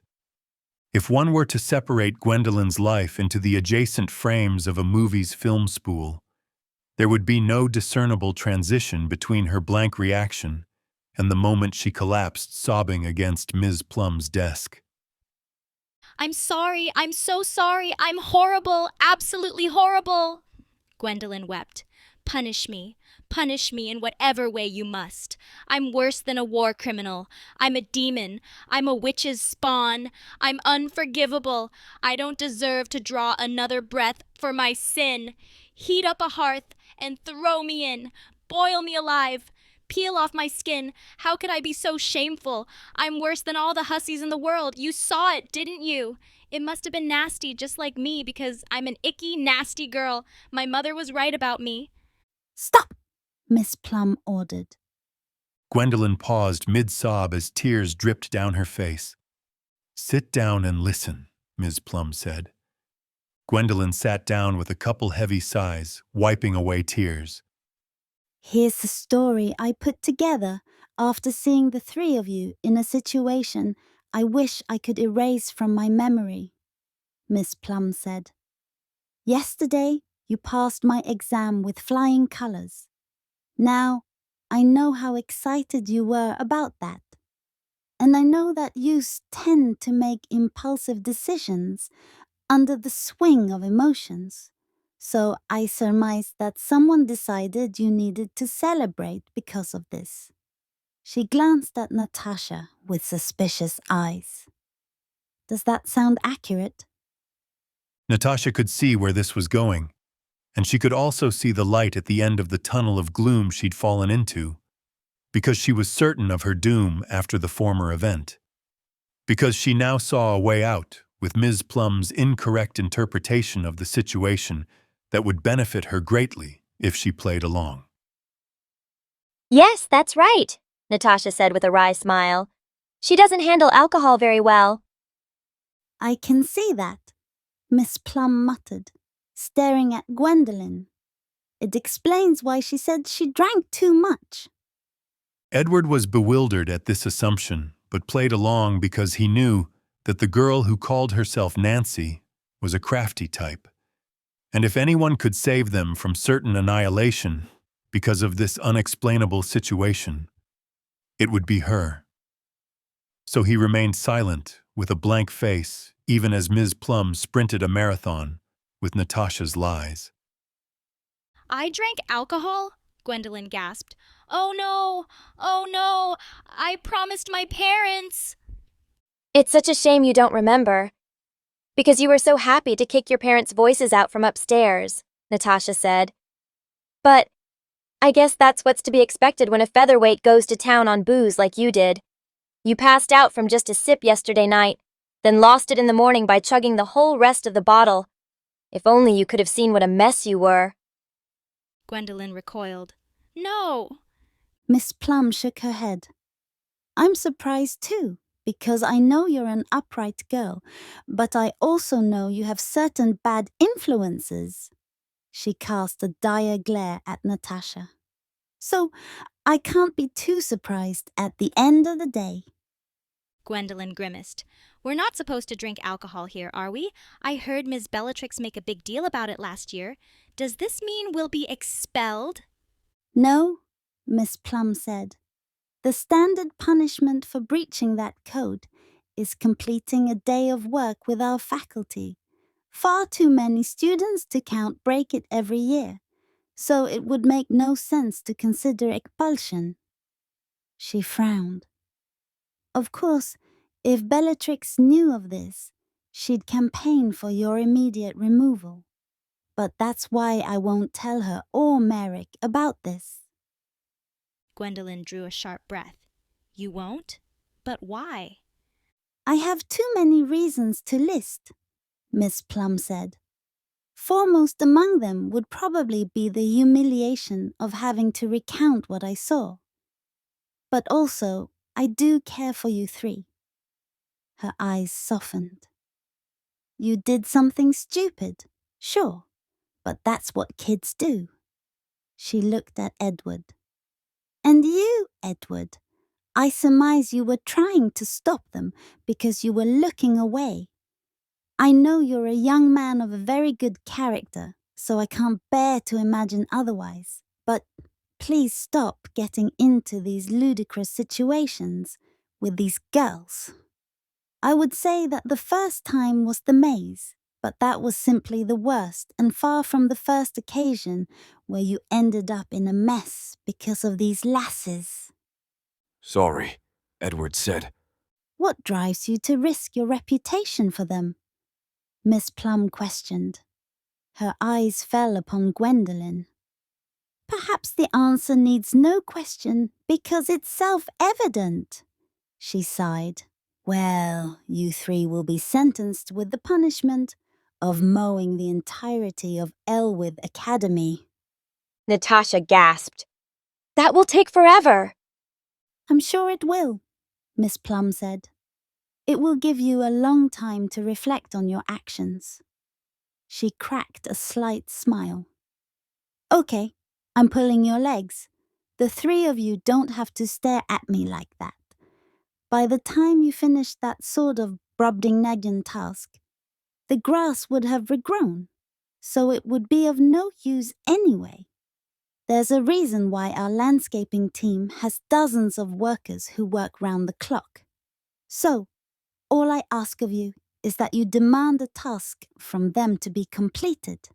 The golf tournament is over, but the grass is usually ruined in the aftermath. So I say you should request to help them with whatever they need to be completed there. Tell them I sent you, and that it's a punishment for being tardy to class. You want us to lie to them? Gwendolen asked in disbelief. Miss Plum smiled. It's not truly a lie, since I've let more tardies than I should have slide from the three of you morning sloths. Do you really want the truth to spread that badly? What would you suggest I have you do instead? Gwendolen shook her head hurriedly. No, I'm good, thank you. You've been very kind to us despite everything. We'll do a splendid job with this task. You can call me Mr. Scaper, a burly man in a white polo and jeans proclaimed as he faced the trio of expectant students. I'm always glad to punish criminals who dare to irk Ms. Plum. The woman is as sweet as her name, so I can't understand why you three would be so consistently retarded to her class. But maybe the answer is in my question. He shrugged and gestured behind him. They stood upon a wide expanse of glittering grass with verdant hills marked by sliding slopes and perfect domes with flags atop their zeniths. And just behind Mr. Scaper was an assortment of mowers. 3 were traditional and required a driver to push from behind, whereas 1 was motorized and could be sat upon while landscaping. However, the groundskeeper had other plans for his charges. As you can see, I've got plenty of sweet machines to help me keep the academy in order, Mr. Scaper said. However, I won't allow any of you 3 to ride my pristine landscaping machines. Slacker like you would surely seek that lazy option, so I'll have you 3 use push mowers instead. It will give you a long time to ponder on your horrible actions. Being late to our sweetest teacher's class? Unforgivable. He turned away. Just thinking about it is making me sick to my stomach, so get to work. I'm heading off to use the John, and by the time I'm back, I expect you 3 to have made a good start. So after Mr. Scaper stormed off, the 3 wizards stood there frowning as they stared at the machines. Well, let's hop to it, Edward said. We'll split up into differing directions and rejoin in the middle to check how much we've done, and from there we can decide how to split up the rest. Wow, you care so much about making sure everyone gets their fair share. But this is all your fault, you know, so you should be doing it all, Natasha spat. Hey, don't act all injured by this when you lied so shamelessly to our teacher, Edward retorted. If for no other reason, you must participate in this punishment as karma for that. Oh, please, Natasha grumbled. A fib or two doesn't change benevolence or malevolence. It's their fault for being gullible, not mine for lying. Can you two please stop arguing? Gwendolyn asked. My memories are still fuzzy, but I'm pretty sure your arguing is what got us into this mess. She sighed and stared glumly at her feet. But did I really break my parents' rules? I can't imagine. I feel so guilty just thinking about it. But I can't remember, so... You didn't, Edward said. Nancy lied about everything. You mistakenly sniffed a narcotic plant in the greenhouse. It was called psychweed, but you weren't paying attention because of our argument, so here we are. He sighed, then smiled reassuringly. So you have nothing to feel guilty over, Gwen. Gwendolyn breathed a euphoric sigh of relief. Oh, I'm so glad I can't even put it into words. I didn't break one of the 3 big no's my parents have for me. Sex, drugs, and alcohol. Well, you kind of did, Natasha muttered out of the side of her mouth. I did not consent to it, Gwendolyn retorted. That makes all the difference. If I came home crying with my clothes in shambles, my parents wouldn't blame me for breaking the first big no. Sounds like a great plan, then, Natasha said. I'm sure that with the clerics you have as parents, they'd be sure to get a thorough examination from the nearest religious figure who likes touching children to make sure you're still intact. That is what would happen if you breathed a word of any relationship, I'm certain of without a doubt, so a fib or two about being the victim of a phantom fiend could really open up your options in life. Gwendolyn shook her head. I can't begin to think like you do, Nancy, but if that plant was off limits, then you saved me from being expelled, so I must thank you for that. She clasped her hands together and exhaled a triumphant breath of salvation. I don't even believe in God, but thank God I didn't break that prohibition. All the worst futures were flooding my head when you told me that fib. I imagined being kicked out onto the streets by my mother after being expelled and then having to grab the knee pads I used as a child on my tricycle. And who knows? Maybe roller skates too, because perhaps walking and biking would be too painful with the new life I'd be getting into. Natasha drew a sharp breath. How about you stop it there before you list any more materials that you'd need for your athletic occupation? I don't even want to try and understand what you two are talking about, Edward said. But I get the gist of it. Gwendolyn, you shouldn't imagine that you'll become worthless after one mistake. Even if you had drank alcohol, I would still be your friend. We all screw up sometimes. As all 3 of us can attest to, that's why we're here. But at the end of the day, true friends have each other's backs no matter what. And the same goes for true family. True friends? Gwendolyn asked, staring at Edward. Edward smiled. Yes, I would like to consider myself a true friend, but it's your estimation of me that matters. He chuckled. Becca may consider herself a lover of certain senior citizens, but there are 2 sides to any equation, and if I asked those 2 about their feelings for their stalker, I'm sure I'd receive a very different answer. Gwendolyn smiled. Right. Well, I do consider you a true friend, Edward. I know I can always rely on you to help me out. She held out a hand. Let's shake on it and promise to be true friends to the end. Edward reflected her playful grin, and also the aura of genuine connection between them, because there was more than jest to the gesture. He shook her hand once. To true friends. To true friends, Gwendolyn declared. Natasha snorted. Wow, true friends, huh? Gwendolyn scowled at Natasha. Come on, Nancy, she smirked. There's no need to be jealous, bestie. You're still my bestie. Why would I be jealous of a fool living in denial? Natasha growled. Whatever, let's get this over with. She strode over to a lawnmower and yanked its activation chain, but the machine only coughed and went silent like an old man on his deathbed. Really? I'm expected to mow this shitty golf course with a relic of a lawnmower that could be placed in a museum? Pull it again, Gwendolyn suggested hopefully. Why would that... Okay, fine, Natasha grumbled. She yanked back the chain with a vicious snarl, and this time the lawnmower roared into motion. However, the once senile machine was now so virile that it shot from her grasp and raced across the grass without a hint of slowing. Natasha scowled as she watched the mower race away. What the hell is up with these machines? I didn't ask for it to turn automatic on a whim. Edward gasped. We need to stop that lawnmower. It could hurt someone. Natasha flicked out a hand. A bolt of white-blue lightning zipped from her grasp and crashed into the lawnmower with a chaotic shrill and electric gleam. Then a smoky explosion boomed to erase the machine from sight. Edward stared in uncomprehending shock. What have you done?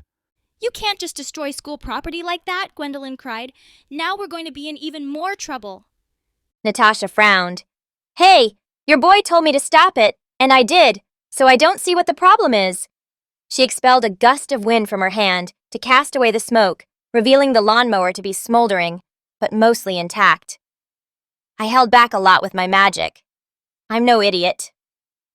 How will Mr. Scaper react when he learns you destroyed his mower? Edward demanded. Natasha shrugged. It was old.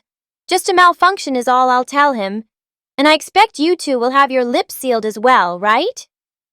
Gwendolyn sighed. You're my bestie, Nancy, but sometimes you just raise my blood pressure too much.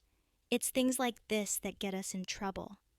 We've wasted a lot of time chatting, and now have a dysfunctional mower, so that only leaves us with 2 machines to mow the grass and no time to waste, Edward concluded grimly as he stared ahead at the remaining duo of manual mowers. Natasha strode a spear's throw away to pat the hood of a white golf cart. If that's so, then I'll take a joyride in this cart while you two slave away. Edward glared at her. There's no way that even you are that inconsiderate after all you've done to get us in this mess. Oh, come on, Natasha protested, sitting down on the nose of the leisure vehicle. I just saved who knows how many lives from being mowed down. You should be lauding me as a hero, not glaring at me like I'm some crafty villain. Besides, there are only 2 machines that work, so what else is there for me to do? Maybe you should mow with me and give Gwendolyn a rest after all you've put her through, Edward growled. Natasha scowled. Quit pinning it on me when you're just as guilty. And that girl of yours is far from as innocent as you think. She smirked at Gwendolyn. I know what a wildcat you are, but I won't turn my nose up at you, because I'm worried you'll start asking me to sneeze. Gwendolyn flushed as red as a tomato, but transferred her shame like a hot potato back to Natasha. It was you! You mocked Edward's voice while I was sleeping, and you must have watched me like a creep to do that. Natasha scoffed. Maybe it was, but I don't think you're in any place to call someone creepy with your odd sleep banter with your mommy. Edward knit his brow. What are you two talking about? Nothing, Gwendolyn snarled. She's just spitting nonsense as always. If she wants to be lazy, then just let her and we'll get to mowing, because the noise of a mower is better than the mockery she spews. Natasha raised a concerned eyebrow. Fine, Gwen. I'm sorry. I shouldn't have spoken the truth so boldly. The flaccid effect of the terrible apology was seen in Gwendolyn's glare, but her face lost its crimson hue somewhat as she began to feel safe that the secrets of her sexuality wouldn't be exposed for her true friend to see as clearly as her nose. Natasha pointed at the sole rideable mower. I'd help you out on that if I could, but Mr. Scaper would have our hides for that, right? Her lips curved with clever conspiracy. Unless we can use the ride mower quickly and put it back before the geezer gets back from the shitter. Edward grimaced and shook his head. No way. I've used that model before when I was hired for odd jobs. It's no faster than a push mower, and it uses a lot more gas, so there's a chance it could run dry before we're even halfway done, and then we'd really be done for. Natasha glowered. Way to go, Donnie Doomer. You're so quick to act like there's no way for us to escape this punishment, or at least make it easier by cutting a few corners. I'm sure that old sack of bones has a lot of rocks to drop at his senile age, so we should have eons to fuck around and still get this done no prob. Edward sighed. Sometimes you can't run away from the trials you must face. And in this case, we just don't have the wheels to speed up our task. His eyes flared as he scanned the golf cart. Wait, I have an idea. Let's see it, choir boy, Natasha muttered without an ounce of wonder. However, she'd be the first to be floundered as Edward dragged Natasha's senile push-mower over to the cart and pulled a wrench from his coat, then turned the small machine on its side and began to tinker with determined eyes. What are you, a mechanic all of a sudden? Natasha demanded. Who the hell carries a wrench around everywhere? I do, Edward said. It's come in use far too many times to count. Our lives are centered around machines, so one faulty bolt or screw can make all the difference. Natasha stared doubtfully at him, then smirked as her eyes flicked to Gwendolyn. You hear that, Gwendolyn? Edward's always ready if you need any help with screwing. Gwendolyn blushed and turned away. She'd been feeling odd all day ever since her awakening from that psychedelic dream, because a stifled frustration had built within her from reaching a climactic peak only to stop just before ascending the mountain. She fell all the way down to rock bottom, with one mocking statement from her roommate as the girl imitated Edward, and unfortunately, the brunette had never quite recovered from that. This left her far more flustered than usual from the dark-haired girl's teasing, because while she'd usually respond with a quip or denial, now she could only bite her lip and hover a hand over the place she felt heat up. Of course, she couldn't clutch the area because that would be rather unladylike, but she felt she needed some time to herself in the shower to wash her passion down the drain. Shut up, Edward said. Natasha drew a sharp breath. I must have pushed you too far this time, choir boy. You never curse, but now I've gotten you one U and one I away from blasphemy. Quit yapping your trap and help me turn the golf cart on its side, Edward said. You're lacking in anything close to ladylike and have all the grace of a gorilla, but your monkey-like might could make you useful for once. Natasha scowled. I'm not unladylike because I'm stronger than most thimbles who call themselves ladies. What does it mean to be a girl? Does it have something to do with being weaker than a lad? Because I'm not so flimsy as to be overpowered by a garden-variety brat. She waggled her eyebrows. And for someone as sexy as me, it's a constant fact of reality, which is a tragedy for all the boys who can't hold a candle to me, let alone my boyfriend. She grinned as she stared into Edward's eyes. But you're one hell of a specimen. I doubt I could escape if you really wanted to have your way with me. Edward glowered. You have the mind of a monkey in heat. That's why you're unladylike. If you won't help, I'll turn it over myself. But I might have to use magic, and I'd prefer not to destroy any more property. Natasha shrugged. Sure, I'll help. What kind of girl could turn down a guy like you? Edward and Natasha crouched beside the cart and slipped their hands under. I can help too, Gwendolyn cried. She'd been waging a war in her head as she watched Edward work. For some reason, she couldn't keep her eyes off his veiny, powerful hands, and every time he brushed locks of hair away from his brow with the back of said hands, it caused her breath to catch. She wondered if traces of the narcotics were still in her system, because otherwise it could become difficult to remain true friends with her close companion. If something within her had changed forever without the assistance of mind-altering substances. No, stay right where you are, bestie, Natasha ordered. She scoffed and smirked. This sort of labor is only for monkey girls like me.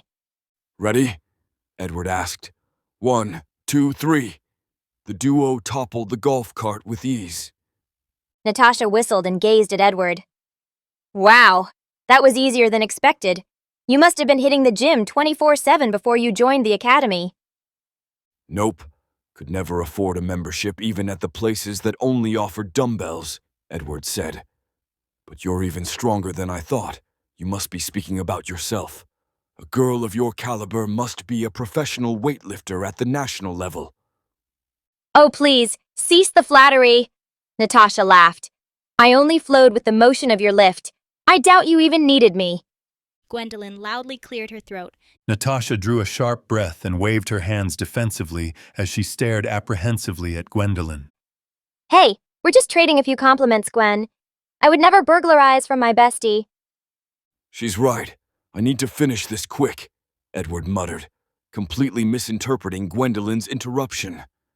He attacked the exposed underside of the golf cart with his wrench as he mumbled and yanked parts from the nearby push mower. If I can just attach the blades down here, I don't have a blowtorch, but fire magic should work to weld those together. He hovered a hand to expel flame over mechanical parts. Okay, it should be almost done. There, perfect. Clear the way, everyone. He raced around the machine and pushed it back up with a grunt. Natasha nodded from where she stood beside Gwendolyn watching. See? I knew he could do it on his own. The lad is a lion in human skin, but has the heart of a lamb for some reason. But I guess that's just the duality of man. She paused as she noticed Gwendolyn staring at Edward with a pensively bit lip and nervous hands clasped over her navel, then smirked and leaned close to the girl. What's wrong, bestie? Are you wondering what it would be like to be the lioness to that lion? Gwendolyn had no response ready as she glanced at Natasha, and this only further emboldened the dark-haired vixen.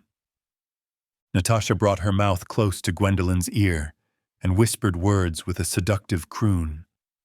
With strength like that, he'd restrain you, and you wouldn't be able to move an inch. All you could do once he has you in his grasp is beg for your release. But that's not what you'd be begging for, is it? I'm sure you'd beg for just the opposite. Gwendolyn recoiled abruptly as her face flushed. Shut up! I've got my daily quota of kind requests for silence today, so I'm assuming my presence as an altruistic third wheel has been a splendid success, Natasha remarked as Gwendolyn stormed off, took a few deep breaths, then brushed her bangs away from her face and approached Edward. She joined the duo with a grin as Edward explained his invention. I call this the golf mower, Edward said, pointing at the golf cart. I've attached blades to the bottom which should activate when we start the engine. Golf carts are far faster than the rideable mowers, so this will be the quickest way for us to cut grass before Mr. Scaper gets back. Natasha gasped. My apologies, choir boy. I underestimated you. I think I'll only call you choir boy half as often from now on. Why, thank you, Edward said dryly. Gwendolyn had a far fiercer reaction that rivaled Jessica and Jubilee. Her face glowed like the sun as she grinned wider than a monkey and applauded her companion. That's amazing, Edward. You're a genius. How could you think of something so incredible? Your brain must be gigantic. You're so brilliant in class, and now I see that your incredible intelligence applies to everything. How do you fit all this knowledge into that head of yours? I bet if someone was able to weigh your brain... Natasha raised an eyebrow as she patted Gwendolyn on the shoulder. Easy there, girl. There's no need to lose it over how large you estimate his body parts to be. At the very least, try to maintain a scrap of your dignity. She whistled as her eyes ran over the golf cart, then glanced at Edward. So what's the plan? We ride this bad boy round and finish our business before Ms. Scaper finishes his? Pretty much, Edward said. I'll remove my adjustments to the cart after we're done, so he doesn't notice. Why not keep them on? Gwendolyn asked. Even the grumpiest of old grumps would be impressed by this, so maybe we could show him and... Nope, Natasha interrupted. You underestimate just how much old farts don't care for the creative genius of youth. Was that an indirect compliment? Edward asked. You've never said anything complimentary to me before. At least, not without wrapping it in a barbaric insult. Natasha hopped into the golf cart and stuck a key into the ignition. I'll compliment you all you like once we're done here. I'll even kiss your feet if you're into that. But get those feet of yours moving and hop in. Edward and Gwendolyn slid into the vehicle beside Natasha, but their arrival wasn't without complaint as the girl revved up the vehicle. Hey, why do you get to drive when it's my invention? Edward demanded. I have the key, Natasha said with a smirk, and I'd bet all my money that no one can beat me on wheels. How do you have the key? Gwendolyn asked in bewilderment. Mr. Scaper never gave it to us. I never saw him give it to you. And he didn't see it either, Natasha boasted. Edward scowled. So you pickpocketed it from him. Not a surprise from you, but it grinds my gears to be a constant party to your criminality. Then close those gorgeous eyes of yours. Sit back and relax as I do what I do best, Natasha announced as she gunned the gas, and the golf cart blasted forth across the grass, leaving a path of mowed flat green in its wake. Spreading carnage! She grinned madly as Gwendolyn held on to Edward for dear life. Or perhaps it was a convenient excuse, because holding on to the vehicle itself would be more effective as a form of protection. But the brunette's actions were fully justified in her mind, as her heart pounded for a variety of reasons, the least of which was the speeding golf cart. Meanwhile, not too far away, the Elwith Academy greenhouse stood as a glass-roofed departure from the rest of the building. Given its location at the back of the structure, it was a rather stealthy sanctuary if one wished to do certain deeds that others would detest, making it the ideal destination for students perusing alcohol and other intoxicants. And the only witness would be the head botanist. But the man's head was often bowed within rows of his plants as he attended to his children with the utmost care. So any lad or lass looking for their fix worried less about discovery than the idea of considering a lunatic delusion, like the birds were watching them with camera lenses for eyes. However, today there were no addicts participating in this activity at the location because it was noon and the types of freaks at this school were of the highest functioning category, meaning that they used their liquids and powders of salvation with the utmost stealth and thus sought the wee hours of the morn or the dead of night to fulfill their fixes. This left Becca completely alone with Priapus, just as she had imagined in her half-dozen fantasies before meeting the teacher for what she believed to be a date. The girl was a little different in the head than most, owing to certain past experiences that had warped her psyche like a half-dozen drops on the head, so she arrived with expectations that departed far from reality, and listened half-heartedly as Priapus monotonously explained how best to plant a rose. He gestured at a ripe, red rose as he rambled. You see, the seeds of a rose are contained in what we call the rose hips. They're located at the base of where a rose blooms, so it's hard to miss. But sometimes roses fail to grow those hips. Like me, Becca quipped. Priapus raised an eyebrow. Not all plants grow the same, but I value them equally. They're all following the divine code of whatever source births the beauty of nature. Now, roses do need a lot of sunlight, and that's why our greenhouse has a glass ceiling. As long as each flower is raised under the correct conditions, then they flourish. What if they're not? Becca asked. Have you ever seen a flower survive in the wrong conditions? Survive? Priapus asked.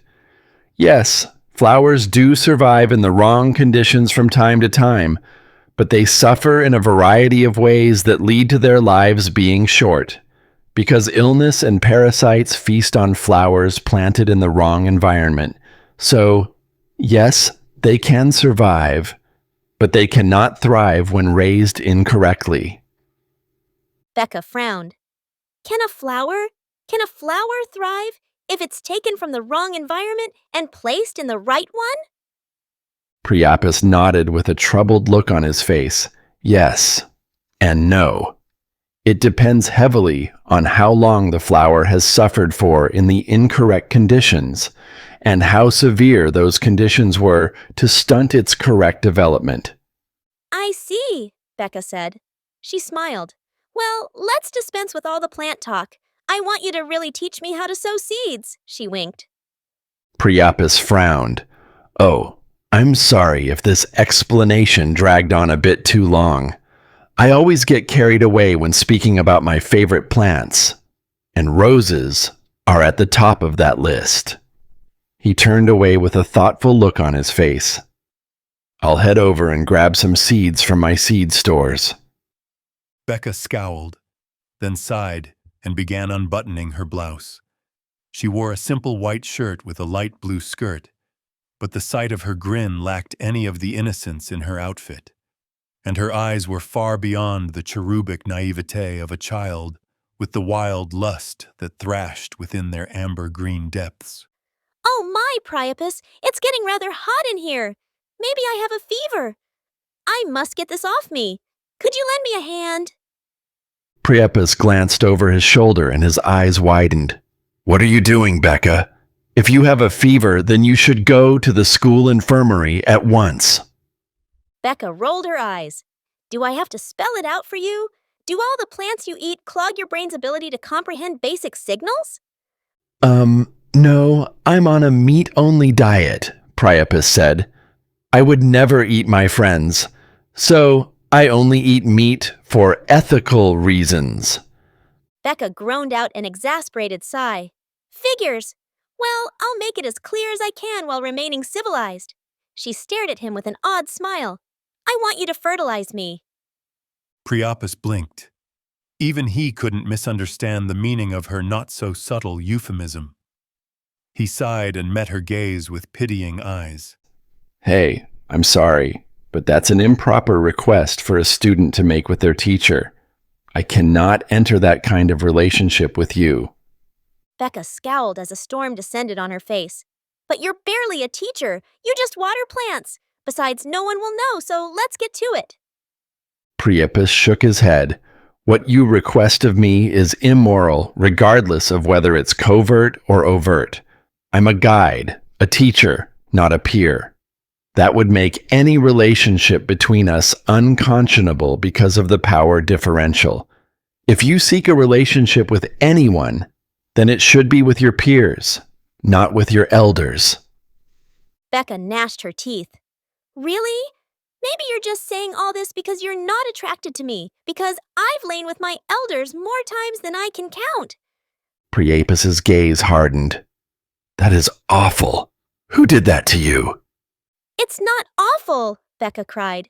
He loved me. My uncle loved me. No one in my family showed me love like that until him, and I loved him back. I tried to revive him when he had a heart attack, but he died, and I cried for days after his funeral. That's why I came here to become a holy mage. Priapus's voice was quiet and contemplative. I see. What do you see? Becca demanded. What do you see when you look at me? Am I just a wounded little girl to you? Because that's how my family acted when I told them after my uncle's death. They didn't want to talk to me, so they sent me to therapy like I was crazy or something. And it did nothing to help me because I didn't want to be fixed because I wasn't broken. Her breathing sped up, tears welled up in her eyes, and her voice tremored. Please, all I need is a connection with an elder I can trust. I could tell my uncle everything, and he'd listen when my parents were too busy or angry. I can see you're just like he was, lonely, kind, and in need of a friend. She took a step closer. I can. Priapus thrust out a hand of denial. Stop. No more. You should leave now. And speak with the nurses at the infirmary. It's evident you have trauma that needs to be addressed. Tears rolled down Becca's eyes as she sniffled. Her voice was a childish tremor. Why won't you accept me? Why won't you fuck me? She screamed as she turned away and ran with her blouse half unbuttoned and her face soaked in tears, clearing the greenhouse in a flash. If no one will accept me, then I'll just die. Terrible worry stormed in Priapus's eyes as he hurried after the girl, his voice loud and weighty with concern. No, Becca, don't do it! Events were much less traumatic for the trio who enjoyed a joyride through the meadows of the golf course. And with Natasha at the helm of the vehicle, the ride was a wild, wheel-burning adventure as they cleaved grass faster than a half-dozen motorized mowers. Hills became ramps, slopes became the descents of a roller coaster's dives, and the entire ride was more stomach-squelching for Gwendolyn than her worst misadventures at amusement parks with friends. Could you slow down, Nancy? Gwendolyn begged. You're going to make me hurl. Relax, girl, relax. Natasha laughed as the cart, under her chaotic control, did just the opposite. You removed most of your moisture with your public piss, so I doubt there'll be much left to come back up. She's right, Edward snapped. This is spinning my head too, and at the speed you're going, We'll all be dead if you so much as hit a pebble the wrong way. I think I'm actually gonna hurl, Gwendolyn groaned, holding a hand over her mouth. If my vomit goes under the wheel, then good luck hiding this from Mr. Scaper. You don't need to worry about vomit or wheels, Natasha quipped, because I'd never wheel you, bestie, even if you asked. I'd be terrified of the mess that would result. Just shut up, Gwendolyn snapped. See? Natasha said. You're just fine. It's all your mentality. Life is bright when you look at it the right way. She pointed ahead, where not far from them stood the gleaming, pellucid form of the greenhouse. There's the greenhouse. We overshot the gold course a tad, but that's not so bad when we get this pristine view, so I'll swing us back around in a blink. She smiled and sighed as her directing finger flicked over to a small herd of rabbits. Look, bunnies, what did I tell you about the benefit of maintaining a positive mindset? As long as we remain positive, nothing bad can come our way. Becca blitzed out of the greenhouse with blind abandon in her wild, wailing run, shrieking like a weeping widow with every footfall as she tumbled half-clothed from the translucent structure. It's Becca, Gwendolyn gasped, and she's crying with her clothes all messed up. What happened? Priapus emerged from the greenhouse with a desperate gaze as he hurried after Becca. And Priapus is chasing her, Edward noted. What is going on? Don't tell me that she got something different than she expected from her date. Beats me, Natasha muttered. All I know is the plant man's stalk is huge, probably too big for a little girl like her. If I can spot it as a defining characteristic from this far away, then I can only imagine what happens when his belt is unbuckled.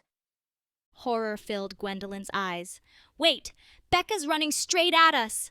Her gaze flicked to the herd of rabbits as they began to flee in response to the roaring golf cart. And the bunnies are running away from us! We need to stop! Fuck! Natasha spat as she noticed the dilemma before her. On the one hand, Becca was approaching fast. On the other hand, the rabbits had cleaved into two groups that spread to flank the girl's approach on both sides. Therefore, there was only one correct choice. No matter how much she liked bunnies, anything else would jeopardize her mission. So, she turned the wheel hard with a snarl.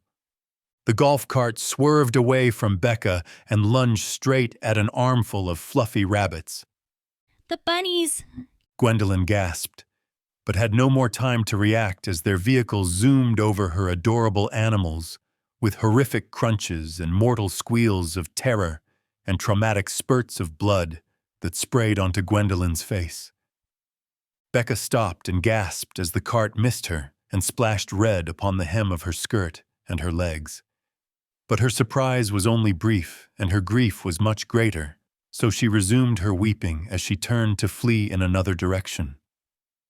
Gwendolyn began to cry, mixing her tears with the red that stained her face. The bunnies, those cute, fluffy bunnies. They're all gone. Edward hugged Gwendolyn close as she sobbed and met Natasha with fiery eyes. What have you done? I had to swerve or I'd turn Becca into minced meat, Natasha remarked. She frowned as odd crunching sounds echoed from beneath their cart. Oops, looks like the corpses of those bunnies are clogging our mower. Just stop, Edward commanded. Stop the cart. We're done here. Natasha sighed as she slowed the cart to a halt. Fine. Yes, we are basically done anyway. I think I cut like 90% of the golf course, so... Are you a psychopath? Edward demanded as he rubbed Gwendolyn on the back. Natasha frowned. What kind of question is that? How are you talking about the golf course when you almost killed a fellow student and did kill a dozen innocent rabbits? Edward yelled. Natasha shrugged. If they were guilty of some crime, would that make you feel better? Edward growled and shot his gaze past the guiltless girl. Speaking to you is fruitless. What's going on with Becca? Do you know? Becca tore across the grass not too far away, heading in some blind direction to carry out her self-destructive impulses, but just happened to notice a certain elderly individual emerging from the direction of Elwith Academy. Mr. Scaper hurried across the grass as fast as an elderly man with painful health problems can, which is to say that his speed was incredible, because his genuine care for the wounded little girl he saw fleeing across the meadow endowed him with extraordinary agility for his age. However, he didn't have to force his weary bones much further, because the small girl ran straight into him with a sob, and the sight of her was pitiful, with her askew unbuttoned blouse and red dripping from her skirt and legs. Becca, Mr. Scaper gasped. What happened to you? Priapus was close on Becca's heels, and as a result, Scaper's eyes fell upon him with instant suspicion. He celebrated the fact that the worst had been averted in his mind, but this statement only provided more room for further misinterpretation. Phew! Thank God she didn't get away. I shouldn't have let her go like that. Scaper glared at Priapus. Priapus. So you're the one who did this to her? I thought you were an individual with odd inclinations but harmless to others. I suppose I was wrong. Panic seized Priapus's face. No, you don't understand. Just what do I not understand? Scaper growled as he held the sobbing Becca close in a protective hug. She's running away from you with her clothes all messed up and blood dripping down her legs. You couldn't be more red-handed than if you were caught in the act. Don't speak to me, you monster. Merrick won't have many words for you, but they will suffice to make you regret your entire existence once he catches word of this. He knelt and patted Becca on the shoulder as he spoke in a soft voice. Becca, please tell me what he did to you. Becca sniffled and dragged in a long, shuddering breath as she wiped tears from her eyes. He what? Scaper prompted with a note of horror in his voice. He refused to fuck me! Becca bawled at the top of her lungs, then burst into another fit of tears, and finally collapsed to the grass, beating her fists against the earth in a childish tantrum. Natasha, Edward, and Gwendolyn looked over at the ongoing commotion with blank looks on their faces. Scaper shook his head in disbelief, blinked, then stared at Priapus. Where did the blood come from then? Priapus pointed at the golf cart. A long streak of red flecked with fluffs of fur stretched behind it. Those 3 students killed several bunnies on their cart, and the blood splashed onto Becca. Scaper blinked again, shook his head, and stared at the trio sitting within the golf cart. There was no outrage in his gaze, only confusion and weariness. You 3? Edward grimaced and swallowed hard in preparation for condemnation, but his worries were for naught. Scaper sighed and waved a dismissive hand as he closed his eyes and pinched his brow. Just put it back where it was and leave. Your punishment is done. I've had enough for one day. I think I need to lie down. This sort of stress isn't good for my heart at my age. Chapter 33. Becca groaned as she sat up within the pale cot of a recovery bed. A nurse sat oddly upon a chair nearby, facing back over the seat's apex, with her legs splayed wide as her eyes scanned a book from behind the trapezoidal lenses of her glasses. Her spectacles were thick of width, but thin of size as they taped inward to connect at the bridge of her nose. A window behind the woman let in a cool breeze of air, brushing the round brown ringlets of hair that curled over her ears and dangled above her nape. She looked up from her novel without a hint of care as Becca awoke. "Oh, you're awake." Where am I? Becca muttered. A newcomer entered her gaze, but it was a rather familiar face because the companion had sat a pace beyond her peripheral range, and by intuition, Becca had always known her ally to be there. But her conscious mind lacked the speed of her subconscious, and she still gasped in surprise. Cassie? The girl who rested a hand over Becca's wore her hair in silky, slight curls of straw-blonde strands that hung down past her shoulder blades, and her eyes were a soft hazel that shimmered strongly with a pink undertone in their depths. And her face was rosy but pale with a constant flush in her cheeks, contrasted by skin nigh as pale as a sheet. A dark steel band encircled her right wrist and stood bold upon her pallid skin. She smiled kindly. Who else would it be, silly? Becca frowned. What happened? You fucked up. The nurse said as she turned a page of her book. That's why you're here with me. Cassie gasped, then frowned. You shouldn't curse at students like that. And the way you sit on that chair is shamelessly unladylike. Are you even a nurse? Of course I am, the nurse said, fully absorbed in her novel. I'm the best nurse in this whole school. Her eyes flicked with disinterest to Becca.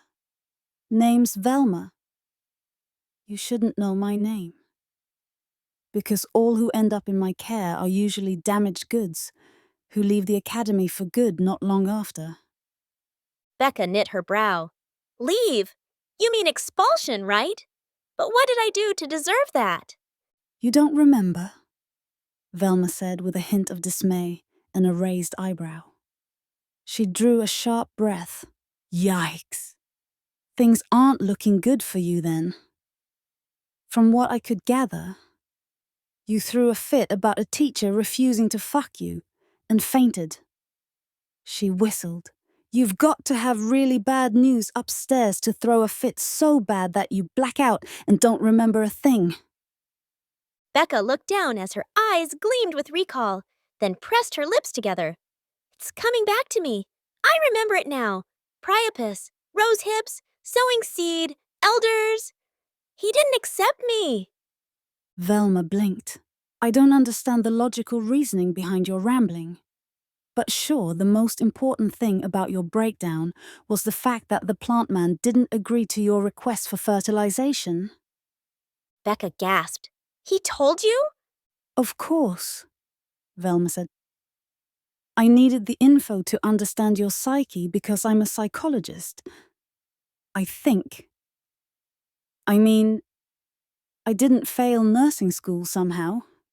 So I'm here now, and I'll suffice for whatever role they need me to play. Cassie glared at Velma as her nostrils flared in contempt. You're being rather cruel to Becca. You're a nurse, right? You're supposed to be nurturing, but you're just mean and confusing with the words you say. Who's this vague they you're talking about? The school faculty? The voice is in my head, of course, Velma replied nonchalantly. Her eyes flicked down to her book, then returned to Cassie's with a blink of irritation. Hey, it was just a joke.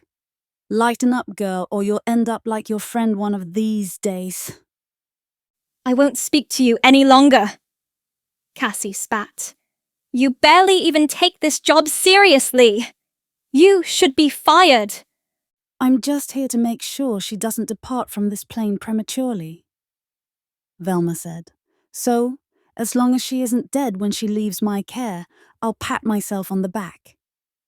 Cassie ignored the vixen as she hugged Becca, then gazed at her friend with worried eyes. How are you holding up now, Becca? I'm sure you must have been hurting to throw a fit like that. Becca sighed. Don't worry about me. I shouldn't have expected anything different. What grown man would like a little girl like me? You would be surprised, Velma quipped. I don't think you should have any problems in today's society with how most men think after absorbing a couple hundred smut films. Cassie grimaced. She's right, but that's beside the problem. How could you wish to end it all after things didn't go your way? You have so much more of life to enjoy, and I'll always be rooting for you to succeed. So please don't throw your life away, Becca. Her final note trembled at the tone of a plea as she stared desperately at the small girl. Sorry, Becca said with a pained look on her face. I know you care for me, Cassie. I really do, but sometimes I don't know how to continue moving on with my life after what I've been through. The past is the past, Cassie retorted. Don't let what's already come and gone drag you down. That's easy for you to say when you're not me. Becca murmured with a face of misery. All the therapists said that my uncle abused me. There's no way a 10-year-old can consent to an incestuous relationship with someone 5 times her senior. That's what they said. And they looked at me with awfully pitying eyes that made me feel so horrible inside. I felt like I'd done something wrong by telling them the truth about how I felt. She laughed bitterly and clenched a hand into a shaking fist. But maybe that's all because I'm just fucked up in the head. Maybe they're right, and the machinations of my mind are just lies to justify and hide the abuse I suffered. Becca, Cassie whispered with the tremor of hesitation, reaching a hand out toward her friend. No! Becca yelled, slamming her fist down upon her mattress. They're wrong! I refuse to believe them! What can I trust except my mind? It's the only way I can make sense of this world, and it tells me that old men are sexy. I don't fucking know why, but it's just the way it is. And I did love my uncle. His name was Mo, and he loved to play in the snow with me when we first met in the winter of 4th grade. And he was good at the piano we had in our house, but he could only afford a keyboard for himself because bills were tight and government disability payments weren't much. And we cooked together sometimes. He wasn't a great cook, but he tried, and he'd always joke about how he'd never had a wife to teach him these things, so he was relying on me to help him. And what is the point of all that? Velma asked coldly. You can go on and on about how many times you played cards or hopscotch or whatever, but that doesn't change the fact that he parked his meat inside a child. The point is that we didn't just have sex, Becca cried. We loved each other. It was true love. It was... Tears trickled down her face as her voice warped into an anguished sob. Cassie embraced Becca tightly. It was abuse, no matter how much you refuse to accept it. Velma said, I went through a lot of shit as a child, and my mind only got better when I accepted that it was wrong. Now, I wasn't quite as fucked up as you were, you poor girl, because I doubt your mote of denial would disappear even if that old bastard rose from the grave and admitted his sins. She sighed and closed her book. Look, if you keep denying what happened to you, you'll end up fucked up worse than you are now. And there are plenty of sane people who spend their life in the insane asylum because their unresolved trauma makes them the perfect prey for the system. I don't want that for you, Becca, because I've been through that ringer more times than I can count. And life can get a hell of a lot worse once you're just another crazy, and the whitecoats can do whatever they want with you. Why? Becca demanded, glaring at Velma even as tears poured down her cheeks. Why live if life only gets worse? If you're right, and I'm just a trauma bomb waiting to go off, then wouldn't I save my family the shame and anxiety of dealing with me by ending my existence early? Velma shrugged. You have to find a reason for yourself, or you won't be able to keep going. Then what am I supposed to do? Becca demanded. The only thing that makes me happy is the idea of being loved by old men, but that's not allowed, apparently. Just wait a year or two, Velma said. Once you're an adult, you can go ham with those fantasies of yours, and there will be plenty of geezers happy to oblige you. Becca sniffled and bit her lip. But what if they don't accept me? I don't know if I can bear that kind of pain again. Cassie grabbed onto Becca's shoulders and stared hard at her. Becca, you must accept yourself. Don't rely on others to grant your life its worth. Velma nodded with a knowing smirk. Preach it, girl. What does it mean to accept myself? Becca asked. I've accepted that I'm attracted to old men, and I don't think there's anything I can do to change that.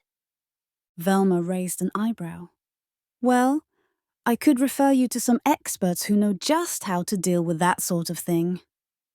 Cassie frowned. You don't mean... Conversion therapy? Becca finished with a look of horror. Oh, no. It's nowhere near as archaic as it used to be, trust me, Velma said. I'm an example of their success with their new methods. I used to be rather close to our family dog for certain reasons. But once my parents caught me, beat me severely, and sent me to conversion therapy. I emerged as a fully cured girl. She flashed her book, whose cover displayed a dog racing across a prairie to chase a bone. Nowadays, I enjoy reading stories about dogs, and this is one of my favorite books, Dick the Dog and the Quest for the World's Hardest Bone. But I calmly enjoy these books like a normal person, and only occasionally take them into the bathroom, just to make my business less monotonous in there, you know? Cassie shook her head. No, I don't know. Can't relate.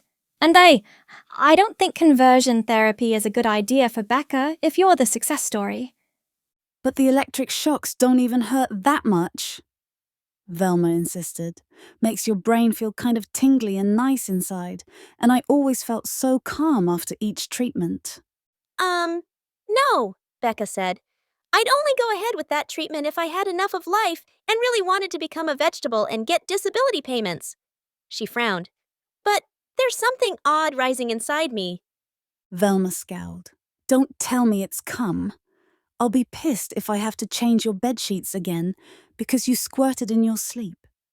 And I had only a moment of warning to get a piss bottle ready because you made such a racket about Uncle Lester, Uncle Lester. It's not cum, Becca said with a scowl. I've never felt as dry as right now, or as clear-minded about what my future should be. I suppose it's post-ovary clarity or something. Her gaze hardened. I think I want to become like Velma. Velma gasped as a prideful blush spread across her cheeks.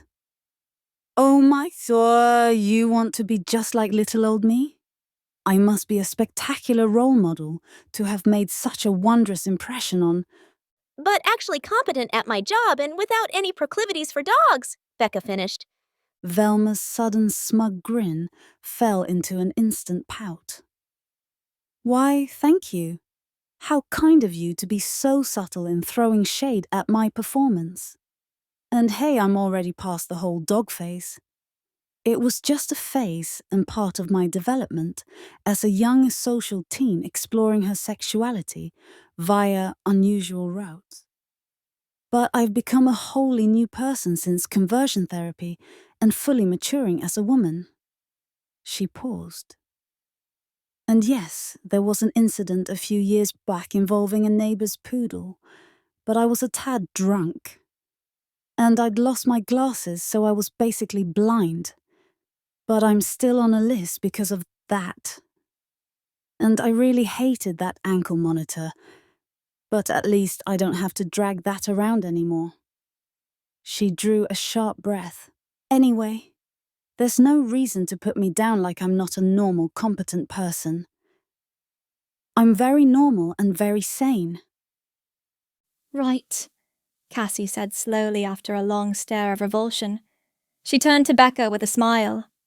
So, Becca, what were you saying? I think accepting myself means accepting all of my desires and dreams as a part of me, Becca said. Part of my trauma stems from how helpless I felt, both as a child with my emotionally distant parents and when my uncle died and I was unable to help him. So, you're still wishing that your uncle, Mo Lester, or whatever that child molester's name was, lived instead of died when he did, Velma demanded. I'm just telling the truth about how I felt, Becca said. It doesn't have to sound pretty or correct to others' opinions. That's part of what it means about accepting myself. Accepting all my feelings as they are without judgment, because they're a truth about me.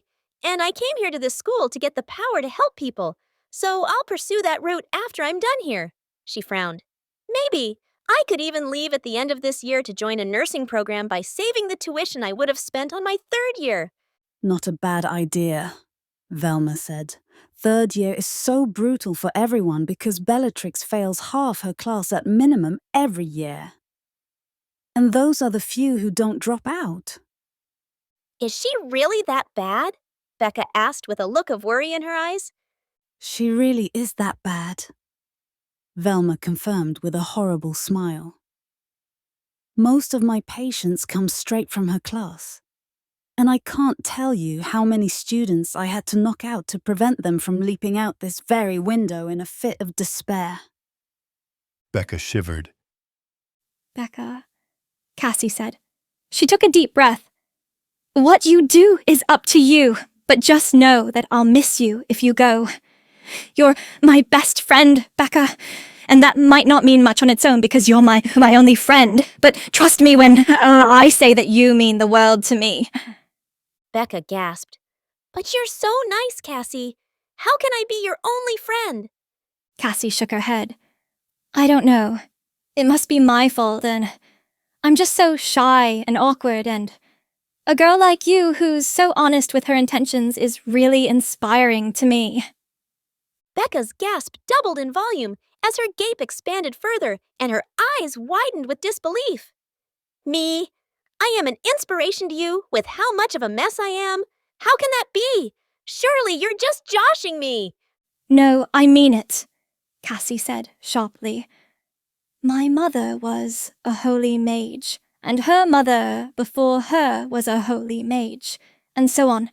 So I had to become a holy mage too, because in my town, my mother acts as the healer for everyone. She's the de facto ruler of our small town, Willy Walaiki, because of her magic. And that is how my family remained a top society in a tiny town filled with crime and poverty. People are always getting hurt there, and hospitals are far away and few between. So it's always been the Antoinette family who's provided those services and maintained a special power over the area, because even criminals respect us since they could require our help one day. I don't know what to make of all that, but your folks sound like a mafia crime family or something. Velma said in disbelief. Sheesh. So, I guess there was no choice for you but to become a student at Elwood Academy. Unless your mother would teach you. No, Cassie said. She doesn't care much for that. She's too absorbed in her own business dealings and prefers for her successor to be trained without wasting her precious time. But I never wanted to go down the path of magic. I wanted to become an artist, kind of like my father. My dad was into tattoos and graffiti, and he'd grown up not quite following the law but gathered a large following of men who'd die for him because he proved his bravery over and over with every gang he led. And he wrote that story of his on his own skin, so that no one would forget what he did for them. I found that beautiful. Even though I can't agree with everything my father did, I realize I was born into the lap of luxury in comparison to the hellish reality he suffered through as a child growing up on the streets, so I can't help but look up to him, with the way he's able to translate his emotions, his life, his story into art. Her eyes glimmered with fierce passion. I found art as my way to escape the reality I saw, to tell my story of how I really felt because my mother wouldn't hear it, and my father sympathized. But he always said that following the path of my mother would lead me to the most power in life. And power is the most important thing in life. She clenched a hand into a fist. But I've always felt powerless to control my fate. So what does it matter if I become a puppet, just like my mother, to various competing criminal interests? I just want to paint and draw and laugh, and have fun with my friends. She smiled sadly at Becca. Sorry for the rant.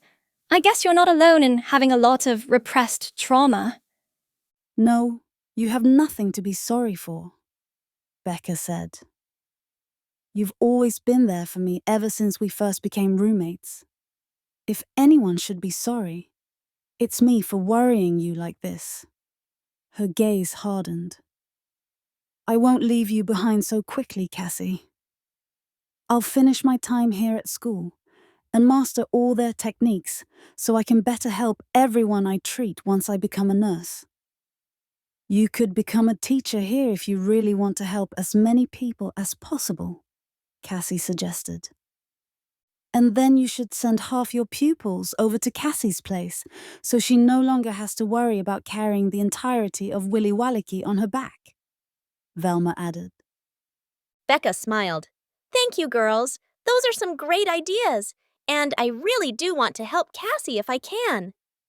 She raised a knowing eyebrow. Cassie, when I asked if you knew someone who'd draw portraits of Merrick for me, you said you knew an artist who wished to remain anonymous, and you appeared with those pictures after you'd spent long hours in the bathroom or elsewhere. Fool that I am, I never realized until now that it was you. Cassie smiled. You figured me out, bestie. Now, how will I hide my unbearable fear of critique? You have nothing to worry over. Becca gasped with a laugh in her voice. You're so crafty with your art that you'd leave a witch seething in jealousy, and I mean that in the best possible way. She whistled. Though I never imagined you were the kind of girl who was willing to draw below the belt with such detail. Those wrinkles and the shading on that hair were... Thank you, but please don't mention it any further, Cassie cried, as a blush spread across her face. If drawing nudes embarrasses you so much, then why did you do it? Velma asked. I am not embarrassed, Cassie denied. It's art. I have to understand both the male and female form to be a true artist. Becca drew a sharp breath. There's no way you could draw that accurately with just your imagination. Who posed for you? She froze with horror in her eyes. Don't tell me. Did your dad? Of course not, Cassie snapped. I tore pictures out of every magazine of every genre. Nothing will get in the way of my full understanding of how to capture this world by pen and brush. You two are an odd pair, Velma remarked. She grinned. But your friendship must be very genuine for Cassie to work that hard for you, Becca. It's a wonder to see. I can only imagine how different I'd be if I grew up with friends like you two. We can still be friends, Becca exclaimed. I thought you were kind of a bitch at first, but then I learned you're just a little fucked up in the head like me. So we fuck-ups should stick together. Wow, oh, thanks, Velma said with a scoff. I thought I'd never have friends. So this should be emotional for me. But you managed to fuck up your request for friendship so much so that I don't have to worry over shedding unnecessary liquid.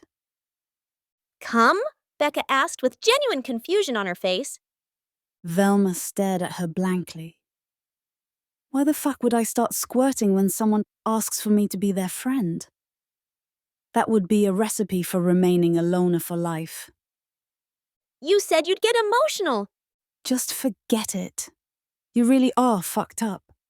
I might have finally found someone more fucked up than me. But I'm not too happy about it. Hey, you should be grateful I'm offering friendship to you when I have a dog at home. I doubt I'd ever let you visit without having you on a tight leash and probably a camera just for curiosity's sake. The fuck? I told you I'm cured already. I'm not some menace hunting down people's dogs to get my fix. The poodle incident was a long time ago. I was only 18. It was just after I met Merrick too, so I wasn't used to these glasses yet. Cassie frowned. Wait, before you continue arguing, I've been meaning to ask about those glasses. I've noticed a strange aura around them. Through her eyes, she saw trails of golden light spiraling around the spectacles. Those aren't ordinary spectacles, are they?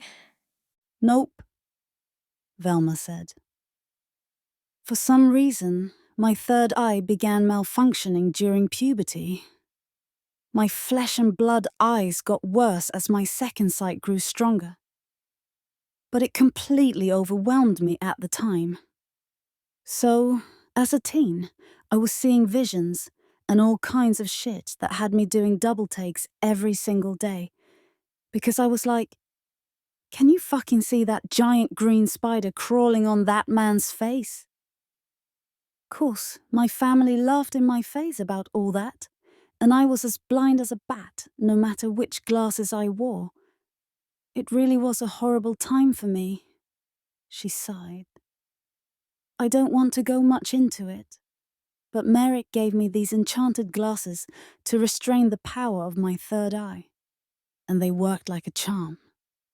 But if they ever come off, then God, or whatever those glowy things are that I see through my third eye, better have mercy. Because I'll be in La La Land again, and there will be no poodles to stop me. Becca cringed and clutched herself protectively as she stared in revulsion at Velma. Well, your first victim better not be me because I'm not into young ladies. If you were old, it wouldn't be so bad, but you won't have any fun with me because I'll vomit all over you. You think I'm having a blast when these glasses come off? Velma demanded. Without my spectacles, I can barely maintain my stream of conscious thoughts. I have to be so focused to take a single step, so I wouldn't even remember you. Even if I rolled around in your insides, I'd just... She shook her head. Forget it. You two wouldn't understand. She smiled wryly.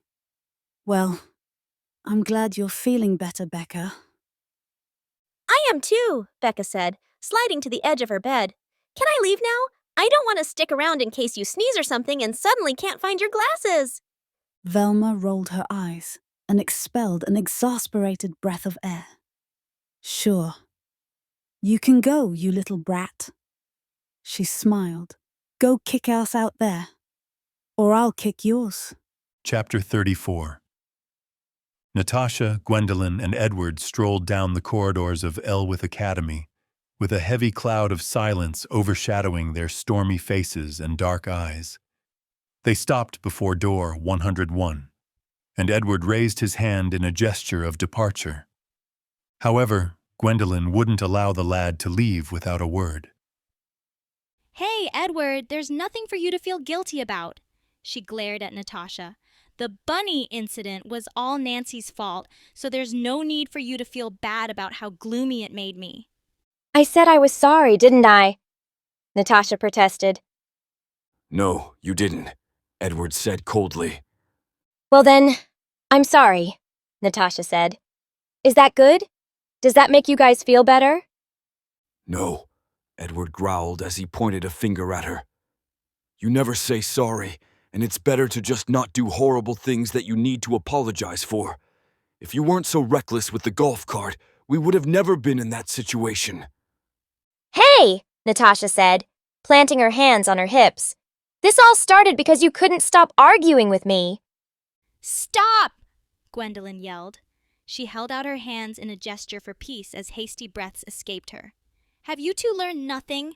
Arguing is what got us here, so we shouldn't be bickering like this. We're friends. Edward sighed. I'm sorry, but... No buts, Gwendolyn snapped. I get that Nancy can be a handful, but she knows she's done wrong and has apologized for it. She stared at Natasha. Isn't that right, Nancy? Yep, Natasha said, nodding. Can't you see how insincere she is? Edward demanded. She's only mad because her rampage came to an end. People like her are only regretful of being caught and held accountable for their terrible behavior. No, Nancy apologized, so we have to take her at her word, Gwendolyn retorted. That's how we communicate as people. We can't always be reading double meanings behind every word or gesture. Sure, Nancy makes lots of off-color jokes and pokes fun at me a tad too often, but she'd never lie in a way that would truly hurt me. She turned to Natasha again with a gaze begging for confirmation. Isn't that right, Nancy? Of course, Natasha said, placing more emphasis on her response this time with a reassuring smile to match. She'd been getting lazy with maintaining the guise of her Nancy personality, because she'd surmised that it would be more sustainable to act as close to her genuine character as possible, since this mission would be a multi-year infiltration. But she recognized when her false identity needed a crucial moment of stellar acting to sell her role. And she provided this with spades as she issued her words and manipulated her face to match what she supposed was genuine sorrow. She barely felt like she knew those emotions anymore. The only time she could be true was with her sisters. But even then, she had to play the part of an unbreakable leader who never suffered, even after committing countless atrocities for the sake of a witch. So she played Gwendolyn like a fiddle, and her soft, sorrowful voice pulled off the deception without a hitch. I'm really, Really sorry about that, Gwendolyn. I know it must have been traumatizing for you to see those bunnies die like that. Maybe it reminded you of Rowan, because anytime I see blood, it reminds me of him. But I've become so detached from my emotions ever since then that I struggled to connect with reality after killing all those innocent animals. She released an anguished sigh. I wish I had another choice. But there was no choice. And so, I hardened my heart to endure what I had to do. I'm always doing that as a coping mechanism now. It seems to be how I changed ever since I lost Rowan. She pressed her lips into a painful smile. You've seen it, haven't you? The pain that I can't express in normal ways. Gwendolyn was completely under the spell of Natasha's performance. Her eyes softened and wet with anguished moisture, and her breathing trembled as she stared with pity at her best friend. And finally she could hold it back no longer as a tear trickled down her face. Edward gasped. He wasn't a party to the whole false narrative that Gwendolyn believed, and while the girl was as emotional as any other, she wasn't the type to start sobbing without solid reasoning to explain it. Something serious had happened between them. But he didn't know why and could only stare in stupefied shock. Because whatever it was that the girl he knew as Nancy mentioned, it was something traumatic that it immediately brought tears to Gwendolyn's eyes, with more pain on her face than when a dozen animals had died, sprayed remnants of their corpses upon her visage. Nancy, she whispered. Yes, I have seen it. She stepped forward and encircled Natasha with an abrupt hug. Natasha drew a sharp breath. Yes, she was an expert at faking every emotion whenever it was required to complete her missions. But direct bodily contact always ruined her performance capabilities. Something was triggered within her that activated her worst enemy. The genuine feeling of humanity that she'd tried so hard to stifle in order to succeed. And she wished to push the girl away, to grant herself some space, but that wasn't part of her script. She needed to allow herself to be consoled. But it set off so many alarms within her that it made her want to flee. So she bit the inside of her cheek to restrain her reaction. Gwendolyn's voice was a soft, trembling whisper that carried the weight of her pain birthed by her empathy. I'm so sorry. I'm sorry you have to hide it to endure it. I'm not able to hide it as well as you, but I do understand how it feels to hold something back when you just want to scream and cry. But please, don't hesitate to cry on me if you need to. You're my best friend. I don't want you to suffer alone when I'm always here to lend a shoulder. Natasha breathed shakily. This was dangerous. She felt like something within her was a pinprick of pressure away from shattering like glass. And once it was gone, she'd be done for. Her mission would be a failure. She couldn't release it. She couldn't accept it. But she couldn't run away from it. Even within this false personality known as Nancy. So she used the only card left up her sleeve. She pushed Gwendolyn away, but not so hard as to be perceived as vicious, and as the girl stared at her in worry, she kissed the brunette on the brow, right where her third eye would be, and initiated a hug. The action was a simple reversal of control. She was now the one executing affection, performing the actions she decided would be necessary to play her role correctly, and this meant that she controlled the start and end of the encounter. No longer would she have to react to Gwendolyn, but Gwendolyn would now have to react to her. And so Natasha regained control of the situation this way, because she was an expert at issuing false affection. And her performance wasn't just an act. The brunette was attractive, kind, soft to the touch, and had a nice face. If Natasha was certain about her distorted sexuality, she might have liked the girl as far more than a friend. But right now she was only a means to an end. Her kiss was a calculated decision to cause confusion mixed with understanding, since the vixen she played, otherwise known as Nancy, was unusually physical when it came to displaying her affection toward another. She imitated the gentle touch of a mother as she embraced Gwendolyn and slid her hands over her back to hold the girl close. This was a touch she'd never felt herself, but the human imagination can create incredible substitutions for necessary developmental interactions whenever a disturbed psyche is given time to fester. Therefore, Natasha's performance was a matter of perfection, because it was so close to being genuine that it may as well have been. She lost herself completely in her act as Nancy, and even compartmentalized Natasha as a separate idea in her mind, because her mind was already so fragmented that it was child's play for her to separate her conscious personality into differing masks that never cracked under any pressure because she became her character. Even Edward, who served as a constant skeptical eye to test the validity of Natasha's performance, was sold by this sudden display of emotion. Surely no one could fake that, he must have assumed. And he would be partially right. But the human mind is a mystery to even me when it comes to its ability to manipulate multiple personas into an amalgamation known by one name only. So after the girls shared a long, quiet hug, they disentangled from each other reluctantly, because both felt such pain inside that they could have stayed there forever. They both slipped on sad smiles to break the silence that existed, then turned to Edward. Damn, Natasha said softly. She smiled wryly at Edward. Now you know what a crybaby I am deep down inside. Edward shook his head. No, I'm sorry for calling you a psychopath. You're just dealing with trauma in your own way. Don't be, Natasha said. I've committed far too many atrocities to be considered right in the head. She smirked at Gwendolyn. Though no one beats Gwen when it comes to atrocities in the mess hall. Don't even get started, Gwendolyn growled with a grin. Natasha unlocked their room door and flapped her fingers at Edward.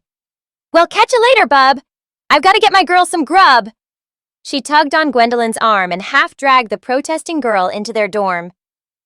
Come on, bestie. It's time for me to show you my infamous cooking techniques. Once inside with the door locked, boots off, and Gwendolyn sprawled upon her bed as exhaustion made its traditional return, just like with the aftermath of every other adventure with this girl she knew as Nancy. Natasha opened her fridge with a hum of delight as she held a handheld frying pan in her other hand. Hey, what are you doing snooping around in your fridge? Gwendolyn demanded. You got any candy with you right now? No, I told you that I'm cooking today, Natasha exclaimed as she retrieved slabs of pseudo-frozen meat from her freezing refrigerator and tossed them in her pan. Meat? Gwendolyn asked in dismay. I don't think I'll be able to eat any meat for days after seeing what happened to those rabbits.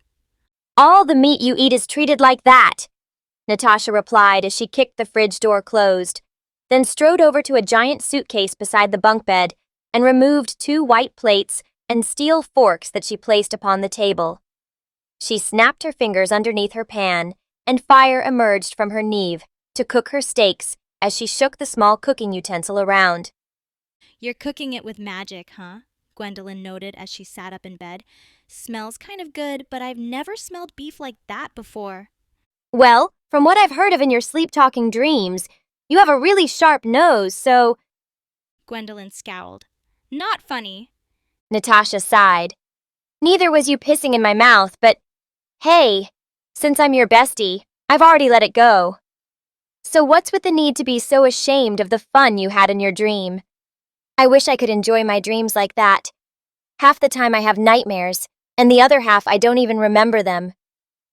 It was just a drug-induced fever dream, Gwendolyn grumbled. It doesn't say anything about me.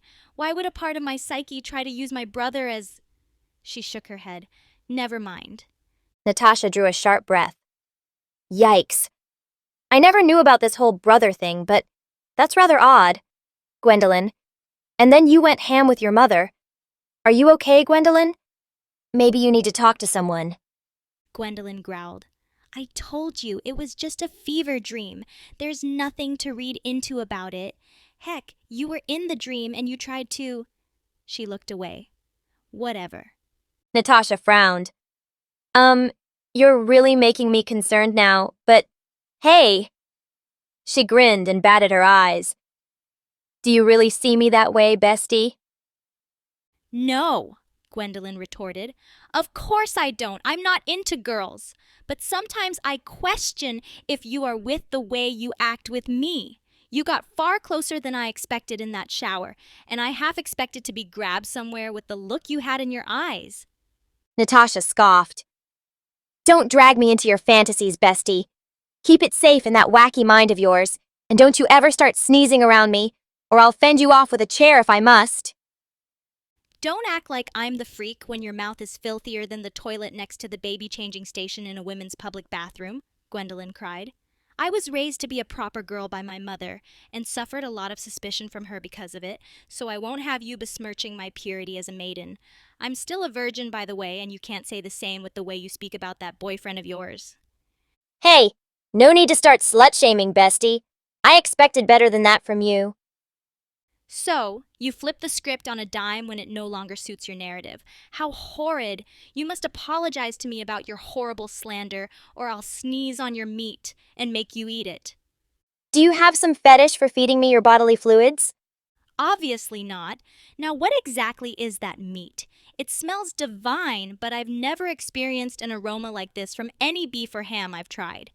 Natasha grinned. It's mystery meat, that's what. Gwendolyn frowned.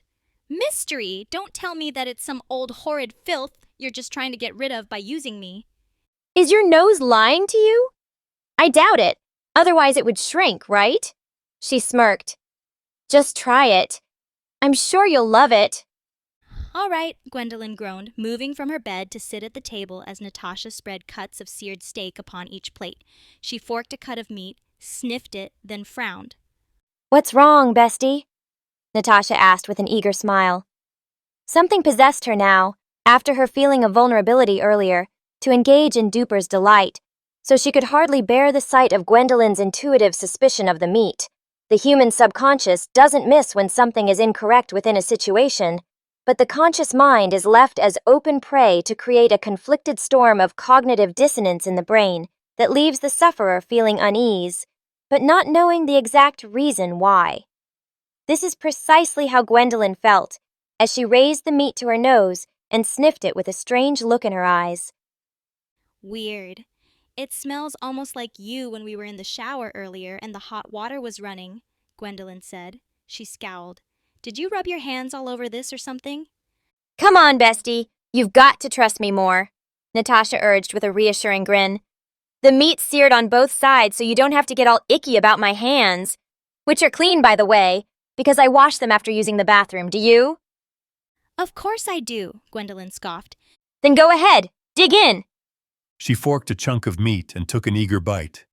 But her absorption of the morsel rivaled Gwendolyn's ecstatic consumption of sweets as she sloshed the flesh around in her mouth with her tongue, sucking several times at the meat to savor its juices, each time releasing a whimpering moan upon completion. And she shifted in her seat as her face warped into various portraits of sensual pleasure. And only after thoroughly satisfying her vampiric thrill from the flesh of her victim did she swallow and release a satisfied whine. Gwendolyn blinked. Okay, if it's really that good, then I'll try it. But sheesh, if you make noises like that every time you bite into beef, people will get the wrong idea. She placed the morsel in her mouth and chewed with a thoughtful look in her eyes. Huh, it tastes kind of like ham, but not quite. You meant to say that it tastes just like me, Natasha crooned, batting her eyes. I cooked that meat with my love, so you're tasting Nancy with every bite. Gwendolyn scowled. If you keep talking like that, I'm gonna spit this up. She finished chewing and swallowed. Well, that was okay, but you really overhyped it with your over-the-top reaction.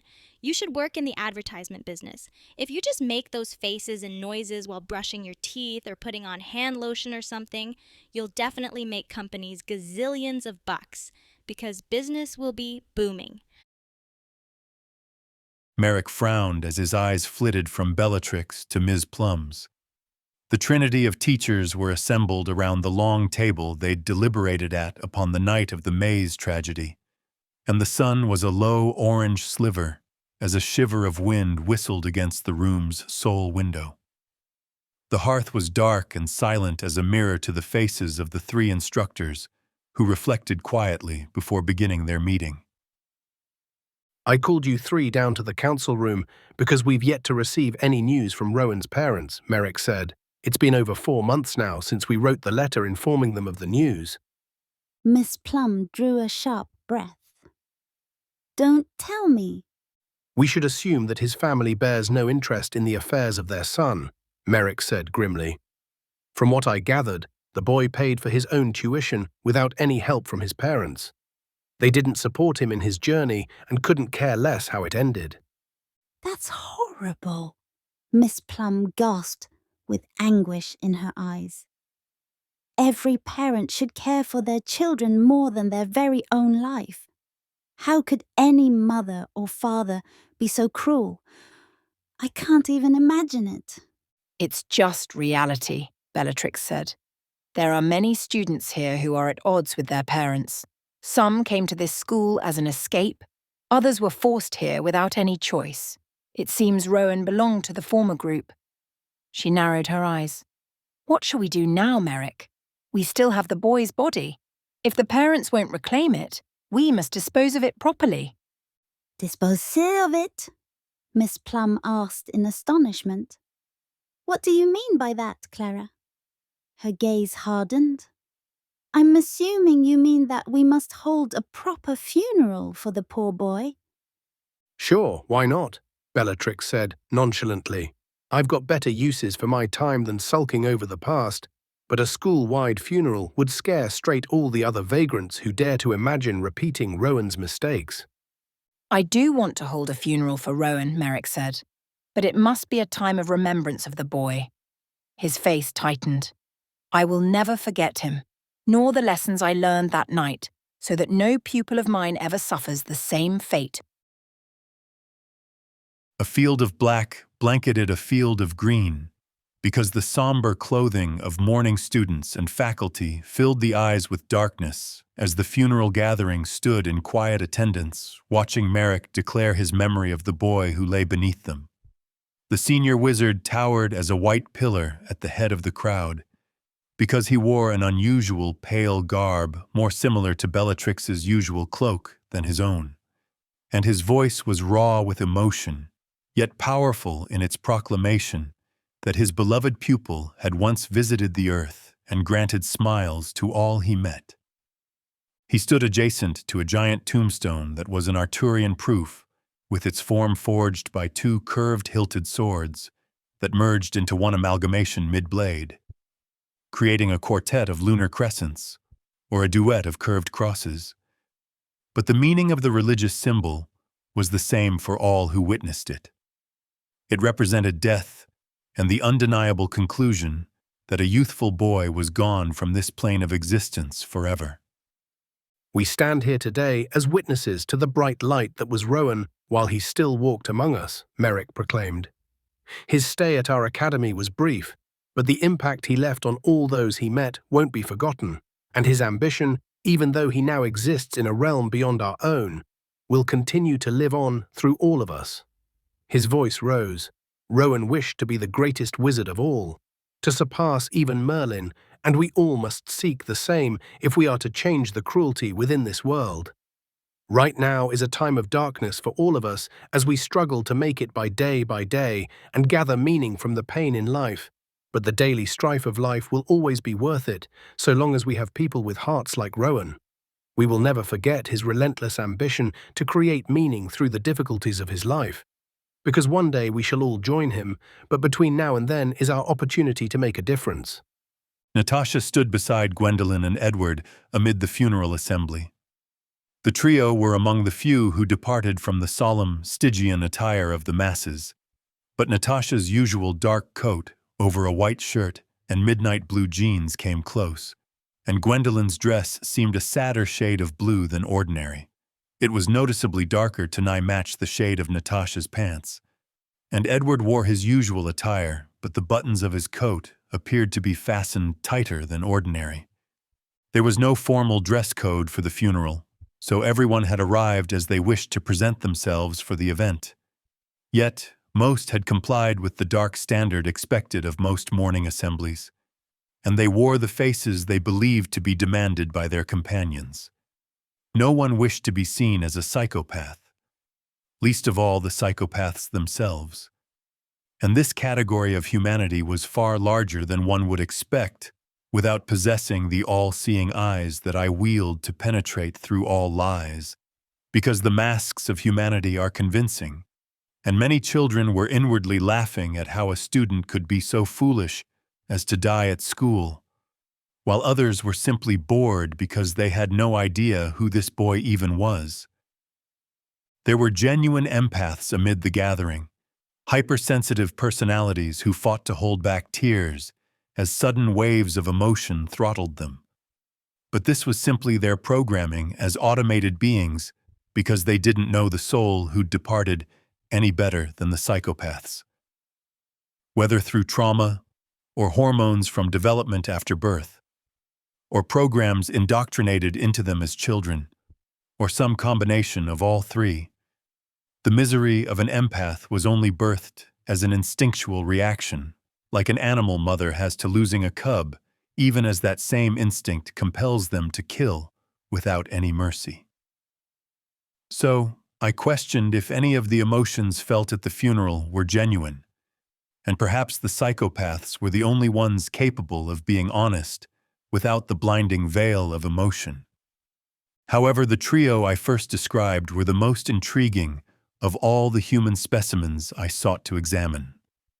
Natasha definitely held a strong inclination toward psychopathy, but I would describe it more as stemming from antipathy because her hatred of generalized humanity included herself, and these destructive tendencies resulted in her coldness and the smile she fought to restrain upon her face.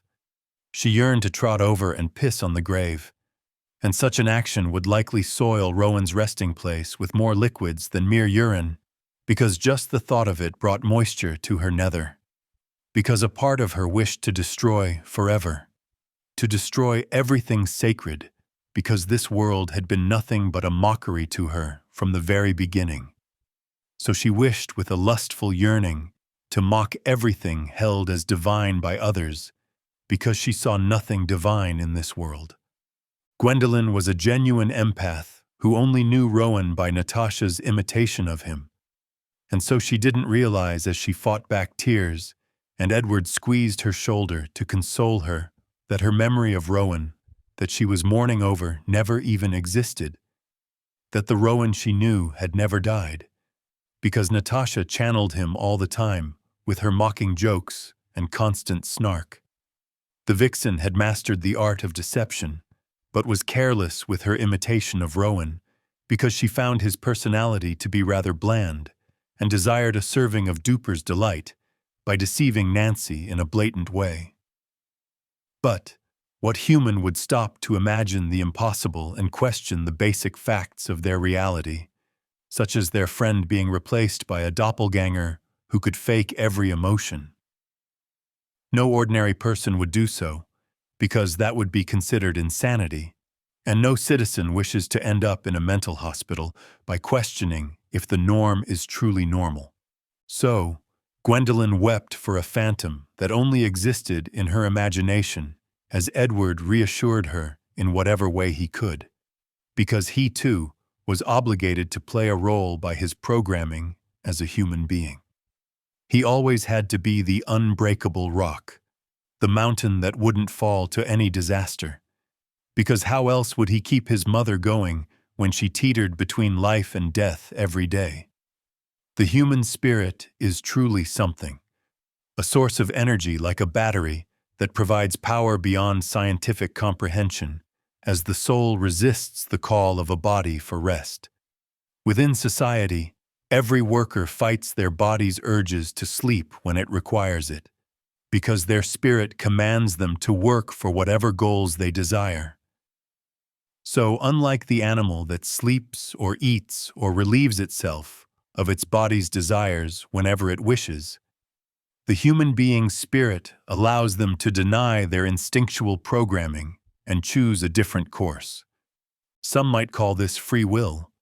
Some might call it stupidity. Whatever it was, it fascinated me because of the misery it caused to all who suffered from it, myself included.